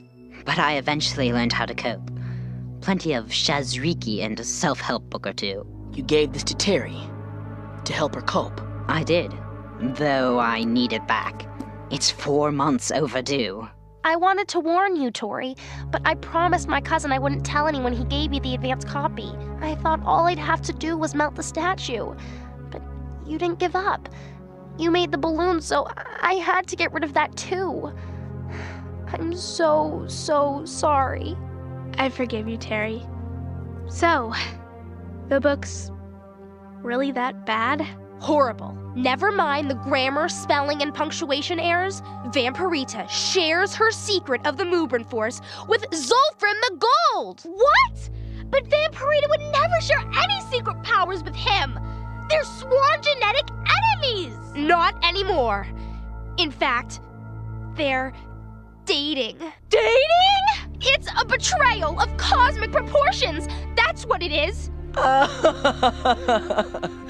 Oh, hey, this girl deserves the #1 fan prize. Only a nutso fan would go to this extreme. Hello, it's only a book. I wrote it on the plane to Milan, for crying out loud. Just a book? Too bad some people don't know their own characters well enough to know that they don't end up dating their sworn genetic enemies. You know, some people would say that this whole thing happened because Terry promised her cousin she wouldn't tell me about the book. Or because TQ promised he wouldn't rat Terry out. But I say it happened because you didn't know how to keep your promise to your fans. That's what a book is, madame. A promise. Try keeping it next time.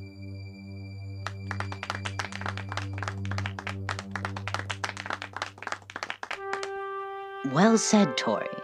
You know, Terra Fanticon 4 is coming to the city this weekend. Our club was trying to charter a bus, but we could only fill half the seats. Maybe we could work something out. Maybe we already did. Cool. Looks like that's the end of that. Dog. Not quite.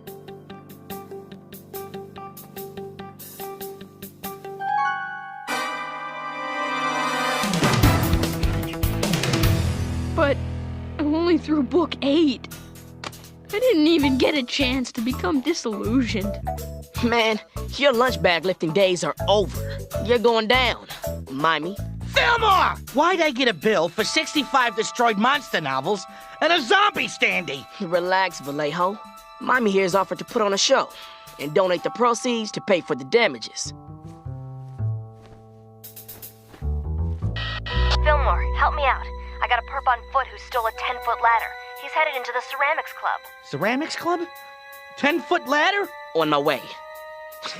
Sorry, my brother. Duty calls. Wait, Fillmore! You know, you worry too much, Vallejo. When I get back, I got some tea that just might help you.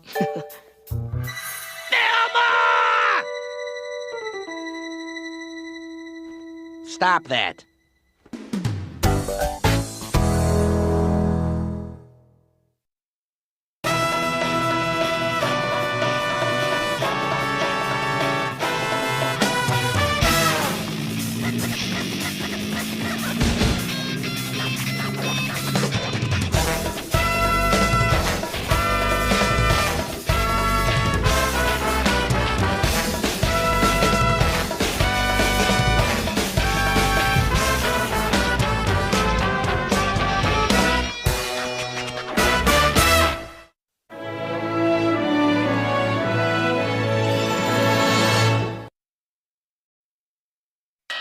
Fillmore, I'm on it.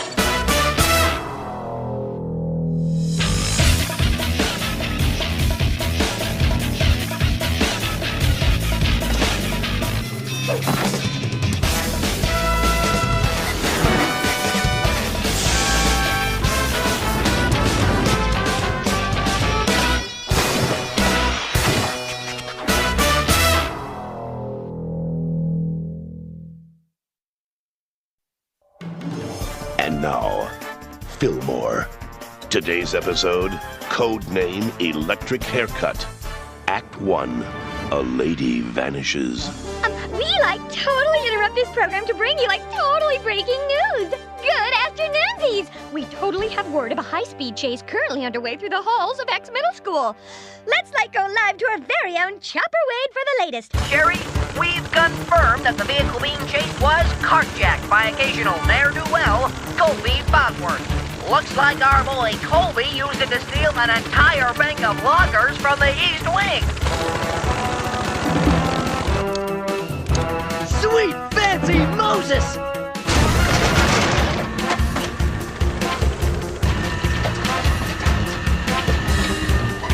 Fillmore, stay on Colby. I'll head you guys off. Go!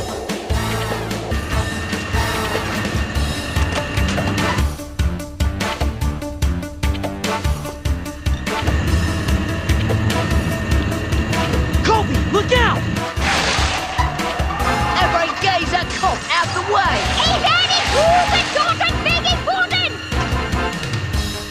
Love a duck.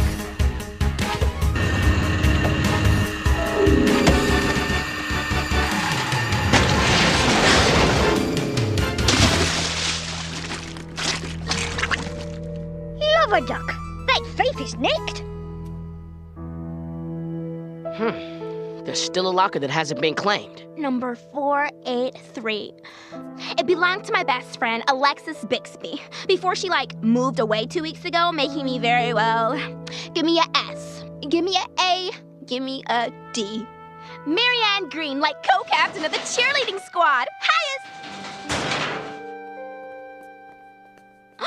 That's Alexis's mirror. She, must have left it behind.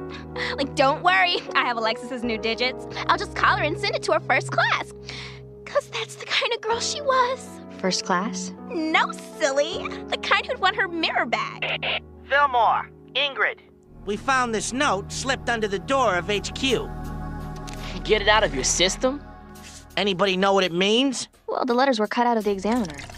Photographic memory. The E came from an ad from Ms. Frederica's school. Ms. Frederica's School of Dance and Contemporary Etiquette. They're offering 2 free lessons with a 5-year membership. Poise, unflappability, and poise. Who doesn't need that? Focus, people. Someone went to a lot of trouble to put this note together. It's gotta mean something. You sure it isn't the Coco talking? Been hitting that stuff pretty hard, man. I'll watch the Coco. You worry about the case. Isn't there a security camera in the hall? Whoever slipped that note under our door must have been caught on tape. Thanks for volunteering, Third. 29 hours of videotape. Knock yourself out.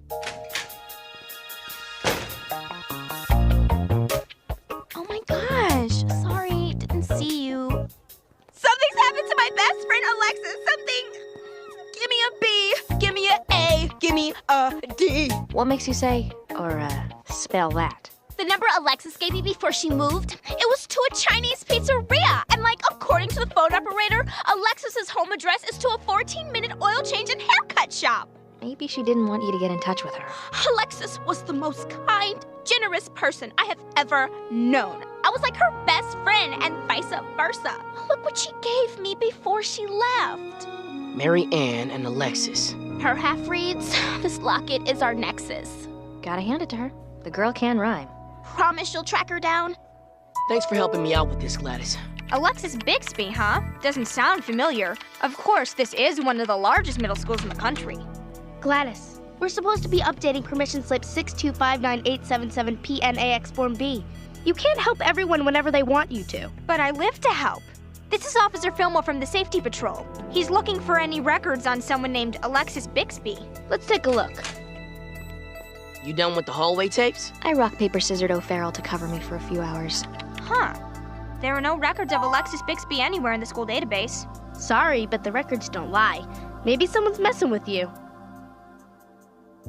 Alexis Bixby, the girl was a born leader. Oh, and by born leader, I mean popular, loved, and more limber than a $10 pipe cleaner. You know, she single-handedly took us to the Rah-Rah Regionals. Do you have any pictures of her? Any forwarding information? She only started here in the fall, but there should be something here in the online yearbook. Now that's just nutso. Let me guess. No records. It's like she's been taken out of all these pictures. It's like she's been erased. From existence. Checked in with O'Farrell. Still nothing on the hallway tapes.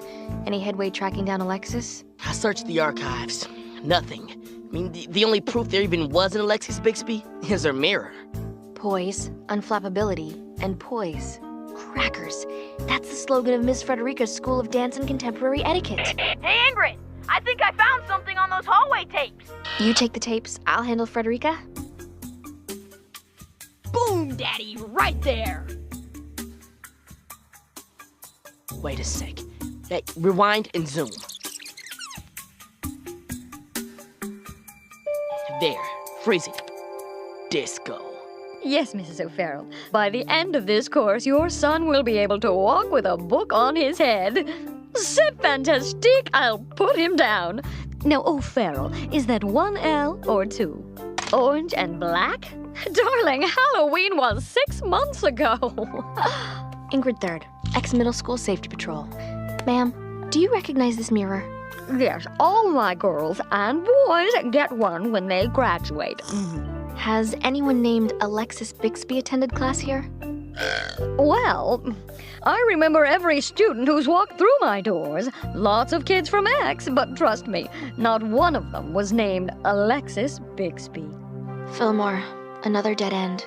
You know, I'm starting to think that this Alexis Bixby really doesn't exist after all. Well, if that's true, then someone who doesn't exist is behind the anonymous letter to the Safety Patrol. Act 2, Traces of Truth. Anyone like to join me in a mug of all-natural hot carob? Comes from trees. All right, people, this isn't good. Of course it isn't. Isn't carob what they use to fill potholes? I'm trying to cut down on my cocoa intake. Listen, we got a message we can't understand from a girl who supposedly doesn't exist. My gut feeling is turning to full-fledged indigestion. We haven't talked to the boyfriend yet. He may have answers. Do it. Let's hope Jonas Petrero has a little info on his phantom girlfriend. Wait! Please wait!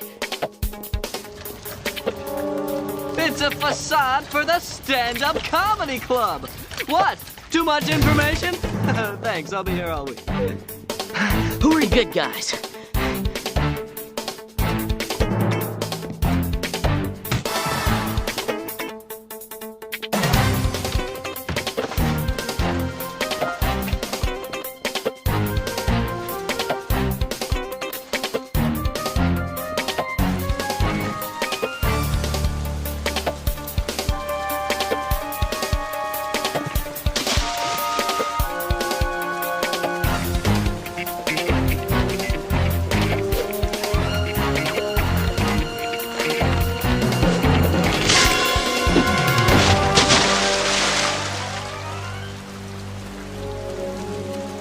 Who was that? I think that was Alexis. Jeez Louise, looks like I picked the wrong week to give up Coco. Like, it sounds crazy, but I think that was her. Part of me has always thought Alexis never really left. Every once in a while, I'll smell her perfume. And sometimes, I actually hear her laugh, echoing in the hallways. Then, just an hour ago, when I was sending some email from the computer in my homeroom, my account got zapped. All the messages I had left from Alexis, they were all gone. When I went over to the computer lab to complain to the people there. That's when you thought you saw Alexis. In the hall. I don't know what I saw, man. I don't even know what I know anymore.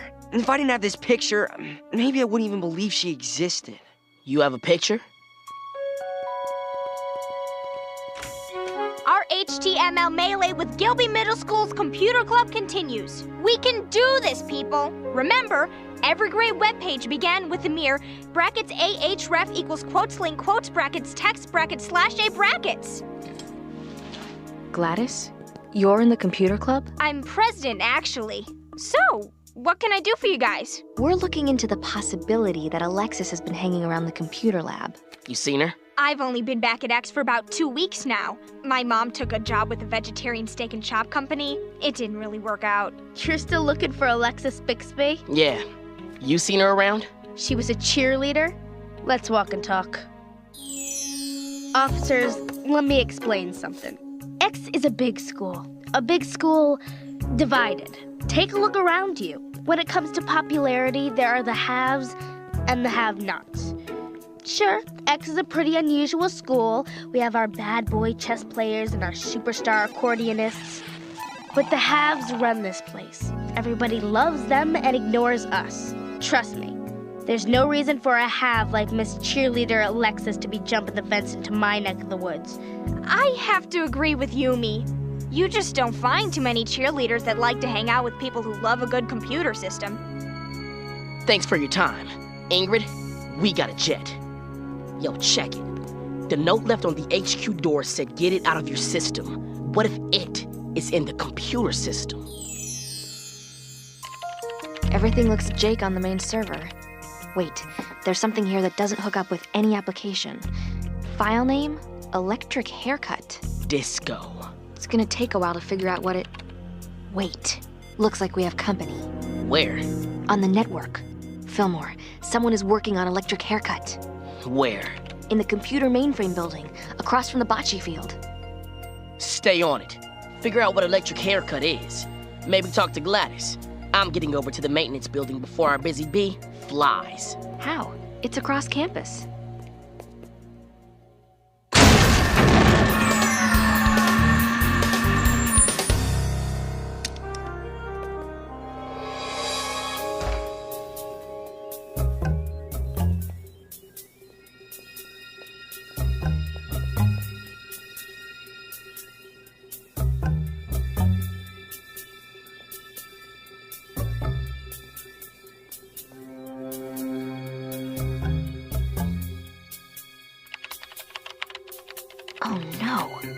Fillmore, it's me. Electric haircut is a virus, and it's set to start in less than an hour. Fillmore, are you there?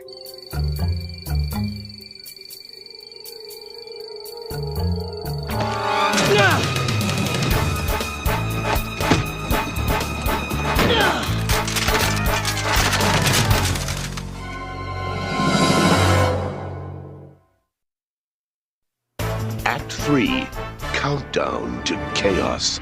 Sweet Melba peaches and dry white toast! This electric haircut is a virus! And it looks like it's set to execute in the next hour. That's all I can figure out. Can you tell what it does? It's some sort of altered peer-to-peer sharing program. Like for MP3s. Yeah. But this one is designed to share the emails, files, and records of everyone at X Middle School. Every computer in the school and every email account would get everyone else's information. Crackers. Permanent records, locker combos, test answers, personal passwords. If those get out to everyone, it'll be complete anarchy. Can you stop it? Maybe. Fillmore, it's me. Fillmore, you there? Fillmore! Look, I don't know what's going on, but it's gotta stop. Alexis, there's a lot of people worried about you. Let's tell them you're okay. Come on, untie me. End this.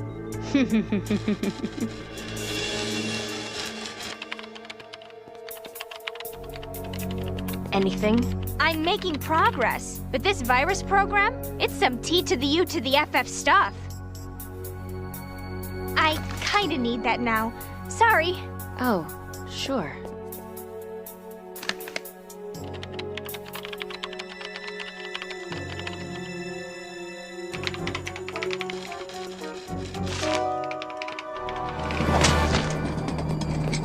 You didn't say no tag backs, baby. It's over, Alexis. Wrong on both points, officer.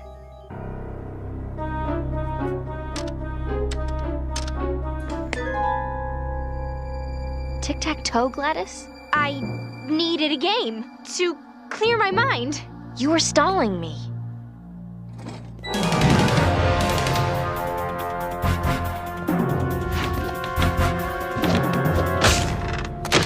Crackers.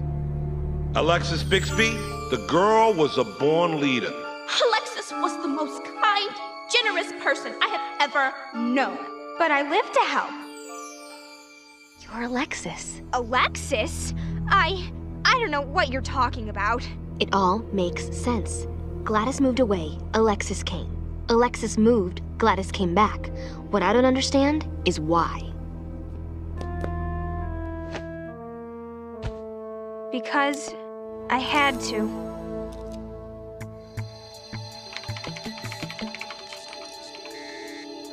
Yumi, what's electric haircut? Electric haircut is a solution. What kind of solution? A virus that'll expose everyone's files, emails, permanent records, and secret recipes to everyone else. And then everyone will see the beautiful people, the haves, are ugly, just like us have-nots. Last year, Yumi wanted me to help her create a computer program that would show everyone's secrets to everyone else. Something that could stop popular kids from being popular. That would change everything.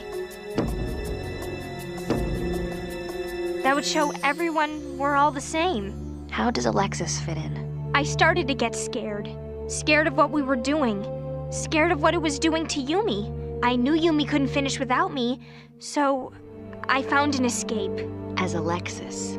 I told my friends I was leaving town, when my family was actually just moving across town. Over the summer, I went to Ms. Frederica's and she transformed you into Alexis. I dropped a few dress sizes, got colored contacts, dyed my hair blonde, took my stepfather's last name, and became Alexis Bixby. X is a big, big divided school. I thought if I got in with the popular kids, Yumi would never find me. But she did. And she said she'd tell all my new friends that I was nothing more than a wannabe, a made-over computer geek, a joke. She went into the system and erased every trace of Alexis. And I helped her finish Electric Haircut, which is exactly what I'm doing by taking up all this time to tell you all this. I'm so, so sorry. What are you doing? This is serious business, Yumi. And there's less than 3 minutes. Now you can make this thing right, or you can let this thing destroy the school and your life. The popular people get an extra slice of the cake and you don't, so you're gonna stop the party. Well, what about you? What about me? You're smarter than a lot of people out there. What should they do to even the score? Mess with your grades? Mess with your mind? It's different. No, it's not. So we have a few seconds left, and I'll ask you again, Yumi. Are you gonna stop this thing? I left you that note that told you to get it out of your system. I tried to help you. I tried to give you a chance to fix this. Without really getting involved. The virus has to happen now. Otherwise, everyone's going to find out about Alexis. She'll be a joke. I'll be a joke. But you're not a joke. I've talked to friends who know you as Gladys and as Alexis. None of them hang out with you because you're in computer club or you're a cheerleader. They hang with you because you're generous. You're a leader. You make people feel good about themselves. Those are qualities everyone recognizes, popular or not. Why create a virus to show we're all the same when you've already made that point just by being you? Come on, Gladys. Alexis, you. Don't do this. Let's stop that virus. Someone's already stopped it. In the maintenance building. Well, I'm glad we had this talk.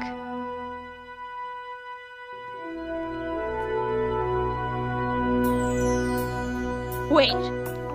Gladys was Yumi? No, O'Farrell. For the third time, Gladys was Alexis. Ah, yes. Now it all makes sense. Gladexis. Alexatis. Sure. You, still don't get it, do you, man? No, I don't. But it doesn't matter. For now, I have mad poise.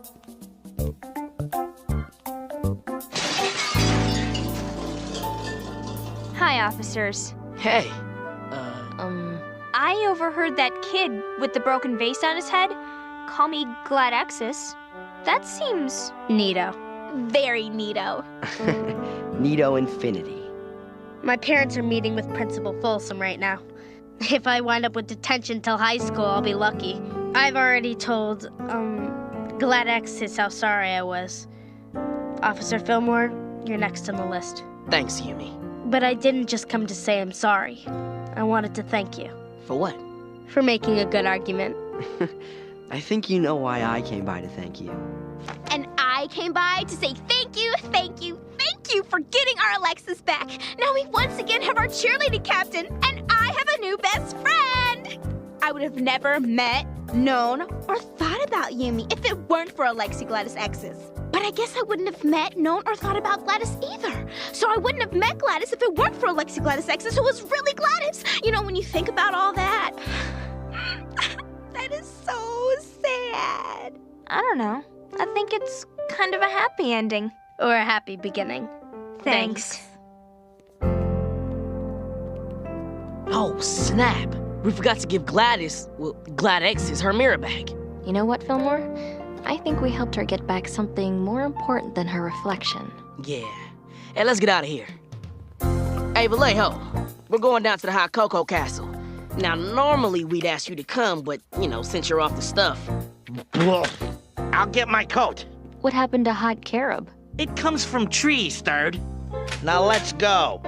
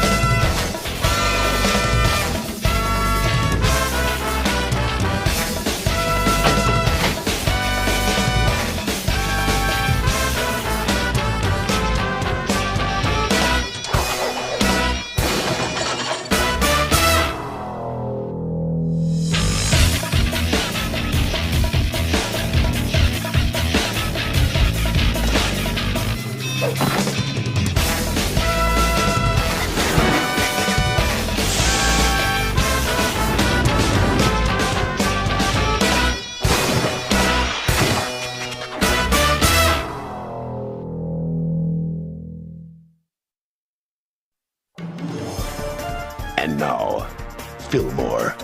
Today's episode, Play On, Maestro, Play On.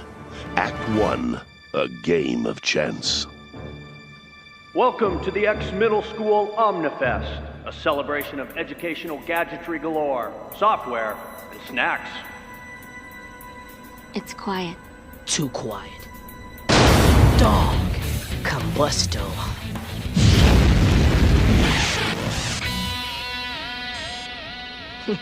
It's a nice system. Hey, listen, the Ultrabox people are all about nice. In fact, after this convention, they're renovating this whole place. The new Ultrabox Center will be on the cutting edge of technology. Is that a fact? Luella Spear, ex-middle school examiner. So, does this system live up to all its hype? I'll feel that. When last year's Alpha system came out, they swore that the technology wouldn't be taught for at least a decade. I know all about the Alpha system. Then you should know that the Ultrabox completely dwarfs that system. First, can I quote you on that? Second, who are you? First, yes. Second, Arthur Stanley, gamer. All kinds, all types, from video to Montevideo. Did you know that Uruguay is recognized as the largest producer of Chinese checkerboards in— Let's just stick to the Ultrabox. Alright then, you can quote this. The Ultrabox is the biggest thing for gaming since electricity. I'd do anything to have one of my own. And I thought the folks in the Model Train Club were intense. Still a pretty sweet beat, even if there are a few nuts around. Fillmore, there's something you guys gotta see.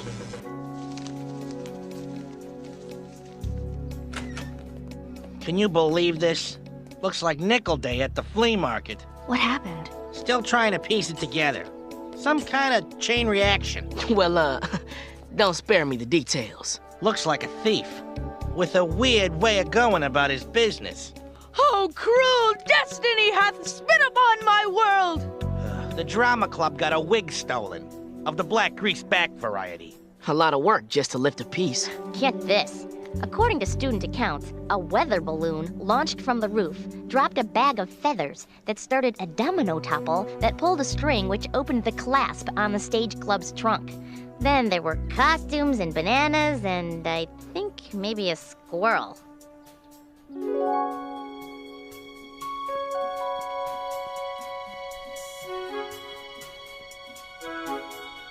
This place is clean. You're telling me that someone dragged a weather balloon up here, inflated it, and then launched it without leaving a single bit of evidence? Doesn't add up. Maybe we should throw this into the equation? Someone left that code for us to find. Like it's a game? Sweet mother marmalade. It is a game. Check it out. Start the symphony. I borrowed one from the board game and conversation salon. I used to play it all the time. You get all these pieces, cranks, boots, buckets.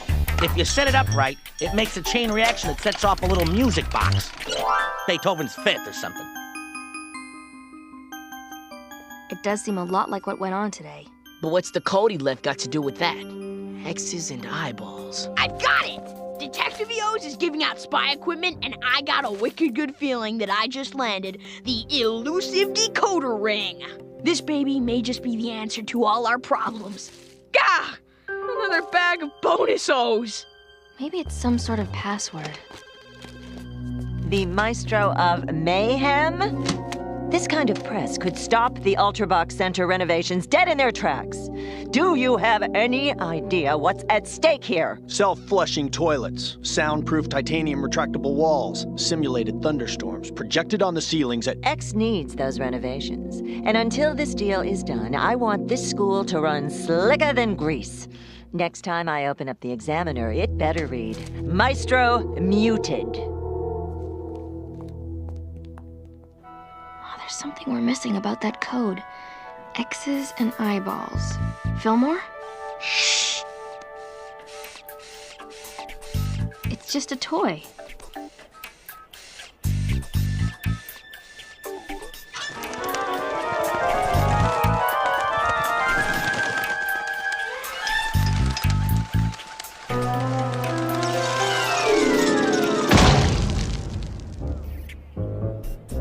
Great Galapagos! He's gonna write something!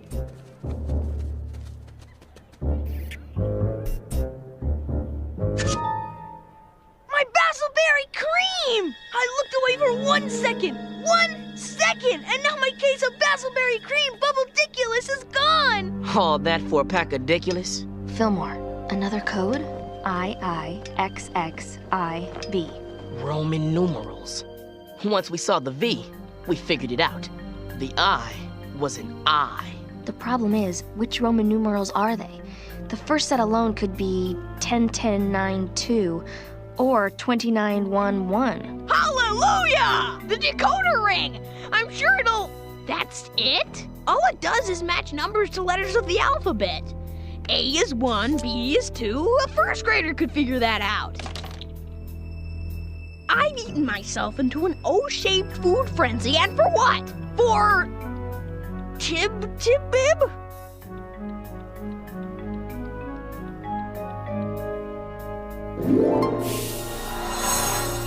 Crackers. ULBX. The Ultravox logo. Dog. Something's going down at the Omnifest. Act 2. Maestro, please. Thousands of extras will pass through these doors today. They all have one thing in common. They're suspects. Someone's playing a game with us, so we gotta play it right back. Don't know what the rules are, but it's got something to do with the Ultravox.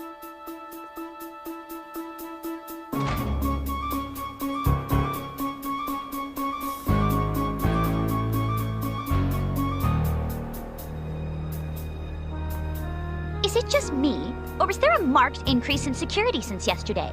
That information is on a need-to-know basis, baby. And I'm afraid you don't need to know. Man, this place is like a jack-in-the-box with too many cranks. Let's just hope it doesn't spring.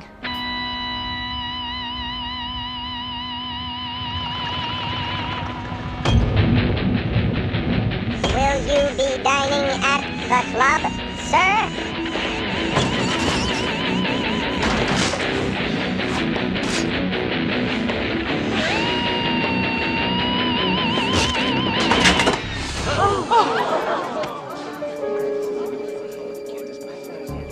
Snap. That's why he stole the gum and the wig. It was all building up to this. Stop any Bubblediculous vendor wearing a greased black wig. He's got the Ultravox. Freeze!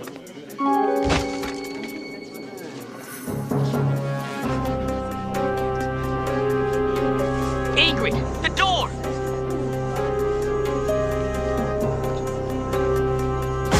Marmalade for your crumpets, sir? Dude, 16 bowling pins, 6 pounds of cafetorium-grade chutney, a gross of dominoes, the feathers of 6 chickens, a robot butler. Maybe I took things a little too far. You? How dare you show your face in this place? We know what you did. You must be real proud of yourself. Getting a date with all 4 of us on the same night? Who put you up to this? No one. I guess it was just kind of a... Oh, I know. A game! Everything's a game to you, Arthur Stanley. Player. Looks like we aren't the only ones you played this week. Why'd you do it, man? I wanted the Ultravox. I had to have it. I'm a gamer. All kinds, all types. From video to Montevideo. So I devised a way to take it. The first thing that came to me was Start the Symphony. It was the first game I ever really loved. I thought it would be fun. Fun. Think it was fun for us to clean up the messes you left behind? All I thought about was playing my Start the Symphony, Steal the Ultravox, Beat the Safety Patrol game. One level was the gum to sell at the Omnifest. The second level was a wig to wear as a disguise. And the third level was stealing a $300 piece of equipment. Let's go. The call to the mother's always the hardest part. Mom, you gotta let me have it. You gotta. Please, this means more to me than... Yeah, I'll hold. She bought me an Ultravox today. She was gonna surprise me, but now she's threatening to take it away. Mom, for the love of all that is good, you have to let me have it. You can ground me for a year. Just please, don't take away my... You will.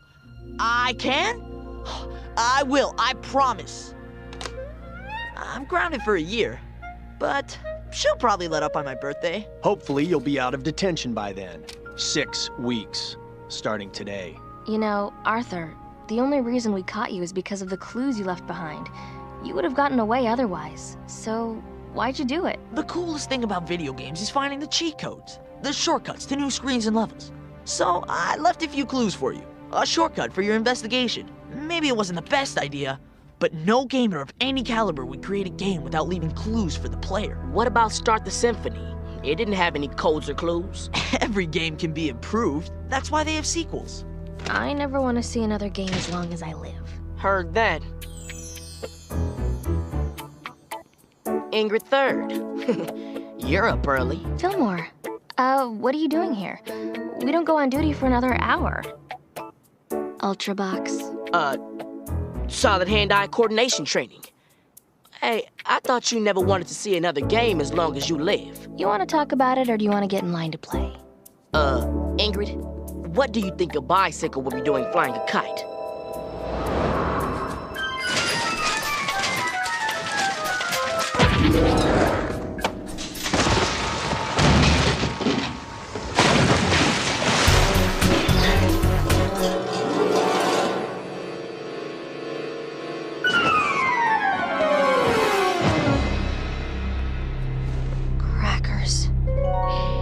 Arthur. He's supposed to be in morning detention.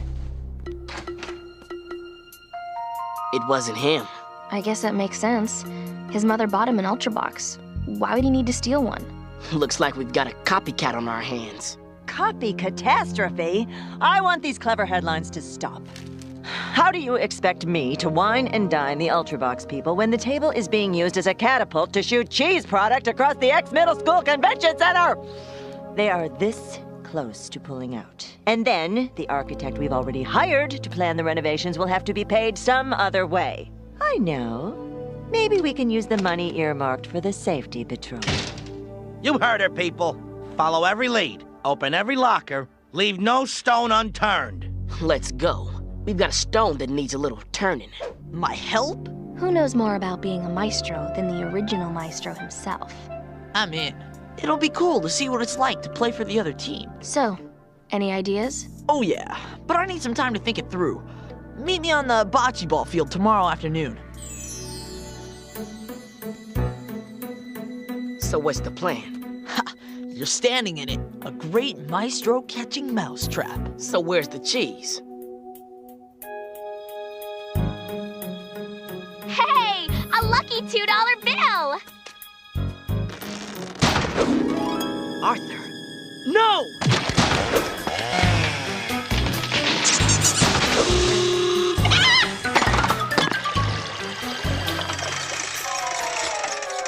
Not bad, huh?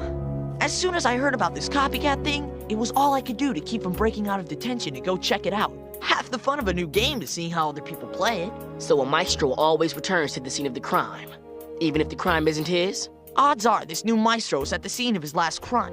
He'd come to see this one. So, if anyone from this photo shows up to check out our little show, we've got our guy. I don't see any matches, Arthur.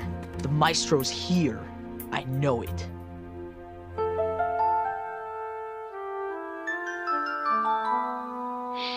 What about now, man? You still know it? Listen, how about we all go think this out over a game of chess, or Chinese checkers, or Tibetan Kwandi Do? Then, tomorrow... Tomorrow? Dude, after tomorrow, I can pretty much guarantee you that Ingrid and I won't even be on this case. Or any case. And this cat over here is thinking about Kwandi Do. Ultrabox? Ultra stinks. In this reviewer's opinion, the Ultrabox is a waste of square that has no place at X Middle School or anywhere on Earth. Fillmore, maybe it wasn't about being a maestro. Maybe it wasn't about getting the Ultrabox. Maybe it was about getting rid of the Ultrabox. We've got to talk to whoever inked this Ultrabox review. The author requested that the review be published anonymously. As far as I'm concerned, that's all you need to know. I understand that, but... Fillmore. Luella Spear, examiner. An avid Alpha System fan. An Alpha System devotee would want the Ultrabox to disappear. The Alpha System technology was supposed to last a decade. Luella Spear, we'd like to ask you a few questions. What's a 7-letter word for tasty crustacean? Lobster. Was that all? What's that noise? Oh, it's nothing. Just... Can we chase a wheelchair? Question is, can we catch it?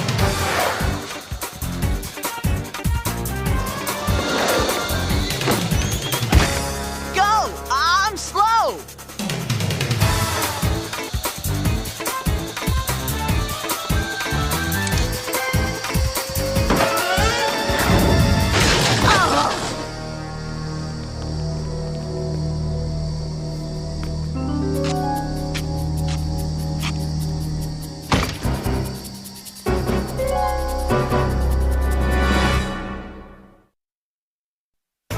Act 3, Curtain Call.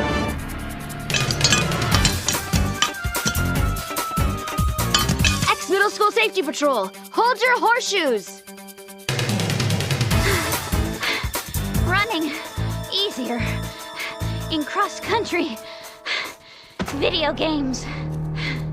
Here, the first draft of my article. I was trying to get rid of the evidence. If anyone in the gaming community found out that I trashed that lousy Ultra Box, I'd be blacklisted from every chat group on the internet. Sounds like you've got quite a grudge against the Ultra Box. Gaming is my life, and the Alpha system was my life. I'd mastered all the games, memorized every cheat, and then the Ultra Box just waltzes in and makes the Alpha system obsolete? You're gonna have to explain a little bit more than that. I never claimed that I couldn't walk. I just prefer not wasting the extra energy. You let people believe that you were seriously injured. You can't go around just faking a double leg break. Look, it's an electronic world. If I want to walk in the woods, I'll play Park Ranger Simulator. Pretty much the only time I need my legs is when an arcade game has an accelerator pedal. I wrote the article. You have your proof. Am I free to go? Look, I'll see what I can do. If you tell us what you did with the Ultra Box. What? You think I stole the... Hello? Didn't you read my review? I'm an Alpha System gal. And I always will be. Maybe that's why you wanted to get rid of the Ultra Box. Ha! You can't get rid of the Ultra Box. It's going to destroy my beloved Alpha System and all those games I love. There'll never be any sequels. Every game can be improved. That's why they have sequels. Everything's a game to you, Arthur Stanley. Disco.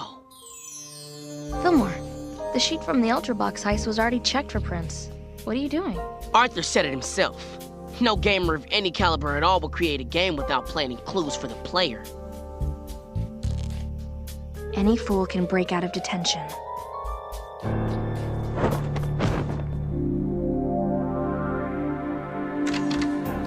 Officers, what brings you here? The Ultra Box. It's in the corner. You're welcome to give it a whirl. Just don't save over any of my games. Not that Ultra Box, Arthur. The one you lifted from the Omnifest. Why would I steal an Ultra Box? I have a perfectly good one, right? Because it wasn't perfectly good. Not for you.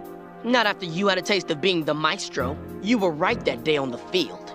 The maestro was standing right in front of us. Arthur. I thought I'd be happy with the Ultra Box my mom got.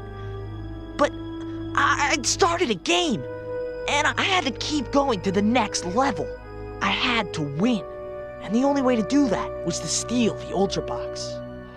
I'm so sorry. Let's go, man. The game is finished. Can I at least grab my game satchel?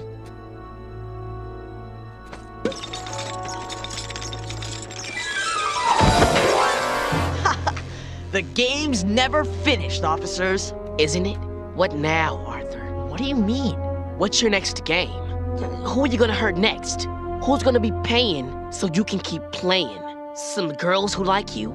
Some Ultra Box fans? A couple of safety patrollers who wanted to give you a second chance? I wanted to stop, but I couldn't. I tried. I'd stolen the Ultra Box, won the game. But when you two asked me to help catch myself, well, that was the bonus level. I could play without even stealing anything. I could win and win and... I don't see a winner. I see a loser. Someone who's lost his life to games. There are people in this world, Maestro, not pawns. You're not living life, man. You're just playing. You're just playing yourself. Checkmate. Bingo. Gin. Game over. You win. Have you bought a raffle ticket for the Spaghetti Club's massive meatball giveaway, officers? Oh, you should get one. Quick, before your dumb luck runs out. It's a good thing everything worked out the way it did. It's also a good thing you two did très bien work on this case. The Ultrabox people gave me this, but I seriously doubt I'll have any use for it. Take it home. I have a feeling that if you set it up at HQ, we'll have a file cabinet full of unsolved cases. You want it? Play you for it? Oh, you're on. And you are so dead. Me? I could beat you in my sleep. You can only beat me in your sleep. In your dreams.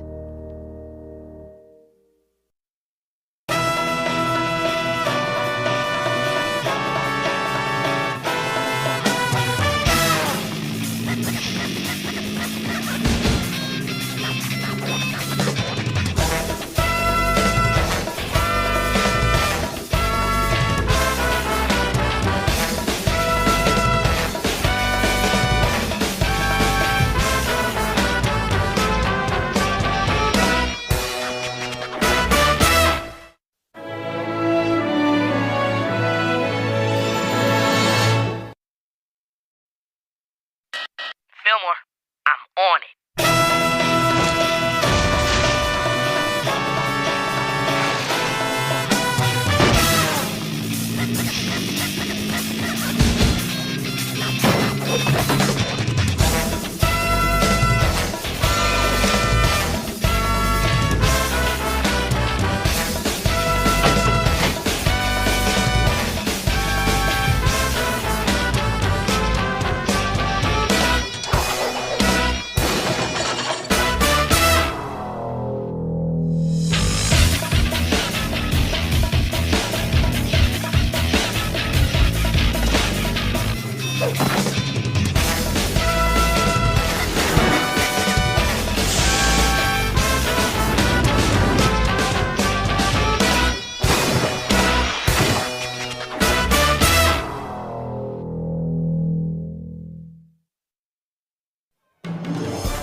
And now, Fillmore.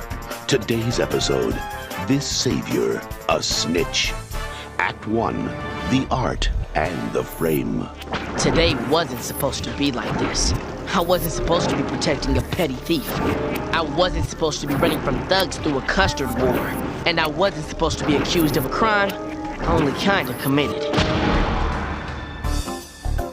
Jamie, what's with the Mac and Jack attack, man? The mac and cheese is a little gift from my new student catering company, Jamie Townsend's top-of-the-class catering. It's for students too busy making a difference at X to get to the cafetorium. Students like you safety patrollers. You know, the people that really matter around here. Everybody matters, Jamie. Uh-huh.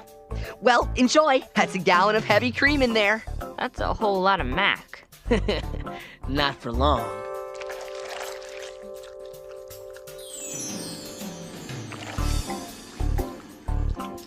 Fillmore, third. We just got an anonymous tip there's gonna be another lunch bag shakedown between third and fourth period. Let's go.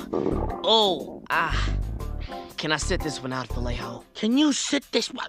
Folsom is this close to turning this office into a mineral spa if we don't bag these thugs. And you wanna warm the bench? Listen, I know.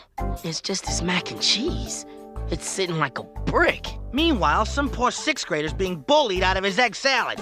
As safety patrollers, it's our duty to assist and protect all students. You're right. Dog. Heavy cream.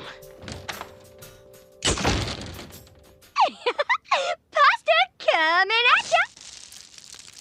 We're live for the Pasta Masterpiece Art Extravaganza with Officer Cornelius Fillmore. Jamie Townsend of Jamie Townsend's top-of-the-class catering tells our sources that you simply love macaroni. Right now, I hate this stuff. Phase 2. It's quiet here. Anything on your end, Fillmore? Nothing. Unless you count my stomach rumbling. I think our anonymous tip was whack. See you back at HQ? 10-4. Help! help, it's on. Somebody help! Drop the sack, McAllister. Ex-middle school safety.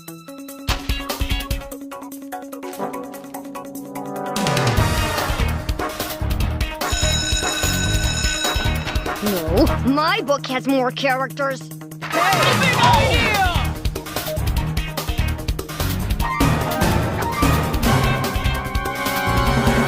Students and members of the press, welcome to this year's Pasta Masterpiece competition. As this year's judge, I am proud to announce our first place winner, Frankie Polk. Hey, be the first one to go backstage and see Frankie Polk's prize-winning sculpture. Only 5 clams. Do you take custard? Get that slop away from me! Custard gives me painful hives. Plus, it don't cash too well at the bank, see? Out of the way, Roach. Hey! It's $5 tomorrow. But today, a VIP entry on the house. Hey! How come he got in free? Get in? Hey, no one's allowed backstage. In fact, I'm here guarding the door for the safety patrol. Oh, hello, Officer Fillmore. Take off, Foggy. I got bigger fish to fry. And you? You're just a shrimp on the Barbie, baby. Sure thing, Officer Fillmore. It's a long and proud tradition in the pasta I art. saw you come in here, McAllister. Your lunch bag stealing spree is over. Nothing's done till you catch me, chump.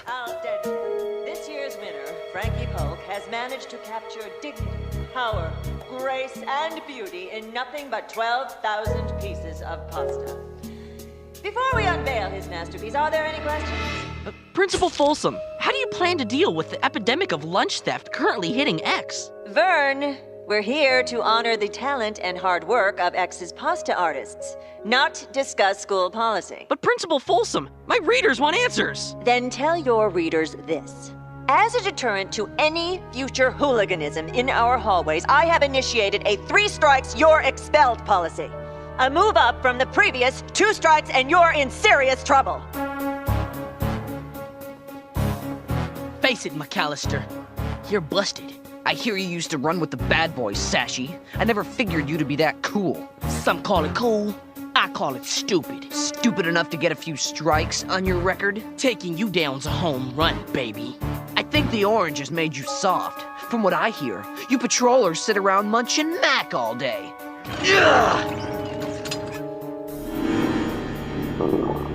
Man, get this stuff away from me.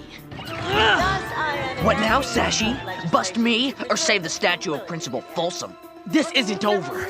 Wanna bet? Strike 3.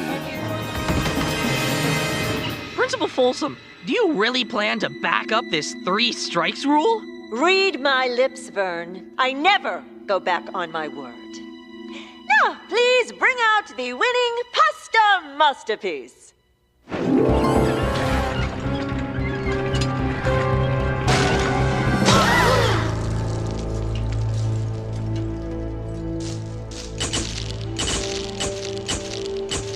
Wow, he really hates macaroni. Dog. Does Fillmore hate art or macaroni? That was pleasant. Let's see what's in the news today. And what's this headline? Fillmore, I hate macaroni! Principal Folsom, I told you, I was about to bust Scooter McAllister? He says he was helping build the rock climbing club's new rock wall on the south side of school. But Jamie Townsend says he didn't see you or who was bullying him. This is not going down like this. Oh, I'm afraid it is. Raycliffe? Cornelius Fillmore. 8 previous counts of juvenile delinquency, including chalk boosting, a comic book poker ring, the gymnasium chili spill. Listen, that was a long time ago. And a long time ago, I ate 2 quarts of Rocky Road after an unfortunate breakup, and it's still on my hips. The past doesn't disappear, Officer Fillmore. And if it wasn't for your irrational hatred of macaroni, this would never have happened. I don't hate Principal Folsom. Look, I was set up. Just give me a chance to clear my name. I've scheduled a student council hearing on the matter this afternoon. Bring me proof that you were after Scooter, and the third strike will be erased. Otherwise, I can't help you. I gave my word that I'd back up the 3 strikes you're expelled policy, and I never go back on my word. Act 2, Tale of the Tattler. Say it ain't so, Fillmore. Say it ain't so. It ain't so. Really. Tell me you didn't push that statue, Fillmore.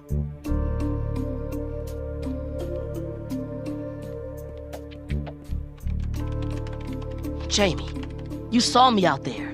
Back me up, man. I'm sorry, Officer Fillmore, but I only saw you in front of the cafetorium. I've given my statement. I don't know what happened backstage.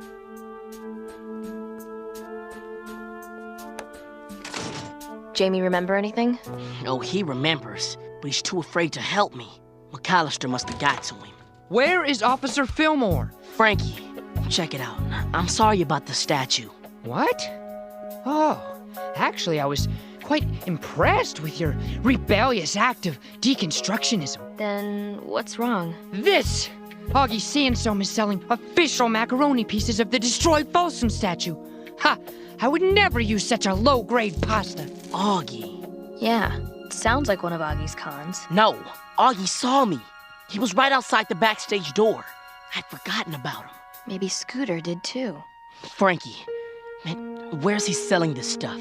If only I knew. But the hallways are replete with it. Not much to go on. Wait. Smells like apples. Disco. Let's check the apple orchard. Thank you, Officer Fillmore. This may be the best con yet. Looks like we got you over a barrel, Augie. Hey, Officer Fillmore! I'm taking the worms out of these Granny Smiths for my, Granny Smith. Weatherby. Sansom. Well, I got something else you can do. You're the only one who saw what went down backstage yesterday, man. I want you to testify that I was chasing Scooter. Yeah, I'd like to, but I got a manicure booked. Then we're taking you in. Hey, come on! I was just busting your chops, officers. Go ahead, set me up on that stand. I'll sing for yous like my mama's canary.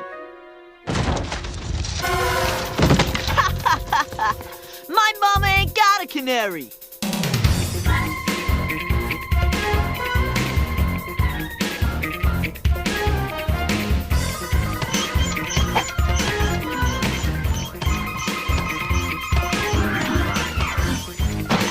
Hey, our red delicious! My wheelbarrow! Safety patrol emergency.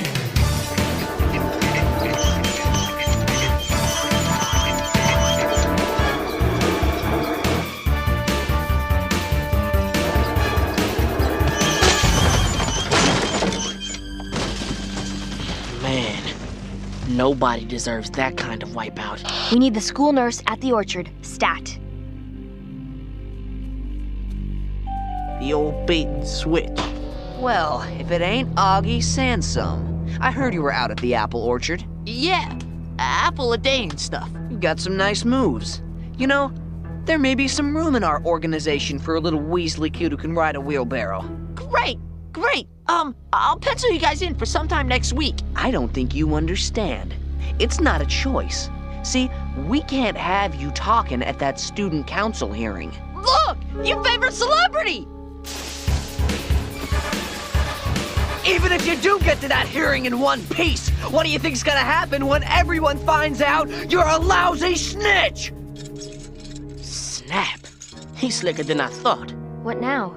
Officer Fillmore, you gotta protect me! Let's make a deal. You testify at the hearing that you saw me chasing Scooter, and we'll keep you safe. No go, Ossifer. I'm already a nobody at X, but I got my angle. It works for me. People find out I'm a snitch, and that's over. Nobody's a nobody, man. Everybody matters for something. I mean, you want to be somebody? You gotta step up, Augie. Start caring about peeps other than yourself, dog. There's a penny for your thoughts. Next time, keep them to yourself. Then keep choosing to be a nobody. Fillmore, like him or not, Augie needs our protection. Yeah? And there's probably somebody else out there getting their lunch nabbed. We've got better ways to spend our time, Ingrid. We can't pick and choose who we help. Like you said, everybody matters. Even weaselly cons like Augie Sansom. I prefer crafty grifter. Let's get you out of here.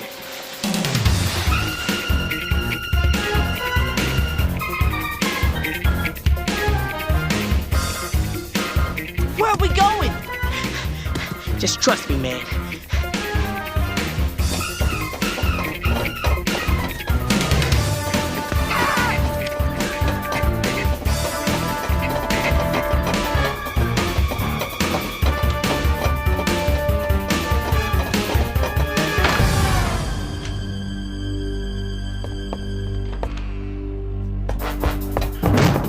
We're trapped!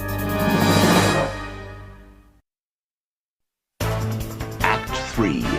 The clock strikes 3. Here's the deal, Fillmore. Give us Augie, and we'll think about letting you and your partner go. We bought some time, but not much. Why don't you use that time to get me someplace safe? How about the student council hearing room, Augie? That's safe. Nice try. Ingrid, come in. Boss, we lost him. Ingrid, where's Fillmore? We're on our way.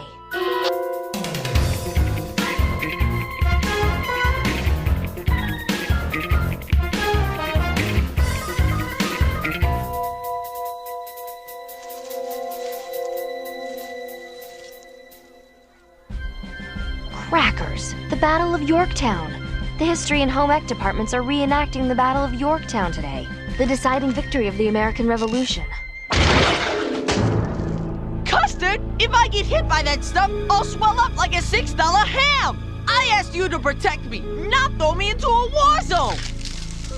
You've got two options, the Revolutionary War or Scooter and Thugs.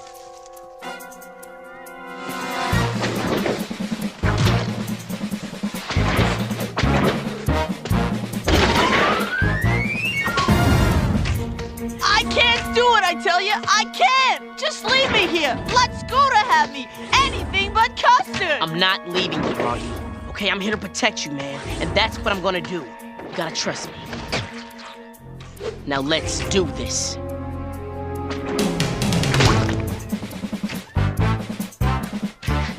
Excuse me, Mr. President. Safety patrol emergency.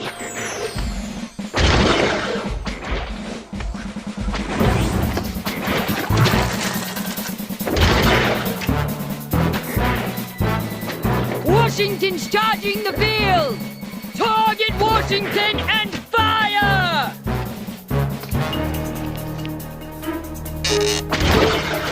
Fillmore, they're firing on us! Dog, Augie, you grabbed General Washington's helmet. I got kind of a big noggin! It was the only one that fit! Incoming!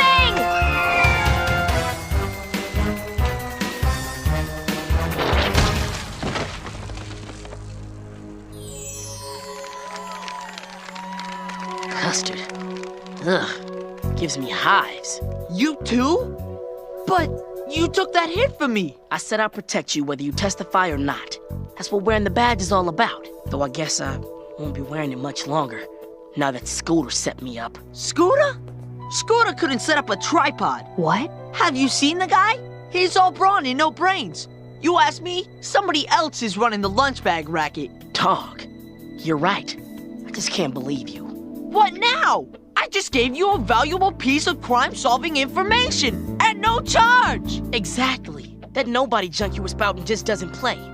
You got a good head on your shoulders, and you ride a mean wheelbarrow. So why are you selling yourself short, man? Maybe that's all people are buying. Guys, Folsom's ready to start the hearing. Where are you two? At the southeast entrance to the school. Do what you can to stall. We're on our way. What? I never said I'd... You don't have to say a word, Augie. But the only way to keep you safe is to keep you with us. And right now, we have a hearing to get to.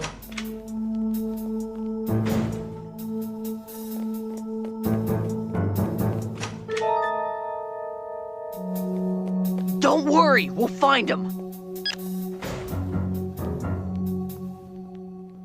Dog, this is rough, Augie. I mean, if they find us, we may not be able to protect you. We can't just sit here, Fillmore. You've got to get to that hearing. I know, but the best way to keep Augie safe is to stay put. But if you miss that hearing, you're booking a one-way ticket to Expelsville. That's the way it's gotta be. What? You can't just throw in the towel. You're too good for that.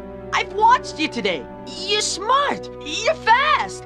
You know all the secret passages around here. Sounds like someone else we know. Listen, Augie, I don't blame you for what went down today. You're all right. And if you ever decide to turn things around, you look me up, all right? I'll put in a good word with Vallejo. Wait! I got an idea.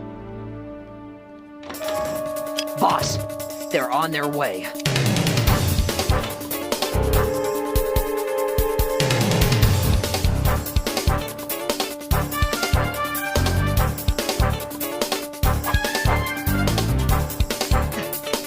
Come on! Give it up, Augie! Quick, in here!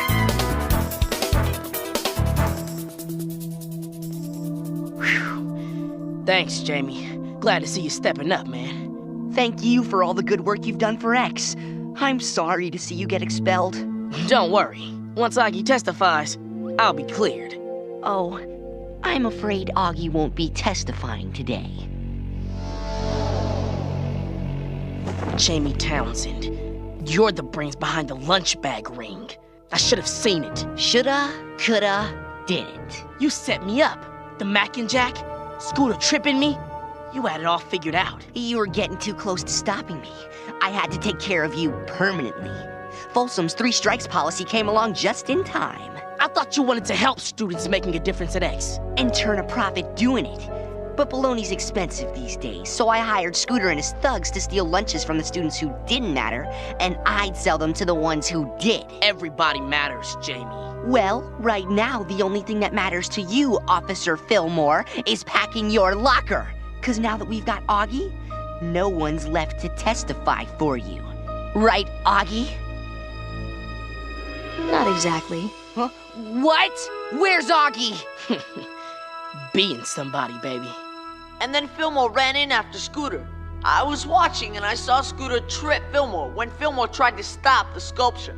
And what were you doing at the backstage door? I was selling illegal backstage passes for $5 a piece.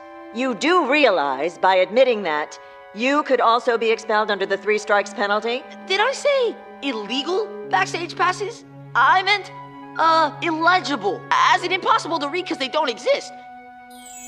Fillmore's expulsion papers.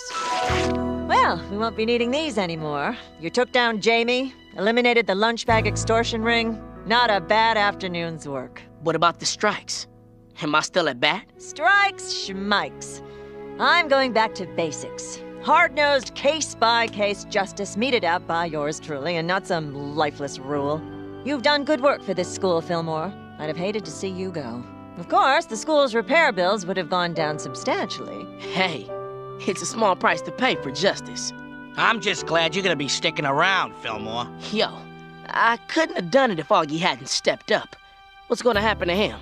Well, he's not going to be expelled, but, well, he's not exactly getting off scot-free either. 10,201. 10,202. 10,200. Yo, I heard you can use some help. You sure you're ready to face macaroni again? For somebody like you? I'll give it a shot.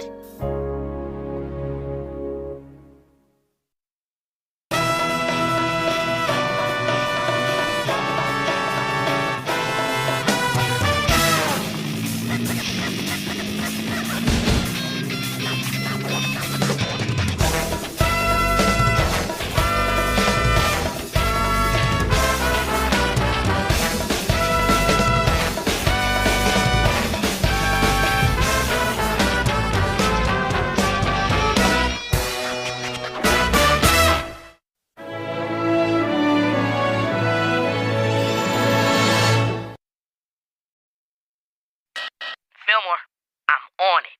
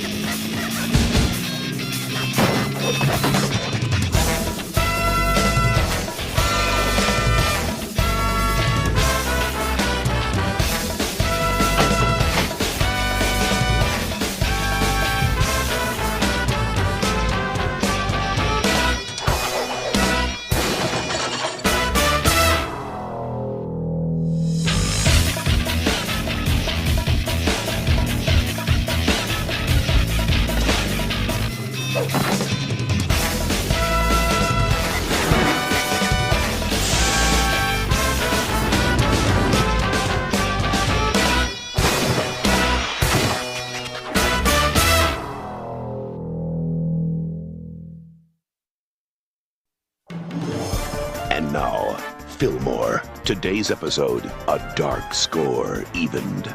Act 1, a cursed debt repaid. Hey, everybody. Look who it is. It's Wilbur. What did you bake for me today, Wilby? Huh? Please, Rochelle. This tiramisu took all night. And you were afraid I was going to smash it or eat it or something, right? Yes. You think I'm a monster or something? Do you? Oh, wrong answer, Wilbur. You hurt my feelings. Now I have to hurt you. Hey, everybody. Watch my Kung Fu tiramisu! Don't think so, Rochelle. See, I know Kung Fu, and you don't want it. It'd be real bad for your digestion, so step off and walk on. I said, walk on. Thank you. It's what we do, man. What some people do for good tiramisu. It wasn't about the sue, Ingrid. Making kids feel small is how Rochelle makes herself feel big. You know a lot about bullying. Pushing kids around. Making them feel scared. Yo, I just don't play that. Do you mind walking me to home ec? I'm still a little, you know. No problem, Wilbur.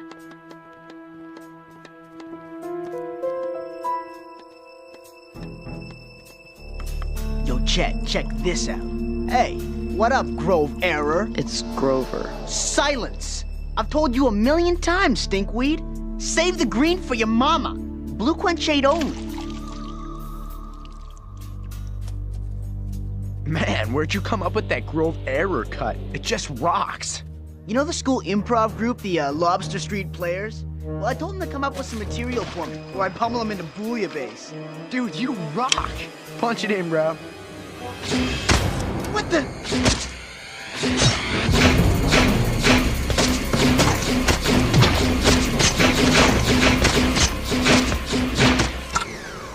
Mama. Oh, what up, Mama?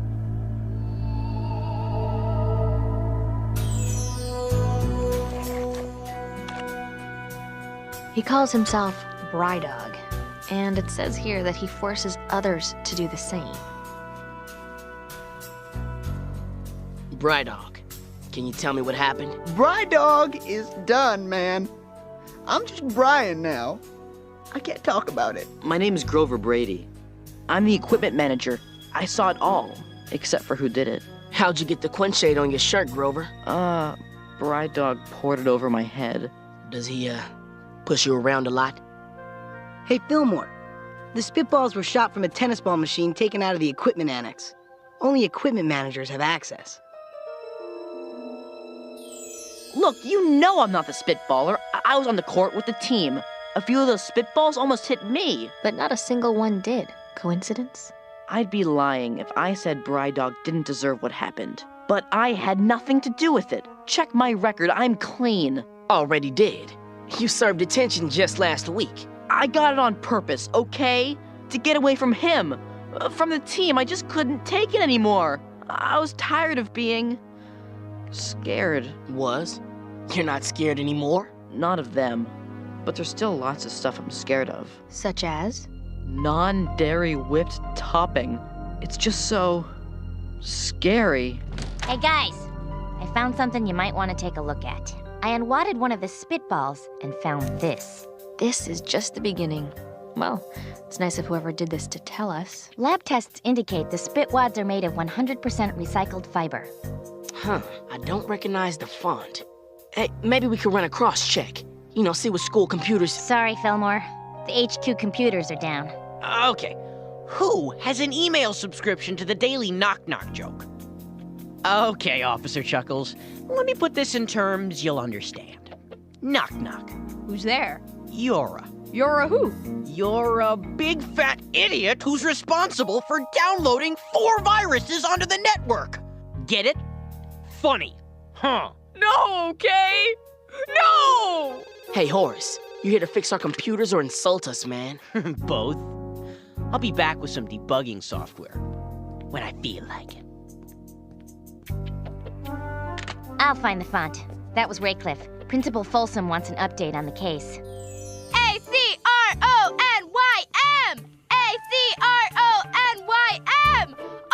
teachers really only need your mercy! Falafel and hummus, not fingers and nuggets! Chickpeas, not chickens! Stella Valencia, your incessant chanting is like an insect slowly burrowing into my brain. I won't stop until the cafetorium goes from meatloaf to meatless. I respect your passion, I respect your ideals, but most of all, I respect peace and quiet! So, do either of you know what Friday is? Our deadline to solve the case? Very good. Friday's also the day the sewing club unveils its tranquility quilt. Right, Cliff? The Tranquility Quilt, 1 year in the making, 2 stories tall, made with 3 miles of yarn, 400,000 stitches, and more love than a dozen puppies in a lollipop factory. Friday's unveiling is going to be a celebration of peace and love at X, not a celebration of gut-wrenching spitball terror.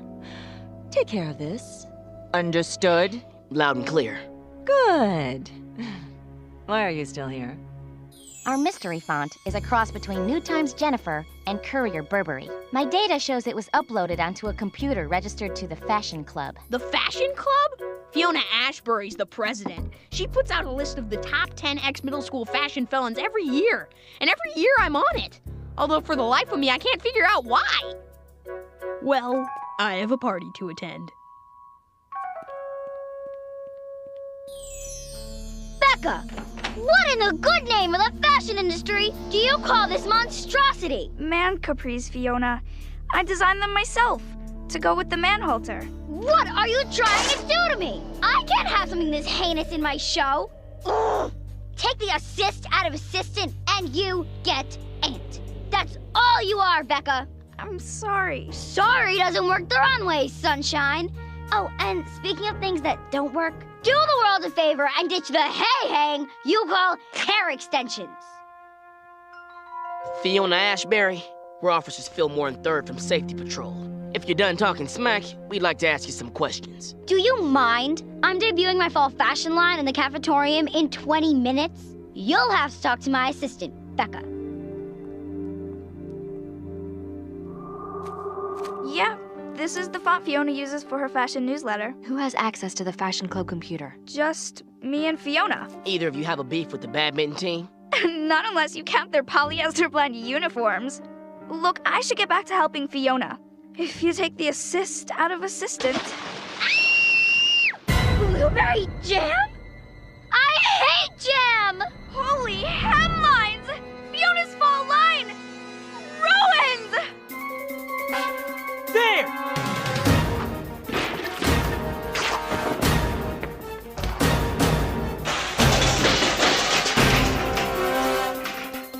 Please, take my lunch money. Just don't hurt my tiramisu.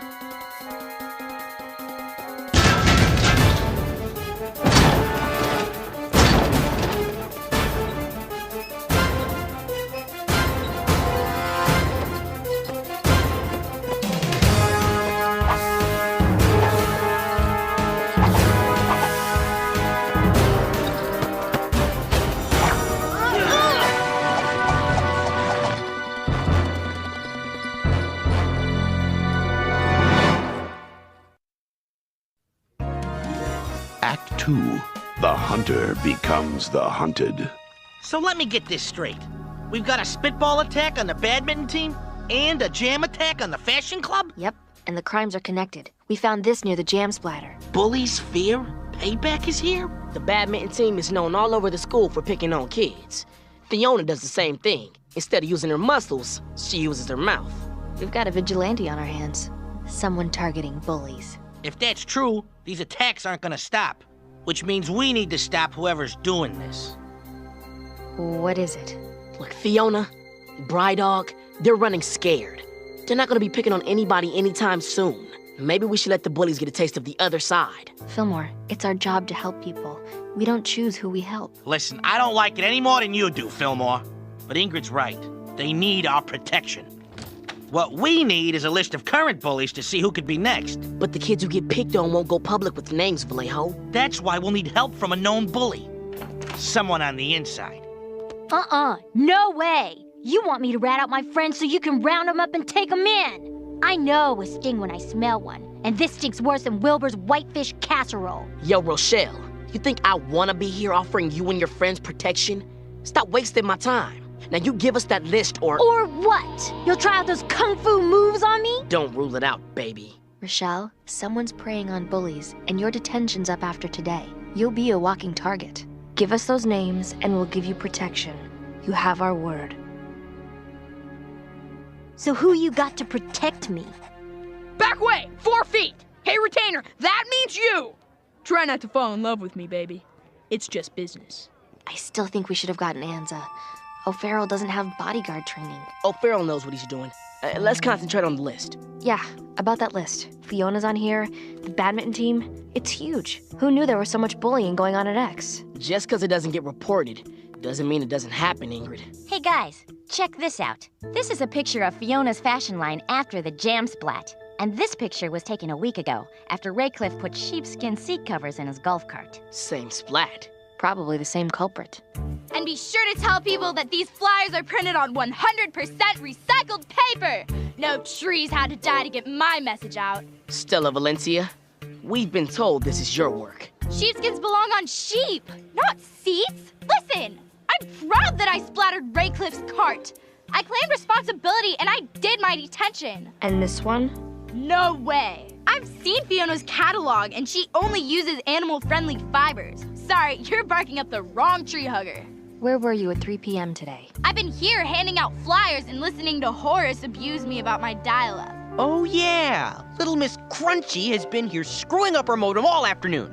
In fact, I'm confiscating it right now. But I need to email everyone about my Save the Doodlebugs rally! Start licking stamps, sweetheart. Your internet access is denied. That guy needs to check himself. Yeah, and all our leads are dried up. Any bully on this list could be next. Hey, Freckles! I gotta use a little girl's room. I guess that's cool. Let me do a quick sweep. Hello? Boy entering girl's bathroom to check for person terrorizing bullies. Okay?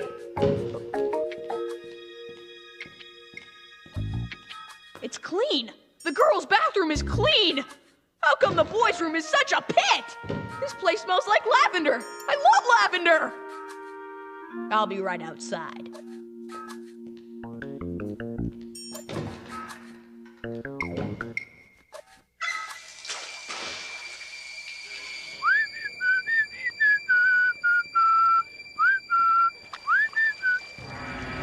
Rochelle? Are you okay? Rochelle? Rochelle! Act 3, Vengeance Overturned. What do we got? Somebody wet toilet papered her, head to toe. Please, just get it off me! Get it off me! Looks like the perp escaped through the window. Didn't we give Rochelle protection? I assigned O'Farrell. O'Farrell? Fillmore! O'Farrell's not trained to use the stapler, let alone bodyguard somebody! Do you guys smell that lavender? I mean, where is it coming from? What were you thinking? Rochelle is tough, okay? She'll be fine. Folsom said she wants this thing wrapped up before the Tranquility Ceremony, which is tomorrow. And I'm afraid to think of what she'll do if we don't. Any idea who'd want to put Rochelle out of business?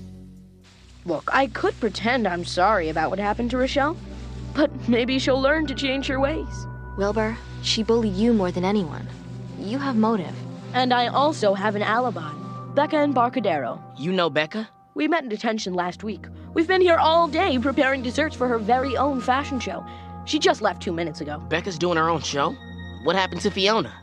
Fiona called in sick. This whole thing is really getting to her. I hear she may even transfer. Oh, poor thing. That's a lot of yellow you got going on there. Isn't it flossy?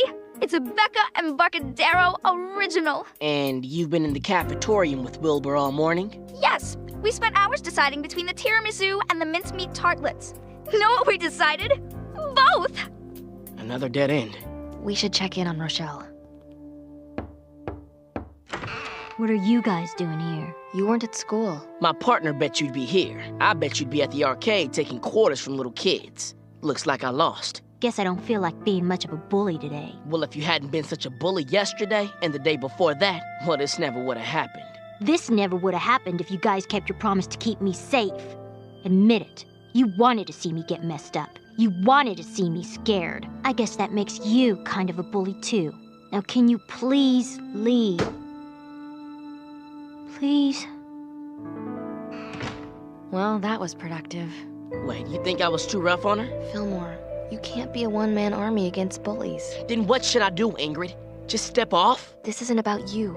This is about everybody. Everybody who just stands by and lets bullying happen. If those kids would just stand up and band together to say no. If we all just worked as a group. Wait, hold up. I think I got an angle. We got 3 victims and 3 possible suspects. Grover had a motive for getting back at the badminton team, but he was on the court during the spitball attack. It couldn't have been him. Which leaves us with Wilbur and Becca. Becca was taking abuse from Fiona, but we saw her with Fiona when the fashion show got splattered. Which leaves us with Wilbur. One problem, Fillmore. The jam-splattering suspect almost ran into Wilbur. It couldn't have been him either. So what are you saying, Fillmore?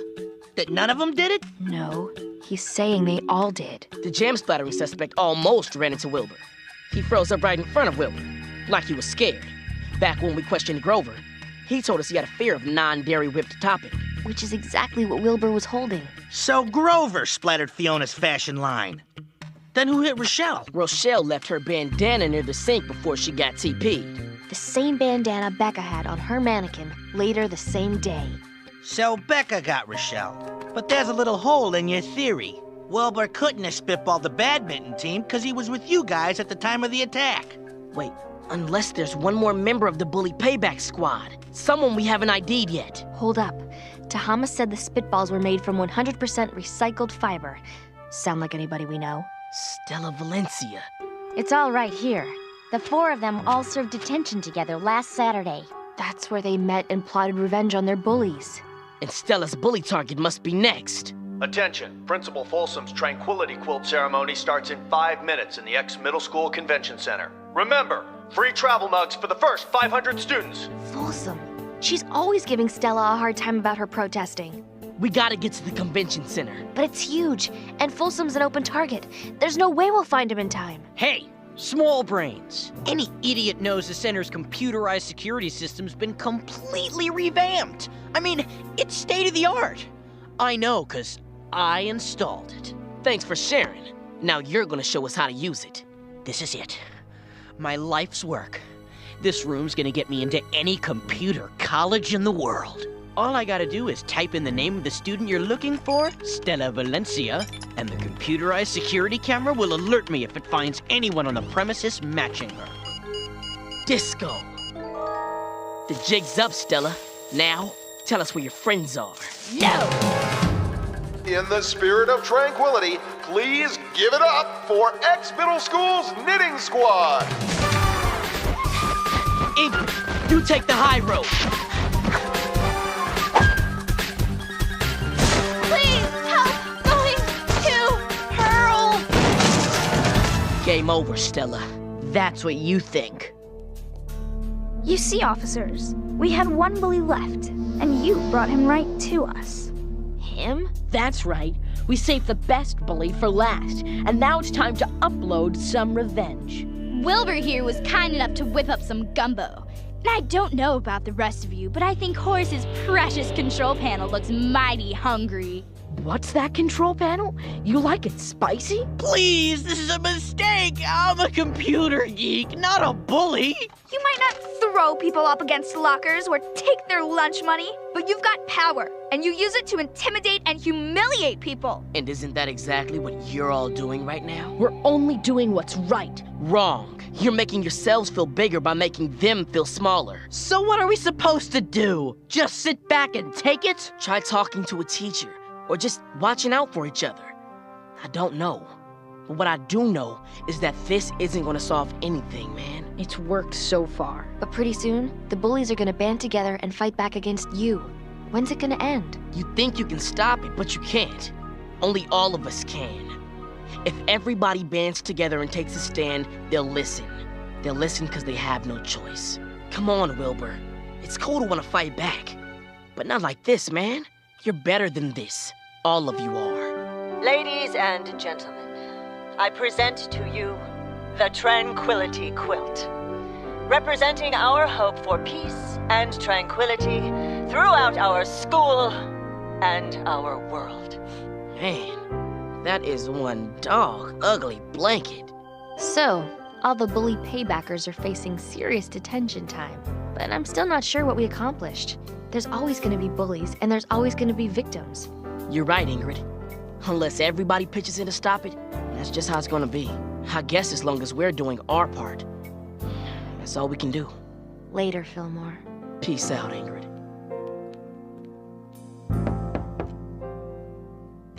Thought you might want this. My bandana. I heard you guys solved the case.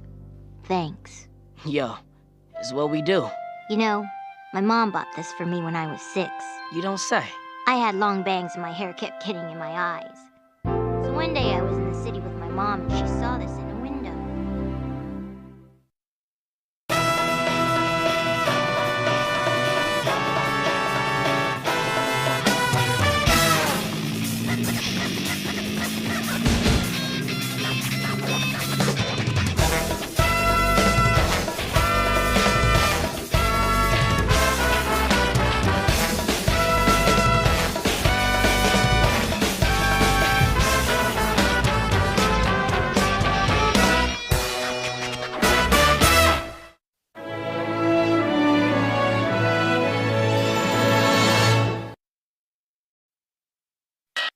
Fillmore, I'm on it.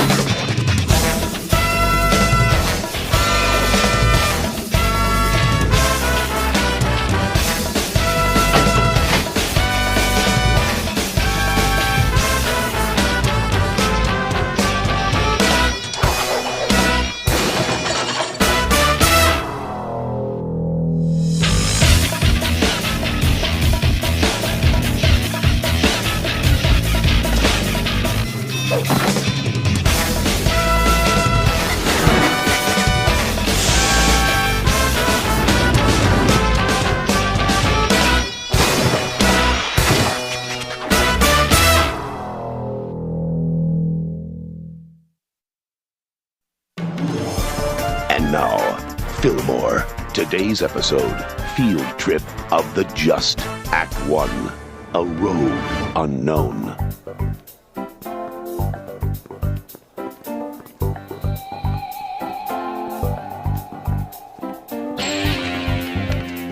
Gosh! And I need gosh! A quarter! Oh, hey! Don't know what's happening. What do you guys want to do tonight? Push kids around at Captain Clucky's beef buffet? Holla. Speaking of kids to push around. Dude, forget her. The calculator gladiators are gonna be here any minute. Go get change for $1. Holla. Good heads up, E. I'll be back. Holla. Yo, Eric, what's the 401k? I mean, what's the 411? Yes, that's what I mean. Yo, I thought I heard toothpicks weren't allowed on campus. Yo, I heard that too. But you know what? I don't care. My smoothie! Sorry. Anyway, I thought your dig at Mr. Delancey today was way fly. His haircut does resemble a homing pigeon. Thanks. But where does he get off assigning you tarantula detail after class? Yo, the last thing you need to be dealing with is taking care of some stupid spider. Yeah, well, I got a stupid spider to see. Okay. Holler! Holler. What do you want, Theldon? If you continue to be seen with the likes of Eric Orban, his bad habits most certainly tarnish your otherwise sparkling image. How do you know that's not what I want? Alexandria, Eric Orban's on a road to nowhere. He's a hoodlum burnout. We're better than him. Now, I have tickets to tonight's Flugelhorn concert, and I was wondering, I have to go. Hello? Anybody here? Eric?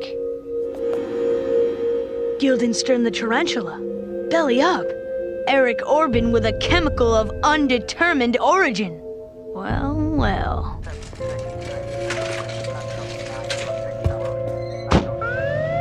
So what do we got? So far, a comatose science department mascot, a mysterious brown liquid, and prime suspect number 1, Eric Orban, resident bad boy.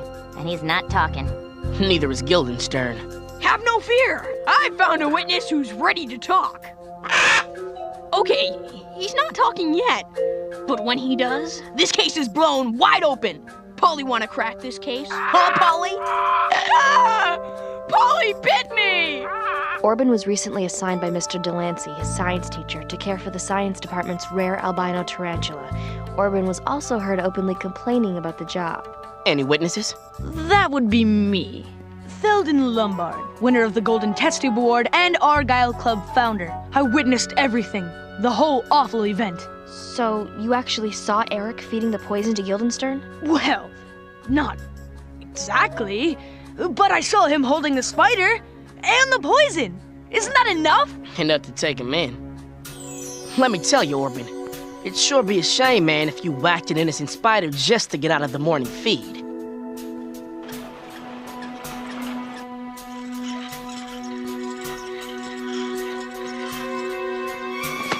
Ingrid! Baking soda.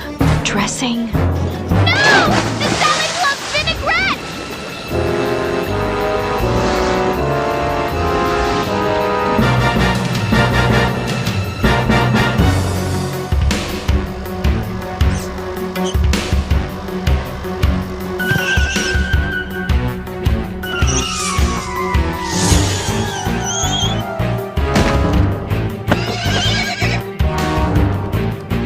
Which way? How about right at us? Jules? Jules? Sorry about the dog. Dog? Jules is a horse! A miniature seeing eye horse. Far superior to a guide dog in every way. Stay on it. Behind the tanker.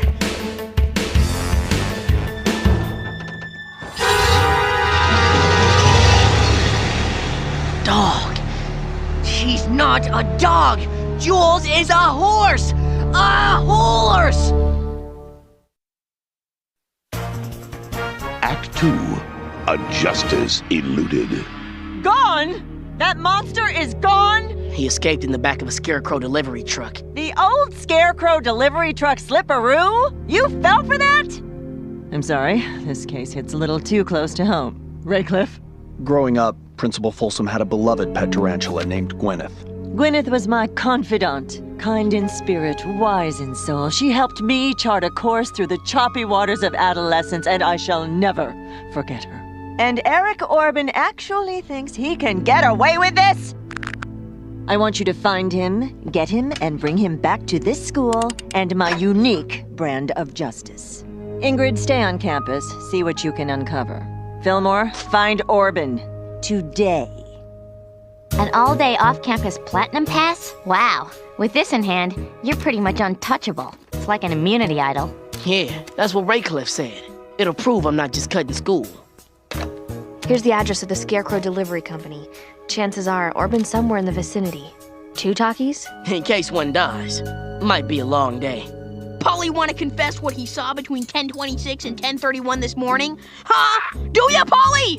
Yeah, I know what you mean.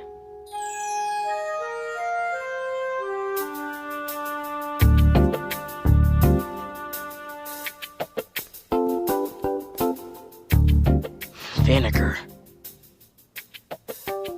Hey, Ingrid, you reading me? Loud and clear. What up? I think Orban may have headed into Frugal Magoo's thrift store to ditch his vinegar clothes. How are things going on your end? Just had a powwow with Orban's friends. Interesting conversation. Listen, we'll cooperate fully. Holla. What do you know about what happened to Guildenstern? What is there to know, Belty?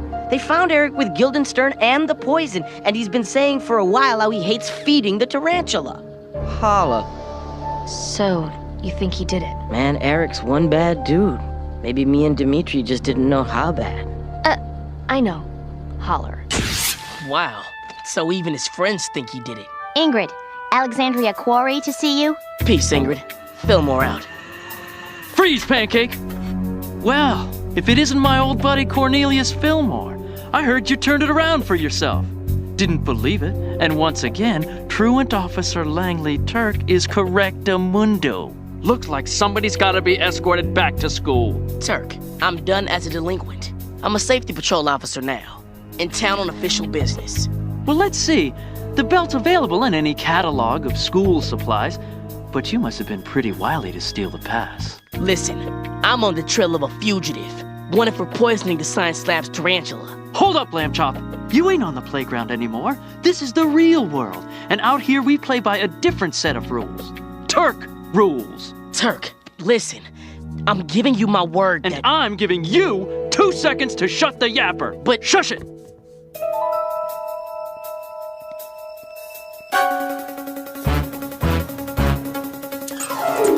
Oh, Corn Cob, you're gonna have to do better than...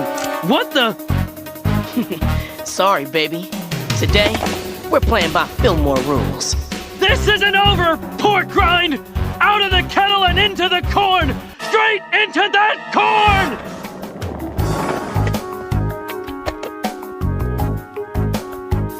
Yo, you are tripping, and you have to immediately step off because Eric Orban is in OSIT Foshizi in DD. Oh my gosh, I am so sorry. Oh, mea culpa, I am completely contrite about this. 0 to nice in 3.5 seconds. What gives? Listen, Eric didn't do it. Then who did? I don't know, but it wasn't Eric. I know it wasn't. You have to believe me. Thanks for your time. I'll be in touch. Third. Ingrid, help me out. Yeah, could you check the phone book and tell me what's on page 42? Don't need to check. Let me guess. Photographic memory? Disco.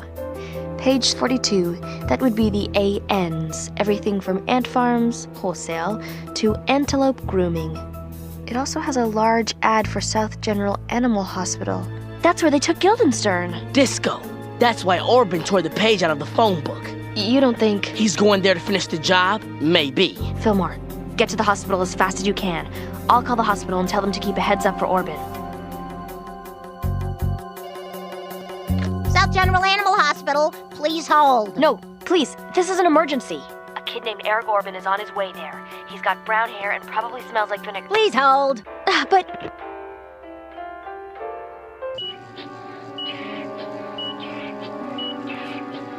Game over, Orban.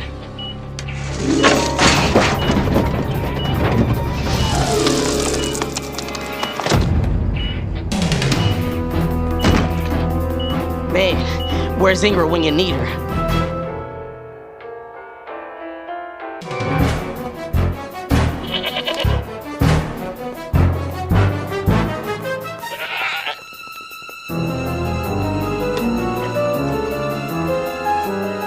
Dog, my pass. It's a horse! A horse!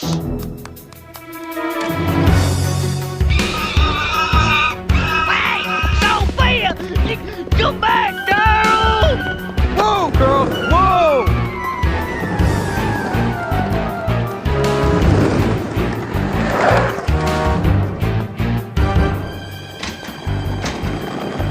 Yo, did you see?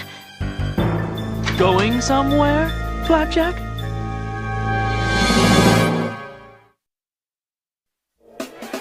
Act 3. A guise revealed. Let's do the rundown, shall we? Talking smack to a truant officer, tampering with an official county seatbelt. Those are just the tip of a little iceberg I call busted. Dispatch to Officer Turk. Lay it on me. Be advised that Platinum Pass checks out. As long as the kid's got it, he is untouchable. Catch you on the bright side. Let's see that pass, cornstarch. Be cool, baby. You know I got it. I showed it to you. Then why don't you show it to me again?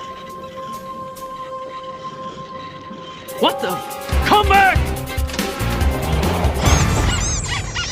Help! Get them off of me! Stop the squeaking! The awful squeaking! Orban got away on a camel? Yeah, but that wasn't the weirdest part. He was just standing there, checking Guildenstern's chart. Maybe he's trying to cover his tracks. Destroy evidence. I don't think so. The way he was snooping around, it was almost like he was looking for evidence. Why would he be doing that? Unless... He was trying to prove his innocence. Snap! Ingrid, I gotta see what's on that chart.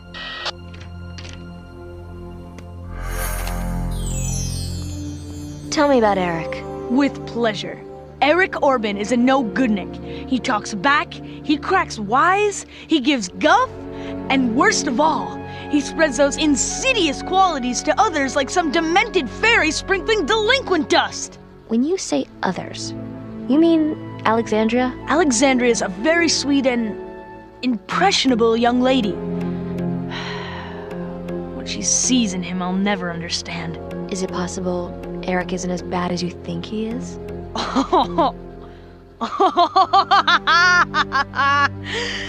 Oh, Eric is bad to the proverbial bone. But don't take my word for it.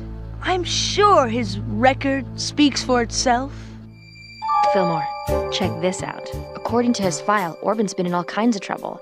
But the weird thing is, Eric Orban's a straight A student, except for science, an A+. Seems like Orban's not your typical A student. I'm gonna go talk to the science teacher, see what the story is. Ingrid, hold up. What do you know about Marcasin palm root extract?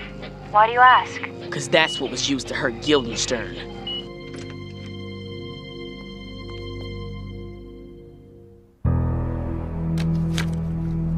According to my web search, concentrated Marcasin palm root extract is used for natural pest control, mostly on larger insects. Only one extermination company in town uses it, Eliminatrix. It's on the corner of Springfield and Plainfield. Disco. Thanks, Ingrid. Think that's where Eric's headed? Only one way to find out. 2 birds, 1 stone.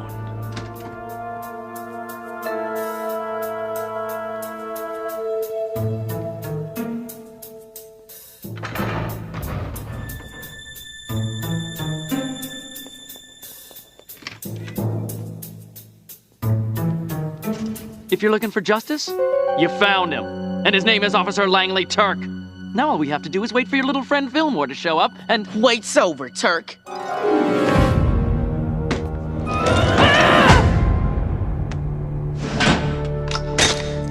I knew you were still a bad seed, Fillmore! Why didn't I wear my clip-on? Have a nice day, officer.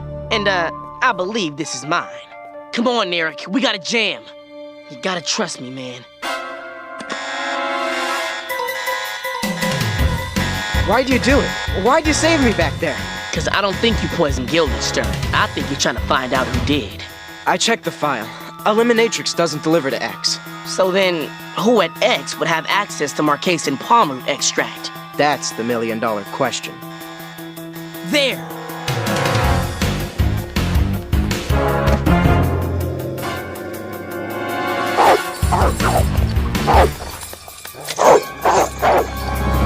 Eric Orban's science tests. They're all A+.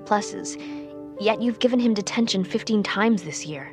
Care to explain? Explain what?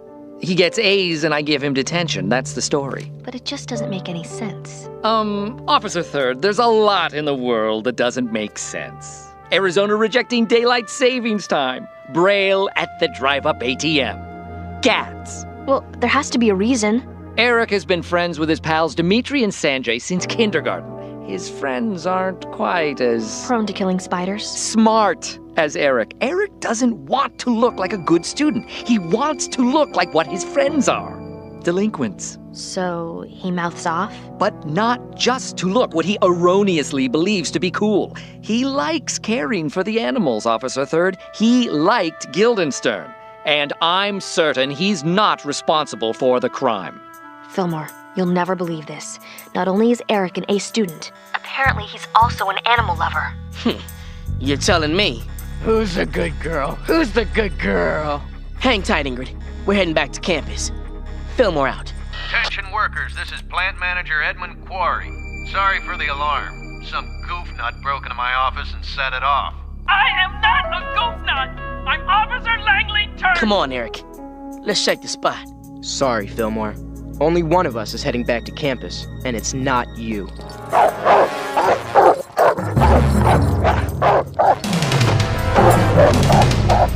Why would Eric turn on you? You think we were wrong about him? I don't know, Ingrid. He's bad, then he's good, then he's bad again. Sounds like somebody else I know. It's like something made him snap. I mean, the plant manager came over the intercom and Eric just... Crackers. Did the plant manager say his name? Yeah, I think he said it was... Quarry. Fillmore, you need to get back to campus ASAP.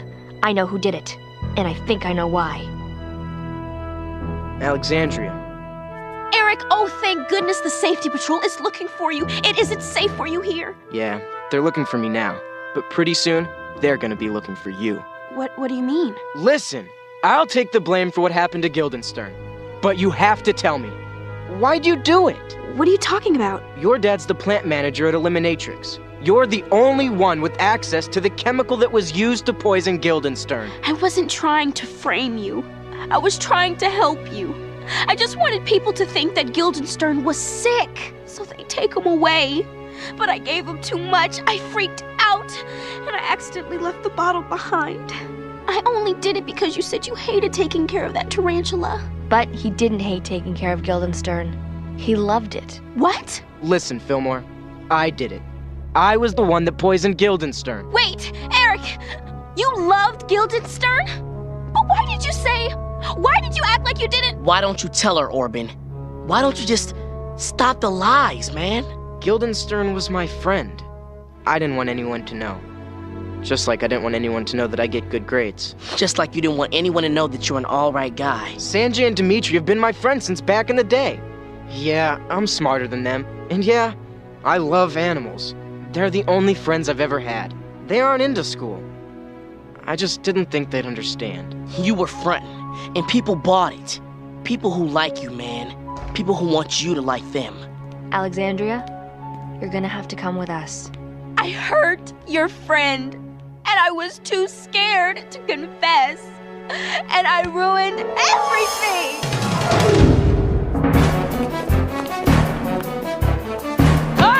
Nobody messes with Texas! Check out South Carolina.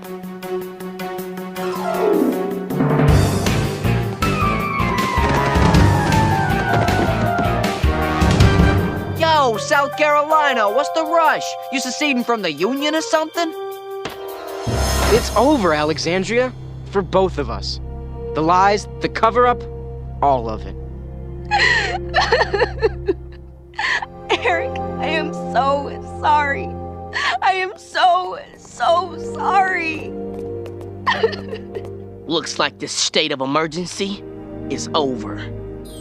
A month-long suspension, 6 months detention, barred from clubs for the rest of the year, and school community service for the next 2 years. Serious business, man. I'm just glad Guildenstern pulled through. And you did too. Yo, E, are we doing this tutoring thing or what, man? Holler. Wait a minute. Tutoring? I got a jam. If Polly wants this cotton-picking cracker, he's gonna tell Uncle O'Farrell who slipped Guildenstern on Mickey. Right, Polly? Right? Ow! He bit me again! You think we should tell him? Nah. Give it another hour.